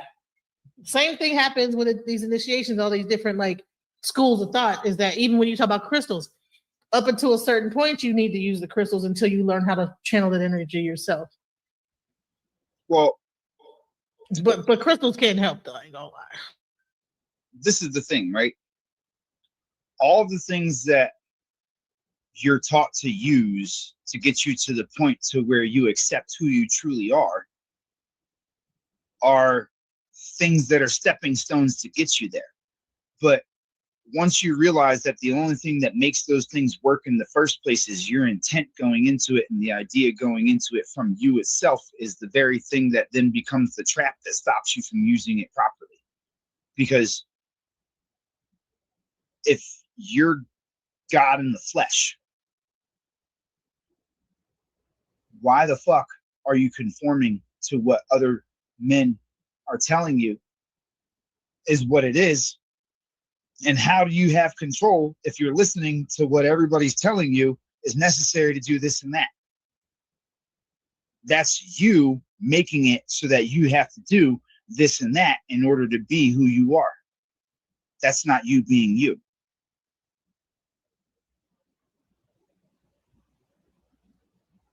Just think about that for a second. If I tell you, okay, if you really want to be spiritual and you want to unlock your powers and you want to this and you want to that, you have to hold this cap in your hand every single day. Right? How long are you going to hold that cap in your hand every single day to get to being who you are before you realize who you are, so that means that you don't need that cap anymore? If you're the thing that is the main source of the energy that's controlling this, that all the energies flow through, why do you need something else to control your own energy if that's also a part of you? Gimmicks. Tools, physical tools to help you realize mentally. Well, isn't that what they kind of do in martial arts? They start you off to like to give you tools initially, and then you eventually used to learn how to work without those tools. I mean, with anything, even when you're like skating, right? If you want to learn how to skate, they start off with training skates, and then they eventually take the trainers off, and next thing you're skating. And then if you want to move the next level, you'll be rollerblading and ice skating. So how long are you going to tell yourself that you need crystals to control energy before you realize that you're the energy that's being controlled by the crystal? You're a part of the same energy that makes this wall, that makes that pillow, that makes this phone, that makes this tablet, that makes this thing, and makes this thing and this thing, and all that same energy is floating around you because that's all a part of you. Why do you need something to conduct it? Why do you think that you need a specific thing to eat in order for you to receive it? Why do you think that you have to train your body a specific way in order for you to be a part of yourself?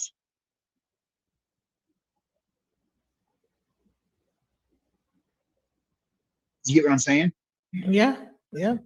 At a certain point, you reach a level to where you just understand that that's just you in all kinds of different forms. You're a part of all of this. So how is it that you don't control the energy that you take in? It's all yours in the first place. But see, you've got all these gurus out here. You got all these gurus out here that take you the furthest away from reality that you can possibly get.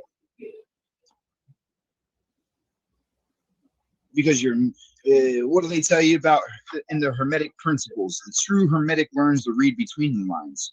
What's between the lines? Nothing. There's nothing there. Why? Because everything's between the lines. So why do you have to conform to what people tell you is necessary to do the things that you do naturally? Let me show you something. All right, right? So one of the things that they tell you is that you have to learn how to love everything. Right? You have to learn to find love. The problem with that statement is the fact that everything is love. There's nothing but love. Love comes in a plethora of forms that people ignore. This is the maxims of human existence. Okay? You go through this wheel every single day. Every single part of this wheel you go through on a day-to-day basis.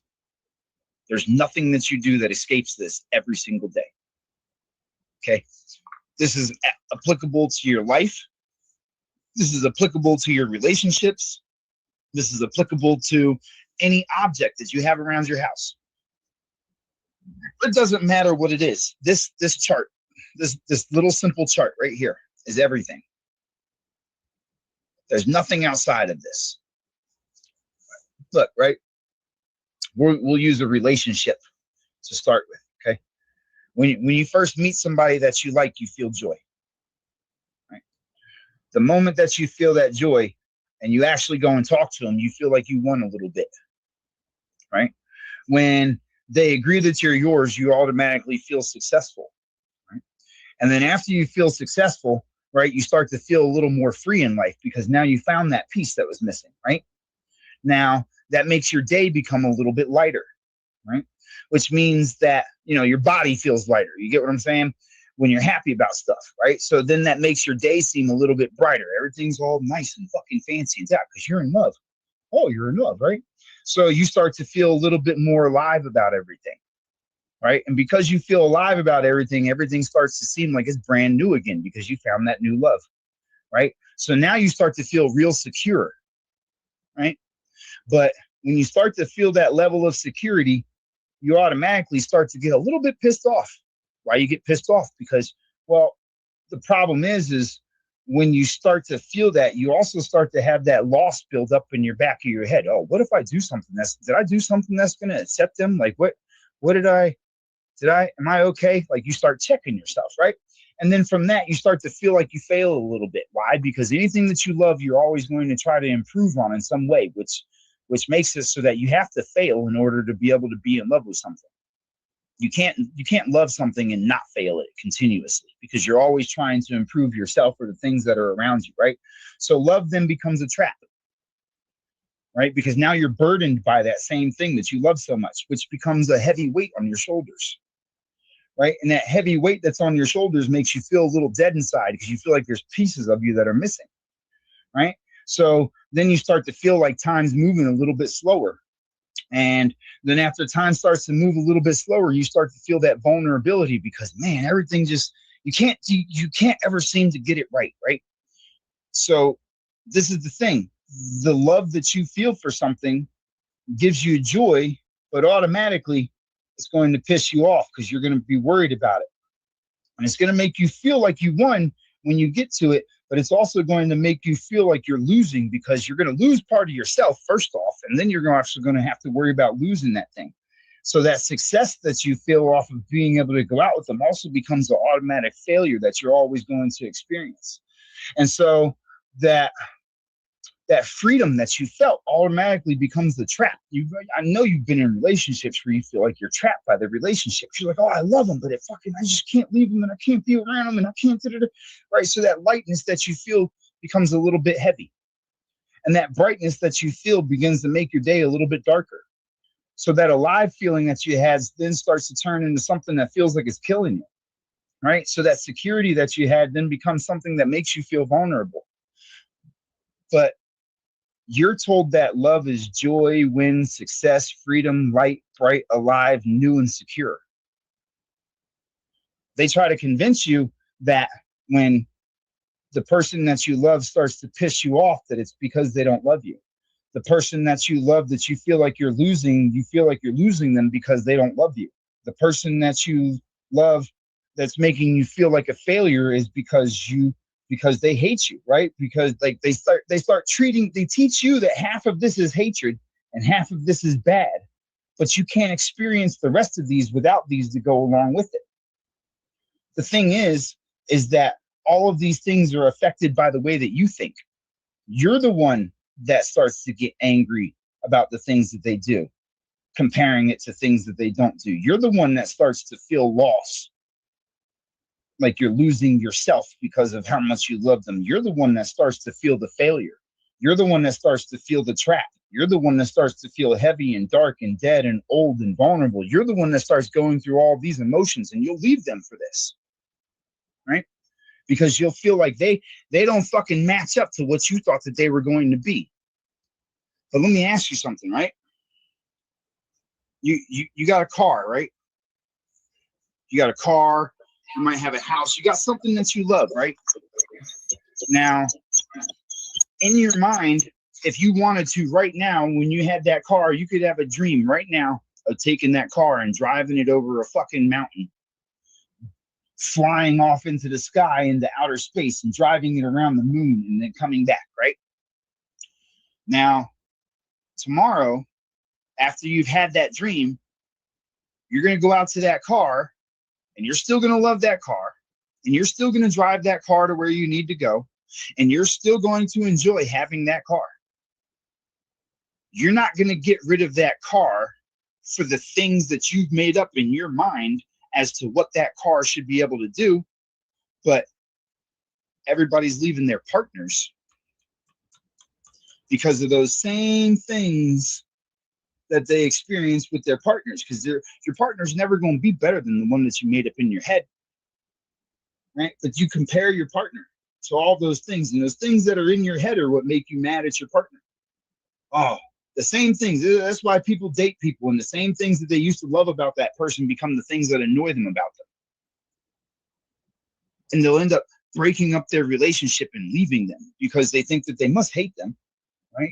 I must hate you if you piss me off so much. I must hate you if I feel lost when I'm around you. I must hate you if I feel like a failure because I always want to do better for you. I must hate you if motherfucking you're making me feel trapped. But there's nothing about love that doesn't include these things.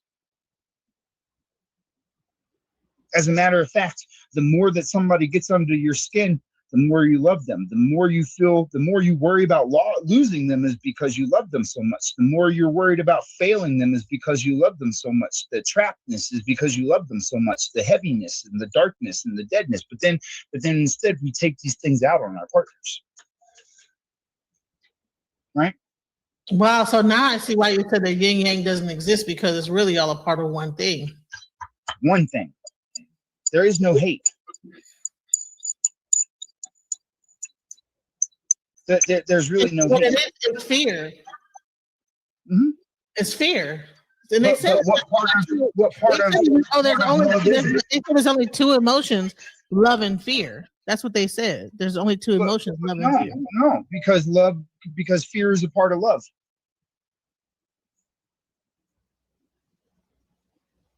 Because everything that you said there, everything that's on that left-hand side is based on fear. It's your everything on that left-hand side is another form of love.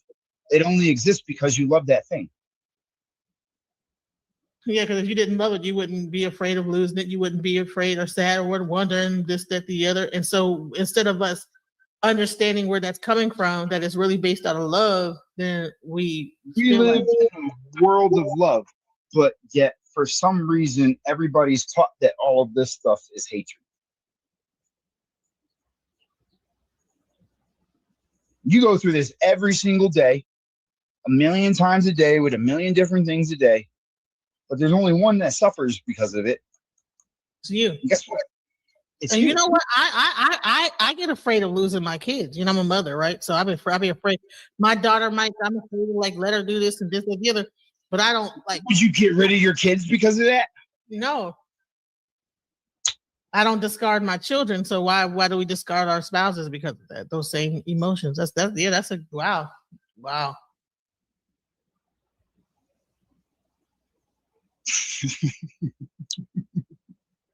People don't recognize heaven. Heaven's all around them and they don't recognize it.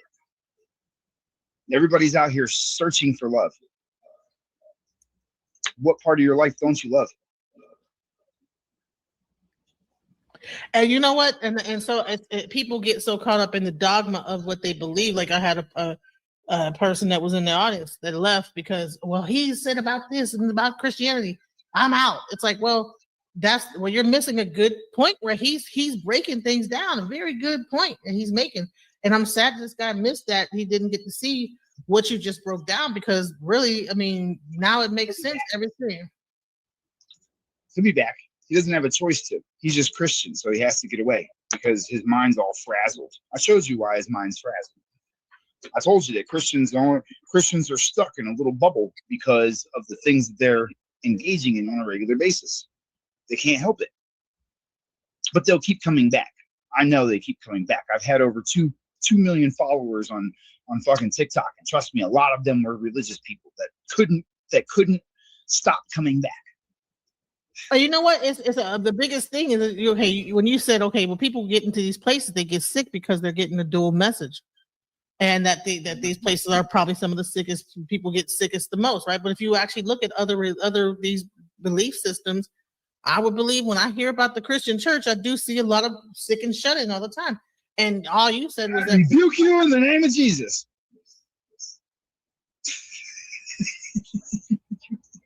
So, that's where I take it. I rebuke you even though that those parents might be that live to be 95 might not have they might not have experienced the same thing. There is some truth to what's being said when it comes down to the message that's being taught. You're singing about happy and love, but then you're talking about, and then he died on the cross, and that's a contradiction. About 1 minute we're talking about redemption and love and this, that, the other, and the next minute we're talking about death and destruction. Imagine how traumatized you would be if you saw what you considered to be your God crucified every single fucking weekend.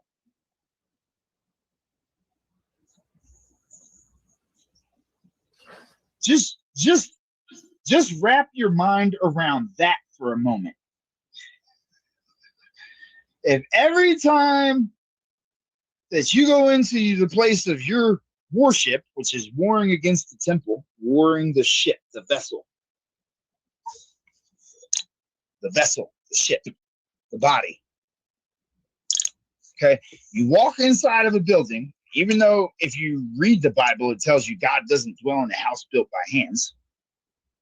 But you're going to go inside of the same place that your Jesus tore down and then look at him hung, strung up. If your best friend died, would you want to walk and look at your best friend every single weekend in the way that they died? No. Or they keep talking about it every weekend. Every weekend? Every Sunday. Every Sunday, bare minimum. Listen, I'm gonna tell you what, the sermon always, and then they strung him up on the thing and in the blood and drink his blood and eat his flesh. Here you go. This is your savior. Drink his blood and eat his flesh. You're not a cannibal, though. You're not performing rituals and witchcraft, seances, taking on spirits, and walking around with anointed oils, that's witchcraft. But really, what is witchcraft? Soup. What really is witchcraft? Because I mean, they would say some of the practices that I do in my belief, would be considered witchcraft. However, it's actually meant to heal people, right? These are things. Who do you know that doesn't put spices in their food? Nobody. Okay, doesn't witchcraft require you to cook something, change the temperature and the structure of something, and add in different types of elements in order to alter it? Yeah. So who doesn't do witchcraft? Everybody does. Breakfast, lunch, and dinner. Yeah, if you've got some vegetables and a thing, you're throwing in some sage, a little bit of thyme, and all those things are the same thing we use in our rituals. We might make a tea out of it and drink it, but.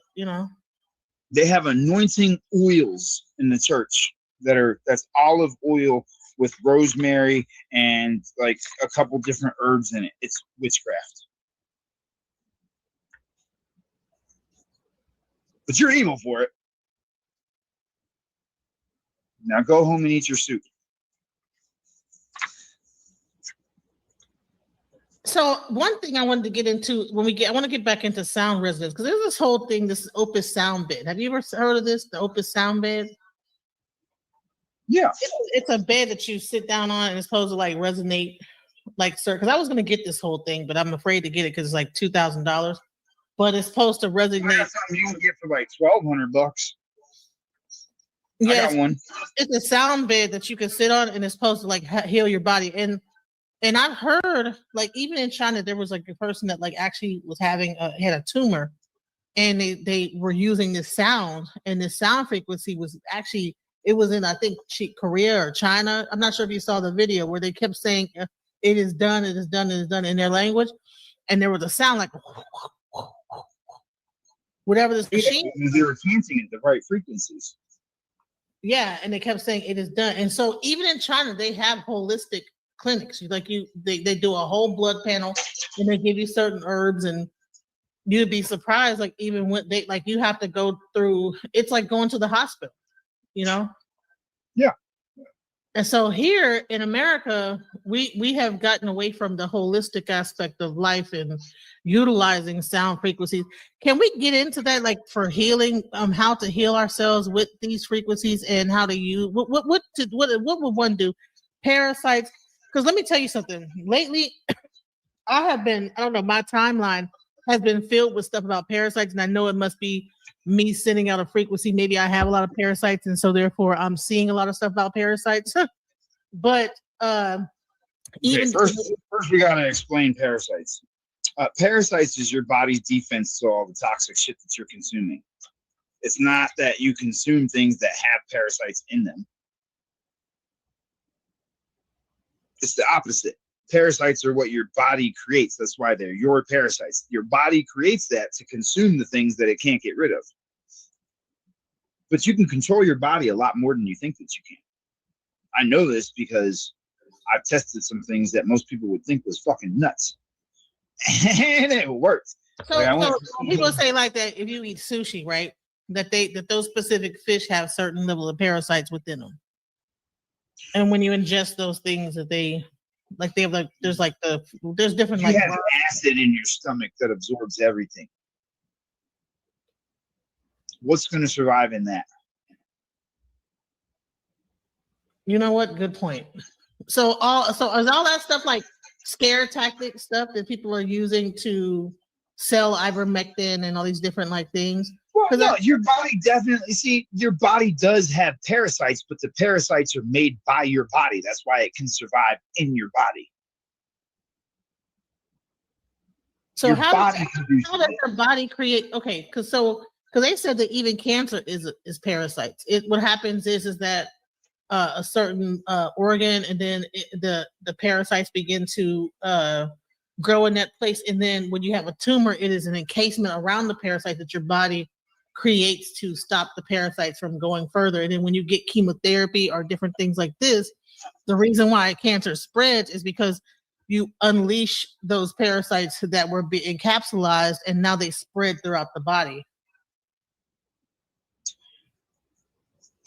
Same thing with mammograms. Like they say that when you get a mammogram, you have this heavy thing pushing your boob down, and if you do have any kind of cancer within that tumor, it could mess with that tumor and then unleash the parasites, and the next thing you know, you got cancer and this, that, the other, all throughout your system. So how cancer is your body trapping the poison.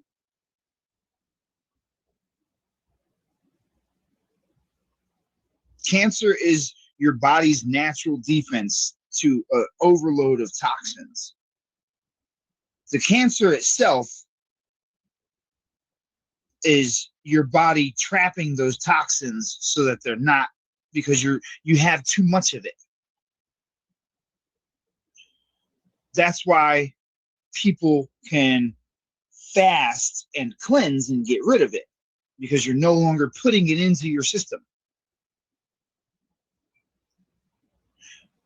You got to realize that what they do when they do your mammogram is they rupture the cancer cell. The cancer cells are dead cells that are fucked up because you have toxins in your body, and they're being collected in a specific place so that they don't spread everywhere. And then you go and get that mammogram, and it smashes it and it ruptures it, and now it spreads everywhere. Now it's in your bloodstream. Now it's everywhere that it was being held at. Cancer is not a bad thing. Cancer is your body's defense to the fucked up stuff that you put into it. Now, the thing is that you can get rid of all that shit with sun gazing. Literally. You can burn fat with sun gazing. You can restore the elasticity to your skin through sun gazing. You can you can restore brain function through sun gazing. You can burn your sun gazing activates the autophagy that people fast to get. That's the main benefit of the fasting, is your body's ability to activate the autophagy from not using that energy everywhere else. Well, if you're sun gazing, you're putting energy directly into your endocrine system. Look, these are all the benefits of sun gazing.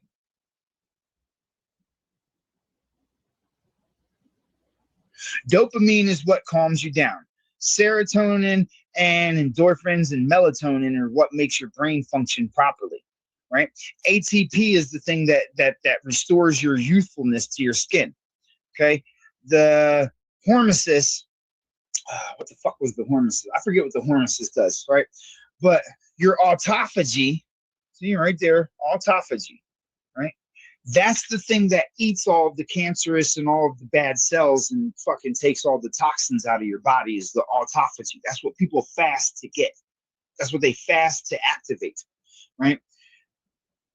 The NAD plus, it'll cost you fucking $60-$70 to get a bottle of NAD plus. That's I have it. I have that. I have the NAD. I paid $60. You could have got it for free. You could have got it for free and felt good and been burning fat and been destroying everything toxic in your body and motherfucking restoring your levels to the proper circadian rhythm. And you could have been motherfucking feeling younger and you would have felt a lot calmer and your mind would have started functioning better. Why? Because you're feeding your fucking endocrine system directly with direct energy. That's all that it is. It's your endocrine system that's being activated. That's your RAM, your goat. See your RAM right there? Yeah, that's crazy. So the body, even so, all these things they must have did like some Egyptians or whoever these people must have like just dissected human bodies and noticed that this looks like a goat, this looks like this, and in those universes. If I draw it out for you, if I had my pen, I don't know what I did with my eye pens. I don't know where they went, but. I can literally show you the magnetism of the body that created all of these things. I know how the whole entire body was constructed, inside and out, all the organs, all of the everything, all by magnetism. So, was it sound that did this? Because even when they talk about the Indian pyramids, not the Indian structures, they say that when you actually look at them, that looks like almost like the same way that those water droplets look that you showed. That when you play water, when you have water at a certain frequency, it makes those kind of like looking. Have you seen the Indian buildings? How they look a certain way? It's like, how did they make this? Right? Yeah. And it's all sacred geometry. But do you think that was made by water, sound, and some kind of like sound vibration? Well, this is the thing: is when you're able to manipulate energy. It doesn't matter what the thing is that you're manipulating. If you're operating within the confines of nature, you can conform anything to any shape that you want it to. You just have to know the frequency that's going to make it go from a solid to a liquid so that it takes that next form. Think about it. I can show you videos of people that will take a cone and tap, like you could take a drum, right? You can try this, right? If you get a drum and you put a rock underneath of the drum and you start tapping the drum from the top and the drum has no bass to it, the energy from the drum is going to pump down into the base surface, and whatever's sitting on top of that base surface is going to levitate into the drum. It doesn't matter what it is, as long as the drum has a large enough size in comparison to the size of the thing that you put under it. It's just energy manipulation. Now, as far as the rocks go, I forget what plant it is, but there's a plant. This is how most of the shit out in this is how they were carving into rocks. It's not that they were carving into it. There's a plant that you can go and find out in Mexico. There's birds that reshape rocks out in Mexico. I forget what kind of bird it is, right? But what they do is they go and grab this plant, right? And they take the plant and they rub it on the stone, and then the stone turns to a rubbery. It becomes moldable, right? And so when people observe that taking place, they took that same plant and in mass and started doing that to the blocks, which made it so that they could stamp and imprint the blocks however they wanted to imprint it. So this is how you have those images that are pushed into the blocks. Now, if you take that a step further, and you include instruments that emit specific vibrations, the same way that you can speak into water and have it create a formation is the same way that you could do that with a rock. If you know the right frequency, it'll separate the structure, because the energy is only held together by a specific frequency. And so if you're able to hit that same frequency, it'll almost cancel it out. Not that it'll disappear, but it'll break the structuring of it all together.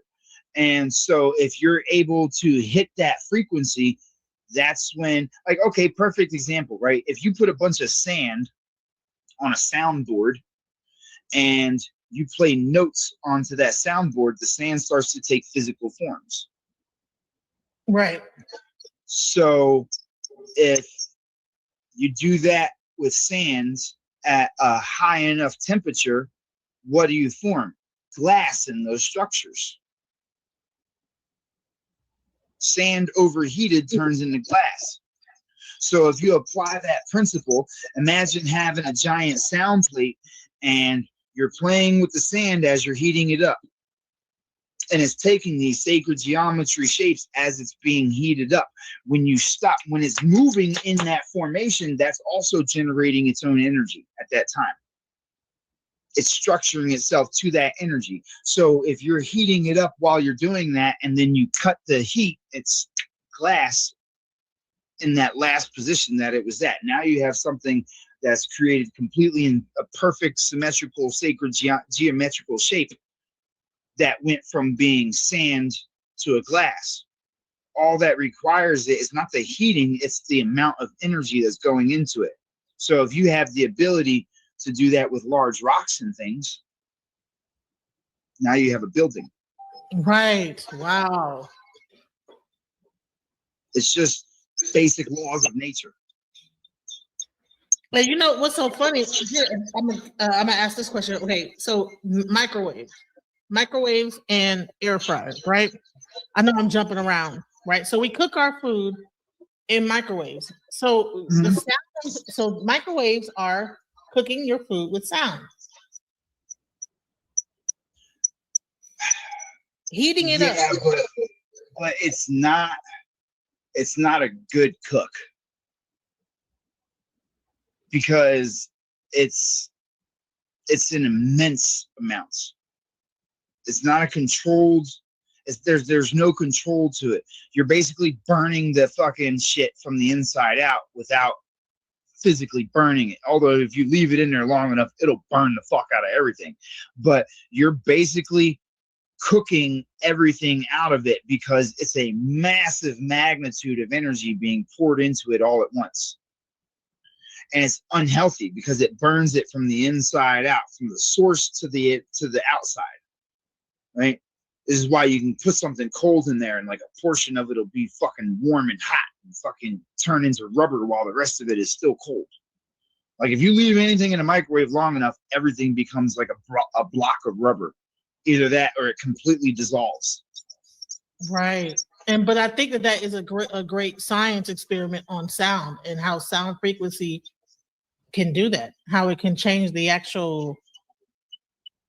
You can take apart a microwave and you can create a coil out of it that will disrupt. The thing about the microwave is that it's not natural energy. It doesn't have a natural flow to it. It's a disruptor. So what you're actually doing is, so would the sound that comes from a microwave be similar to that sound that you see of hate in the water? Like, you know how you have the sound of love and good stuff? Yes, so that's exact. Like, okay, right. If you took a microwave, if it was healthy, right? If you took a microwave right now and you open it up and you fix that button so that it thinks that the door is shut at all times, and you just turn that microwave on and you go and stick your arm in there, it's going to destroy your shit. You'll never recover from that ever. It's impossible because it rattles the fucking whole entire structure of the genetic coding altogether, and it's nuking it on a molecular level from the inside out. So it's killing it at the core and then working out even further. If you put something I living want in a to microwave, that shit if will you put explode. water into a microwave and you're drinking that water, what would you say would be going on with that water that you're ingesting after doing that? You killed it, and you filled it full of fucking toxic energy. Think about it like this, right? When you drink water, you don't want to just drink water, okay? At the very least, you should swirl that shit, okay? If you don't do anything else, at least create a cyclone in your water, because what you're going to do is ionize it, and it's going to draw in air and oxygenate the water when you're doing this. That's why when you circle it and shit, you'll start to see the little bubbles come out of it and shit. You want to recreate a natural cycle. A natural cycle, water doesn't travel in anything but swirls. If you watch how a river gets created, none of them started straight. They all swirl. They all have depth that goes up and down in them. It's never just a flat surface. Anytime water hits a flat surface, it dies. You don't want to drink water. Water, look, you got to think about it like this. Water is a solvent. Water kills you. Perfect example, if you go sit in a bathtub long enough, what happens to you? You get dehydrated? No. Your skin starts to dissolve. Oh, yeah. You sit in a bathtub long enough and you can cut your foot stepping on the ground. It'll split.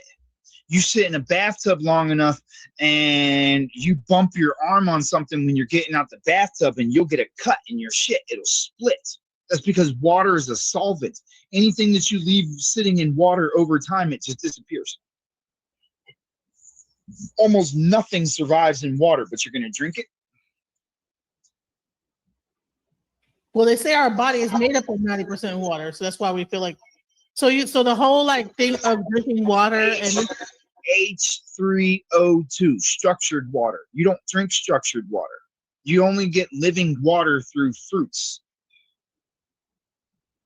If you notice, fruit is always what? It's always sticky.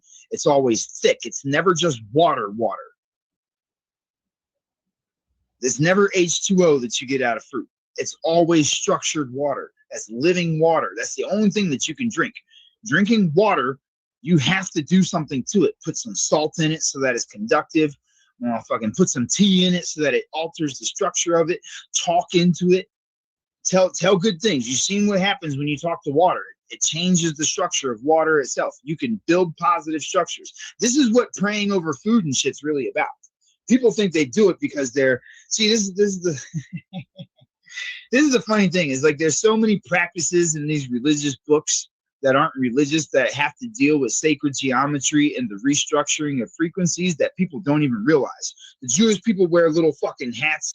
They're always wearing one type of clothing. Why? Because one type of clothing creates a conductive force that's constantly flowing.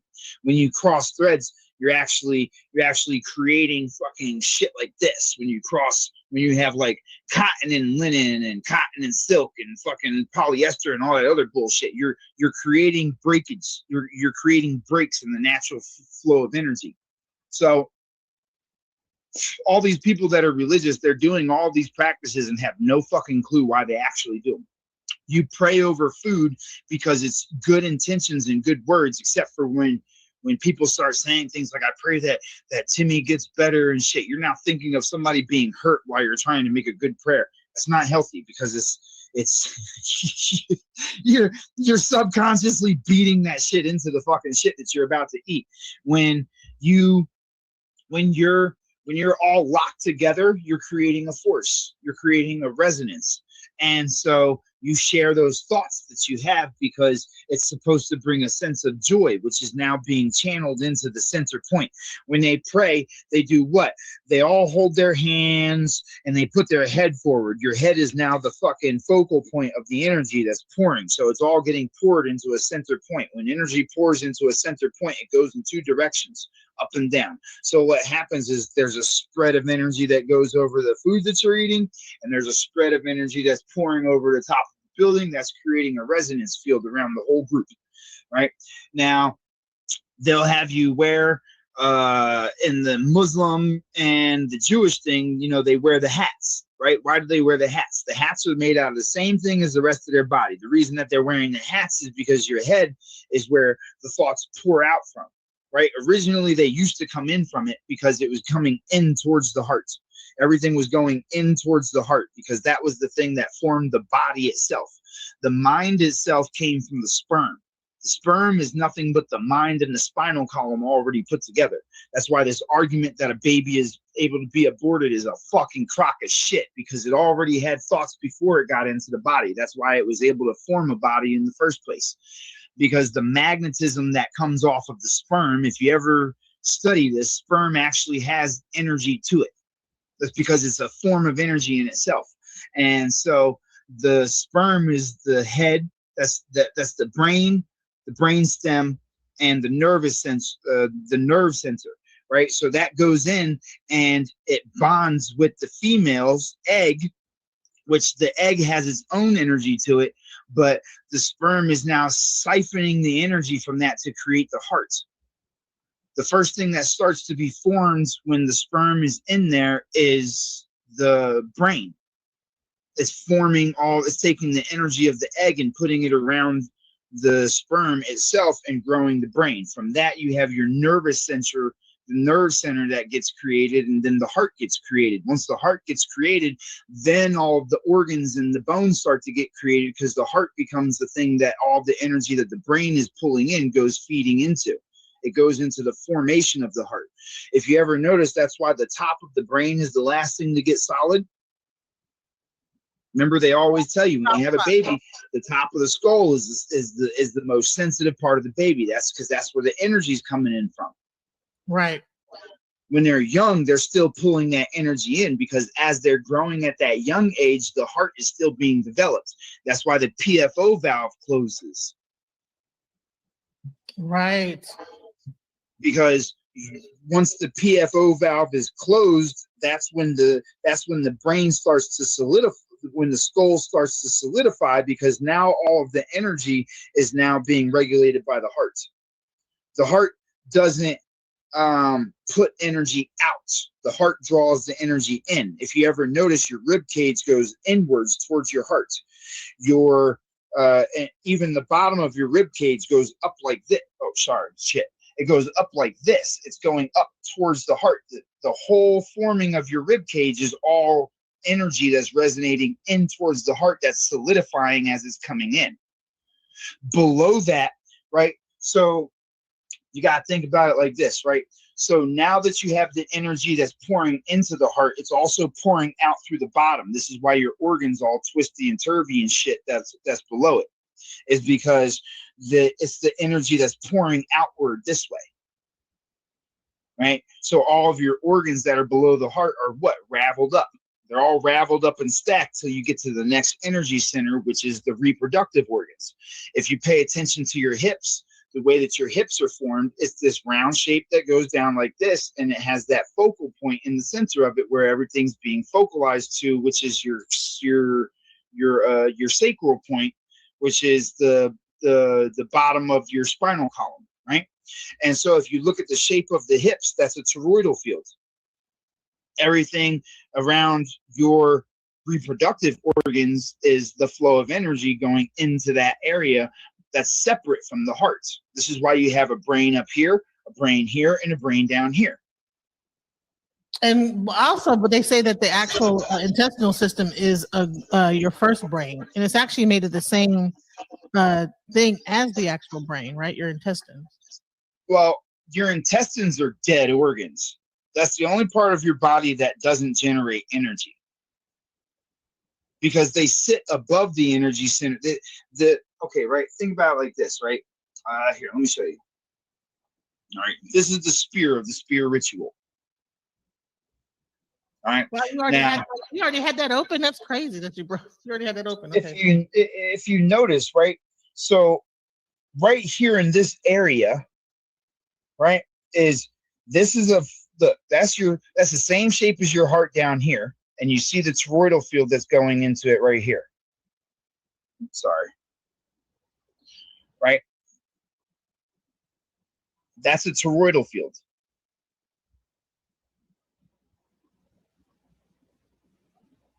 So like it's almost like the ribs going backwards, like the see the eights. pelvis looks like the backward rib almost. So look, you got to think about it like this, right? Okay, so up here, right now, this is the back of it. So it doesn't look right, but this is the back of it. Okay, so everything's wrapping around to the heart on this section, right? And then down here, everything's wrapping around to the heart down in this section, which is the reproductive system. So if energy is flowing, right, that means the shape of the hips follows this energy, right? It's going this way like this. It's like the number 8 this way, and then you have the number 8 this way on each side of these that's going in towards the heart on the front side, right? So you have energy that's pouring out in the bottom this way. It comes out like this. And then you have energy that's pouring out going this way. Now you understand why the organs are all wrapped up and stacked on top of each other. It's just energy. Wow. So the whole body's constructed this way, right? Look at this. Like this is the, hold on, where's it at? This one right here. Oh, this thing's dirty for me taking it to the construction site with me. I've been gutting out a house. All right, look, right? There's so much to unpack, and I gotta bring you back too because this is so much good information. I gotta bring you back because we're gonna have to. It's not enough to cover it. We were only here for 3 hours, but hey, we can keep going. But I'm like, bro, it's too much to cover. It's so many things you know. And I'm so glad that you know all this stuff because it's very interesting to like get a person that actually studied this deep into that many things. But go ahead. Oh, I'll have to get my pen for next time. I gotta find my pen so I can draw stuff out for you and show you in real time. But look, right? You see how that same system's happening here? See, you see the shape of the 8 on one side, the shape of the 8 on the other side, right? This is how your whole brain is functioning together. It's the same toroidal field. Doesn't the throat have a similar thing in the throat, like the thyroid gland and that whole thing have that same kind of toroidal, like 8, like? Well, those are the product of the energy of the mind and the energy of the heart hitting a focal point. Because it's this energy that's round, like, okay, right? So you have the energy that's pouring up this way that goes around, right? Which is creating your thyroid because you have the energy from the top that's going down in this direction, right? And so when they run into each other at the focal point, it creates the, here, let me show you. I might have a picture I could show you with. Hold on a second. Let me go into the drawing stuff. And then that throat chakra is where that is a thing that makes you be able to speak. So it's interesting how those things combine, meet at the center, and then vibration comes out through the mouth. I mean, we're talking about some interesting stuff, you guys. I hope that you guys are enjoying the show. Please like, share, and subscribe. You know, like, listen, I'm so happy that, Solomon came and to give us this information because, I mean, I've had a lot of different people. You're really gonna have me starting to call people Solomon. I'm about to ride with that so bad, yo. You about to make me ride that one out, yo. That's funny. I keep forgetting that I put that on that book. Nobody references me to that. Like, I don't mind it. Like, don't get it twisted. I don't mind it and shit. All right, so look, right, check this out. See this right here? Okay, right. Now this is your brain. All right, this is the same brain that you were looking at earlier. Now, hold on, I gotta see if this level's on here. Let me put this around it. That's how your apples are made. All of your fruit has this, because the apple is simply the toroidal field going around the seed. Right? And then at the top where the energy is pouring out is where your stems and your plant and your stems and your flowers. A lot of bug faces. Look like a bug face. Bugs look like that same way with the antennas going up. I'm telling you, everything is based off of these simple concepts and things. It's not, nothing in this world is complex. It's all sacred geometry and it's all energy. And I can prove it undoubtedly prove it about anything, about any object or anything. Look, check this out, right? This is something that I discovered, right? And I still haven't seen it being used by anybody yet. Let me see. Do I have it? Let's see if I have it any other way. This right here, if I can figure out how to use this correctly, I should be able to create shit out of thin air.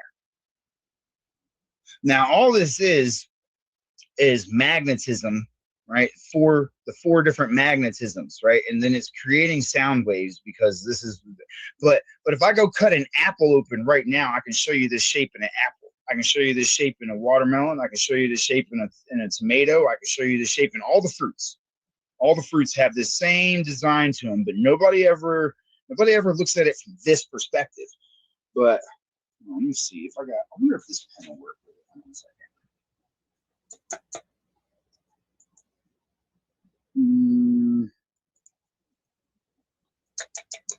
No, not this one, of course. All right, look. All right, here. Let me see if I can do it like this. Like this. Like this. All right.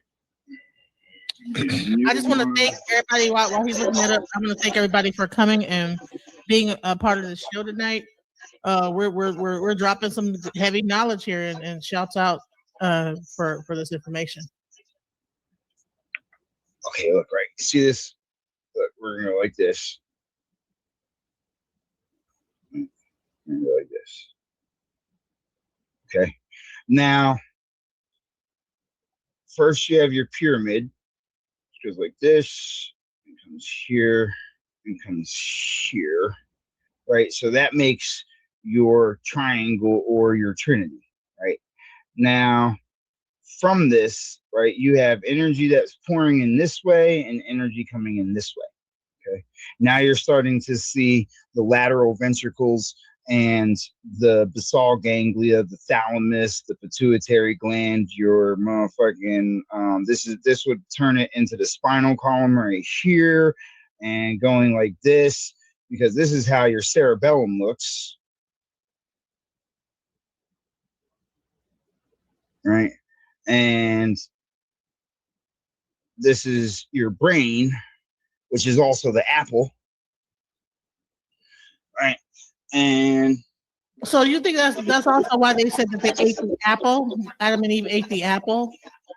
Well, actually, it just said the fruit, which somebody changed into the apple later on in time, but that's not what they were talking about. And okay. Nor, like, the whole story is all fucked up over time. But Eve coming from the rib is the ribonucleic DNA strand. It's part of your DNA. The atoms that structure your DNA in your ribonucleic DNA is what the structuring of the DNA is after it comes together. So that's why she comes from the rib of man, because it's man's genetic coding.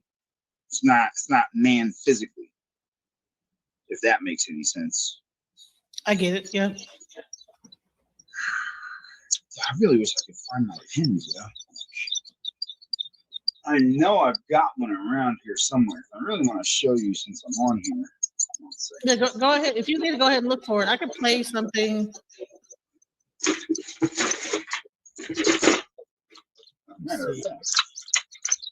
This should have two of them in it. I think I'm gonna have to let it sit for a minute.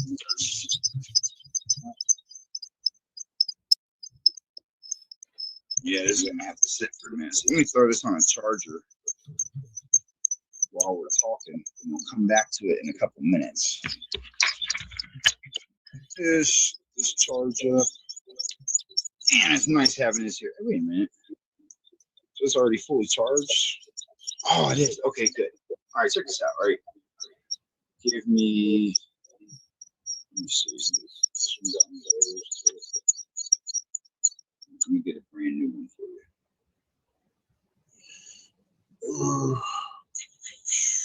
Get a screen size one. Go like that. Turn the background dark. Nice red background. Go back up to the first layer. Green pen. All right. So let me give you that first thing all over again. Hold on a second. That's too dark. My bad.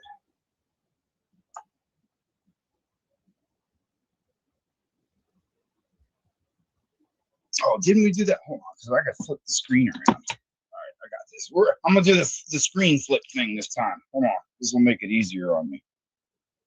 So go to settings, camera, and then mirror, and then go to back camera.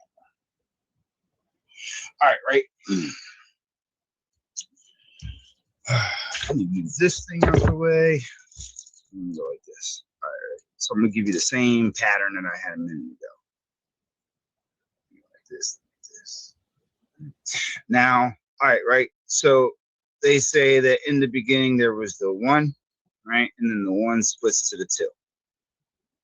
Right? So this would be your negative, your positive, and all that other that nonsense that they teach people about. All right. Now, this is the thing, right? So now we're talking about layers of energy. So you have 2 forces. You have one goes this way, and then you have the other one going this way. Right? Now, some people have seen this symbol before. I don't remember what it is, but there's like some pagan shit that deals with this symbol. Right? I don't remember exactly what it is because I don't care about their names. Now, this is the thing, right? Is like this, go up another layer. Right? When you're dealing with magnetism, you have energy that is going this way.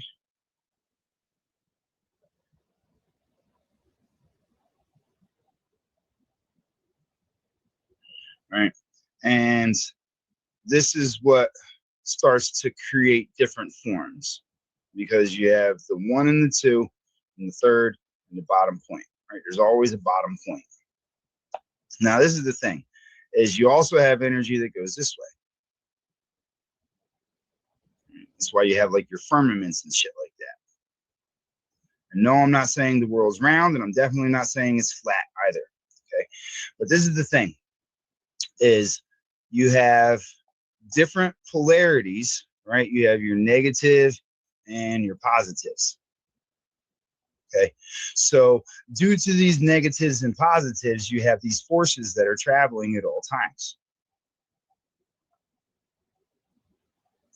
Now, as they're traveling, they're hitting focal points. This would be your focal point, right? This is that vortex that everybody's talking about that everything has to go through, right? This is also why the brain has that soft spot in the beginning. Okay. Now, that spiral then pours out at the bottom.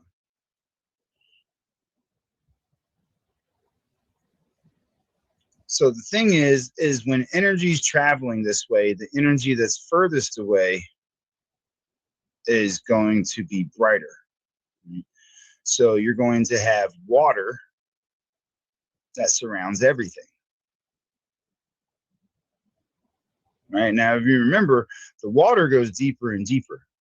Right? Because remember, water is a solvent. Water is something that energy is going into that hasn't had enough energy to create something physical yet. The reason that you have physical things like land masses, which all are going to be found closer to the center, but not quite touching it. The reason behind that is because there's so much energy in this area that is going to create more water because there's too much to take a physical form. But there's going to be land masses, and those land masses, because energy bounces, right? It's going to go like this, and then there's energy that's going to go like this. It's going to go in these different directions, right? Which is why you have your what? Your mountains and your valleys. Okay. This is exactly why the world's shaped the way that the world is. Okay. Because the energy that's collected at the center is what is creating the physical land masses. The energy that's still pouring out on these outskirts is why you have your water surrounding everything. That's why the world's mostly water, right?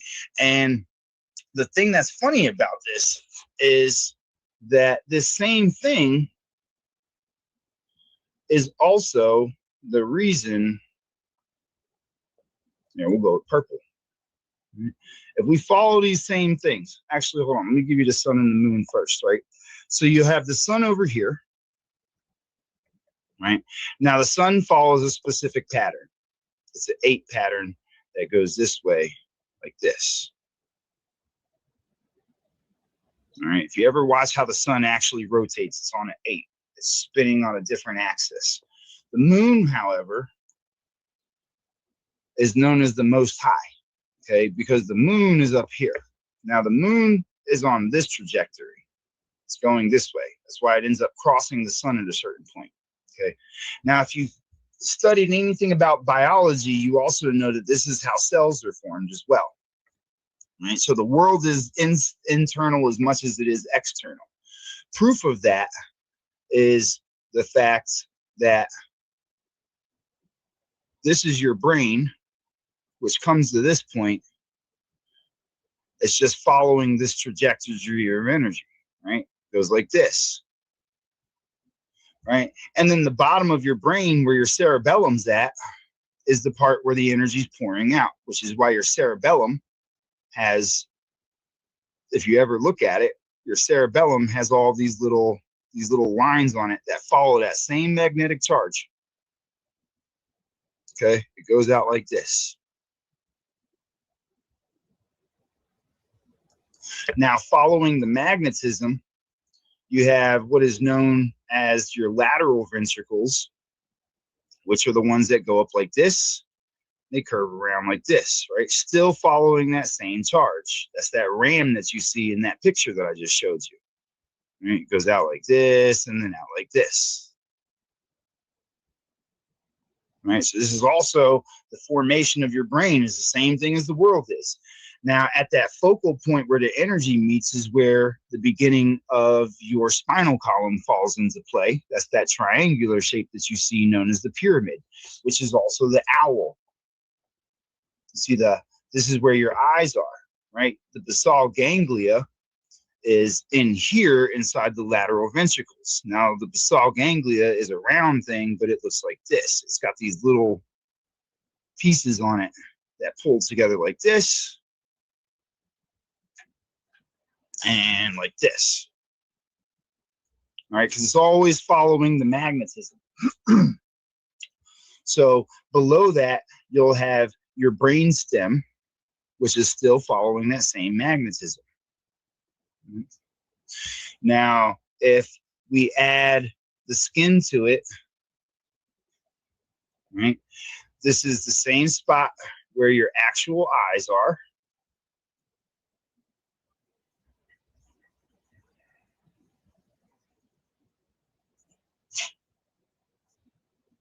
Right? Your nose comes down like this. Hold on, let me change the color of that. Right? Your nose comes down like this. You got your 2 nostrils, and then it comes to that point. Right? And then your mouth is down here. It's those energies that are running into each other. Everything follows this. The difference is when it comes to your head, right, the roundness here meets up with the roundness here, which gives you the shape of the ear, right? Your ear follows the same exact pattern. Now, literally, everything in existence follows the same magnetic energy as everything else, because when you go to the next layer, I can give you your heart next, which is shaped, oops, sorry, it should be a bright color, pink, right? Your heart looks like this.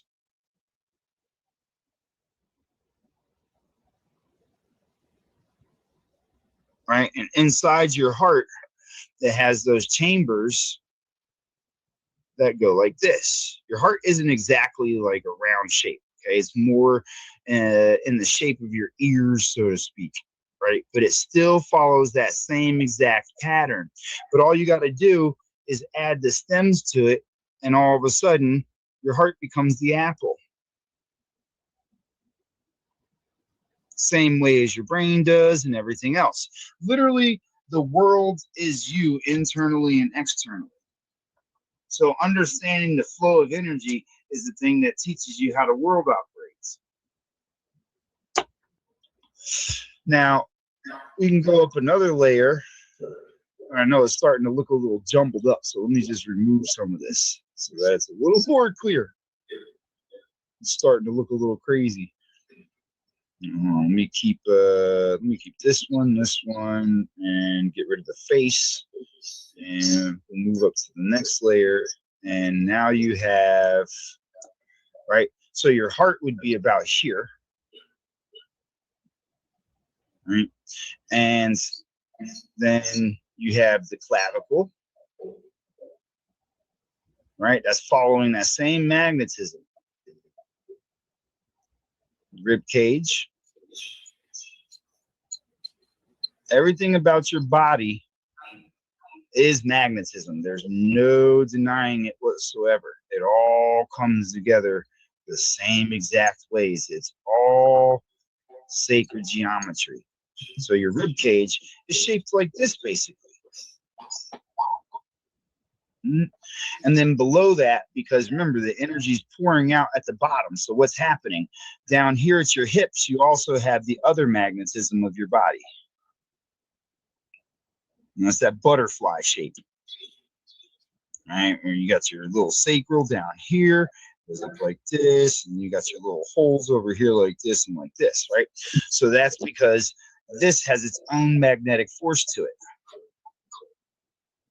Right? So you have energy pushing up this way, and then you have energy pushing down this way, which is why your organs all start to shape in this way, because they're stacking the energies on top of each other. This is literally how all of your organs get formed. Wow. I'm telling you, like, literally, this is like the whole formation of life itself.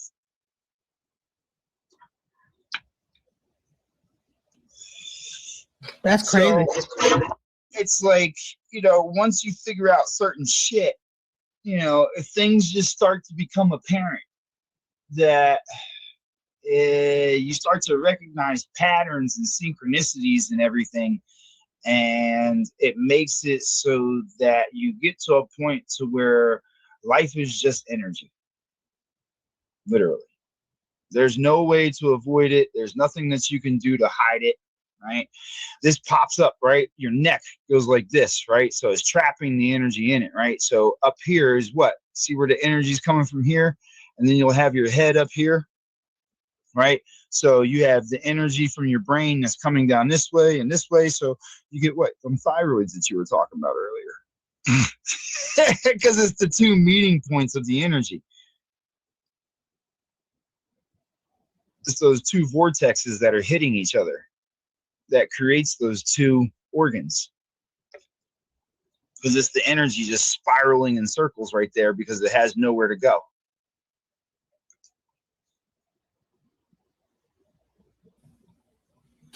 Wow. So like literally whatever's external is internal as well. There's no avoiding it. This is what I mean. Like once you understand these things, you know that you're a part of everything physically, mentally, emotionally, energetically. Everything is a part of you. Literally, there's no escaping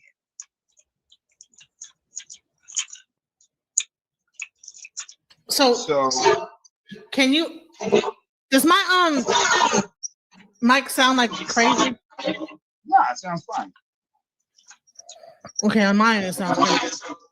All right, so here's a question I wanted to ask. Can you also use this way to explain how like thoughts can, because you know, one person said that you think of a thought and it can crystallize in your body and create like they say that okay, you think a negative thought, it like you get trauma, right?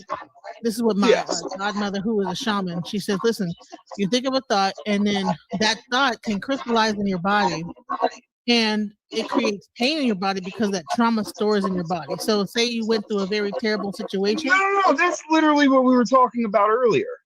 Look, that's the water. Like that.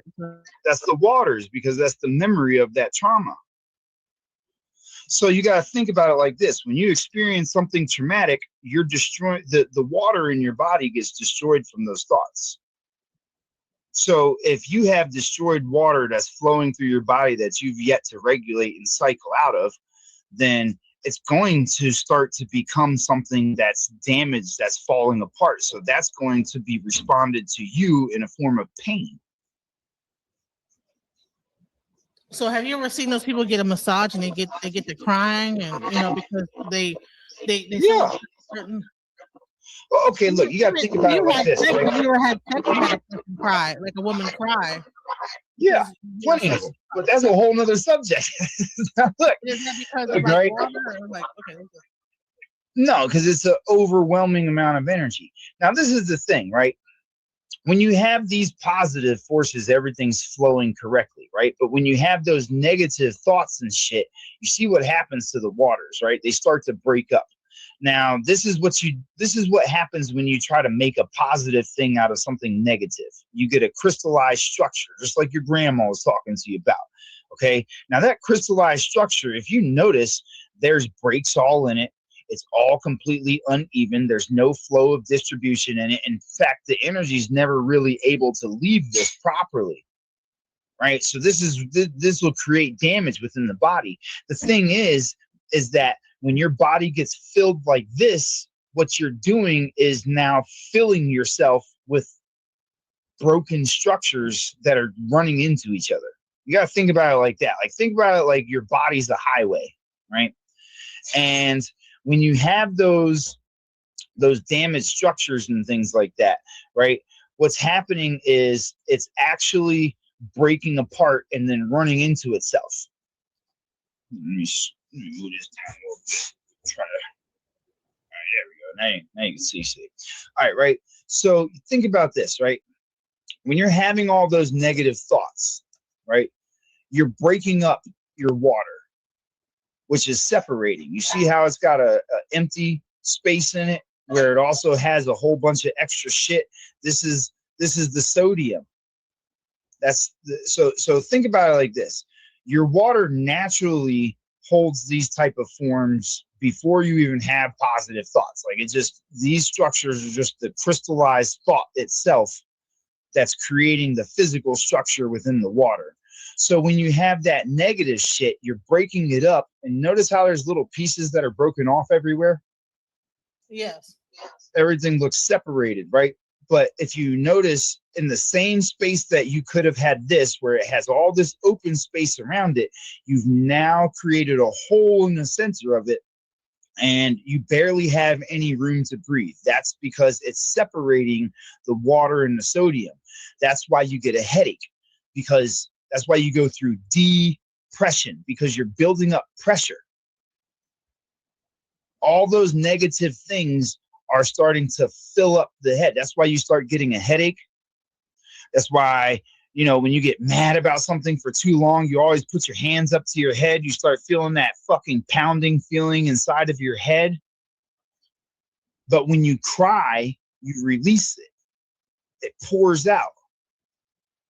That's why you feel relief after you cry. So a headache is a buildup of like water in your body. Just to keep it simple, it's a buildup of negative energy. Just think about it like that, because these still have energy to them. It still has energy to it. It's just broken up and unable to distribute properly. So look at how much space it takes up. Look at how much space it takes up. How much space it takes up versus when you're having good thoughts.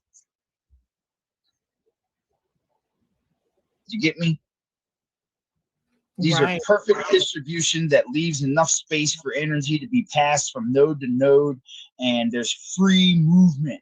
When you're having all those negativities and things, you're building up all of it, because these don't have anywhere to go. It doesn't. There's no way for conductivity to move through this. This is why your emotions start going through the roof, because once your body's filled with this, you have your emergency system, right? Those adrenal glands start kicking in. because the adrenal gland kicks in to produce the energy, to produce the oils that are necessary to try to keep your body running, so that makes your heart pump faster, which is why you can have a heart attack from stress. Because your adrenal gland kicks in to compensate for the lack of conductivity that's supposed to be operating. So your heart's dying literally because of your negative shit. Wow. So when you're reducing the amount of conductivity that's here, that's why you lose your appetite first. It's your body trying to preserve itself, because your appetite is something that consumes energy. None of these organs down here have a solid foundation of energy. That's the exert energy. Right? So if you look it up, you can Google this right now if you want to. Your organs, your digestive system is the only thing that doesn't doesn't have its own energy source in your body. That's why when you eat stuff when you're already damaged, you go to sleep every time that you eat. Itis is very close to death. That's what people don't understand about itis, is when you're having itis, that's because you've overwhelmed yourself to a point where your body has to relax in order to save your life. That's why people get itis and have a heart attack. Because what happens when you're getting itis? Usually it's at a family function, like Thanksgiving or something. What typically happens at Thanksgiving? You get into a big ass argument with one of your fucking family members, and then everybody sits down to eat. Right. Think about that for a minute. So you have a whole bunch of negativity going through you, destroying your ability to be conductive, and then you decide to eat anyway. Now you know why so many people die on Thanksgiving.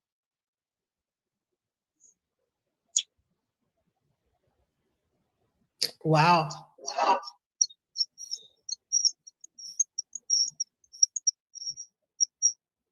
There's a lot of things that people don't even realize because they don't know how the body works, and they don't know how to operate the system properly because they didn't read the instructions.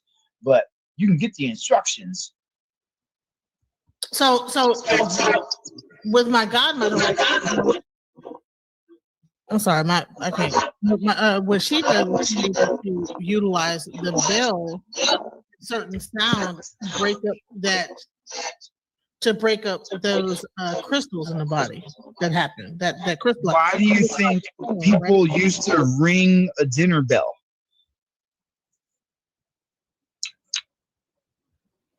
Remember? Mom would go out to the porch and ding, ding, ding, ding, ding, ding, ding, ding, ding, ding, ding, ding, ding, and everybody'd come in to eat. That's some back in the day shit. That was some before our time shit when things were still operating off frequency and vibration.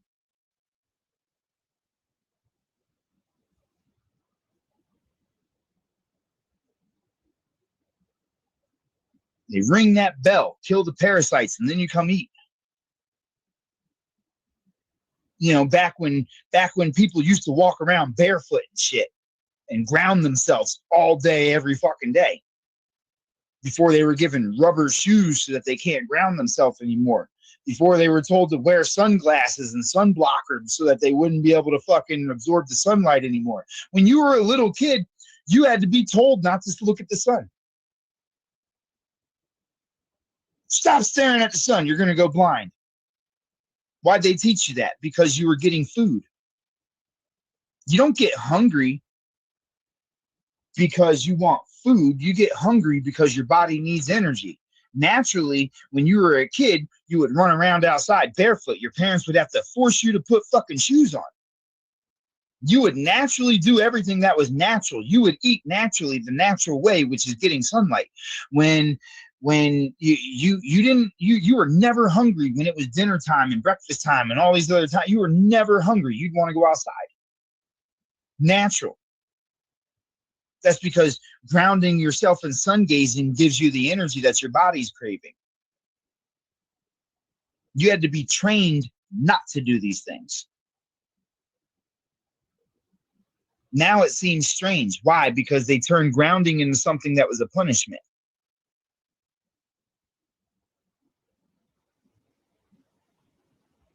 psychological programming to pull you as far away from nature as possible.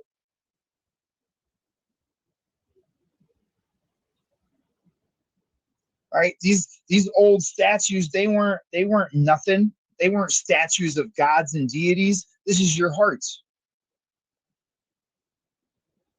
It's a diagram of the body. I already showed you that the feathers represent the muscles. You have your 1, 2, 3, 4, 5, 6, 7, 8, 9, 10, 11, 12 disc cycle. The 12 disciples that followed behind the heart. The 12 discs that make up your rib cage, the thoracic vertebrae. The 12 disciples that dictate how the world operates off of what the heart needs.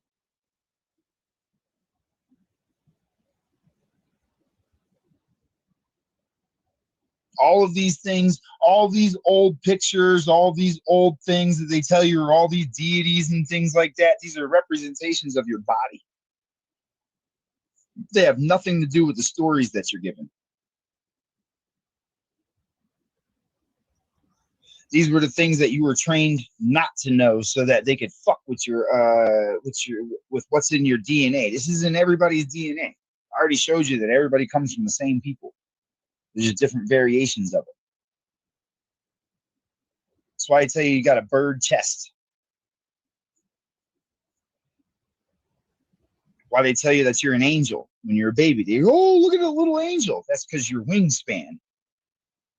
Isn't that what you have from fingertip to fingertip? Hints and clues of the old world that people ignore. That people need. They need these things. Because if they have these things, then you know how to take care of yourself properly. Where do you think I got all the information from? Old school stuff that people don't realize anymore. See these little 3 things right here? That's these. The arteries that come off the heart.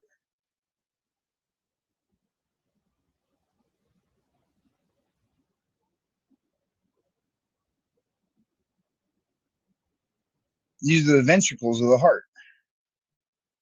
You have the pulmonary and the ascending artery. The pulmonary is the one that travels on the back left side. Notice how the left side is behind the leg? And it stands on the calf's shoulders. Right? Why is it the calf shoulders?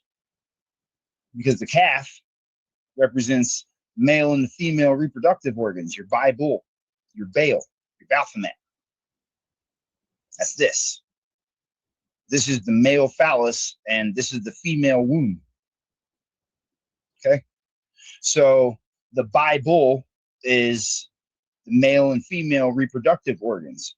That's why you'll have one cow that has the horns that go out and down forward, and then the other one that has the horns that go up, right? The bull has the one that goes up, and the calf has the ones that go around. All right, so he stands on the shoulders of the calf.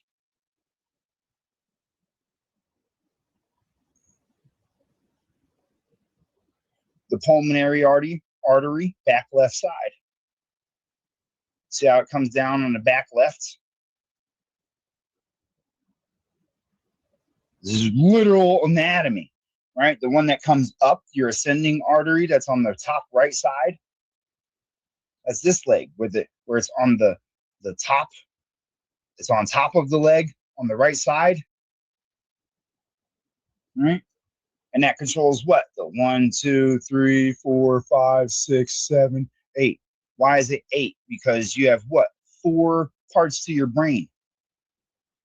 You have frontal, occipital, perennial, lombatic, and then you have your cerebellum, the lobes, the things that control the organs of the body. That's controlled by the 12 disc cycle.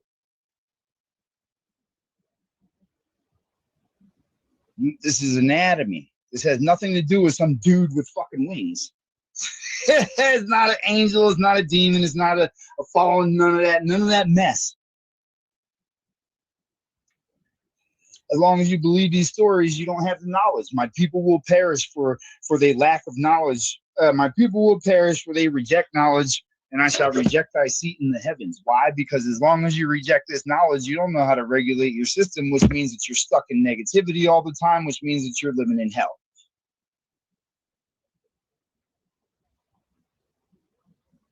The stars and the signs were there. The stars were there for your signs and symbols. Right?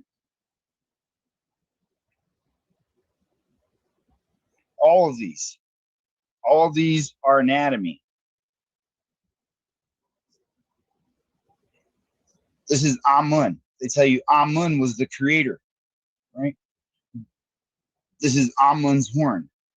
This is the C4 of your hippocampus. This is the thing that creates all of your cognitive abilities, from your thoughts to your movements, right? Everything that goes to it is named your foramen, because everything that you learn now is based off of these teachings. This is your your vertebral foramen. This is your neural foramen, right?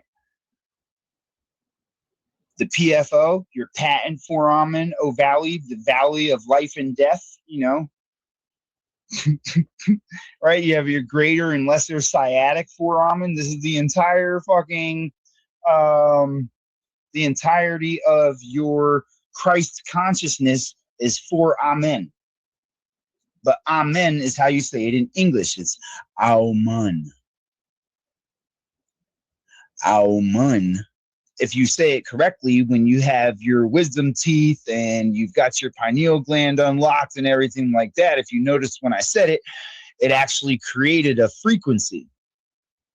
That frequency that it created, if you say that enough times, you're going to start to feel that in your head. And if you say it enough times after you start to have the ability to feel it in your head, it'll send a rush through your entire body, activating your piezoelectric system, creating chills and goosebumps through your whole entire system, because you're creating energy with the words that you speak. Aumun is not a fucking name, it's a command for energy. Osiris, right? The O's iris, right? The thing that puts everything together. He's really, what he really is the representation of your circle of Willis, which is the epicenter of your endocrine system. That's why he gets divided into the 12, 12 pieces, 14 pieces, I think it is, something like that. It's all your organs he gets divided into in the underworld when he's chopped into pieces by Set. That's due to the fact that Set is the representation of,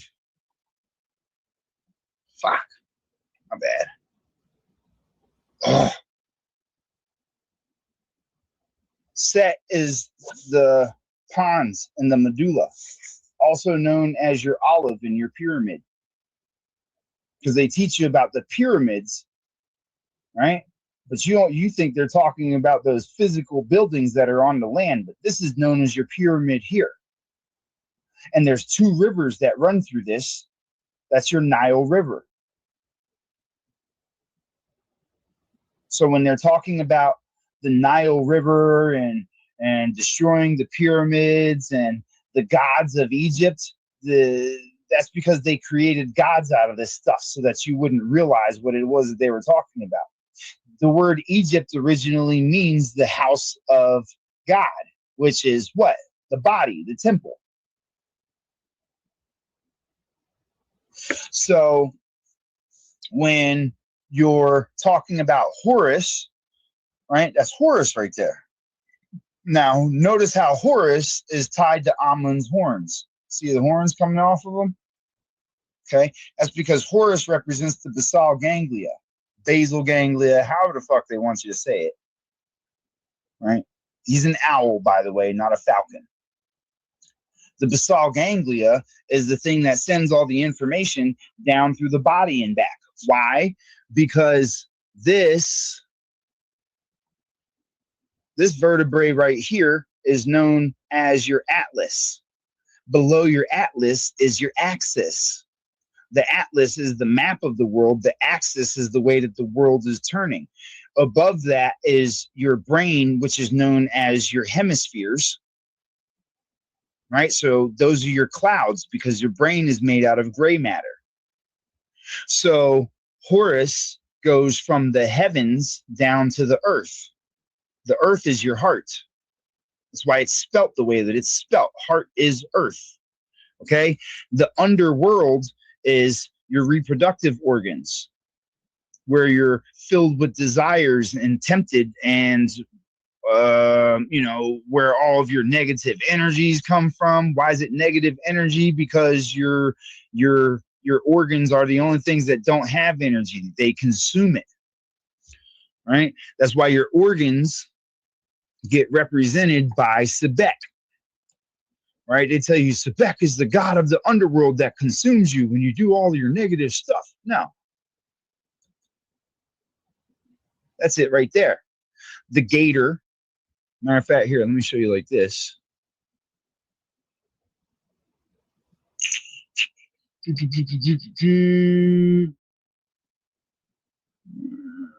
Where's he at? Where is it? No, that doesn't have it on it. Where's that gator? Ah, there he is. See?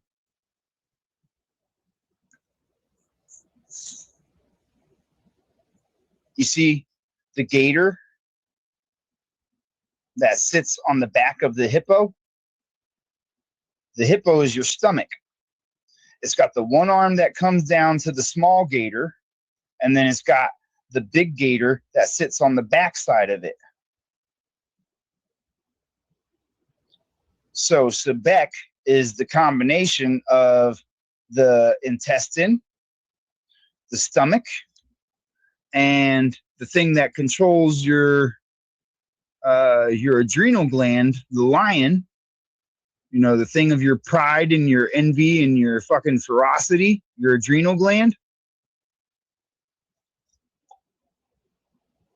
Where is it at? Let's see.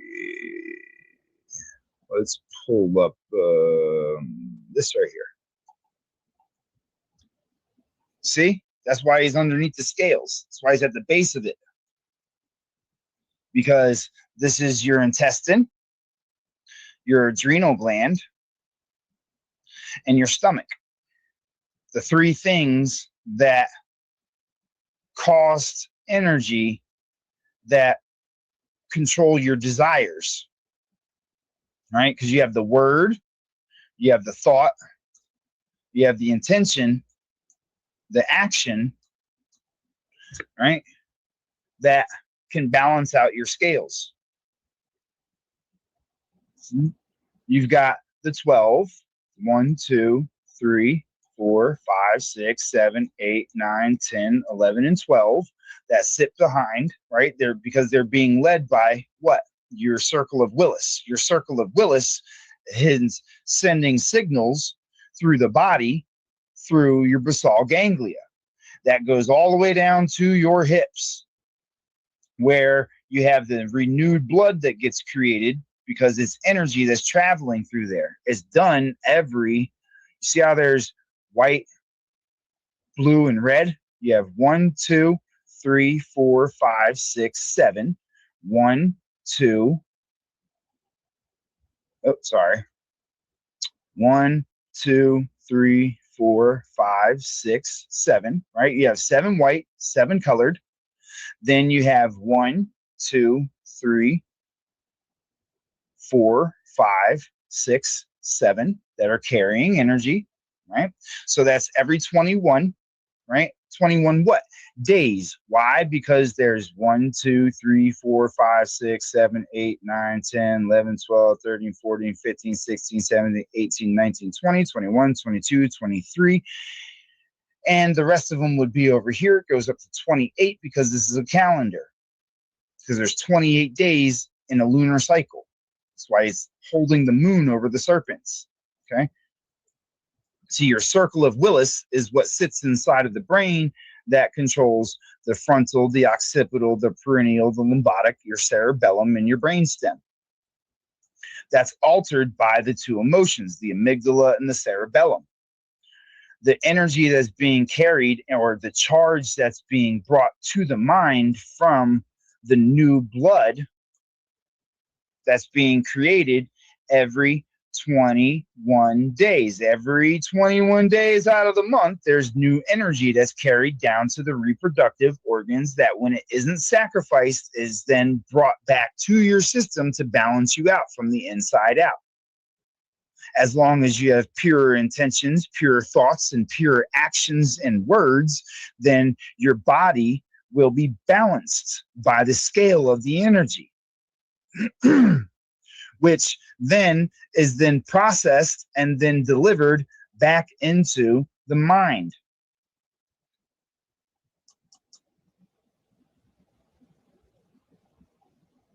That's what this is about. It's not about some dude that fucking died and goes to fucking meet the Father. Okay, that's just the bullshit that they tell you. They tell you it's the book of death, right? The book of the dead.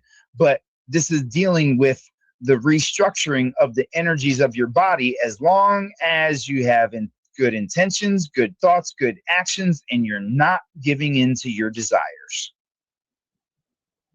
Right? The foods that you eat, the adrenaline that gets created that absorbs that energy, the fucking gluttony that you go through, the pride that you go through, your ego having to be in check, your food having to be aligned.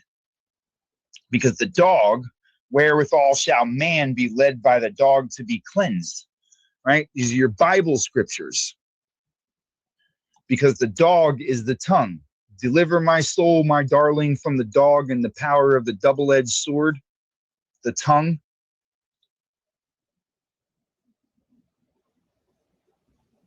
Everything that you read in the scriptures came from these works, or what you consider to be Mayan works, which is all really Haitian.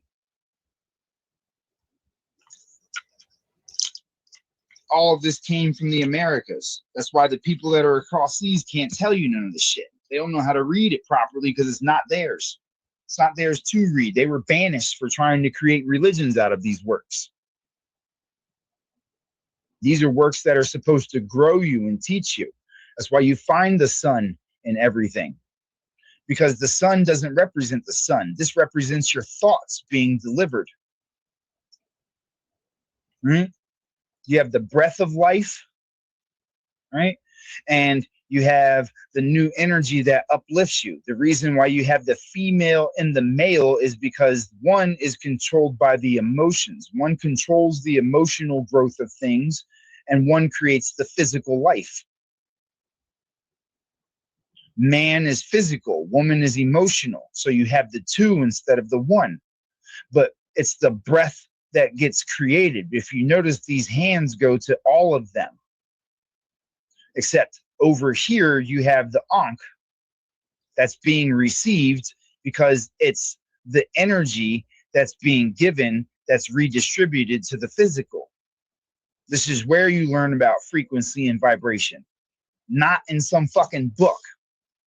It's right here for you to know in all of the different civilizations, because it's all the same information. They told you that the world used to speak one language. They're not lying to you. The thing is now that they've created all these extra languages, you can't see the connection between everything that was meant to be.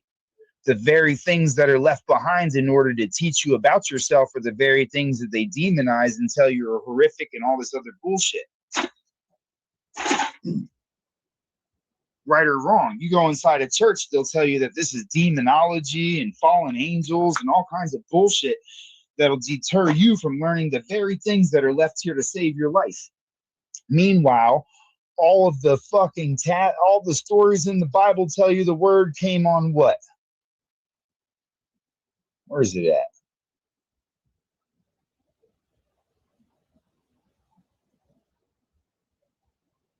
Where is it? Hold on, I've seen it in here earlier.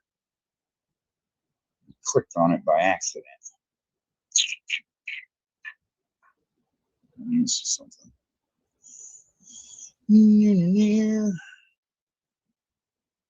Man, he's really listen. Get them lined up. He's dropping the information.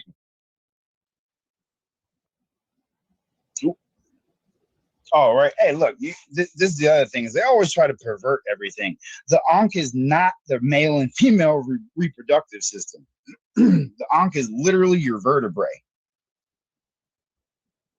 The face that's in the middle of the Ankh, remember that neural foramen? You know, the instructions that are sent through the body, that's this part. That's what the face is. It's this guy right here. This is your circle of Willis. This is the thing that sits on the throne in the cloud of the heavens. Now, what was I looking for? The tablets. Where's the tablets at?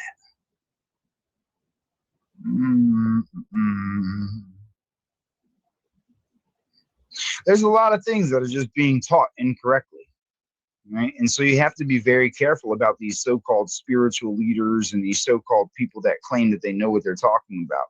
If they can't read the real scriptures, which are the pictures that they put spells on, then why would you listen to them?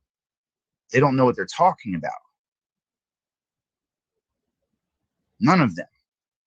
They're all reading regurgitated nonsense that was created to keep you as far from these things as possible. But this is where all of the information is left for mankind to understand himself. Look at Allah. See how you have the arms, the leg, the arm, and the head? See the brain that it sits on top of? You wouldn't realize that that was Allah, right? You wouldn't think that at all. But that's because you don't realize that that bone that he's holding in his hand is the femur. They borrowed so much stuff. Look, and it all came from the Americas. This is American right here. This is the entire breakdown of how you create life. Look. How many hours are in a day? 1, 2, 3, 4, 5, 6, 7, 8, 9, 10, 11, 12, 13, 14, 15, 16, 17, 18, 19, 20, 21, 22, 23, 24. In a 24-hour day, you've got 60 seconds in every 60 seconds or 60 minutes, right? That's why you have these 60 dots that go around here. Right? Now you have the 1, 2, 3, 4. Why? Because there's 4 seasons, right? There's 4 parts of the brain that are being controlled. See, I remember I told you everything that's external is internal. Notice how the ear is a serpent, right? Why? Because they're serpents. These are your serpents. You see my serpents? See them moving? You've got serpents all over the fucking place. You know, the ones that crawl the earth for all eternity but never look up? It's your veins, your arteries. These are your serpents. You get me? So you have the masculine and the feminine, the giver and the receiver. You have the primordial waters. You have the male phallus with the seed in it. You have the waters that it's receiving the seed with the seeds. Right? This right here is how your DNA gets structured. Here, I'll show you. Look, watch. Like this, go back to this, close this.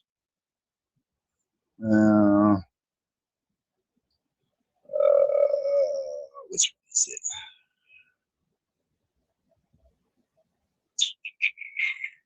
Where is it? Where is it? I know it's in here somewhere.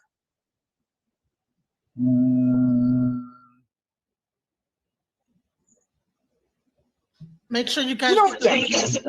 I haven't done this in a minute. I've been really distracted lately, so I kind of needed this for myself too. Man, you're on a roll.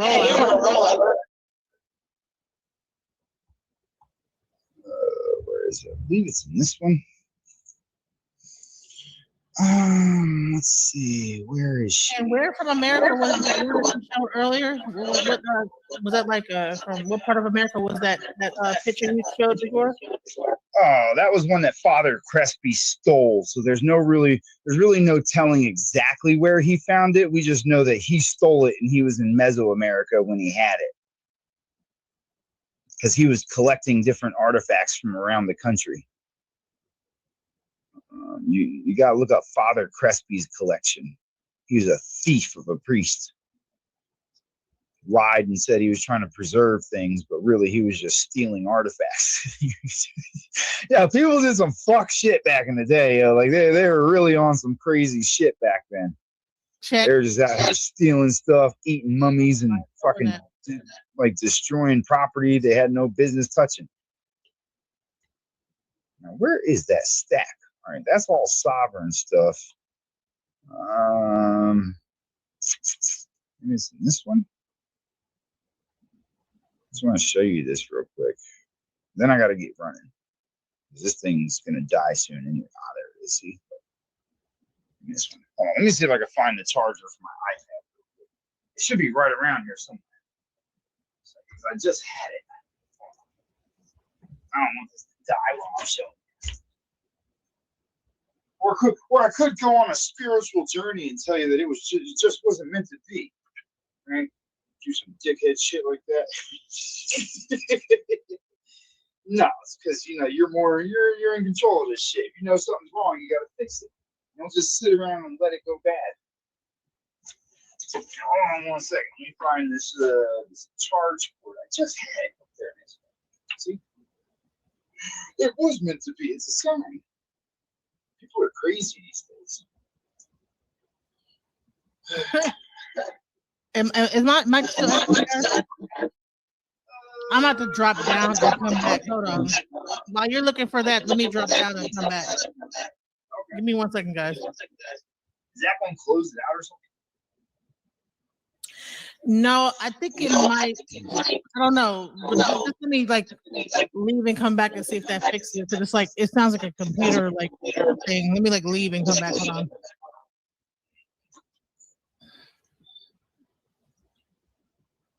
Hey, don't look at my doohickey.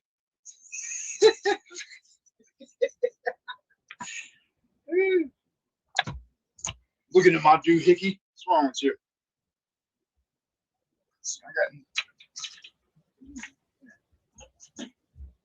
All right. Is it still doing it? I don't know what to say. I don't know what it's doing. I don't hear it, but I never heard it in the first place. Well, someone in the audience says I hear it. It's weird. They might hear my air conditioner. No, it's like an echo. Oh, yeah, no, I don't hear that shit at all. All right, hold on, I had to grab me some coconut water.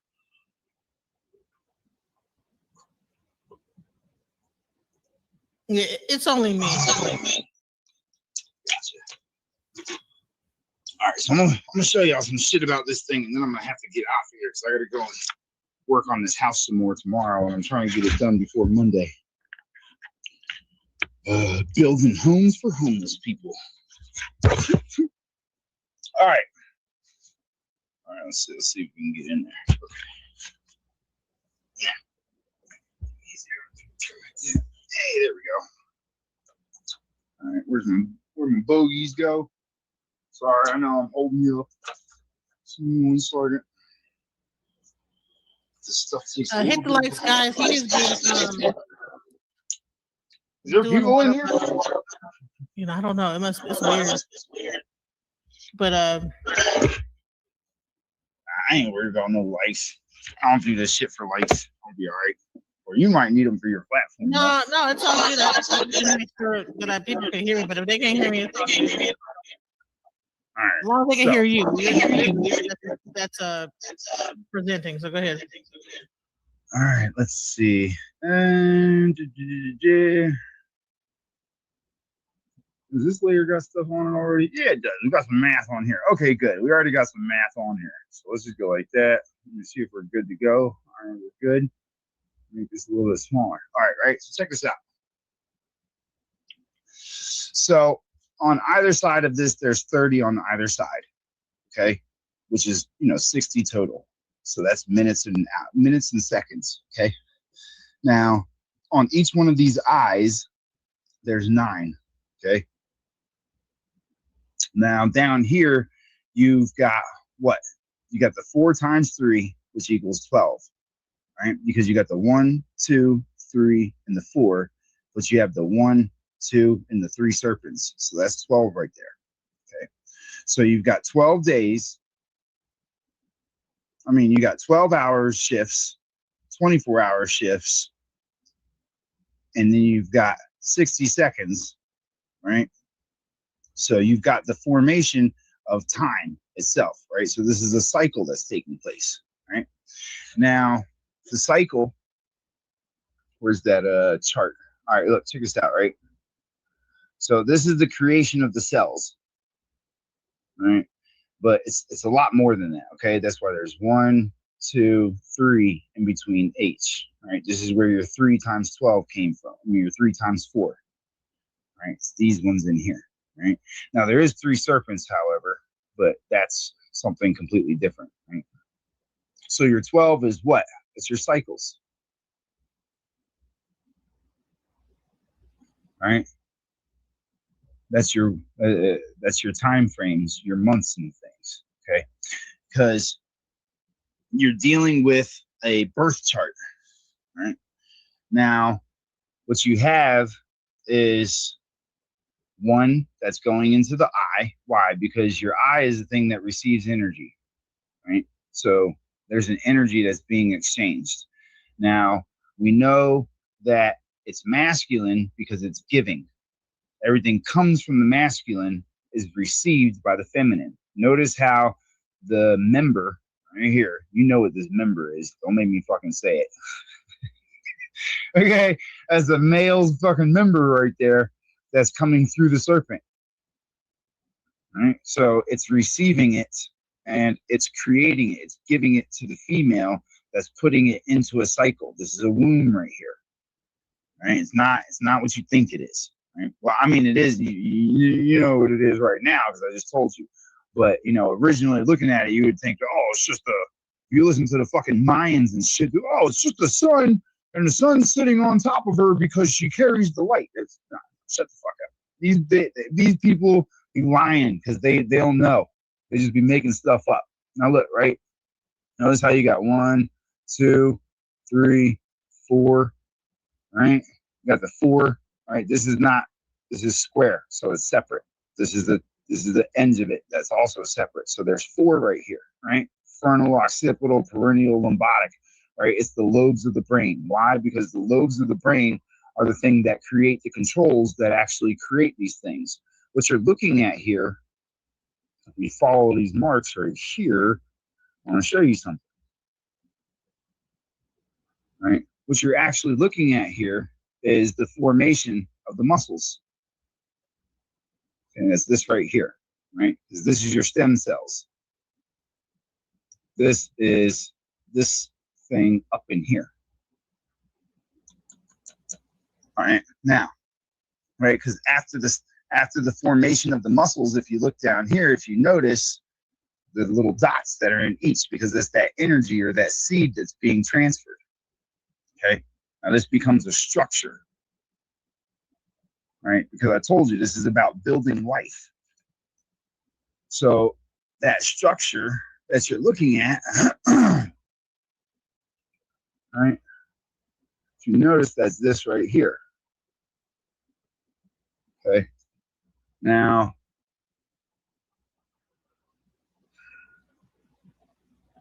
this wheel right here with the cycle in it, right? Because if you notice, right, first it's going into the waters, and the waters have the holes in them, but this has the energy on it, right? These pop out and these go in, right? Because they're interlocking. Male and female go together. Right? The reason that it's always female carrying it is because females are the ones that transfer the energy. Okay, masculine gives it, female transforms it. Okay, that's why it's Isis, because Isis is on to Genesis, the gene of Isis. Okay, gene Essis. On to gene Essis, which is on to gene Isis, because that is the developmental growth. Not bad, yo. It's kind of hard to write neat on this distance. Hold on.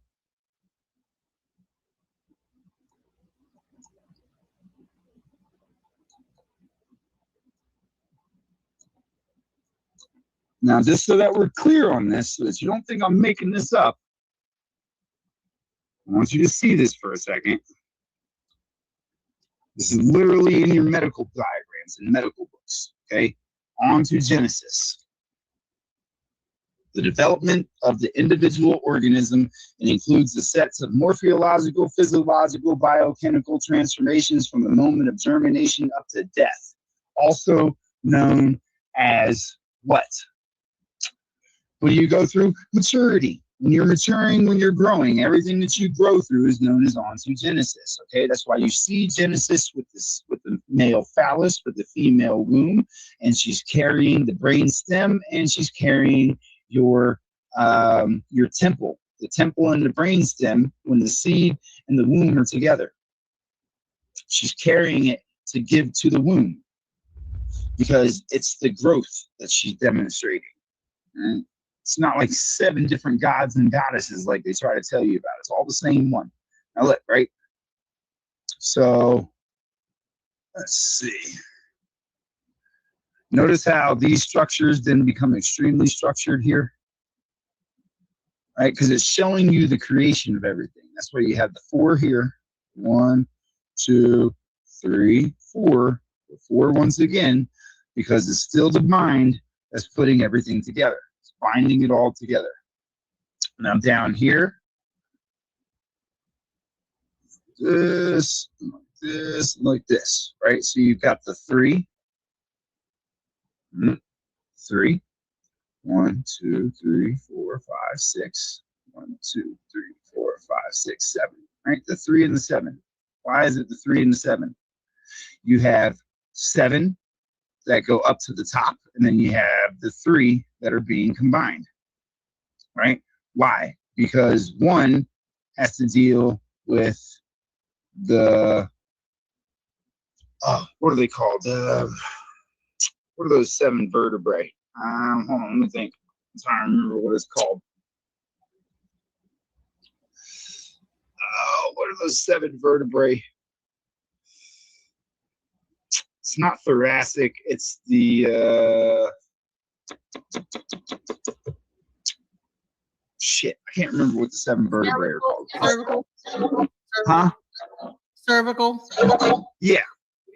Now, the reason why you have the 10 together is because even though it's representing the 3 that's going into it, you also have the 10 total because it's both sides of it, because it's the masculine, the feminine, and it's the 1, the 2, and the 3, right?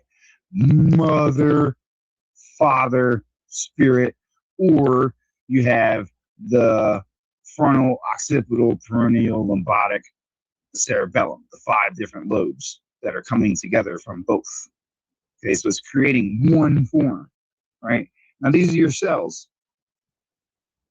It's the binding of the cells that are coming together in the womb that are being controlled by both sets that are coming together, right? Now, if you notice, this is in the waters, right? If you don't understand that in this is choppy like this on purpose, right? It's not by chance. If you notice, it replicates the same waters that you see up here with the same holes in it, right? It's still those same waters, and her hands on it. So the waters are the foundation of what is holding up the creation that's coming together. That's why she has her hand on here, and that goes up to the hand that is bridging the tail of the same serpent that you see that's being divided. It's almost like she's coming up out of the water. Mm-hmm. Yeah, it's the symbolic. If you didn't know, you would think it was a fish coming up out of like a mermaid. Yeah. Now you're starting to see where they're coming with these stories. Okay, so when you look at this, right, in the first part of the head, you have the sun and the serpents, right? That's this part up here. The sun with the serpents coming out of it. two serpents, the masculine and the feminine, right? You have both of them right there. And then the serpent then becomes the thing that's carrying the phallus inside of the waters. This is all water right here. Okay, so they're showing you the seed that's being given, right? That carries both the masculine and the feminine. That's on a schedule, right? Because women don't ovulate all the time. Okay, they don't ovulate every day. Notice how one of these is cut. Right? Because you got what? 1, 2, 3, 4 weeks in a month, right? Right? Think about that for a minute, right? There's what about the lunar cycle? It is the lunar cycle. Okay, so okay, because why is that circle in the middle? The moon? Is that the moon in the middle? That circle that's in between each thing, is that the lunar cycle? No, that's not the moon in the middle. That's the egg. Oh, this is the egg. Wow. All right, but you don't ovulate but once out of the 4 weeks. Right? Notice how it cuts directly into the egg. Why would it cut into the egg? Because that's when the egg is able to be split.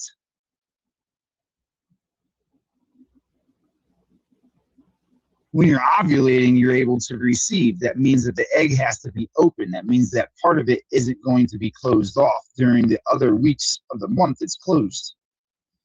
So only through a portion of it are you able to actually have something change or alter it.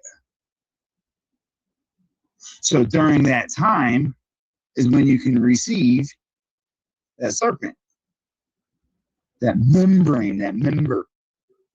So technically, people didn't even have sex, probably. Oh no, they were very. Look, this is a very sacred thing, okay? Because now you're going to get into. All right, here I'm going to give you one last thing before I run. Where's it at? Where's my calendar? And then I want to, when you come back, I want to get into the moon and how the moon affects those same cycles, because everything you've been talking about is not based on sun cycle. The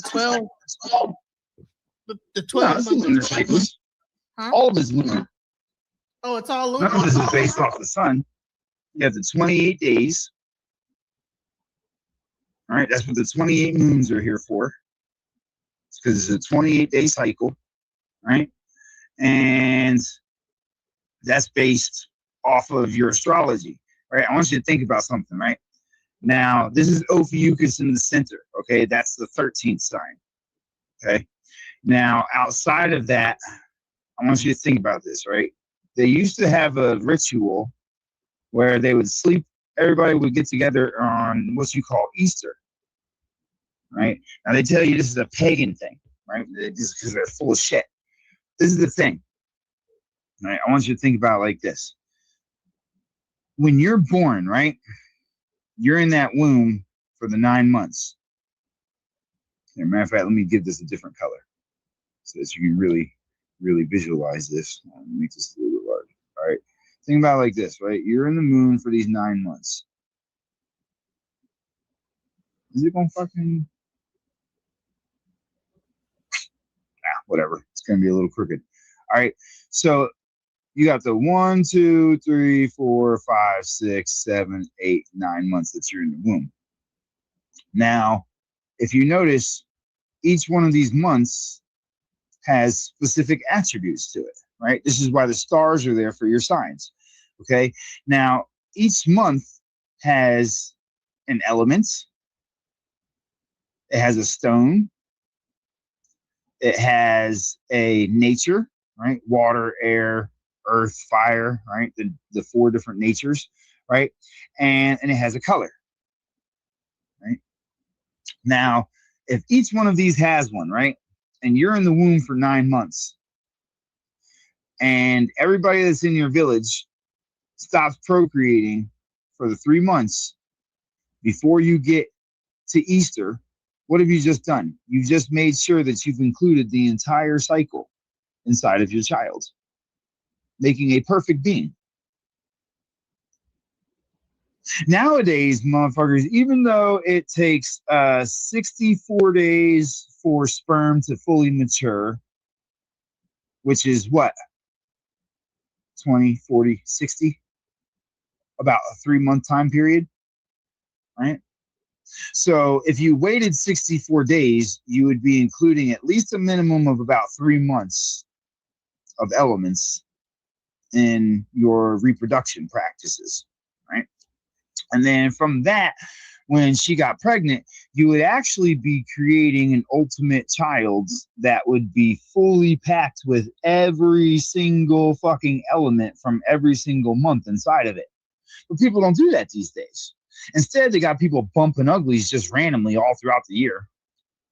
And people getting born with shorter lifespans, people getting born with deficiencies, people getting born with all kinds of fucked up things happening to them because they're not practicing like they used to. See, this used to be a very, very sacred thing where, you know, once a year, see, nobody was bumping uglies throughout the rest of the year. It wasn't like this big orgy smash fest like they want you to believe. People were very meticulous and calculated. Mating cycle, just like any animal has. Mm-hmm, exactly.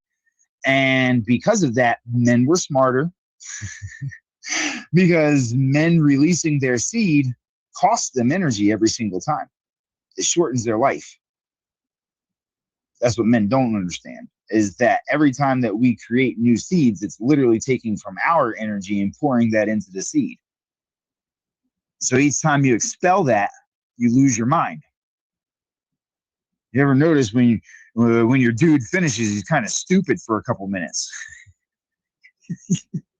Like, be for real. Like, you know what I'm talking about. The other thing is, as women, when like, this is the thing, right? Even if he's not able to make you actually like finish yourself, right?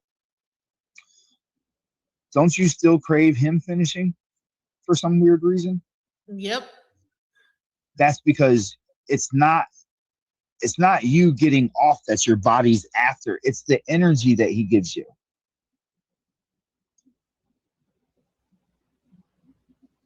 Because you get that jolt of energy that comes from him when he finishes. This is why they say women steal men's energy. They're vampires and shit. It's literally true. It's really true. You steal our life force. Like, literally steal our life force every time that you get a man to finish. But the problem with that is that life force also comes with his mind attached to it and his DNA attached to it, which means that every time that he finishes, he's now changing the genetic structuring of your body, which is why couples that stay together for a very long time start to look like their brother and sister.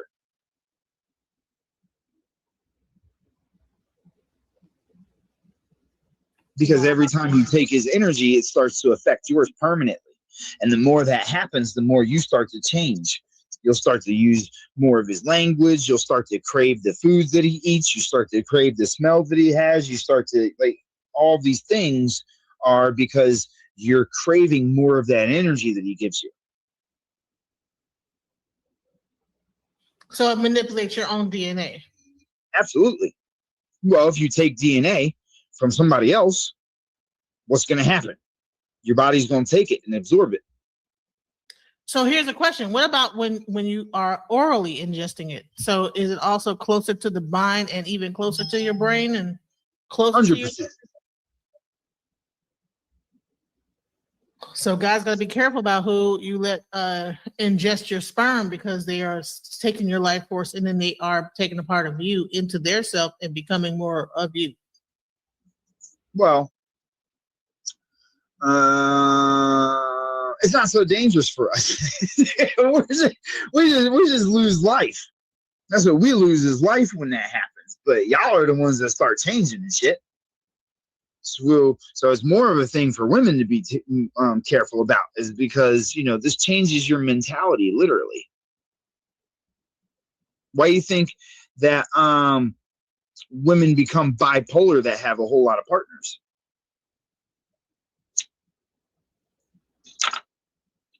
They tell you that men and women are polar opposites. That's energy, the poles. So that's why most women are Body count pretty is crazy. A high body count is fucking dangerous. They go crazy. They don't know how to act because they got all this different DNA inside of them that's been altering them this whole entire time. They can never get back to being who they were, ever. There's nothing you can do to change that except for not have sex for years, like years and years. It takes years for that shit to fade away. But you're never going to return back to your original self, ever.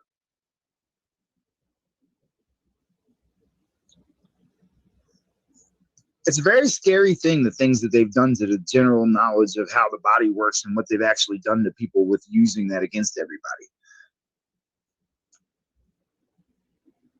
It's very dangerous what they've done. Because it's out here fucking people up.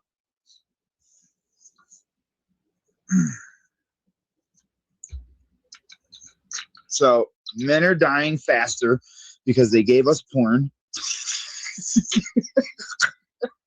Men are dying, and nobody realizes what they're doing every time they go shoot in that fucking trash can.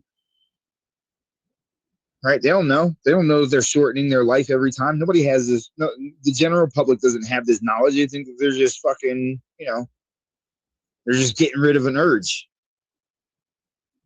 And women that are being promiscuous don't realize that they're permanently damaging their psyche.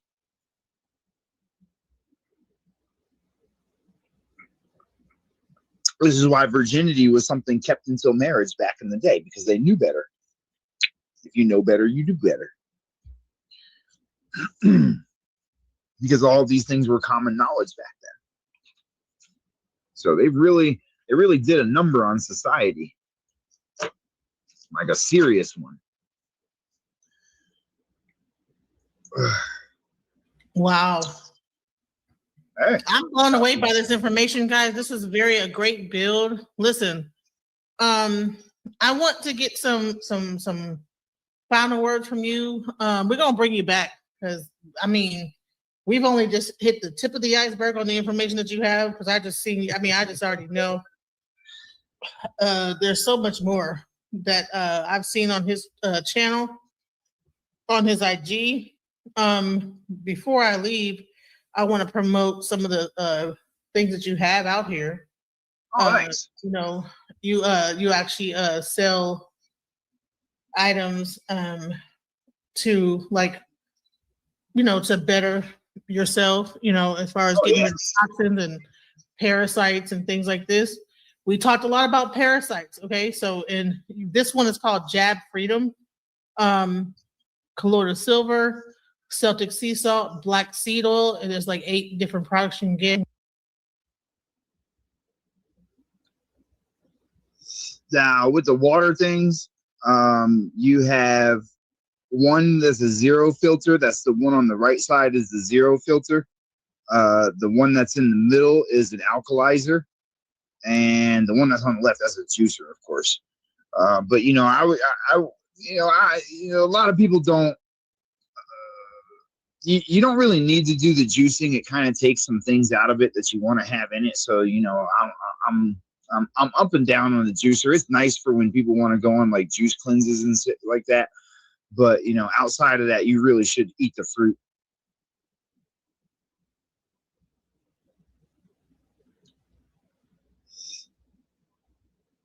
Are you still there? Because I can't hear you. I thought you were talking. All right, I was on mute. I was talking. Okay.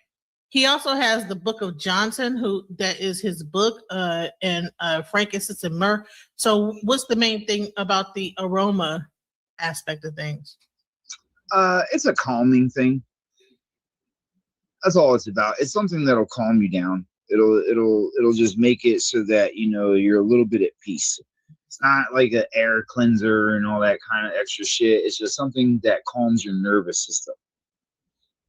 What do you think about like substances like weed and stuff like that? Do you think that that's a good thing to continue to do, or do you think that it's well, this is the thing. If you're gonna use weed, you need to know how to use weed. Like, all right. So when I was smoking and shit like that, like I was taking Shilajit and sea salt and things like that. So I would, because when you smoke weed, what you're doing is you're activating your brain in a way that is not normally running. Like it becomes, your brain becomes hyperactive, which makes you think that you're like moving slower and doing everything slower and shit like that. But really it's because your brain's function has been increased, because THC is something that your body naturally produces. So when you're taking an additive like that, like you need to do things like add in minerals and things into your regimen so that you're not going back and then eating after that and crashing out. Because if you eat after it, you're basically, you've drained your body mentally and then you've drained your body physically as well. Because once again, when you're hungry, it's not because you're craving food, it's because you're craving minerals to create new energy, or you can get energy itself. So if you're gonna smoke, like smoke and go do it grounded while you're sun gazing, and you'll have a result that you never fucking expected. But if you do this right and you don't fuel yourself with the proper minerals to make up for all the extra activity that your brain's going to go through, what you're going to do is short yourself. You short out. That's why you end up passing out after you smoke and eat. It's because you're basically on the verge of death. like realize that you go to sleep when your body runs out of energy. Right? So give it the things that are needed to create energy. If you're going to smoke, you have to take, like, okay, right, when I was taking Shilajit and my Celtic salts and fucking water fasting and shit like that, like I was also smoking weed some of the time. So when I would smoke, I would double up on the Shilajit. Like I'll take it right before I smoke. That way, when I smoke, I don't get hungry afterwards, because my body's been given the things that are necessary to create the extra energy for the brain work that's going to happen. Otherwise, you're not going to have no dreams when you sleep, because your body's going to be so shorted out that your brain's not functioning when your body's resting. I heard a lot of people that smoke a lot of weed don't have dreams. No, they don't, because they're smoking a lot of weed and then they're eating food afterwards. So they're overdriving their system, because your brain reacts to the THC in a way that produces more direct thoughts. It's more of a controlled thought thing. And so what ends up happening is now your brain is operating in hyperdrive, which makes you feel like you're going slower. Right? You might physically move a little slower. You might not even move at all, but your brain will be having all these thoughts. Oh my God, that's the part of weed I cannot do. I can't smoke weed because I already think like at like a very fast pace anyway, and then to slow that down is too many. It's too much to handle. So I cannot. Well, it's really not that it's slowing it down. It's not really slowing it down. It's making you hyper process it. So it seems like it's slowing it down, but really you're having even more thoughts during the time that you're smoking, because that's what the THC does. So if you my near-death experience when I you know how if you have a near-death, if you've ever had a near-death experience, everything slows down. Yeah, I almost got bled out when I was giving fucking plasma. Last time I ever did that shit. These motherfuckers almost killed me. I had a whole show about that, about how much blood. Well, I was on another show and I was talking about the fact that they try to take our blood. I don't know what. I gave some blood plasma once, and the people didn't put the needle in my arm correctly. And when it started fucking bleeding out and shit, they just kind of stood there watching it, waiting for somebody else to come and fix it. So I literally just sat there in the chair bleeding out while they were watching me. And I literally started fading to black. Like I was literally fading away. And then they tried to fucking blame it on me. Like, bitch, I was fucking strapped. I was sitting there fucking perfectly still, and your stupid fucking text came in here and didn't give me the fucking shit properly, and I almost died in the fucking chair. And y'all gonna blame it on me, saying that I must have been deficient on something? No, bitch, my blood's all over the fucking floor. What are you talking about? Right, that's crazy. Right, wow. Like, how you gonna try to convince me that there was something wrong with me because y'all didn't do your job correctly? Anyway, so we're gonna have to talk about that the next time. Cacao syrup, 24 karat gold reishi. What are the benefits of these products? Okay, right. So Orem is gold, right? Let me explain this, right? That's gold on a microscopic level. Now, gold is found in your brain naturally, right? These are things that they don't tell people about. Okay, gold is found in your brain naturally. So gold is a conductive additive that you can take that will actually increase the brain function that you have. Now, there's several different forms that you can take it in. There's monatomic gold, and then there's that gold water, right? One is specifically designed to be absorbed by the brain. The other one is designed to be absorbed by your water system, which also affects the brain as well, but it also makes it so that your water in your system becomes more conductive as well. So basically, by taking gold, you're increasing the conductivity of your entire system. Cacao, what does the cacao do? Oh, cacao, that is that will increase the productivity of your melatonin. I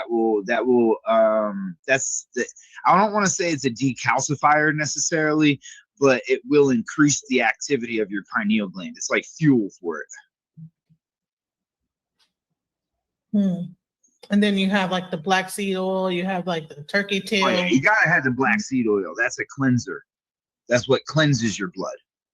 Then you got the burdock root, which adds in that gives you the proper amount of iron that you need. Like that gives you extra iron for your system. And iron is something that pretty much everybody's deficient in. Why do you think that is? Why are we deficient in iron?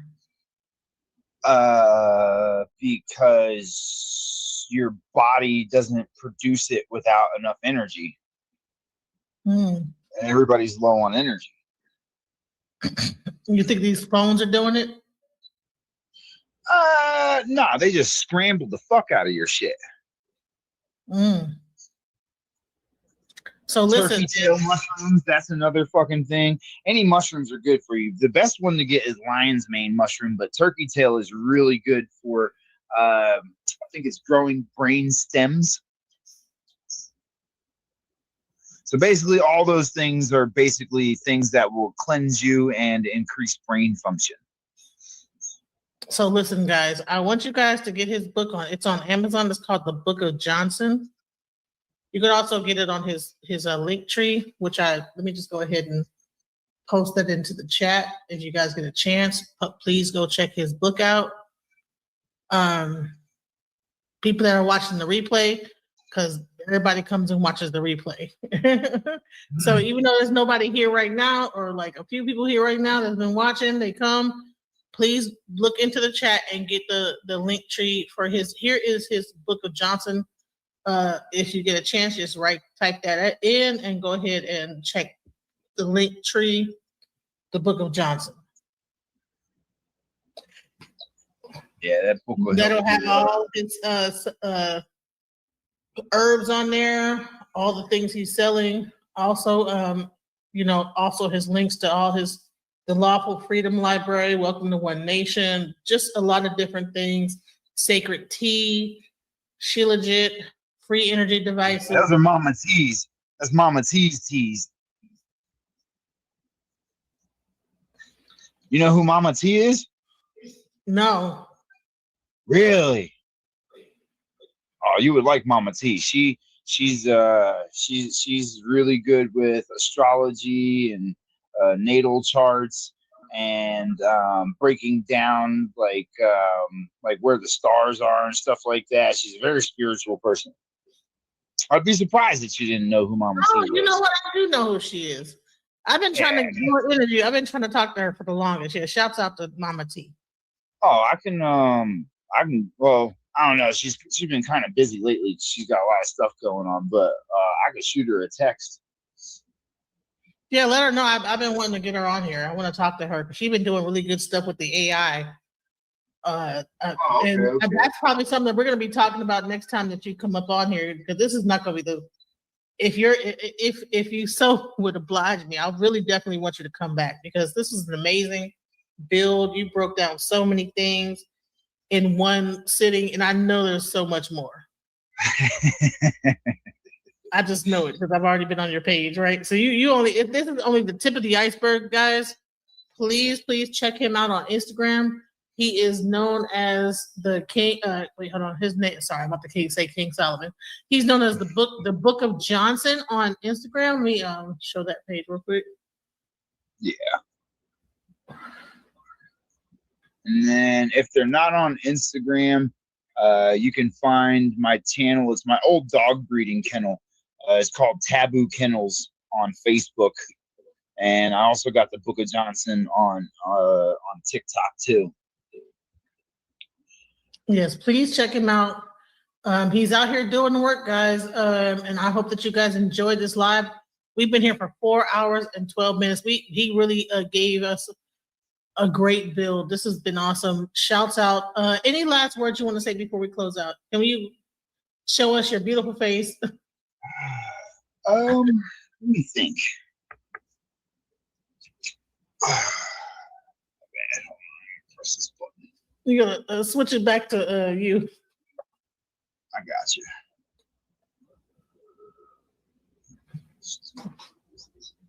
This. All right.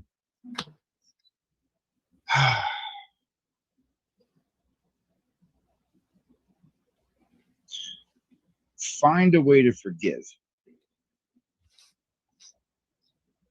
And the reason I say this is because the things that you think that you're not forgiving of somebody else are really the things that you can't get past in yourself. A lot of times people walk around holding a grudge towards somebody, but the reality of that grudge is that you feel like you failed them or yourself in some way by allowing the thing to take place, right? And so, we try to convince ourselves that the reason that we can't forgive somebody for something is because it's something that they did, but really what you're actually missing in that is that the reason that you can't forgive them is because you feel like there was something different that you could have done, or that you could have done for them to help them not be the way that they were.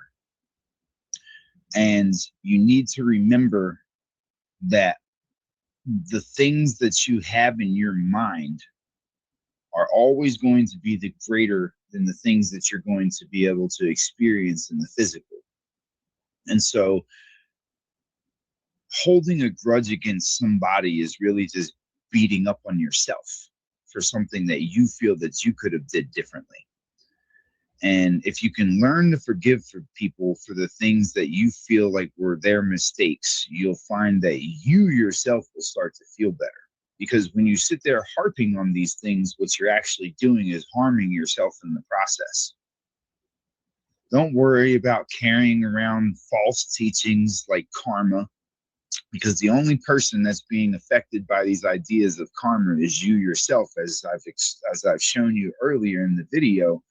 When it comes to dealing with the waters in your body, they're affected by your thoughts, not somebody else's actions or lack of. So when you're holding a grudge against somebody or wishing karma on somebody, what you're actually having is a trick that was given to you to make you think of nasty things happening to somebody, but the only person that ever suffers from that is you. So try to remember that there were times when you yourself weren't able to move past certain things, and that you wished that the person that you used to be could have did things differently. And know that even though it might seem like somebody's not affected by the things that they did to you, that internally they'd never forget. It's not something that just washes away. The same way that it's eating up your soul, that you've made mistakes, they eat that the same way. It's just people display it in different ways. So instead of hoping that something bad happens to somebody while you're sitting there destroying yourself internally and making it so that your life becomes more difficult, find whatever you need to find in them to forgive them for that thing, and you'll start to feel better about it yourself. That's what I'm going to leave with. Well, that was absolutely very important. That was beautiful, and I really encourage people to get that book. Is that diagram about love in your book as well? Yeah, no, that was one. That's the first chapter, because that's the first thing that people need to actually learn about. Right. So yes, I'm going to be buying the book. I hope that you guys buy the book. Please support this young brother with his information. He is out here really doing the work. Shouts out to the Book of Johnson, aka King Solomon. Thank you for being on Alchemizing Energy, and much love. Peace.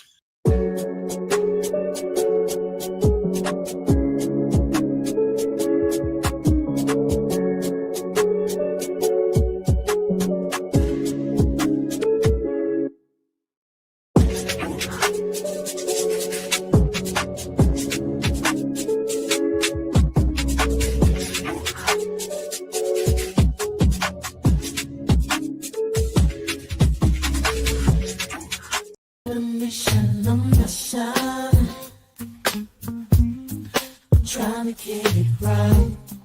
Transition, changing the way that I see life. Transition mind. I'm on a mission, trying to get it right. I'm transitioning my life.